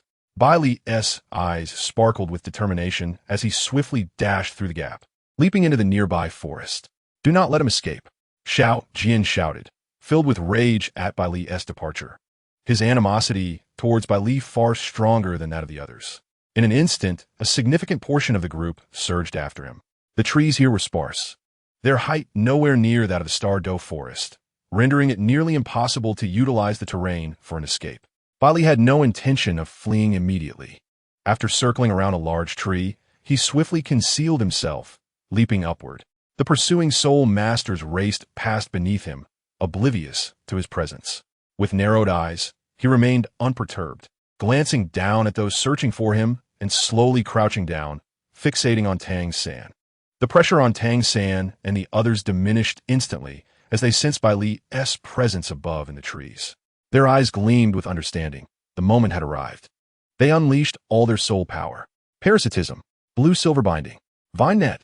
The three skills were simultaneously unleashed, catching the remaining attackers completely off guard as they were ensnared by the resilient vines. Before they could break free, Dai Mubai's White Tiger Light Wave and Phoenix Fire Line were unleashed without hesitation. However, this group of individuals were soul masters at the soul sovereign level. Though their attacks were formidable, they still paled in comparison to Bai Li's effortless prowess. Despite sustaining injuries, this group of soul sovereigns was not dealt a fatal blow. Yet, it was sufficient. Seizing the moment while the enemy was momentarily ensnared, Tang San and the others swiftly consumed Oscar's mushroom sausages. Zhu Zhuqing took Ning Rongrong. Tang San accompanied Xiao Wu. Dai Mubai aided the master, and the fatty supported Oscar as they soared into the sky. "Dean, Teacher Zhao," Tang San shouted. He had previously conveyed their plan to the two using the secret techniques of the Tang sect, just as they felt they could scarcely hold on any longer. The sound of Tang San's voice invigorated them. Both unleashed their soul power in a simultaneous assault, forcing the elder back several steps. Taking advantage of the elder's moment of retreat, Flender seized Zhao Wujie's arm and ascended into the firmament. The elder's gaze flickered and instinctively, he slashed his blade outwards. A chilling whoosh resonated as a crimson blade aura sliced through the air, severing an arm mid-flight. "Ah!" Zhao Wujie cried out in agony. "Teacher Zhao!" Tang San and the others exclaimed in unison. Yet, there was no time to dwell on this. The flight time of the mushrooms was merely 1 minute, and not a second could be squandered. The group darted swiftly into the sky. The elder's eyes blazed with fury as he watched the Shrek team take flight. He scoffed coldly. "You think you can escape? In your dreams." As soon as the words left his lips, the seventh soul ring on his body flickered, and his figure vanished from sight. Instantly, a lengthy crimson blade, measuring over 10 meters, materialized in mid-air, resembling a blood-red crescent moon, its sanguine aura enveloping the entire space. The blood-red blade quivered, as if traversing through dimensions, and appeared behind the Shrek team in an instant. The elongated blade shimmered with a red glint, slicing mercilessly through the air towards them, its speed so swift that even Flinder could not evade it. A look of sheer terror and despair crossed his face. However, 3 individuals remained unperturbed: Zhu Zhuqing, Ning Rongrong, and Tang San. With a thunderous explosion, a searing wave surged from below, colliding fiercely with a massive blade. Sparks erupted as the intense heat wave propelled the Shrek team backwards. "Go!" Bai Li's voice resonated with authority. The Shrek team, shaken yet pressed for time, propelled themselves forward. They all instinctively turned to glance back at a familiar figure, barely visible. Did the readers not claim a single shot could seal a title? How could such meager strength achieve that? Baili responded, "Don't rush. Just watch as I entertain with the Title Douluo." Chapter 62. The Duel Who. A furious roar echoed from above as the colossal blade that had been sent flying vanished. A figure wielding a blood-red long knife descended from the sky. The elder's expression darkened to an extreme as he beheld the rapidly retreating Shrek team. He had not anticipated that this group possessed flight capabilities. He was not a flight-type soul master and lacked the skill to soar. With his strength, he could briefly linger in the void, but actual flight required flying skills, even for Title Douluo. Thus, he had resorted to manifesting his martial spirit, intending to keep them grounded. Yet, he never imagined someone could counter his strike. The elder's gaze flickered with surprise as he glanced at Bai Li, realizing he was indeed a soul sovereign. However, knowing this group was aware of his identity as an evil soul master, he could not allow them to escape. He immediately turned his attention to the remaining members of the Starry Sky Mercenary Corps. Upon witnessing the severed arm of Xia Xingqian and the lifeless bodies on the ground, he couldn't help but curse, "A bunch of useless fools. How could a soul emperor be so thoroughly defeated by a soul sovereign?" A glint of murderous intent flashed in the elder's eyes, but he quickly suppressed it and spoke coldly to Shao Jian and Xia Xingqian. "You must pursue them immediately. They cannot be allowed to escape." With that, he fixed his gaze on Bai Li, who had already revealed himself among the trees. "I will deal with this insect. You head over at once." "Yes." Xia Xingqian, startled by the elder's icy demeanor, suppressed the pain in his arm and quickly replied, casting a resentful yet fearful glance at Bai Li before commanding, "We pursue." Shao Jian remained motionless, his gaze filled with hatred as he fixated on Bai Li. "Master, I wish to stay here. I must witness his demise. This is for Miss Mingyue's vengeance." Hearing Shao Jian dare to defy him, the elder narrowed his eyes. He then recalled the blood-red aura surrounding Shao Jian, recalling the latter's innate talent for the blood source secret technique. Once more, he contained his displeasure, nodding slightly without further comment, before turning his lethal gaze back to Bai Li, unperturbed by the departing members of the Starry Sky Mercenary Corps. Bai Li maintained a cold demeanor, his piercing eyes fixed on the elder and Shao Jian. "Miss Mingyue, Xiao Mingyue." At that moment, upon hearing Shao Jian's words, Bai Li's heart jolted as he suddenly recalled the red-clad woman he had slain earlier. It dawned on him that the sanguine aura emanating from these two was strikingly similar to that of the deceased Xia Mingyue from the Starry Sky Mercenary Corps. "Are you members of the Starry Sky Mercenary Corps?" Bai Li inquired, narrowing his eyes. "What are you pretending for? Do you think no one knows about your involvement in Miss Mingyue's death? Let me tell you, we will kill you all to avenge Miss Mingyue." Shao Jian's eyes blazed crimson as he glared venomously at Bai Li. Now I understand. Bai Li realized why this group had ambushed him. They had come seeking revenge. However, Shao Jian's words startled him. When he had slain that woman and absorbed the soul ring, he had sensed no other presence. Could it be that someone had evaded his detection? Yet, there was no time to ponder such matters now. Taking a deep breath, he shook his neck and tightened his grip on the sniper rifle, casting a frigid glare at the Title Douluo elder. A fierce battle awaited. Baili assessed the soul power within him. With a thought, his form gradually vanished from sight. Invisibility, soul, technique. The elder's brows furrowed as he realized. Swiftly unleashing several blade auras from his long knife, aimed directly at Bai Li's direction. Bai Li leaped, evading the attack, and rapidly dashed through the forest. Don't even think about escaping. The elder, a formidable Title Douluo, possessed perceptive abilities far superior to those of Zhao Wujia. Moreover, as Bai Li needed to dodge and flee, he couldn't maintain absolute concealment of his soul power. The elder's eyes glowed with bloodlust as he tracked Bai Li's movements, seizing upon the moment Bai Li stirred. In an instant, the elder's soul power surged, closing the distance, and his blood-red long knife swung down viciously towards Bai Li. Unfazed, Bai Li's soul power surged within him as he pressed down forcefully, sidestepping the attack while the barrel of his gun traced a path through the air, releasing a wave of intense heat. The reflexes of Title Douluo are not something an ordinary soul master can compare to. The elder's expression remained unchanged. He merely tilted his head slightly to evade the attack launched by Baili. His long blade once again slashed towards Baili's neck. Fleeing, Baili's eyes flickered, and in an instant, a searing aura surged forth once more. His figure materialized, and leveraging the force of this strike, he executed a backward somersault, landing far away. The sound of a deafening crash echoed as, at the moment Baili unleashed his powerful move, one of the elder's soul rings glowed brightly, and the blood-red long knife swept forth, creating a semicircular crimson barrier that shielded him. Baili's attack collided with this red barrier, and despite its formidable penetrating power and might, it did not shatter the shield. The tremendous impact merely caused the elder to stagger back a few steps. Such formidable defense. Baili's pupils constricted, his eyes widening in surprise. Conversely, the elder gazed at Baili with astonishment. Such potent offensive power. Could this truly be the might of a soul master at the soul sect level? He gently shook his right hand, feeling a tingling sensation. His countenance darkened as he regarded Baili, as if recalling some unpleasant memories, his murderous intent reaching its peak. A prodigy, a genius. How insufferable. Kill. Baili's expression soured. He had not anticipated that this strike would fail to injure a Title Douluo level powerhouse. However, the fact that he had not even managed to inflict a wound surprised him. There's a saying from my past life, isn't there? As long as one possesses a health bar, even a god can be slain. Countless thoughts swirled in Baili's mind as he noticed the elder preparing to strike again. Without hesitation, he moved swiftly, retreating deeper into the woods. Calmly, he reminded himself, with blue and flashes, I still have my prowess to display. Baili's demeanor was icy as he darted through the trees.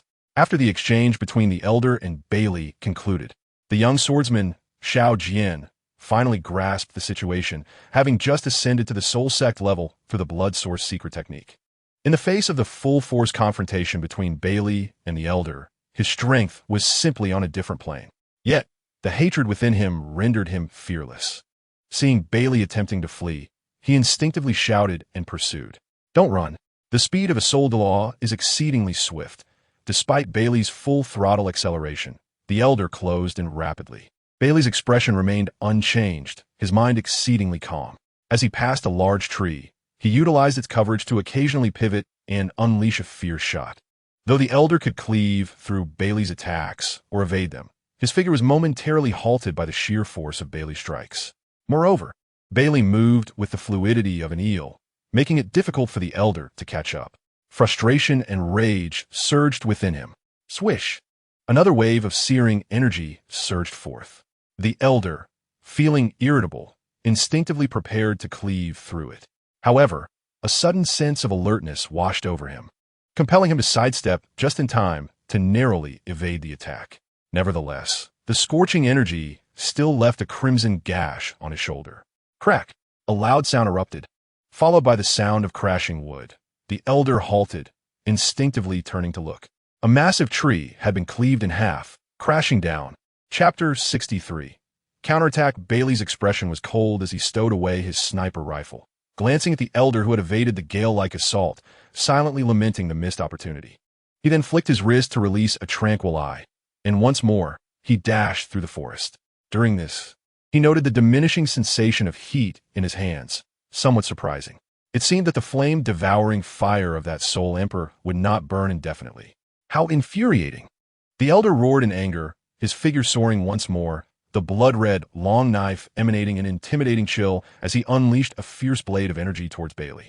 Startled by the elder's sudden resurgence, Baili was caught off guard, failing to completely evade the blade of energy. The crimson blade grazed his back, drawing forth a splash of bright red that fell into the air. Baili immediately coughed up a mouthful of blood. The excruciating pain in his back made him gasp, causing him to stagger momentarily. Yet, there was no time to ponder. He lunged sideways once more. Another crimson blade of energy struck where he had just been, sending dirt flying. Baili did not look back. His soul energy surged as he once again sprinted swiftly through the woods. The attacks of a Title Douluo are certainly no trifling matter. Moreover, this individual was an evil soul master. Baili distinctly felt that the wound on his back was suffused with a sinister, blood-red energy that coursed incessantly. It seemed as though his strength was gradually being sapped by this nefarious energy. Restoration. Baili's gaze was frigid. He did not hastily switch to healing or purification spells, but, with a decisive thought, activated his once-a-day restoration skill. A powerful vitality surged forth from within him, staunching the bleeding from his back, visibly beginning to heal. However, that red energy appeared to be quite persistent, clinging to the wound and impeding its complete recovery. Even so, Baili exhaled a sigh of relief. This forest may not be vast, but Baili could not escape.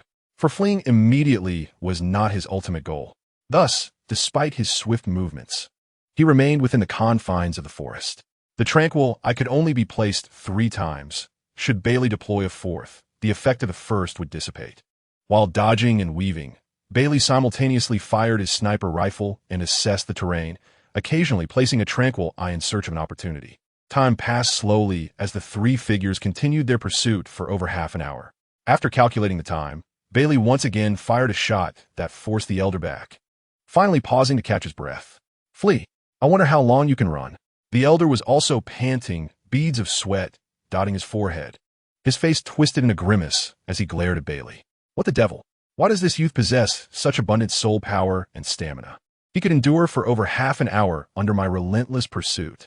After all, he is a Title Douluo. No matter what, this person must not be allowed to live. I wonder how things are faring with Xia Xingchen. Truly useless. The thought of possibly allowing that group to escape only heightened the elder's agitation as he coldly regarded Baili. Your soul power and stamina must be reaching their limits, right? I admit, you're the strongest soul sect I have ever encountered. However, let this game of cat and mouse come to an end. The elder once more raised his blood-red long knife. Cat and mouse. Baili's eyes narrowed, and he couldn't help but chuckle. You don't know that in the end, both the cat and the mouse will face defeat. A stubborn duck. The elder's internal soul power surged, his figure transforming into an illusion as he fiercely slashed towards Baili. Baili's expression remained impassive as he took a deep breath, feeling the dwindling soul power within him. To retreat? Or to fight? The elder's assumptions were not unfounded. After such a prolonged skirmish, Baili's soul power and stamina had indeed reached their limits. Initially, I believed I could wear down this soul Douluo during our skirmish, seeking an opportunity to eliminate him. However, I underestimated the perceptive abilities and reaction speed of the Title Douluo. Previously, while dodging his attacks, I managed to evade or block them all, inflicting no significant harm. To deliver a lethal blow, I would need to strike him with either a gale breath or a powerful ultimate move, and it must be executed unexpectedly to succeed. Otherwise, given the Title Douluo's exceptional reflexes, even if I were to hit him, he would undoubtedly evade any critical damage. I glanced at the blinking flash skill. Gritting my teeth in determination, I cast a quiet eye beneath my feet and, rather than fleeing from the rapidly approaching elder, continuously channeled my soul power into my sniper rifle. An alluring aura, accompanied by a faint red light, emanated from the rifle, causing the swiftly advancing elder to feel a shiver of fear. That soul technique could even be charged. The elder's expression shifted, his vigilance heightened to the utmost as he focused entirely on the young man. His soul rings flashed once more, conjuring a blood-red barrier before him. Observing Bai Li just within reach, a cold smile crept across his face. This barrier had withstood an attack from a Title Douluo without breaking. Although this soul master possessed immense attacking power, the notion of breaching his barrier was sheer folly. The elder snarled, his long knife descending fiercely towards Bai Li.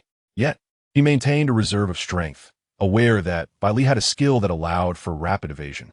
Bai Li's gaze was cold and composed as he watched the blood-red knife nearing his brow, feeling its chilling aura. It seemed as though he would be cleaved in two at any moment. Suddenly, the elder sensed a halt in Bai Li's soul power fluctuations, the rifle's muzzle radiating a searing heat as if about to unleash its fury. "I've been waiting for this." The elder fully activated his barrier skill, cautiously shifting to protect his vital points, unleashing another surge of soul power. This time, escape was not an option. In an instant, a golden flash darted before his eyes, and Bai Li's figure vanished in its wake. The elder's pupils dilated. He was caught off guard as two resounding blasts echoed from behind him. Before he could react, two scorching energies pierced through his head and heart. How is this possible? The elder's eyes widened in disbelief, confusion clouding his expression as his life force faded. "I never fail to claim my enemy's life," Bai Li murmured softly. He staggered forward, leaning against a tree, and slowly sank to the ground. "Master!" At that moment, the young Jian, who had been lingering at the edges of the conflict, rushed over. He stared at the motionless elder on the ground, breathless with shock. Before he could process the scene, a sudden pain pierced his chest as if something had shot through him. A tremendous force propelled him backward, crashing him against a tree before he slumped to the ground. Looking down, he noticed a dark hole in his chest, blood streaming forth. "This is..." Jian struggled to lift his head, spotting a familiar silhouette leaning against a tree, slowly lowering a hand that had been aimed at him.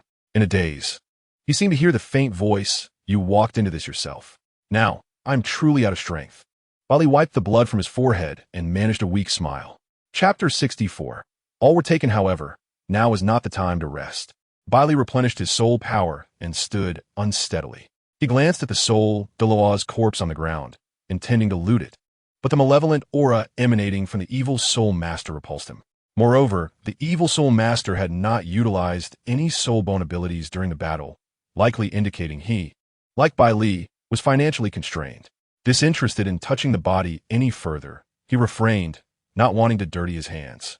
At that moment, the wound on his brow, inflicted by the long knife, began to heal gradually. Yet, the scar on his back still pulsated with a crimson aura, draining his strength. Bai Li furrowed his brow. Having already used Flash today, he was unable to change his summoner skill and would have to wait until tomorrow. His mind was occupied with concern for Zhu Zhuqing and Ning Rongrong, and he hurriedly set off in their direction, stumbling as he went. After Bai Li's departure, the soul master Jian, who had been thought to be dead after being shot down by Bai Li, suddenly emitted a crimson glow. Blood from the fallen soul, Douluo, drawn by an inexplicable force, began to flow toward Jian. Upon contact, the blood was eerily absorbed into his body. As he consumed this blood, the red light surrounding him intensified, and the wound on his chest slowly healed within the glow. Furthermore, the gravitational pull he exerted grew stronger, drawing blood from the fallen soul masters in the vicinity of his earlier battle with Bai Li. All of it was absorbed into his body, and his once faint life force began to rise. A faint heartbeat resonated from within him. After an indeterminate period, as dusk settled, Jian abruptly coughed and stabilized his breathing, though he remained unconscious. The red light surrounding him gradually faded, ultimately vanishing. A gentle breeze swept through, reducing the corpses he had absorbed into ashes, leaving no trace behind. After a while, footsteps echoed softly as a figure approached, brow furrowed in concern. Observing the traces of the battle in the woods, her vigilant gaze was filled with confusion. Suddenly, her attention fixed on Jian, who lay unconscious beside a tree. She tilted her head, studying the young man before shaking her head and turning to leave. Yet, after taking a few steps, she inexplicably paused, glancing back at the unconscious youth. With a sigh, she returned to him, muttering, "What on earth happened in Soto City? Has Shrek Academy been destroyed?" Not far outside Soto City, it seemed a fierce battle had occurred. This trip felt wasted. It was best to return to Spirit City. Meanwhile, Zhu Zhuqing and Ning Rongrong pursued Baili, but due to exhaustion, she suddenly collapsed onto the ground. "This state is untenable," even if they are in danger. I can't be of any assistance, Baili thought, shaking his head as he struggled to rise. However, a wave of weakness enveloped him. He realized that he had exhausted his strength significantly, not only from the recent battle against the Title Douluo, but also due to the malevolent energy seeping from the wound on his back, which relentlessly drained his vitality. The hurried journey had caused the still-healing wound to reopen, and blood gradually stained his back. Damn it, I was careless. Baili sighed, relying on his robust physique to withstand the energy's toll, but he couldn't endure this gradual depletion for long. With a bitter smile, he attempted to turn over and rise. But an overwhelming fatigue washed over him. His vision darkened, and he lost consciousness completely. After a while, a group of girls clad in ice blue outfits, seemingly around 18 or 19 years old, approached, chatting and laughing. Among them, a young girl with flowing aquamarine hair and fair skin suddenly halted, her expression shifting to one of surprise as she pointed toward a thicket. Wait, do you see that? Is there someone over there? The other girls paused, glancing toward the direction indicated. Indeed, a figure lay there. An emerald-haired girl exclaimed, "It looks like there really is someone." The group exchanged wary glances. Their vigilance heightened as they scrutinized the silhouette in the grass, but did not advance. "Forget it. Let us not get involved. We should leave quickly," the emerald-haired girl frowned, adding, "It seems something happened in the southern part of Soto City today. I heard a school was destroyed. Things have been uneasy lately. We should return before the teachers get worried." "Right, Sister Binger, Yue is right. Let's go." The others nodded in agreement. The blue-haired girl hesitated for a moment, then, gritting her teeth, she cautiously approached, remaining alert.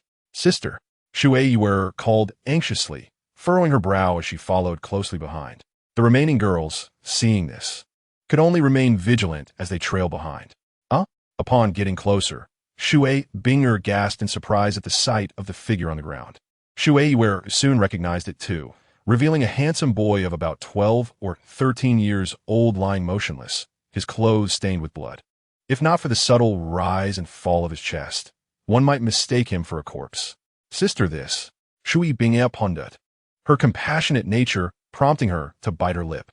"Let us take him back to the hotel first. But we are from the Tianxue Academy. What if the teachers see us bringing a boy back?" Shou Yue hesitated, voicing her concern. It was well known that Tianxue Academy held a unique position on the continent. "I'll explain when we get there," Shou Binger replied with a resigned sigh, realizing they couldn't just abandon someone in need. "All right, let us do it." After some time, Baili awoke to find himself in a somewhat bumpy carriage.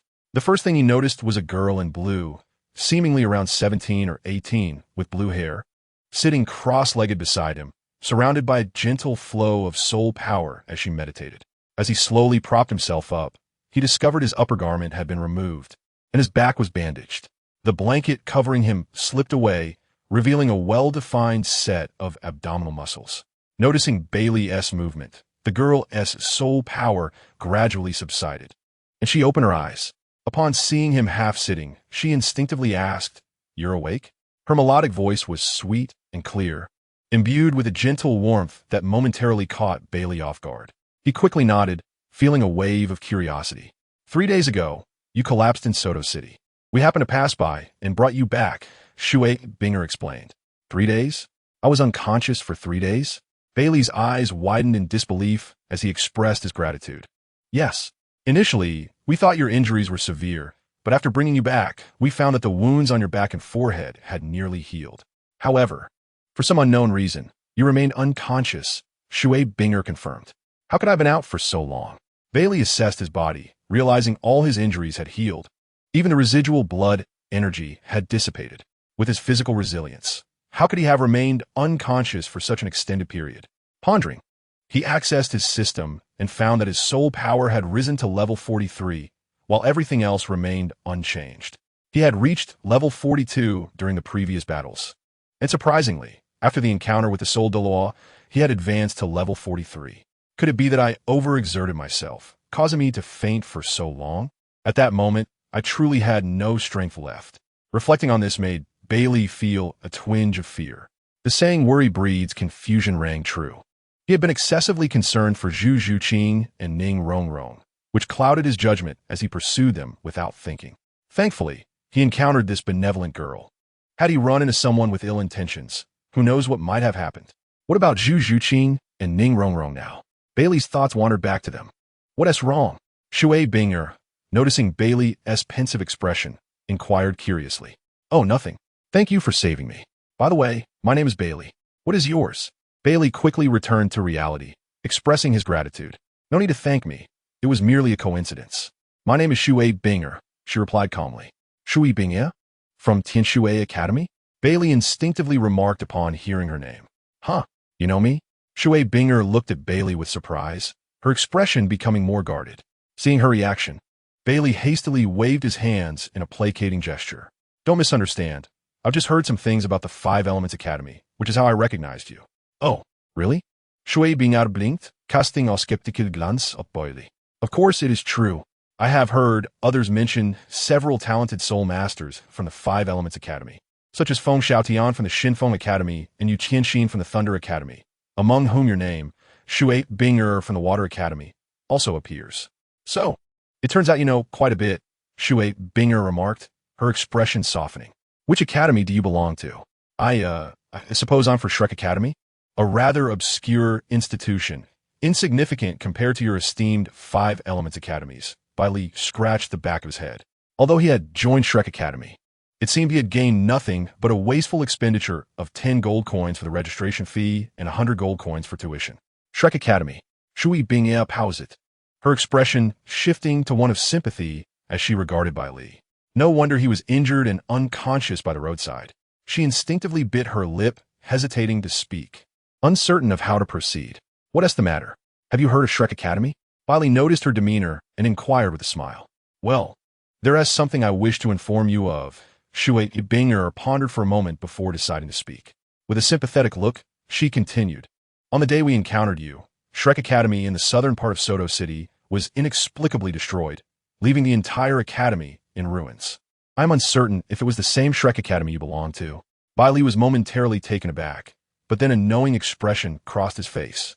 Ever since he learned that the Starry Mercenary Group was seeking revenge, he had suspected that Shrek Academy might have faced dire consequences before their ambush. The involvement of powerful soul masters at the level of Title Douluo could not merely be attributed to casual skirmishes. It surely indicated a plan to annihilate the entire Shrek Academy.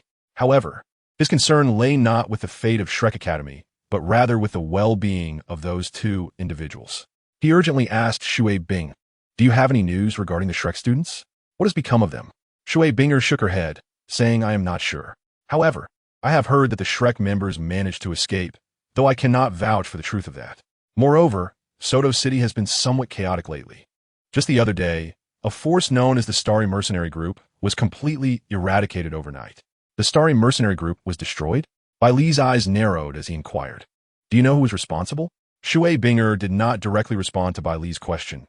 Instead, she hesitated before saying, that night. An extraordinarily terrifying sword intent permeated the entire Soto City. She paused momentarily, a hint of fear evident in her eyes. Her voice lowered, continuing, surely, only one individual in the world possesses such a dreadful sword intent. Sword Douluo, Chen Xin. Bai Li immediately understood, a chill running through him at the mention of Chen Xin. This could mean something had happened to Ning Rongrong, or perhaps she had summoned him. The next words from Shui Binger finally alleviated his anxiety. Furthermore, I inadvertently overheard my teachers discussing that after annihilating the Starry Mercenary Group, this esteemed individual departed with two girls aged around 12 or 13, heading towards the outskirts of the city. His presence lingered in that area for quite some time before he departed. Bai Li sighed in relief upon hearing this. If all went well, the two individuals accompanying Sword Douluo would likely be Ning Rongrong and Zhu Zhuqing. This suggested that Sword Douluo had probably been informed by Ning Rongrong after her escape and had rushed over as one of her most cherished Douluo. The time spent lingering outside the city was likely an attempt to locate her. If they could not find her, they would undoubtedly head to the Heaven Do Royal Academy to await her arrival. Therefore, it would be best for him to seek them out directly. As he contemplated this, Bai Li remembered his current predicament. It appeared the people from the Water Academy were on the move. He turned to Shui Binger and asked, where are we headed now? Shui Binger smiled and replied, we are, of course, returning to Water City. We set out this time to hunt for soul rings in the Stardo Forest. After obtaining the soul rings, we had planned to spend a few days in Soto City, but my teacher felt it was unsafe here. So we decided to return to the academy earlier. As she spoke, she glanced at Bai Li, her cheeks slightly flushed, then turned her head away, saying, "Since you were unconscious and I was worried, I requested my teacher to bring you along." Water City? Baili blinka, momentarily confusa. Chapter 66. The affable Water Academy Water City is situated in the southeast of the Heaven-Do Empire, bordering the Balik Kingdom, with Barak City to the south and the Hagen Das Province to the east. To the north lies another gathering place for soul beasts, known as the Extreme North. While the number of soul beasts in the north is considerable, most possess ice attributes. In comparison to the diversity of soul beasts in the Stardo Forest, is still lacking significantly, thus for the sake of obtaining some particularly unique soul rings. The Water Academy makes the long journey to hunt soul beasts in the Stardo Forest. This serendipitous encounter with Bai Li was no mere coincidence. Water City is not far from Heaven-Do City, even closer than Soto City, making it a convenient stop on the way to Heaven-Do. Bai Li was also curious to see what the Water Academy, one of the 5 Elements academies, was like. Hence, he did not rush to leave, finding it quite agreeable to catch a ride with them. After a little less than half a day's journey, the group finally arrived at a village on the outskirts of Water City. The Water Academy did not head directly into the city, but instead paused in the village. Are we going directly into the city? Baili looked out the window with curiosity and asked. Shui Binger smiled gently, saying, "You'll know soon enough." With that, she lifted the curtain and stepped out of the carriage. Baili, intrigued, noticed a somewhat new gentleman's coat set aside, presumably prepared for him by Shui Bing. He took it up, donned it, and followed her out of the carriage. Once outside, Baili saw a group of smiling villagers standing not far from their caravan. A young girl from the Water Academy joyfully ran up to them, assisting a middle-aged woman with graying hair who beamed with pride like a blooming flower, while sharing something with the surrounding villagers. The other students from the Water Academy stood nearby, smiling at the scene, with Shui Binger among them. Baili hesitated briefly before walking towards Shui Binger. At that moment, the others also noticed him, turning their heads in surprise. After all, there were no male soul masters in the Water Academy. They typically kept to themselves within the academy, diligently honing their skills. Their encounters with male peers were indeed few. Furthermore, although Baili was relatively young, he exuded an extraordinary charm and an air of nonchalance that naturally drew their attention. As a beauty enthusiast, Shui Yue was particularly captivated by Bai Li's handsome appearance, instinctively taking a couple of steps closer and exclaiming, "You've finally woken up." Bai Li smiled and nodded, saying, "Thank you all. I'm feeling much better now." Shui Yue waved her hand dismissively, saying, "It's nothing, just a small effort on my part. However, if gratitude is to be expressed, it should be directed toward my sister, were it not for her pleading." A gentle cough from Shui Binger interrupted Shui Yue's words. Shui Yue turned her head to glance at her. Then, with bright, sparkling eyes, she looked at Bai Li and introduced herself. "I am Shui Yue. And what might your name be?" "Hello, I am Bai Li," he replied with a smile. Shui Yue nodded, softly murmuring his name. She then cheerfully introduced the individuals beside her to Bai Li. With a warm smile, Bai Li greeted each of them in turn. Subsequently, he turned towards the villagers nearby and curiously inquired, "Who are they?" "This is Uheru. Sister Ro hails from this village, and that middle-aged woman is her mother. The others are villagers from the same community," Shui Yue explained with a smile. Due to the academy's closed-off educational system, even though Sister Ro lives nearby, she seldom returns home except during holidays. Therefore, each time we come back, our teacher makes a special stop in this village to allow Sister Ro to reunite with her family. As she spoke, she leaned closer to Bai Li and discreetly pointed to a middle-aged woman standing to the side, clad in a blue teacher's attire, arms crossed, with a somewhat stern expression. In a hushed tone, she remarked, "That is our leading teacher. Though she appears stern, she is truly the kindest to us." Bai Li glanced over, feeling a surge of respect, and nodded, understanding the situation. Such teachers reminded him of those he had encountered in his previous life, strict with students yet exceedingly caring. Perhaps sensing Bai Li's gaze, the teacher turned to look at him, her brow slightly furrowed, yet she said nothing further and resumed her focus. After some time, Uheru exchanged pleasantries with her family and then approached the teacher with an elder who appeared to be the village head, sharing a few jovial words. Soon after, she cheerfully waved to the group, beckoning everyone into a somewhat dilapidated but spacious courtyard. Baili surveyed the area with curiosity, noticing wisps of smoke rising from the back, where a few tables were set up, laden with steaming dishes, clearly freshly prepared meals. The members of Tianshui Academy seemed accustomed to the hospitality, laughing as they took their seats. Baili was momentarily taken aback until Shui Binger gently tugged at his sleeve, signaling him to join her. She then quietly explained, "This is Sister Ro's home. The villagers are very kind to us. Whenever they see us return, they always prepare meals for us. We have grown accustomed to it." She paused before adding, "Of course. We always pay the village head for the meals before we leave." "That's wonderful." Bai Li observed the amiable interaction between the academy members and the villagers, feeling a warmth swell within him and an increased fondness for the academy. However, it seemed the villagers were also somewhat intrigued by Bai Li, the only male among the Tianshui Academy group, as many displayed expressions of mild surprise upon seeing him. Yet they did not voice any comments, instead offering friendly nods in greeting. Before long, Yu Heru returned and took a seat beside Shui Binger. Spotting Bai Li, she smiled and nodded in acknowledgement.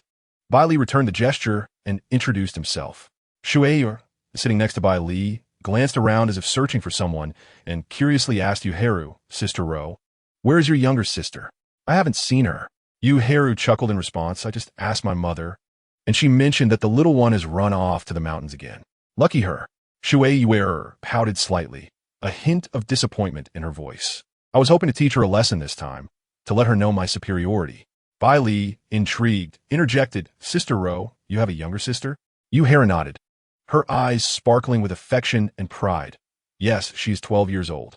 Shui Binger chimed in, "Her name is Mulan. Sister Ro's mother found her in the forest 6 years ago. Though she appears somewhat haughty, her talent as a soul master is extraordinary." Mulan? Bai Li was momentarily taken aback. Yu Heru turned to Shui Yue and remarked with a grin, Your plans to teach her a lesson might be thwarted.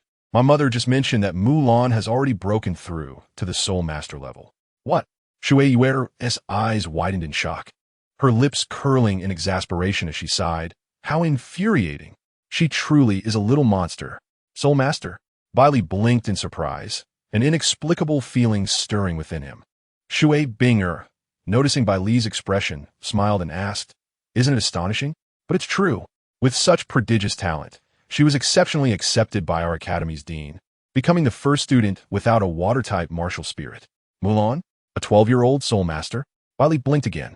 "All right, I took a sneaky peek at the comments.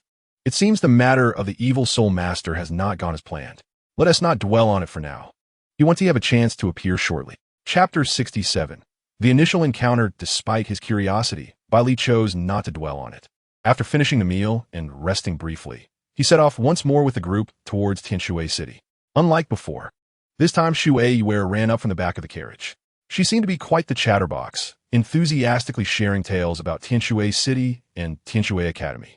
Bai Li found her stories captivating and listened intently, while Shui Binger quietly sat beside them, appearing serene and well-mannered. "By the way, Bai Li, how old are you? What level of soul master are you currently?" Shui Yue suddenly recalled something and asked with curiosity. "I'm also 12 years old. As for my level..." Bai Li paused, glancing at the intrigued expressions of both Shui Yue and Shui Binger, his tone taking on a playful lilt. "I am currently at the soul master level." "Soul master?" The sisters were taken aback by Bai Li's declaration. "Is that true? How is that possible?" Shui Yue exclaimed, only to notice the amusement in Bai Li's eyes. Realizing it was a jest, she playfully kicked him and rolled her eyes. "You're just trying to scare me, aren't you? Why not say you are a soul king while you're at it? Do you think you are as monstrous as that little girl?" Bai Li chuckled, pretending to be hurt from her playful kick. "I'm not lying. Who knows, I might just be as extraordinary as she is." Shui Yue shot him a look of disbelief. "Do you think prodigies are as common as cabbages? Encountering one is already a misfortune. Encountering another would drive me mad." Bai Li couldn't help but smile at her reaction, choosing to remain silent. Meanwhile, Shui Binger observed him with a focused gaze, seemingly pondering something deeply. "What a perceptive girl," Bai Li thought to himself, then smiled and winked at her. Shui Binger's eyes widened in disbelief as she looked at Bai Li. Bai Li felt a surge of delight and was about to speak when he suddenly paused, sensing an inexplicable and strange feeling, as if a particular gaze were fixed upon him. At that moment, the caravan that had been advancing suddenly came to a halt. Shou Yue, perplexed, inquired. Why have we stopped? Shou Binger also appeared somewhat puzzled. Baili exchanged a glance with her before stepping ahead of the two and alighting from the vehicle. Following suit, Shou Binger and Shou Yue exited as well. Upon stepping out, Baili found himself momentarily entranced by a girl of similar age standing ahead. When the girl spotted Baili, an enigmatic smile graced her lips as she gradually approached him. Hey, Mulan, what are you doing here? Shou Yue, who had come out behind, instinctively asked upon recognizing the girl. Mulan, is she the Mulan, the sole master sister of Yuhairo? Baili's heart raced as he gazed at the girl before him, realizing that the peculiar feeling he had sensed stemmed from her presence. So is this girl. Mulan, did you stop us to look for your sister? The teacher leading the group inquired with a chuckle. Mulan gently shook her head, smiled, and suddenly pointed at Bai Li, saying, I am looking for him. The crowd was momentarily taken aback. Shou Binger, perplexed, glanced at Bai Li and asked Mulan, Do you know each other? Of course we know each other, Mulan affirmed with a nod. How could that be? He is the one we encountered in Suatuwa City. My sister brought him back after she saw he was injured. How did you know him? Shou Yue insisted, her expression filled with conviction. Injured? Mulanes bro furoveth. A chill emanating from her. She stepped closer, scrutinizing Bai Li, seemingly confirming that his injuries had healed. With a sigh of relief, she shook her head in disdain. How pathetic. Bai Li's eyes widened in astonishment, rendered speechless by Mulan's presence. Before he could contemplate further, he noticed Mulan had moved to an adjacent clearing. Her gaze fixed intently upon him as she summoned two short swords into her hands with a surge of soul power. Bai Li's pupils constricted at the sight of the blades, his mind blank. Come on, let me see if you made any progress lately. Mulan's calm voice carried an inexplicable fervor. Her aura surged, revealing 4 soul rings, 1 yellow, 2 purple, and 1 black, radiating a menacing glow. 10,000-year soul rings? Shou Binger and Shou Yue stood frozen in disbelief, their expressions a mix of awe and shock. The halt of the caravan also allowed other students from Tianshui Academy to disembark, and upon seeing Mulan, one girl called out to Yuhairo, It's your sister. Mulan, Mulan. Yuhairo, spotting her sister, approached with delight. Before she could speak, the sight of Mulan's soul rings left her momentarily speechless. Wow, your sister has become a soul master. Look at those soul rings, 10,000-year black rings. Incredible. Mulan's talent as a soul master is truly unparalleled. So impressive. Yeah, she's so cool. I wish I had a sister like her, exclaimed a girl beside Yuhairo, her eyes sparkling with admiration. Am I? Recalling her sister's earlier remarks, feeling a wave of embarrassment. She's a legend, a demonstration from a master. And after their sparring, the most infuriating line. Ha ha. Overwhelming victory. Despite her irritation, her eyes betrayed a sense of fondness as she observed Mulan, who had unleashed her martial spirit. Mulan, what's going on? Yuhairo asked, stepping forward as she noticed the intensity in Mulan's demeanor. Mulan glanced back at her, her expression softening into a smile. I ran into an acquaintance and wanted to say hello. An acquaintance? Yuhairo was momentarily taken aback as Bai Li approached, standing opposite Mulan. Do you have any questions? Mulan's confident gaze locked onto Bai Li. He nodded slightly. Let's have a match first, then I'll tell you. With that, Mulan transformed into a blur, charging toward Bai Li with incredible speed. Bai Li's expression grew serious. He had no time to ponder. His right hand grasped the air, summoning a sniper rifle adorned with fiery red patterns. In an instant, his soul power surged forth, manifesting 4 rings, 1 yellow, 2 purple, and 1 black. He concentrated, unleashing a scorching energy directed at Mulan. Wow, Baili is truly a soul master. Shou Yue gasped in astonishment, her eyes wide with disbelief. Shou Binge inhalet sharply, fixating her gaze on Bai Li without uttering a word. The others were equally stunned, their minds buzzing with shock. Another soul master? One who was the same rank as Mulan.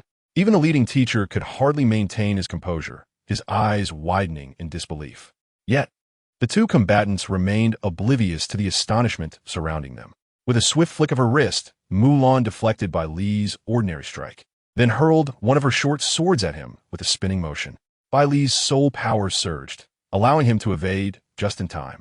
Before he could fully regain his bearings, a figure had already closed in on him.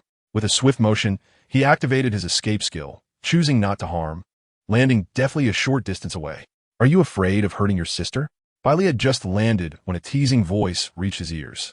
Bai Li's pupils constricted in shock. How could this be?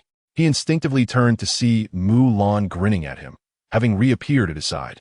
The short sword she had thrown was inexplicably back in her grasp, swiftly approaching his neck. In an instant, Bai Li's hair stood on end as cold sweat broke out. Without a moment to think, a golden light erupted. He vanished from his position, reappearing elsewhere. Just as he caught his breath, Mulan disappeared from sight as well. Hey, daydreaming during a battle isn't a good habit. Her crisp voice rang in his ears once more. Bai Li lowered his hands and turned to see Mulan, who had raised her sword and playfully tapped it against his forehead. Crack! The sound echoed, causing Bai Li to crouch, wincing in pain. Ouch! Can't you be a little gentler? How pitifully weak, Mulan remarked disdainfully, tossing her sword aside as it vanished from sight. She nudged Bai Li, who was squatting on the ground with her foot. If the little chef knew that the chosen heir of his abilities looked like this, he would undoubtedly shoot you on the spot. Startled, Bai Li jumped up but showed no sign of discouragement. Instead, his face lit up with surprise. It's really you. Mulan glanced at his expression, gently tugging at the corner of her mouth and rolling her eyes. His mind was still quite sharp. However, Bai Li's thoughts were now a tangled mess. He couldn't understand why Hua Mulan appeared here. Wasn't she a character from the game? What did it mean for her to be in Douluo continent? And why did she know him? Was the little chef she mentioned Bai Li Shou Yue? Was she referring to him as the chosen heir of his abilities? What on earth was happening? In a moment of confusion, Bai Li opened his mouth, wanted to ask something, but didn't know where to begin. Taking a deep breath to steady his emotions, he looked at Mulan and asked, "Why are you here?" "Good question," Mulan replied with a smile, then rubbed her forehead, contemplating before saying, "Because of you. I am here. And I'm not the only one here, you know." Bai Li was taken aback, cold sweat breaking out as he exclaimed, "Are the entire realm of the king here? Do they even qualify?" Mulan shrugged, shaking her head. "Well, there are a few. I sensed their presence when I first arrived in this world." "Who are they? Tell me quickly," Bai Li asked eagerly. Mulan chuckled and replied, "You'll find out later. As long as you don't die, you will eventually meet them. And can you please level up quickly?" She tapped Bai Li on the forehead and added, "I'm not satisfied with your current strength at all." "Huh?" Bai Li was bewildered. "What does this have to do with me? Isn't it your fault?" Mulan suddenly stopped, waved her hand dismissively, and said, "Forget it. Just know that you need to focus on leveling up and leave the rest to us." She then cast a disapproving glance at Shui Binger and Shui Yue, who were not far behind Bai Li, saying sternly, 6 years, and this is how you've turned out? You're really embarrassing the little chef. And at such a young age, not learning properly. If you don't start training seriously, I swear I'll cut you down with one sword. Do you believe me?" "Huh?" Bai Li instinctively covered himself, awkwardly forcing a smile. "Let us talk nicely, Sister Mulan." Mulan shook her head slightly, her smile fading as she looked at Bai Li seriously. "I'm not joking. You know there are a bunch of nuisances eyeing this place. But these nuisances are insignificant to us, not to you. You have something on you, and you know what it is. Don't act ignorant." "Something on me? The system?" Bai Li was taken aback, his expression darkening as he furrowed his brows at Mulan. "Perhaps that is why we are here," Mulan said uncertainly. Then she chuckled, shaking her head in exasperation. "It's quite amusing when you think about it. Something that isn't even a nuisance dares to covet the king's legacy." "The king's legacy?" Bai Li was startled, cold sweat breaking out again. The plots from novels he had read in his previous life suddenly flashed in his mind, and he instinctively exclaimed, "No way. Am I going to be a pawn in some grand scheme?" "Look at you." Mulan couldn't help but smack his forehead again, her expression a mix of disbelief and annoyance. "What big shots are there in this trash world? If I were truly present, I could shatter it with one sword. If a Kai were here, one slash would leave nothing but dust. Big shots are impressive. Please take me with you," Bai Li said hastily, trying to flatter her. "Level up quickly, and then I'll let you in easily," Mulan said, patting his shoulder with a smile. After that, she ignored him and walked over to her sister. Yuhairo, halfway there, she suddenly stopped and turned back to tease Bai Li. "Fortunately, you met me. If you had encountered that little brat, he would have surely beaten you up for being such a weakling." Bai Li scratched his head in confusion. "That little brat? Why would he beat me up?" He shrugged and followed her to where the others from Tianshui Academy were gathered. "You really know each other?" Shui Yue asked eagerly as she saw them approach. Yuhairo looked equally puzzled. They had just witnessed the match between the two and had seen them talking nonstop, catching vague mentions of the king, but not understanding their conversation at all. Yet, it seemed they were indeed quite familiar with each other, with a very close relationship. Impossible.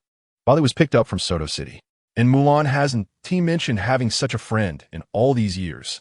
Not only were Shou Yue and Yu Hai Ro confused, but everyone from Tianshui Academy wore a puzzled expression. Of course, I didn't mention earlier. Just acquaintances. Exchanging greetings, Mulan replied nonchalantly. Baili stepped forward, smiling and confirming. That's right. She paused, glanced at Mulan, and with a serious expression said, "Our families have been family friends for generations." Family friends? Everyone was momentarily stunned. Then all eyes turned to Yu Hai Ro. Yu Hai Ro looked bewildered at the earnest Bai Li and the calm Mulan, blinking in confusion. Family friends? Suddenly, Shou Yue seemed to recall something. Her eyes widening as she looked at Mulan and said, "Could it be Mulan's original family?" At that moment, everyone remembered. Yes, Mulan was picked up by Sister Ro 6 years ago from the forest. So, was the family Mulan came from before she went missing the same family Bai Li referred to? Yu Hai Ro's expression grew tense as she looked at Mulan, asking anxiously, "Mulan, have you found your original family? Are you going back?" "Don't worry, sister. The place he mentioned, I can't go back for now. So I want to be leaving," Mulan replied with a reassuring smile, then turned to glare at Bai Li. Bai Li scratched his head sheepishly, chuckling. Yu Hai Ro sighed in relief, but as she thought about the possibility of Mulan leaving her home, a wave of sadness washed over her. "All right, don't listen to his nonsense and overthink things. Let us head back to the academy," Mulan said, patting Yu Hai Ro's hand and leading her onto the Tianshui Academy's carriage. The remaining students exchanged glances, looking at Bai Li before also boarding the carriage. Bai Li shrugged and quickly dashed back to the carriage with Shou Bing'er and Shou Yue. Meanwhile, the middle-aged teacher in charge, who had been silent, furrowed his brow as he observed Mulan and Bai Li's figures. Mulan's original family? And they were family friends? Who else could they be? He couldn't help but wonder which family produced such an outstanding disciple with the same talent as Mulan. It seems that this matter needs to be discussed with the dean. A glimmer of determination flashed in the middle-aged female teacher's eyes as she took a deep breath, gestured grandly, and commenced her journey toward Tianshui Academy. Along the way, Shou Yue, full of curiosity, incessantly bombarded Baili with questions, clearly intrigued by the family to which he belonged and the Mulan family. However, Baili's mind was preoccupied with various thoughts, rendering him somewhat absent-minded, and he could only respond perfunctorily to her inquiries. This indifference, however, only served to intensify Shou Yue's curiosity. Even Shou Bing'er regarded him with a keen gaze. As they engaged in casual conversation, the group soon entered Tianshui City and arrived at the entrance of Tianshui Academy, located in the southern part of the city. Upon returning to the academy, Shou Bing'er and Shou Yue could no longer suppress their excitement and dashed down from the carriage. Baili followed closely behind, lifting his gaze to survey this so-called Tianshui Academy. In stark contrast to the dilapidated Shrek Academy, this institution, one of the 5 elemental academies, appeared extraordinarily grand and magnificent. Just as Baili was about to enter alongside them, he noticed Shou was suddenly halt, turning to him with a serious expression. Baili, this is Tianshui Academy. You cannot enter." "What? I can't go in?" Baili blinked in surprise, genuinely curious about this all-female academy. "Please don't misunderstand. I have no ulterior motives. I merely wish to discern the distinctions between a female academy and a regular one." "Absolutely not." Mulan, glancing back with narrowed eyes, directed a cold stare at Baili. Coughing awkwardly, Baili felt a chill beneath him and quickly cleared his throat, attempting to maintain his composure. "Shou Bing'er, what if I wake up halfway through?" Shou Bing'er chuckled, pointing to a hotel adjacent to the academy entrance. "That hotel is specially provided for our academy. Anyone visiting usually stays there, and you'll be arranged to stay there as well." Baili's lips curled in disappointment. "Is that so? Do you really wish to explore inside?" Mulan queried with a light laugh. Yes. Mulan, will you take me in?" Baili nodded eagerly. "Very well," Mulan replied with certainty. "After you face my sister in a duel, if you survive, I shall allow you entry." "How does that sound?" I was merely jesting, with no serious intention," Baili stammered, his face paling as he instinctively took 2 steps back, waving at them as he hurried towards the nearby hotel. I'll take my leave now, goodbye. TCH, you little lecher. Mulan chuckled, shaking her head, then called out to Baili, wait for me here tomorrow morning. Understood. Baili responded affirmatively. The following morning, Baili arrived at Tianshui Academy's entrance, yawning and appearing rather lackluster. Perhaps the overwhelming influx of information from the previous day had led to a rare bout of insomnia, as he had tossed and turned throughout the night, unable to find rest. Before long, he spotted Mulan and the Shui sisters, along with Yuheru. Emerging from the academy gates, Baili was momentarily taken aback, having initially assumed that Mulan had come alone. Don't you have classes? He greeted them, curiosity piqued. We just returned from the Stardow Forest, and our teacher has granted us a day off. Hee. Shui Yue replied cheerily. Since we had nothing else to do, we decided to accompany Mulan. I see. Baili nodded, then turned to Mulan. Is there something you need? Follow me, Mulan stated calmly, leading the way. Baili tilted his head, glancing at the three girls with intrigue before promptly following. Mulan guided Baili out of the city gates and up a nearby hill. Upon reaching the summit, she turned back and casually tossed a black box to Baili. All right, this is it. Absorb it and then go level up. Baili caught the box, bewildered, and opened it. A powerful wave of soul energy surged forth from the box, causing his heart to skip a beat as he peered inside.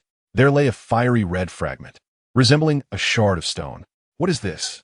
Baili asked, looking at Mulan in confusion. Meanwhile, Yuheru and the Shui sisters were drawn in by the sudden surge of potent soul energy, instinctively gathering around to inspect the contents of the box. What is it? Such a strong wave of soul energy. Shui Bing'er remarked gravely. Is it a soul bone? Shui Yue exclaimed excitedly, tilting her head in confusion. But how can it be so small? Moreover, it appears incomplete, more akin to a fragment. Yuheru also looked at Mulan with a puzzled expression. This originally belonged to him, Mulan replied calmly. Baili was taken aback, suddenly illuminated by a revelation. The long-absent system materialized before his eyes. King's summoning system, usage system, marksman name, Baili age, 12, character template, Bai Li Shou Yue, permanently bound, level 43 soul master, skills, aim, passive, silent eye, gale breath, escape, recovery, usable once daily, blink, changeable once daily, allied teammates, 0, hero summon, sealed state, unlockable every 10 levels after level 60, up to 4 teammates, awakening fragment, 1. Detected an awakening fragment. Absorption possible. Awakening fragment? This is actually a fragment from a system? Baili's eyes widened in astonishment as he gazed at Mulan. How could she possess an awakening fragment of her own? Chapter 70. Silver white hair and beast ears were you dawdling for? Mulan chided as she noticed Baili lost in thought, lightly tapping his forehead. If you don't want it, give it back. Of course I want it. Baili quickly clutched the box to his chest, wearing a charming smile. Mulan rolled her eyes at him. Then don't waste my time. Yes, yes. Baili nodded vigorously, then glanced at Shui Binger and the others, finding a stone on which to sit. As the three girls regarded him with curiosity, Baili sat cross-legged, grasping the awakening fragment. He silently intoned, System, absorb the awakening fragment. With a thought, the awakening fragment glimmered golden before vanishing from his hand. In an instant, a searing wave of soul energy surged from within Baili, coursing through his limbs. Baili trembled slightly, feeling as if his body were being roasted by this intense soul energy, a fiery pain radiating throughout. His skin turned a bright red, and dark impurities began to seep from his pores. Unlike the previous experience of absorbing a soul ring, where the soul energy forcefully purged impurities from his body and enhanced his strength, this sensation felt more akin to the scorching soul energy penetrating his being, expelling the impurities and fortifying his very essence. Although Baili felt a burning and tingling sensation coursing through his body, his perception indicated that he was in an exceptionally good state at that moment. The burning sensation lasted for over an hour, and eventually, Baili sensed the heat within him gradually dissipating. After meandering through his body for a while, the soul force slowly faded away. Suddenly, an unusual feeling surged within Baili's heart, and a formidable aura unexpectedly radiated from him. In a moment of bewilderment, a resounding chirp echoed from his being. The trio nearby, Shui, Binger, and others, were taken aback by this sudden display of power, their faces filled with astonishment instinctively stepping back. Shui Bing'er, in particular, turned pale, gazing at Bai Li in disbelief, for she distinctly felt an emotion of fear and submission emanating from her ice phoenix martial spirit. How could this be? The phoenix is the king of all birds.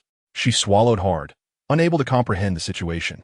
While everyone's attention was fixated on Bai Li, no one noticed that at almost the same instant, Mulan, standing beside them, also trembled slightly as a powerful aura surged from her body. However, unlike Bai Li, this force was forcefully suppressed the moment it emerged. She then cast a scrutinizing gaze towards Bai Li, her eyes reflecting a hint of relief. It seemed that the process had been successful. Bai Li, seated on a stone, gradually opened his eyes, tilting his head in curiosity and pulling at the corners of his mouth as he looked at Mulan.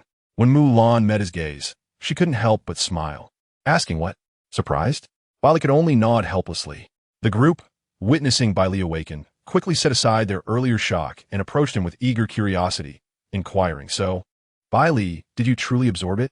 "Yes," Bai Li affirmed with a nod. "Was that truly a soul bone?" Shou Yue exclaimed in astonishment. "It is not a soul bone," Bai Li responded, shaking his head. "What is it then? Does it possess any soul skills?" That aura was quite intimidating. "Could you show us?" Shou Yue pressed on, her curiosity intensifying.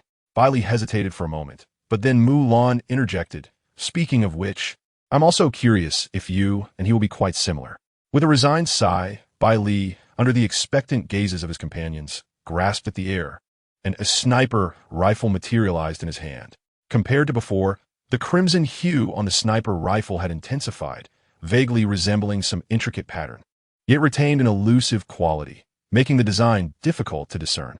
A searing energy emanated from it, creating a palpable sense of heat.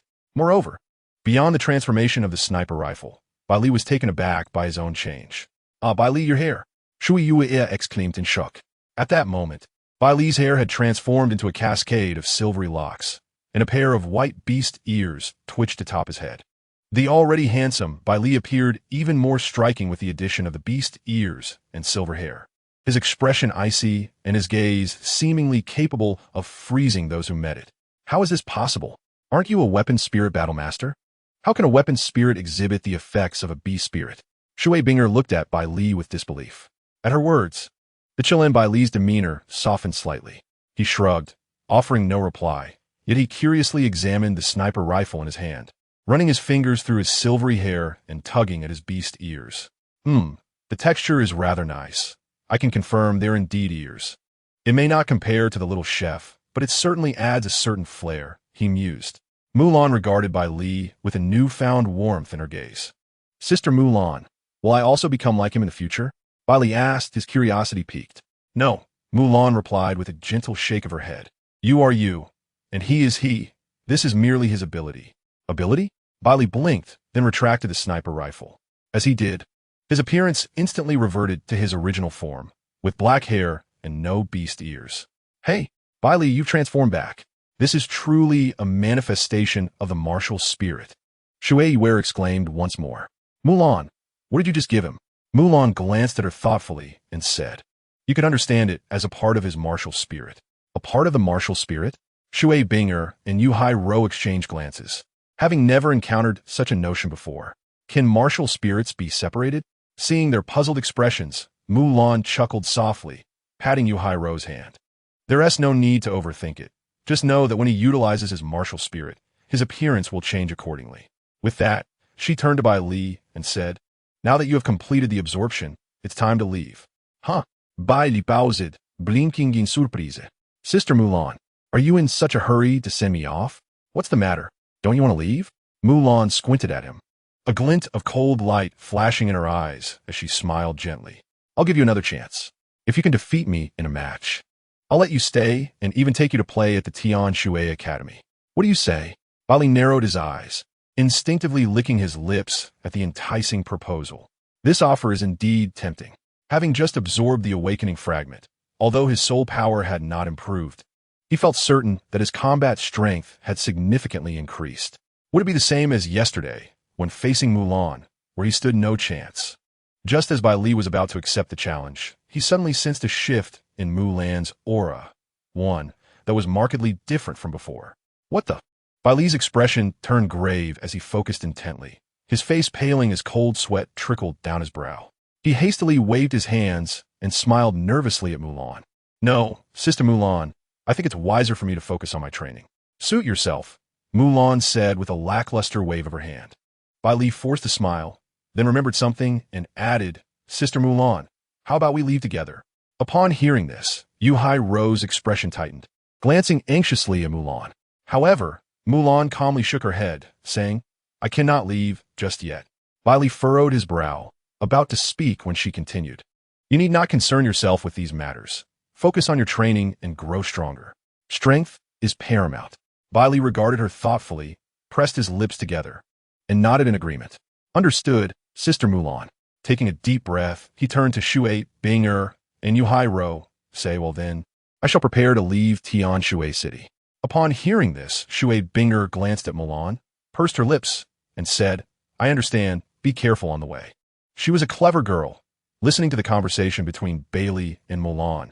She sensed that these two seemed to share some matters that they would need to confront together in the future.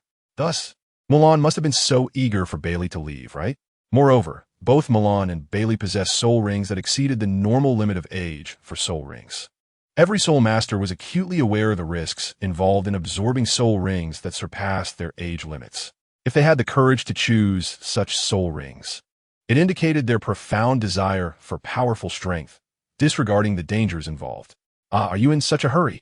Shui Yue pouted slightly, feeling a bit reluctant. Although she had only just met Baili, she considered him a friend. Indeed, a life-saving grace is unforgettable. Baili nodded with a smile. As he spoke, he also nodded at Yu Ro, then cast a deep glance at the calm-faced Mulan, waved his hand, and began to descend the mountain. Mulan watched his departing figure, gently shook her head, and a mysterious smile flickered in her eyes. Then, she tilted her head to look at the sky, revealing a hint of battle intent. She seemed somewhat impatient. "But I've already taken the lead. Haha." Mulan turned her gaze towards the east, where a certain figure surfaced in her mind, and she couldn't help but burst into laughter. Yu Ro, witnessing this, smacked her forehead and looked at the astonished Shui Bing'er's sisters, shrugging her shoulders. Old habits die hard. After leaving Tianshui City, Baili's emotions grew considerably complex. He had not anticipated encountering Mulan here. Even more surprising was that individuals from the continent of kings had also arrived in this world, and there was more than one. It seemed to be due to his own influence. Were they now? Were they, like Mulan, temporarily unable to leave their respective areas? Furthermore, it appeared that Mulan and the other's strength was somehow affected by him, which was why Mulan was so eager for him to enhance his power. Enhance his power? Wait a moment, Baili paused, recalling a certain function within the system. Summoning? Could it be? Upon this thought, Baili's eyes brightened. He took a deep breath. Although he was still unclear about why he had appeared in this world, things seemed to clarify considerably. This journey to Tianshui was fleeting, and Baili regretted not being able to infiltrate Tianshui Academy to witness the charm of the Women's Academy. Although Tianshui City was somewhat closer to Tiando City compared to Suodo City, it was not by much. Baili had not rushed his journey. Thus, by the time he arrived within the vicinity of Tiando City, 5 days had already passed. However, he did not immediately seek out Zhu Zhuqing and Ning Rongrong at the Tiando Royal Academy. Instead, he headed towards the Sunset Forest, which was not far from Tiando City. Calculating the time from when he absorbed the Soul Ring in Star Do Great Forest to now, it had already been nearly half a month. Just a few more days, and it would be time again for his monthly absorption of Soul Ring energy. The best location for hunting soul beasts was undoubtedly the Sunset Forest. However, he was entirely unfamiliar with the Sunset Forest, so he needed to arrive early to familiarize himself with the terrain. If luck was on his side, he might find a place where Douluo resided, the most powerful external aid in the entire Douluo continent, the Ice and Fire Yin-Yang Eye. Even though the Sunset Forest was not as vast as the Star Do Great Forest, it was still considerable in size. And finding the Ice and Fire Yin-Yang Eye would not be easy. Moreover, that location was protected by Douluo's poison formations, with his current strength. Forcing his way in would not be a simple task, even with purification skills at his disposal. In the original story, Tang San and his companions had used the existence of the poison formations to attract dozens of 10,000-year soul beasts, allowing them to choose soul rings at will within the poison formations. 2 days later, Having adjusted his state, Baili officially stepped into the territory of the Sunset Forest, activating his perception and swiftly moving towards the inner circle of the forest. After undergoing the body tempering from the 15,000-year soul ring and the muscle cleansing from absorbing awakening fragments in Tianshui City, Baili estimated that he could now accept soul power energy of around 10,000 years. It is essential to note that this was not the absorption of a soul ring, but rather the absorption of its energy. Previously, when he was at level 39, he could only absorb energy from soul rings up to 5,000 years. Naturally, 10,000-year soul beasts resided within the inner circle of the Sunset Forest. Along his journey, Baili searched for the traces of 10,000-year soul beasts while meticulously observing his surroundings, with his perception constantly alert for any unusual occurrences. However, perhaps due to his choice of direction, after nearly 2 days of searching, he had yet to locate the legendary Ice and Fire Eye. Although his pace was not fast, he had already encountered several 10,000-year soul beasts, indicating that he had indeed reached the inner circle of the forest. Well, the system has finished its cooldown. I should find a soul ring to absorb its energy. Baili murmured quietly while perched on a branch, then turned his gaze toward a nearby soul beast, approximately 10,000 years old, resting on the ground. I'll use you to test my current strength. Baili gripped his sniper rifle and crouched down against a tree trunk. The soul power within him gradually surged into the sniper rifle, and as the weapon filled with energy, the crimson patterns on its body seemed to glow brighter. A faint red beam of light emanated from Baili's sniper rifle. The nearby 10,000-year soul beast suddenly felt a surge of alarm. Quickly rising from the ground and scanning its surroundings, a growing sense of danger enveloped it. Escape. In an instant, the 10,000-year soul beast first stood on end, the word flashing in its mind as its body instinctively prepared to flee. Yet, just then, a flash of red light streaked past, accompanied by a human voice declaring, "Breath of a Gale." Just to clarify, Baili is Baili, not Shou Yue. Chapter 72. Douluo. After this shot, the soul beast nearby was utterly lifeless. Baili stood up and retracted his sniper rifle, gazing at the slowly coalescing black soul ring with satisfaction. With the power of his second skill, he could now eliminate 10,000-year soul beasts with a single shot. Truly remarkable. Without hesitation, he leaped lightly from the tree and approached the soul beast. His perception remained vigilant for any potential dangers. Not sensing anyone nearby, Baili extended his right hand towards the black soul ring, declaring in his mind, "System, absorb soul ring energy." A pulling force emanated from his hand, and the black soul ring transformed into energy mist, entering his body. Immediately, a surge of soul power emerged within him. Baili closed his eyes to perceive the enhancement of his soul power, and after a considerable time, he slowly opened his eyes. A hint of surprise flickered in his gaze. He had reached level 45. The energy from the 10,000-year soul ring was indeed significantly higher than that of the previous 4,500-year soul beast. He initially believed that the soul power energy of a 10,000-year soul beast could at most elevate him by a single level. To his astonishment, it propelled him up by 2 levels instead. This suggests that the energy of 10,000-year soul beasts far surpasses that of 1,000-year ones, indicating that mere years cannot serve as a sole metric for assessment. After absorbing the energy, Bai Li once again commenced his search for corpses, yet regrettably, his fortuitous traits remained dormant. This old beast yielded no soul bones. Nevertheless, he did not succumb to disappointment. After surveying his surroundings, he ventured deeper into the forest. Having come this far, he felt an insatiable desire to locate the Ice and Fire Eyes. Bai Li traversed the inner circle of the forest for half a day, and now, the soul beasts he sensed were alarmingly sparse. Each encounter was with a 10,000-year soul beast. Hidden nearby, Bai Li observed these creatures with a fervent glimmer in his eyes, for they represented potential experience points for him in the future. After all, once he entered the Tindo Royal Academy, he could hardly afford to hunt soul beasts in the Star Do Great Forest. A smile involuntarily spread across Bai Li's face. Unexpectedly, Bai Li halted, a look of surprise illuminating his features. He had found it. With a swift motion, he dashed towards the location he sensed. Soon, he arrived at a clearing shrouded in purple-green mist, enveloping the entire area. Within his perception, at the heart of this toxic haze, 2 immense energy concentrations radiated contrasting temperatures. Surely, This must be the fabled ice and fire eyes, and the toxic mist was likely the poison formation set by Douluo. Baili scrutinized the poison formation with a frown. Given his strength combined with summoner skills, he could navigate through it without issue. However, encountering Douluo could spell trouble. Although he had narrowly defeated Title Douluo previously, he had not yet deluded himself into believing he could face a Title Douluo without caution, unless he were to strike from distance. But the odds were slim, even if Douluo was among the weaker Title Douluos. After taking note of the location, Baili inhaled deeply, his gaze fervently fixed on the direction of the ice and fire eyes. Despite the danger, he felt an irresistible urge to investigate further. Heightening his vigilance to the utmost, he began to stealthily approach, blending with the trees.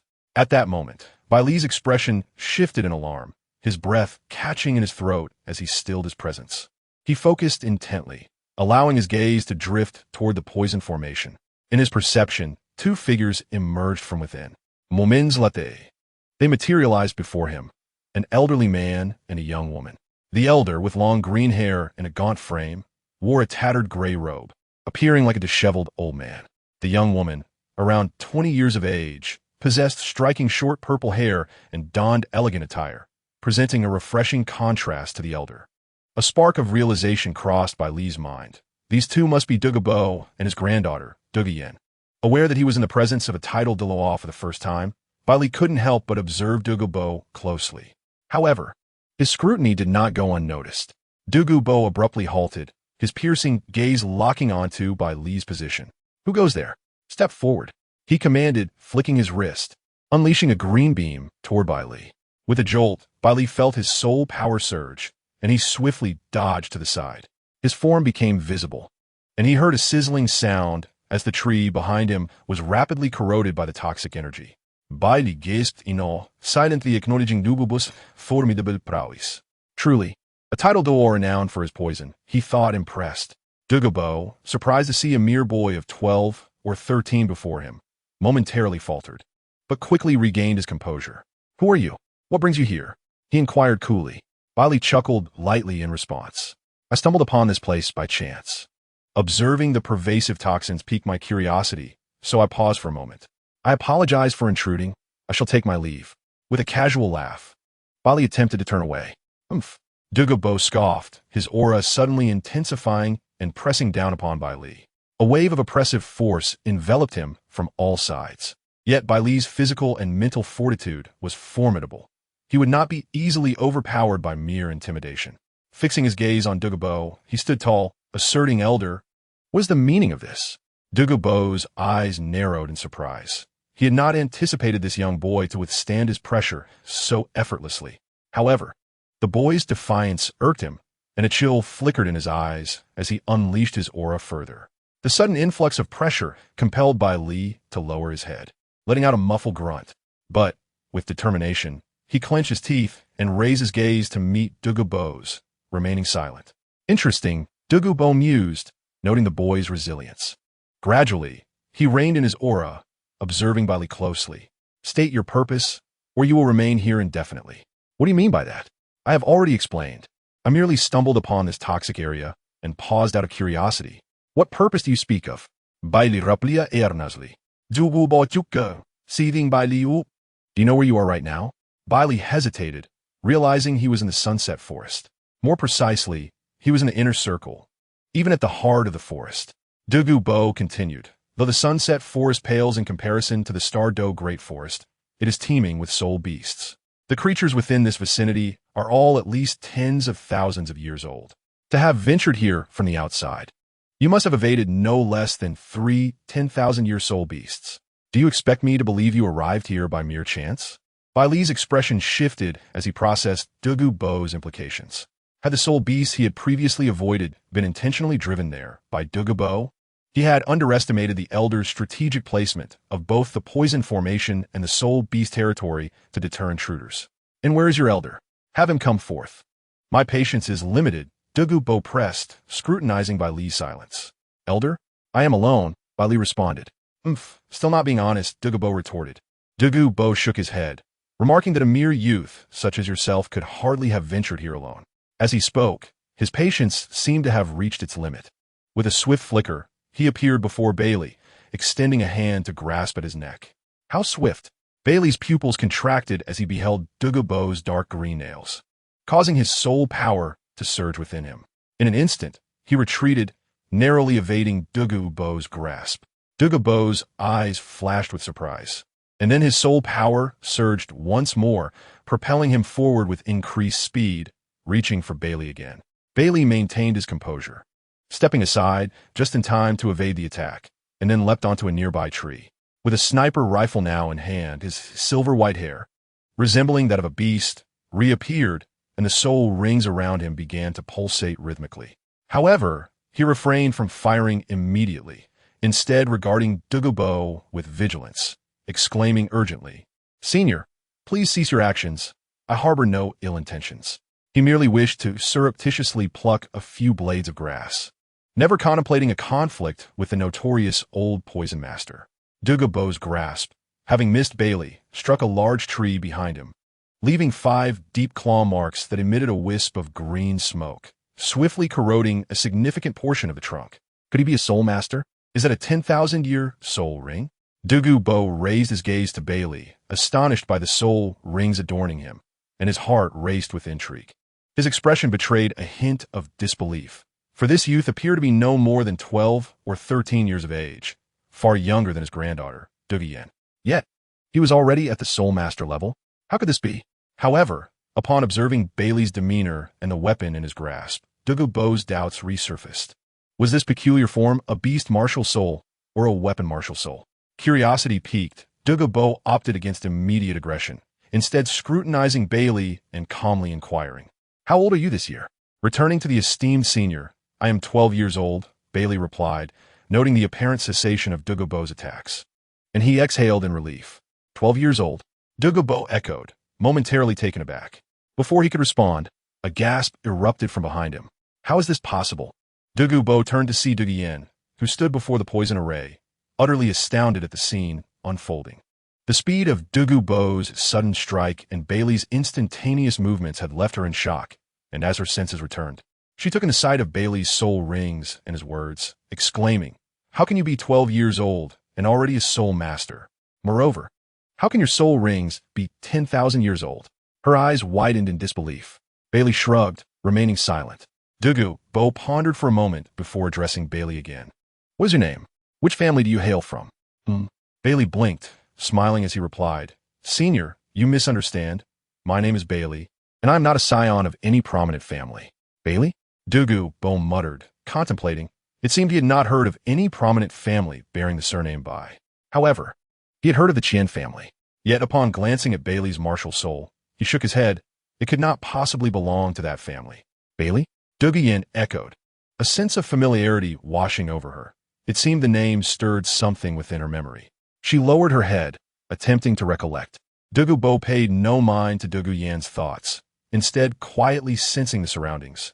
He could genuinely detect no other presence nearby. A sense of suspicion arose within him.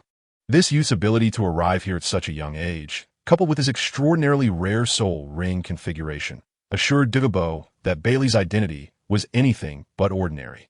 Yet, he could not discern the true nature of this boy's background. Nevertheless, as a Title Douluo, he could not allow someone of such potential to roam freely in his cherished territory without clarification. With a grave expression, Douluo questioned Baili once more. "I ask you again, why have you come here? If you do not provide a clear answer, do not blame me for being impolite." As he spoke, his soul power began to stir once more. Seeing this, Baili quickly waved his hands, explaining, "It is like this. I sense 2 immense energy fluctuations in this direction, resembling a legendary treasure described in a book I read at home. Driven by curiosity, I followed the energy's direction and came here. Senior, I truly mean no offense. 2 immense energy fluctuations? A treasure?" Douluo's heart raced, recalling the 2 springs within his medicinal garden. He regarded Baili with a scrutinizing gaze, coolly inquiring, "What energy fluctuations? A treasure? Tell me more." Baili's eyes glinted with an enigmatic significance, yet his expression remained earnest as he elaborated. "Those are 2 springs, one fiery and one icy, containing immense energy. Without specialized methods, Even a Title Douluo would struggle to withstand the energy emanating from these springs. They are known as the ice and fire duality eyes, a rare treasure formed from the essence of heaven and earth, which may take millions of years to materialize. Ice and fire duality eyes? Douluo's eyes sparkled with realization. Yes, that was indeed the name, if memory served correctly.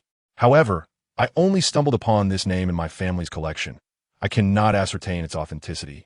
Baili added with a resigned shrug. The mention of his family's collection piqued Douluo's interest. What efficacy does this ice and fire duality eyes possess? Douluo inquired, his curiosity about Baili's description of the treasure growing. It is said that the area surrounding the ice and fire duality eyes is rich in spiritual energy, allowing plants in that vicinity to grow at rates equivalent to years of growth outside. 1 year equating to 10 and 10 to 100. It is the ideal location for cultivating medicinal herbs, Baili enthused. Douluo's eyes gleamed with newfound understanding. He had confirmed that the place he had been safeguarding was indeed the treasure Baili described. While he had always known this location was extraordinary, he had not realized it was such a rare and valuable site. It seemed he must pay greater attention to it in the future, he mused inwardly.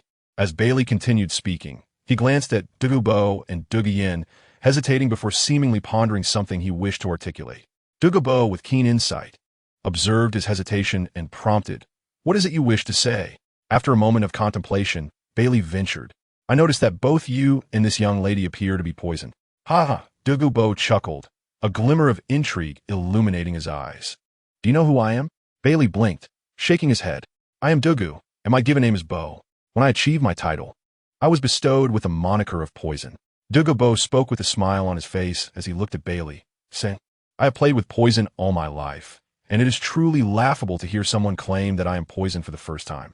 Realizing he was addressing the poison Douluo, Baili feigned astonishment, but shook his head in response to Douluo's words, continuing, "Senior Poison Douluo, although you are renowned for your mastery of poison, I still believe that you have indeed been poisoned, and the toxicity has permeated your very marrow, especially concerning this young lady behind you. If the poison continues to seep further, she may not have long to live." "Nonsense." Douluo's expression darkened instantly, and he coldly regarded Baili, saying, "Considering your youth and ignorance, I shall overlook this matter this time. You may leave now. However, should you dare to speak such nonsense again, you shall not leave." "Senior," Baili exclaimed, his voice tinged with urgency. He wished to continue speaking, but was met with a cold glare from Douluo, which rendered him speechless. His face stiffened, and he scratched his head helplessly, reflecting, "This is not how I imagined it would be." The ensuing narrative should have involved him pressing for a solution, and then he could have seized the opportunity to enter the ice and fire eyes under the guise of offering treatment, teaching them how to detoxify while simultaneously gathering medicinal herbs. Damn it, when Tang San says you are poisoned, you believe him. But when I, Baili, say you are poisoned, you let me go? He silently cursed, feeling somewhat helpless.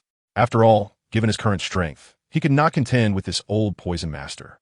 It seemed he would have to find another opportunity in the future. After all, he had already located the place. Douluo could not escape. With that thought, Baili decided not to dwell on it further. He smiled at Douluo and said, "Perhaps I have misjudged the situation. I shall take my leave now. Thank you for your leniency, senior." Douluo nodded calmly. Baili acknowledged this and prepared to depart. But suddenly, the previously silent Douluo seemed to recall something. She raised her head urgently and called out to Baili, "Hey, wait a moment." Baili paused and turned around, looking at Douluo with curiosity. "Miss, is there something else?" "Your name is Baili. Do you know Zhu Zhuqing and Ning Rongrong?" Douluo inquired. Zhu Zhuqing and Rongrong? Hearing their names, Baili's eyes brightened with surprise as he instinctively asked, "Do you know them? Are they currently at the Title Royal Academy?"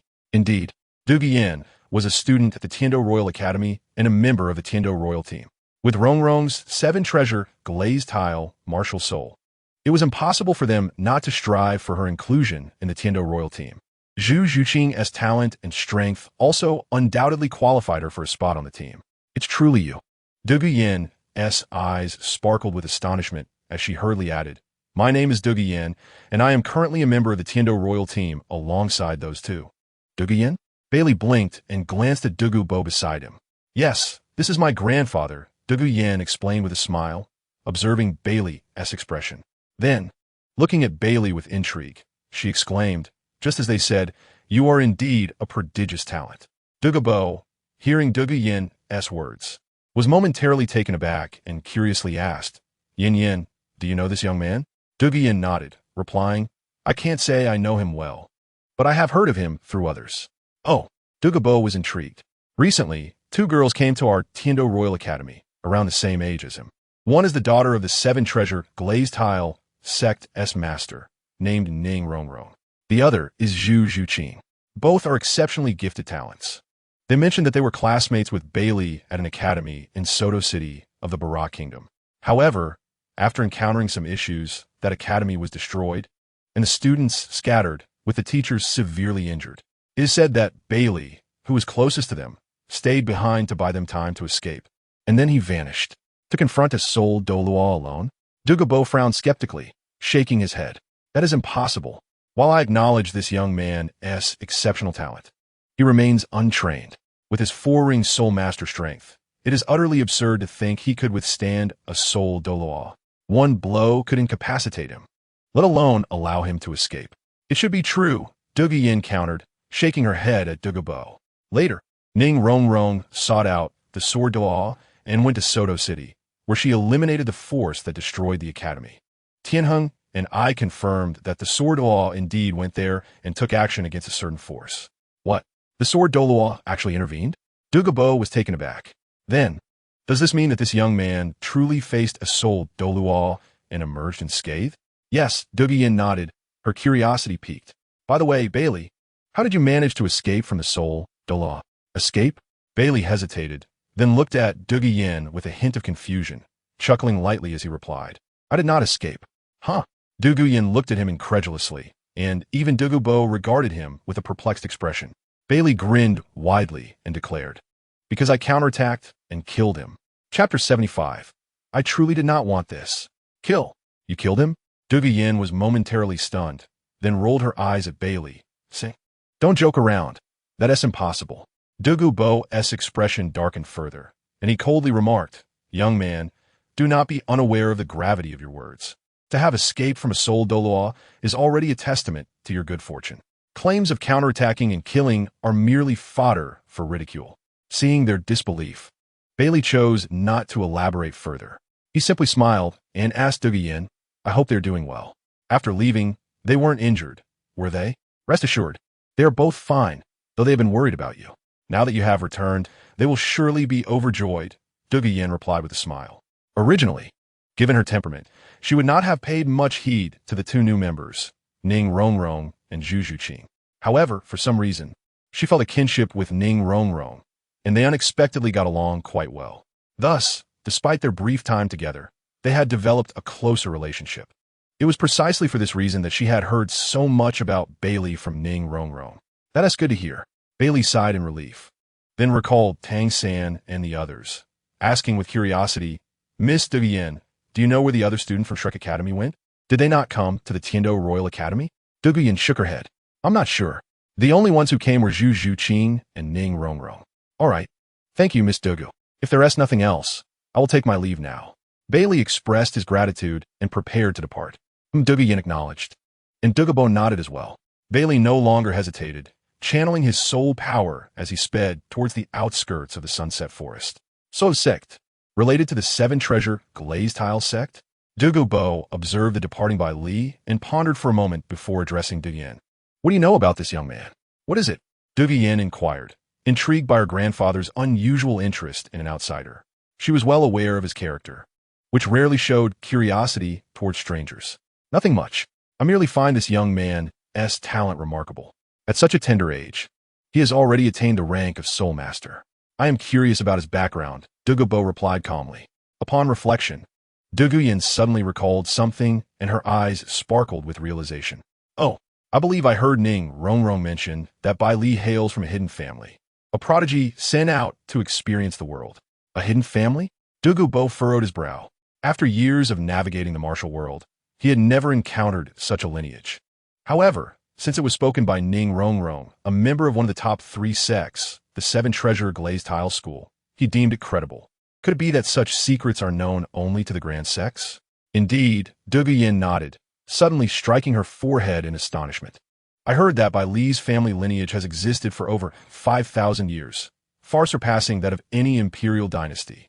5,000 years. Dugu Bo's heart raced, and his typically composed demeanor was momentarily overtaken by shock. A moment later, enlightenment dawned upon him. No wonder he recognized the existence of the ice and fire yin-yang eye. Baili claimed he had seen it documented in his family's collection. If his family truly has a history spanning 5 millennia, it would not be surprising for such records to exist. Moreover, this young man discerned the poison afflicting both himself and Dugu Yin with a mere glance. This further validated Dugu Bo's earlier suspicions regarding Bai Li's extraordinary identity. Contemplating this, a glimmer of hope flickered in Dugu Bo's eyes. If Bai Li possessed such an ancient family heritage, perhaps he might have a way to alleviate the poison plaguing both himself and Dugu Yin. Indeed, while he had not previously acknowledged it, the toxins from their martial soul cultivation had severely affected his health, subjecting him to excruciating pain each month. Dugu Yin was equally at risk should she continue her training. She would inevitably face a similar fate. This realization ignited a sense of urgency within Dugu Bo. He glanced back at the poison array behind him, formulating a plan. Unbeknownst to Bai Li, as he departed, the conversation between the two Dugu family members had inadvertently cast him as a disciple of a hidden family. He sped through the forest he had previously traversed for 2 to 3 days and emerged from the sunset forest in merely half a day. Without hesitation, he continued toward the direction of the Tiendo Royal Academy. However, upon arriving at the Tiendo Royal Academy, he found himself in a predicament. The academy scale was vastly greater than that of Shrek, and he had no idea where Zhu Qing and Rongrong were. Moreover, he was unfamiliar with the layout of the Tiendo Academy. Although he could potentially sneak in, he would still need to search for them in such a vast place. Baili noted several young men, likely students, patrolling near the academy's entrance. These must be the low-ranking members of the academy, he mused. Suddenly, an idea struck him. He adjusted his attire and dashed toward the academy's entrance with urgency. Who goes there? As expected, the patrol approached Bai Li and blocked his path, demanding an explanation. I am a disciple of the 7 Treasure Glazed Tile School, with vital information to relay to Miss Ning Rongrong. Please inform her, Baili calmly stated. From a 7 Treasure Glazed Tile School? The group's demeanor shifted, their expressions reflecting newfound respect. The leader among them, however, scrutinized Bai Li with a hint of skepticism. You claim to be a disciple of the 7 Treasure Glazed Tile School? Do you have proof? Baili maintained his composure and replied, Proof? Members of the 7 Treasure Glazed Tile School never require proof. Is there truly someone bold enough to impersonate us? Without proof, how can we ascertain the truth of your claims? The leader sneered. Whether it is true or false will soon be evident once Miss Rongrong emerges. Hurry and notify her. Do not delay important matters of our school, or you shall bear the consequences. Bai Li's tone grew impatient. Delay important matters? I will bear the consequences? The leader chuckled softly, narrowing his eyes as he regarded Bai Li. Let us see how you will escape unscathed. You have no means to prove your identity as a disciple of the 7 Treasure Glazed Tile School, so do not expect to meet Ning Rongrong. Bai Li was momentarily taken aback, surprised that the reputation of the 7 Treasure Glazed Tile School held so little weight. Did it lack any real standing? Furthermore, the leader seemed to harbor even more hostility. With a resigned shake of his head and a sigh, Bai Li realized that a more direct approach would be necessary. He looked at the group of young men before him, a resigned smile gracing his lips. I truly did not wish for this. As his words fell, an immense surge of soul power erupted from within him. Chapter 76. Avalanche and Qinming Bai Li's figure flickered as he closed the distance to the leader in an instant. Before the others could react, he delivered a powerful punch to the leader's abdomen. Cough! The leader doubled over, nearly retching as he collapsed to the ground, disbelief shadowing his pain-stricken face. This individual had dared to strike them at the entrance of the Tiendo Royal Academy? Bold of you! How dare you lay hands on us? The others, witnessing the scene, swiftly summoned their martial souls and charged at Bai Li. However, Bai Li's physical prowess and soul power were so formidable that even without summoning his martial soul, he was far beyond the capabilities of these low-ranking fighters. In a matter of moments, he dispatched them all with single punches, leaving them groaning on the ground. Bai Li stretched his limbs and approached the fallen leader, looking down at him with a smile. Do you now believe I am indeed from the Seven Treasure Glazed Tile School? The leader glared at Bai Li, his expression filled with animosity. This matter is far from over. The Tiando Royal Academy will demand an explanation from your Seven Treasure Glazed Tile School. An explanation? Bai Li raised an eyebrow, scrutinizing the leader with mild amusement. Could it be that you are the infamous Prince Avalanche? Bai Li Shou Yue, teasingly referencing the original story where Tang San and his companions had clashed with Avalanche, ultimately being forced to transfer to the Blue Tyrant Academy. Was it mere coincidence that he encountered a similar situation? The young man on the ground suddenly appeared taken aback, asking, "Do you know me?" Meanwhile, the other fallen students, still groaning, began to voice their displeasure. You dare to strike the prince in front of so many. The Academy and the Empire will undoubtedly not let you off. Even if you are a disciple of the Seven Treasure Glazed Tile School, you must provide us with an explanation. Bai Li's expression stiffened as he blinked, looking at the man before him and asking, "Are you truly the Avalanche Prince?" "Indeed, since you recognize me and still dare to strike, your demise is assured." Blood Collapse replied fiercely. Bai Li scratched his head in confusion, gazing at the man before him. Why does he seem as unfortunate as Zhao Wuji? Zhao Wuji clearly did not land a blow on Tang San, yet he was injured by his own actions, only to still face a beating from Tang Hao. This Avalanche Prince, despite not having encountered anyone from Shrek Academy, ended up being struck by me. Could this be the fabled inevitability of fate? What are you doing? A sudden voice emerged from the academy. Bai Li turned to see a middle-aged man, appearing around 30, with an unremarkable appearance, simple black hair, and dressed in modest attire. However, his exceptionally bright eyes stood out as he approached. Observing the group of individuals lying on the ground and Bai Li standing there, he furrowed his brow and walked over. "Teacher Qin, you must take charge." Blood Collapse exclaimed, scrambling to his feet, clutching his stomach as he rushed to the middle-aged man. Pointing at Bai Li, he said, "Teacher Qin, this person claims to be a disciple of the Seven Treasure Glazed Tile School, seeking Miss Ning Rongrong in the academy. But he has no tokens or proof. When we refused him entry, he resorted to violence. Disciples of the Seven Treasure Glazed Tile School, seeking Rongrong?" Qin Ming paused for a moment, then scrutinized Bai Li's appearance. He furrowed his brow and asked, "Is what Blood Collapse said true? Who are you?" Bai Li did not respond directly, but instead inquired of the middle-aged man, "I am called Qin Ming, a teacher at this academy." Qin Ming replied calmly, offering no further elaboration. "So you are teacher Qin Ming." Bai Li's eyes brightened as he observed this second youngest soul emperor, and then responded, "I have mentioned that our Seven Treasure Glazed Tile School bears important news for Miss Rongrong. I merely sought assistance from this senior to convey my message. As for whether I am indeed a disciple, once Rongrong appears, it will be evident. I genuinely did not intend to resort to violence. But this person insisted on provoking me, leaving me with no choice," Bai Li said with a cheerful smile. Upon hearing this, Blood Collapse glared at Bai Li in anger. But Bai Li's expression turned icy as he shot a cold glance at him, stating, "If you dare utter another word, even as the Avalanche Prince, you should be wary of losing your life." Blood Collapse's expression shifted suddenly as a thought struck him, and a hint of terror flashed across his face. Instinctively, he took a few steps back, hiding behind Qin Ming, his gaze on Bai Li shifting between fear and uncertainty. The Seven Treasure Glazed Tile School is closely associated with Prince Shueqinghe. This person dares to speak to me in such a manner. Could it be that the prince intends to take action against me? Blood Collapse swallowed hard, cold sweat breaking out. Bai Li observed the change in Blood Collapse's demeanor, a smile blossoming within him as he silently scoffed, thinking, "You won't be scared to death." He was well aware that Blood Collapse and his uncle were both on high alert against Shueqinghe. Ahem! Qin Ming, standing nearby, regarded Blood Collapse's pale face with some surprise, wondering about this unusual behavior of retreating in the face of a threat, which was not typical of Blood Collapse. Although he disapproved of Blood Collapse's usual arrogance within the academy, he was still a student of the Tiando Royal Academy.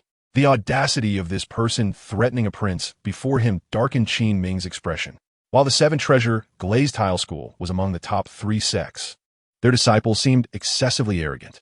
However, Ning Rongrong was a new member of his battle team, and he did not wish for any disputes to arise between her and the Tiando royal family. He quickly cleared his throat, interrupting Bai Li, and calmly addressed him, "Enough. Since you are a disciple of the Seven Treasure Glazed Tile School seeking Rongrong, follow me inside. I will take you to her." With that, he turned and headed back towards the academy. "Teacher Qin," blood collapse instinctively called out. Qin Ming waved his hand, saying, "There may be some misunderstanding. I will take him to see Ning Rongrong, and everything will be clarified. As for you, stay here and tidy yourselves up." Blood collapse stood momentarily stunned, unsure of what to say. "Thank you, Teacher Qin." Meanwhile, Baili nodded cheerfully and quickly followed behind Qin Ming. Left behind, blood collapse watched the departing figures, his expression darkening as he pondered. "Your Highness, what should we do now?" The others hesitantly approached blood collapse. "You all should return to the academy and rest for a while. I have some matters to attend to." With that, he hurriedly rushed outside, leaving the others exchanging glances, at a loss for what to do. Chapter 77. Reunion. As Bai Li followed Qin Ming, he took in the surroundings, his eyes reflecting admiration at the architecture and environment. After walking for a while, they soon arrived at a training ground. Qin Ming halted, glancing at Bai Li as he said, "Rongrong is now a member of our Tiendo battle team and usually trains in various training grounds. If I recall correctly, she should be here today." "Thank you, Teacher Qin," Bai Li replied with a smile and a nod. Qin Ming looked at him before leading him inside. Upon entering the arena, Bai Li's keen eyesight quickly spotted two familiar figures on the platform, deftly dodging attacks from 7 or 8 opponents. On the side of the platform stood 3 individuals, quietly observing the scene. Bai Li felt a rush of excitement, nearly calling out, but he restrained himself and followed Qin Ming over. Upon noticing their arrival, the 3 individuals respectfully greeted Teacher Qin before their gazes shifted to Bai Li, curiosity evident in their eyes as they appraised him. Qin Ming smiled and nodded, then explained, "This person claims to be a disciple of the 7 Treasure Glazed Tile School, here to see Rongrong." Upon hearing this, Bai Li smiled and nodded back, taking a moment to scrutinize them. The 3 before him consisted of 2 muscular men who resembled each other and a woman clad in black, her face veiled, exuding an air of calmness reminiscent of Zhu Zhuqing's usual demeanor. It was clear that they were the Shijia brothers and Yi Long Long, the successor of the 9-Heart Sea Pearl from the Tiendo Royal Battle Team. Upon learning that a disciple of the 7 Treasure Glazed Tile School sought Ning Rongrong, the 3 exchanged nods before redirecting their attention to Zhu Zhuqing and Ning Rongrong in the arena. Bai Li, uninterested in greeting them, merely nodded before turning his gaze back to the 2 women. Zhu Zhuqing and Ning Rongrong were engaged in training their dodging abilities, facing off against 7 or 8 fellow students who were soul masters, relentlessly launching soul skill attacks at them. Zhu Zhuqing and Ning Rongrong refrained from utilizing their soul abilities, relying solely on their physical prowess to evade the relentless attacks. Zhu Zhuqing faced the onslaught with remarkable agility, skillfully dodging without much difficulty, although the absence of soul power resulted in considerable fatigue. In contrast, Ning Rongrong appeared somewhat distressed. Soon, beads of sweat adorned her forehead, and her breath became labored, revealing her exhaustion. Yet, her gaze was imbued with unwavering determination and seriousness. Was it possible that Ning Rongrong had become so diligent? This revelation left Bai Li in disbelief.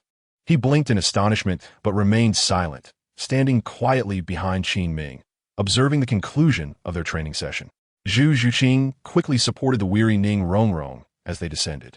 Qin Ming approached with a smile, remarking, "You both have made remarkable progress. Zhuqing has now adapted to the rhythm of the attacks, and Rongrong has managed to endure until the end. Very impressive." "Thank you, Teacher Qin," Zhu Zhuqing replied with a calm nod. Beside her, Ning Rongrong, drenched in sweat, exhaled with relief, adding, "Thank you, Teacher Qin." Qin Ming nodded encouragingly before turning his attention to Ning Rongrong. "By the way, Rongrong, a self-proclaimed disciple of the 7 Treasure Glazed Tile School, is here to see you. I brought him in." "A disciple of our 7 Treasure Glazed Tile School?" Ning Rongrong was momentarily taken aback. "Yes, he mentioned he has important news for you and had a confrontation with the Avalanche Prince at the entrance." Even giving him a sound thrashing, Qin Ming chuckled. "Important news for me? And he fought with Avalanche?" Ning Rongrong's eyes widened in surprise, and her expression shifted as she recalled something, urgently asking, "Teacher Qin, where is he?" Zhu Zhuqing, standing nearby, also displayed a glimmer of hope, her typically icy demeanor now tinged with anxiety. Qin Ming, taken aback by their reactions, stepped aside, revealing Bai Li, who stood not far behind him. "Here he is," he said. Upon seeing Bai Li, both Zhu Zhuqing and Ning Rongrong's eyes welled with tears. Zhu Zhuqing's lips trembled as she fixed her gaze on Bai Li, exclaiming, "You have finally arrived." Ning Rongrong, filled with an inexplicable burst of energy, broke free from Zhu Zhuqing's grasp, her eyes glistening with emotion as she rushed towards Bai Li, staring intently at him. "What is this? Have you forgotten me so quickly?" Bai Li chuckled, reaching out to ruffle her hair. "You jerk," Ning Rongrong scolded, then, in a moment of surprise for Bai Li, leaped into his embrace. Bai Li stiffened momentarily, instinctively wrapping his arms around her and feeling the slight tremors of her body. As warm tears dampened his chest, a wave of warmth surged within him, and he gently patted her shoulder, speaking softly, "I'm sorry for making you worry." He then turned his gaze to Zhu Zhuqing, his eyes filled with warmth. Zhu Zhuqing approached slowly, her eyes shimmering, and sniffed as she said, "As long as you're safe, that's all that matters."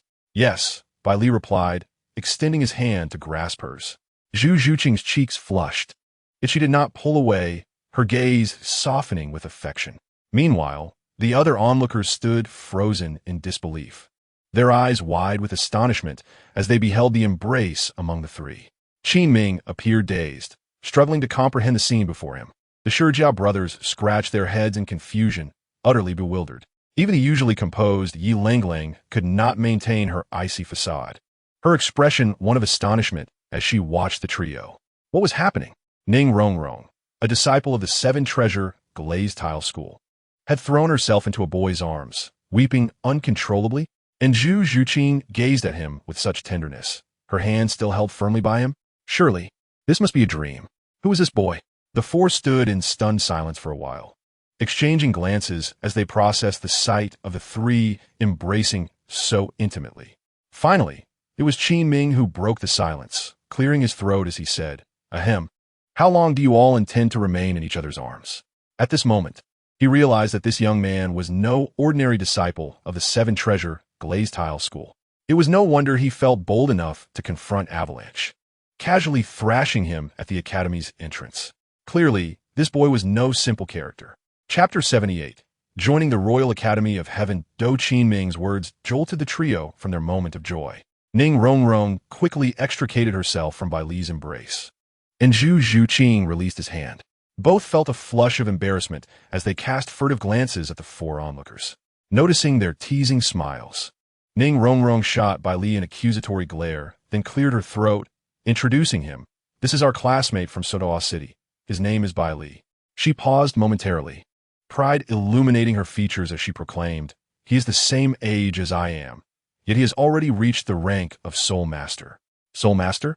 Qin Ming instinctively glanced at Bai Li, astonishment flickering in his eyes. Ning Rongrong was only 12 years old. How could this boy, Bai Li, be a Soul Master? How is that possible? The Shijiao brothers exclaimed, their eyes wide with disbelief. Yi Langlang, too, stared at Bai Li in shock, speechless. "Impressive, right?" Ning Rongrong smiled softly. She was about to say more when Bai Li suddenly placed a hand on her shoulder, shaking his head with a smile. Understanding his unspoken message, Ning Rongrong realized that Bai Li was not one to seek the limelight. Such displays of boasting were simply not in his nature. Zhu Zhuqing approached Qin Ming, stating, "Teacher Qin, Ning Rongrong and I will not participate in today's training." Very well," Qin Ming replied, nodding in agreement. "Thank you, Teacher Qin." Ning Rongrong cheerfully expressed her gratitude as she acknowledged Yi Langlang and the others with a nod. Then, she and Zhu Zhuqing took Bai Li's hand, chatting animatedly as they exited. "By the way, Bai Li, how did you manage to escape? We look for you." The remaining four exchanged incredulous glances, their shock still palpable. "A Soul Master? Is that for real?" The Shijiao brothers questioned, their skepticism evident. Yi Langlang, however, shook her head, observing the trio's departing figures. "Ning Rongrong has no reason to lie." "And in what?" the Shijiao brothers inquired. "We will soon meet again," Yi Langlang stated. Qin Ming's expression brightened as he seemed to recall something, his face transforming with delight. Ning Rongrong and Zhu Zhuqing led Bai Li to an elegant courtyard. Noticing Bai Li's puzzled expression, Ning Rongrong explained, "Due to my identity as a disciple of the Seven Treasure Glazed Tile School, the Academy arranged this accommodation for us." Upon returning to their quarters, Bai Li was the first to inquire about what had transpired after their departure. As he had suspected, after they left, the Soul Emperor, whom Bai Li had injured, did not pursue them. After Ning Rongrong and Zhu Zhuqing escaped the peril they faced, they promptly sought out the members of the Seven Treasures Glazed Tile School to relay the news of their assassination attempt to Ning Fengji, who was far away at the school. The affectionate Sword Douluo hurriedly flew over on his sword. However, upon their return to Soto City, they found no trace of Baili. Heartbroken, they waited at the appointed place in the Heaven Do Royal Academy, longing for Baili's arrival. When Baili saw the glistening in their eyes, he couldn't help but pat their hands reassuringly, signaling that he was unharmed. He then recalled something and asked, "What about Tang San and Flender?" "We parted ways after our escape, as they needed to return to Shrek Academy to find the other teachers," Zhu Zhuqing responded. "When we received news upon our return to Soto City, it turned out that Shrek Academy had already been destroyed just moments before the ambush on us. It seems that the teachers from Shrek sustained serious injuries while fleeing." Ning Rongrong continued, "Later, I had someone investigate, and it turned out that Tang San and his group arrived in Heaven Do City and entered an academy called Lamba Academy, after which we lost track of them." "Lamba Academy?" Baili chuckled upon hearing this. "Is this a form of narrative self-correction? By the way, how did you manage to escape? Why did it take you so long to find us?" Ning Rongrong inquired. "After you left, I had a battle with that Soul Douluo," Baili replied with a smile. "After exhausting all my means, I managed to kill him. However, I was injured in the process, and after depleting my stamina and spirit power while trying to catch up with you, I collapsed halfway." "Wait, what did you just say?" Ning Rongrong and Zhu Zhuqing were taken aback, their eyes widening in unison as they stared at Baili. Ning Rongrong blinked cautiously and asked, "Did you just say you killed that Soul Douluo?" "Yes," Baili nodded with a smile. "Though luck played a part, the outcome was indeed as I stated." "My heavens!" Ning Rongrong and Zhu Zhuqing gasped in astonishment, exchanging shocked glances. "That was a Soul Douluo." After recovering from her shock, Zhu Zhuqing asked with concern, "But how are your injuries? What happened after you collapsed?" "After I fainted, a group of students from the Tianxue Academy happened to pass by and rescued me, bringing me back to Soto City," Baili explained with a smile. "However, I remained unconscious for a while, and they had to return to Tianxue Academy. So they brought me all the way to Tianxue City." "Tianxue Academy?" Zhu Zhuqing and Ning Rongrong exchanged glances, thinking of Tianxue City. Baili's smile brightened as he recalled meeting Mulan there. "I encountered an old acquaintance from my hometown." "An acquaintance from your hometown? Oh, is she like you?" Ning Rongrong exclaimed, wondering if she was from a hidden family as well. Baili looked at Ning Rongrong in surprise, scratching his head as he nodded. "Yes, her name is Mulan. I had a spar with her, and she thoroughly defeated me before sending me back." "Mulan." Ning Rongrong and Zhu Zhuqing exchanged another meaningful glance, committing the name to memory. Baili then recounted his visit to the Sunset Forest after returning, where he met Dugu Bo and Dugu Yin, explaining that he sensed an energy akin to that from ancient texts. "Oh, Yin Yin!" Ning Rongrong exclaimed, her face lighting up. Yin has a great relationship with us. If we get the chance later, we should mention it to her and ask her to take us in for a visit." "Really? That would be wonderful," Baili replied with a smile. After chatting for a while longer, Ning Rongrong suddenly slapped her forehead in excitement and exclaimed, "Right, I should take you to meet the 3 committee members and have them process your enrollment. Once they see your exceptional talent, they will undoubtedly be elated." "Thank you for your assistance," Baili replied with a gentle smile. Ning Rongrong and Zhu Zhuqing led Baili to the 3 committee members, as Ning Rongrong had predicted. Upon seeing Baili's soul master level and the 4 soul rings adorning him, the committee members were visibly thrilled. The head of the committee, Meng Xinji, laughed heartily as he stepped down from his seat and approached Baili, clapping him on the shoulder, joyfully stating, "Baili, welcome to the Heaven Do Royal Academy." "It is an honor," Baili responded with a smile. At that moment, a voice came from the entrance. "Baili, I would like to formally invite you to join our Heaven Do Royal Battle Team." The group instinctively turned to the door, where Qin Ming, with a beaming smile, walked in. He first bowed respectfully to the 3 committee members before approaching Baili, his gaze filled with awe as he observed the 4 soul rings on Baili.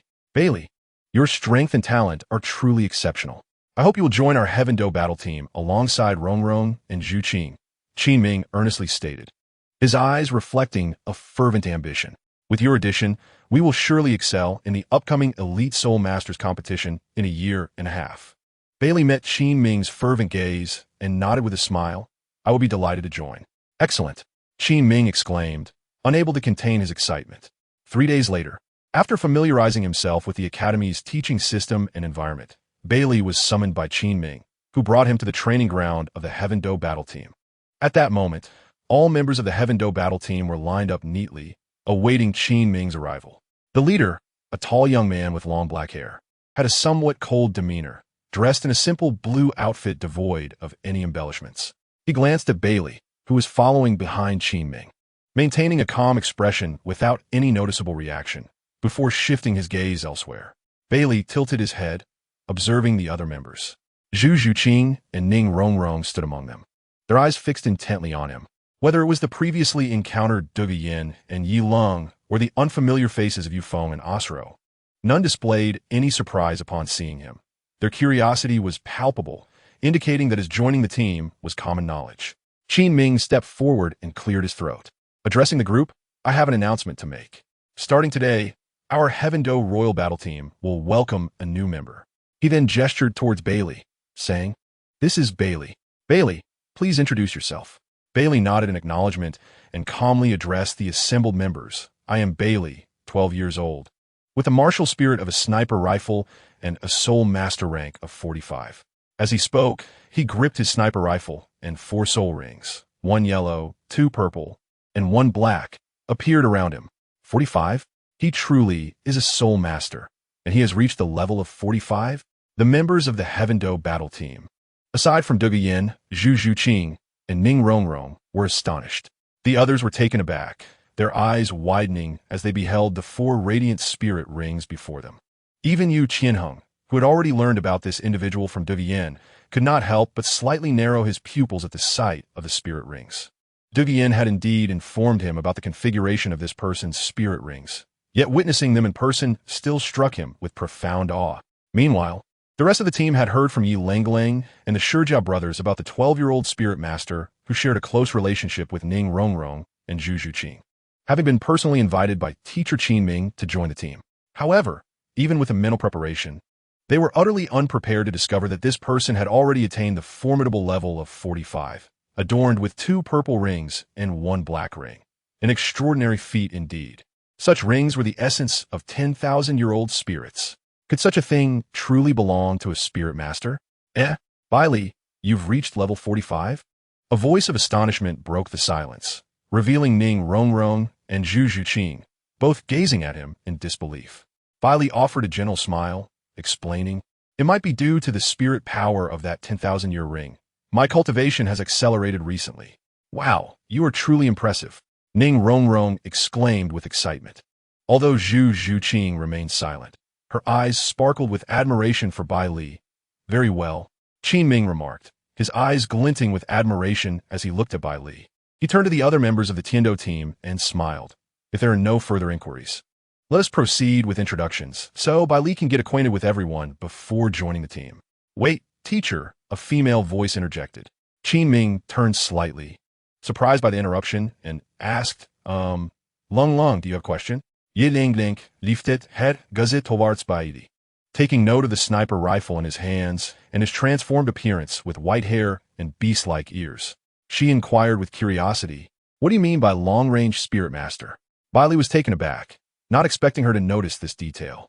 He had previously observed that while many spirit masters in this world were categorized as agile attackers, heavy attackers, or defenders, he felt such titles did not suit him as an archer. Thus, he had taken to identifying himself as a long-range spirit master. However, despite his self-introduction, it seemed that no one had ever pondered what long-range truly entailed. To his surprise, Yi Lingling had brought it to light. At this moment, the others also began to register the novelty of his terminology. Could it be that his martial spirit, like the beast martial spirits, allowed for transformation in appearance? Was there something particularly unique about it? Curiosity swept through the Tiendo team, including Qin Ming, who instinctively cast a glance at Baili. After contemplating, Baili did not immediately respond to Yi Lengling's question. Instead, he turned to survey the surroundings, eventually fixing his gaze on a distant tree outside the training grounds. He squinted, assessing the distance. And after sensing the situation, he turned back to Yi Lingling and pointed towards the tree. Yi Lingling and the others were momentarily stunned, instinctively following the direction of Bai Li's finger. Slowly, he crouched down, raising the sniper rifle to his shoulder. Spirit power began to flow steadily into the weapon in his hands. The powerful surge of spirit energy caused everyone to instinctively focus their attention on Bai Li. With a cold expression, Bai Li lifted the rifle, feeling a searing energy emanating from his martial spirit, directed towards the tree. As the group followed the trajectory of his aim, they were all rendered speechless. Zhu Zhuqing and Ning Rongrong gazed with fervor, while Yi Lingling, Yu Tianhong, and Dege Yan's faces changed dramatically. The Shijiao brothers and Yufeng Aoslu could not help but exclaim in disbelief. How is this possible? Suddenly, a thick branch of the distant tree exploded, sending a cascade of leaves and twigs tumbling down. At the break, a flicker of red flame ignited, beginning to blaze. With a resounding thud, a muffled sound echoed from afar, followed by a faint rustling noise, the sound of falling foliage. Wow, Bai Li remarked, rising from his crouch, somewhat astonished as he observed the flicker of flame and glanced at his sniper rifle. He had not anticipated such power when he had once shot a 10,000-year spirit beast in the Sunset Forest. After absorbing the second awakening fragment, had the intense energy truly become potent enough to ignite branches? He pondered whether this distance was sufficient, casting a glance at the astonished Yi Lingling, and smiled.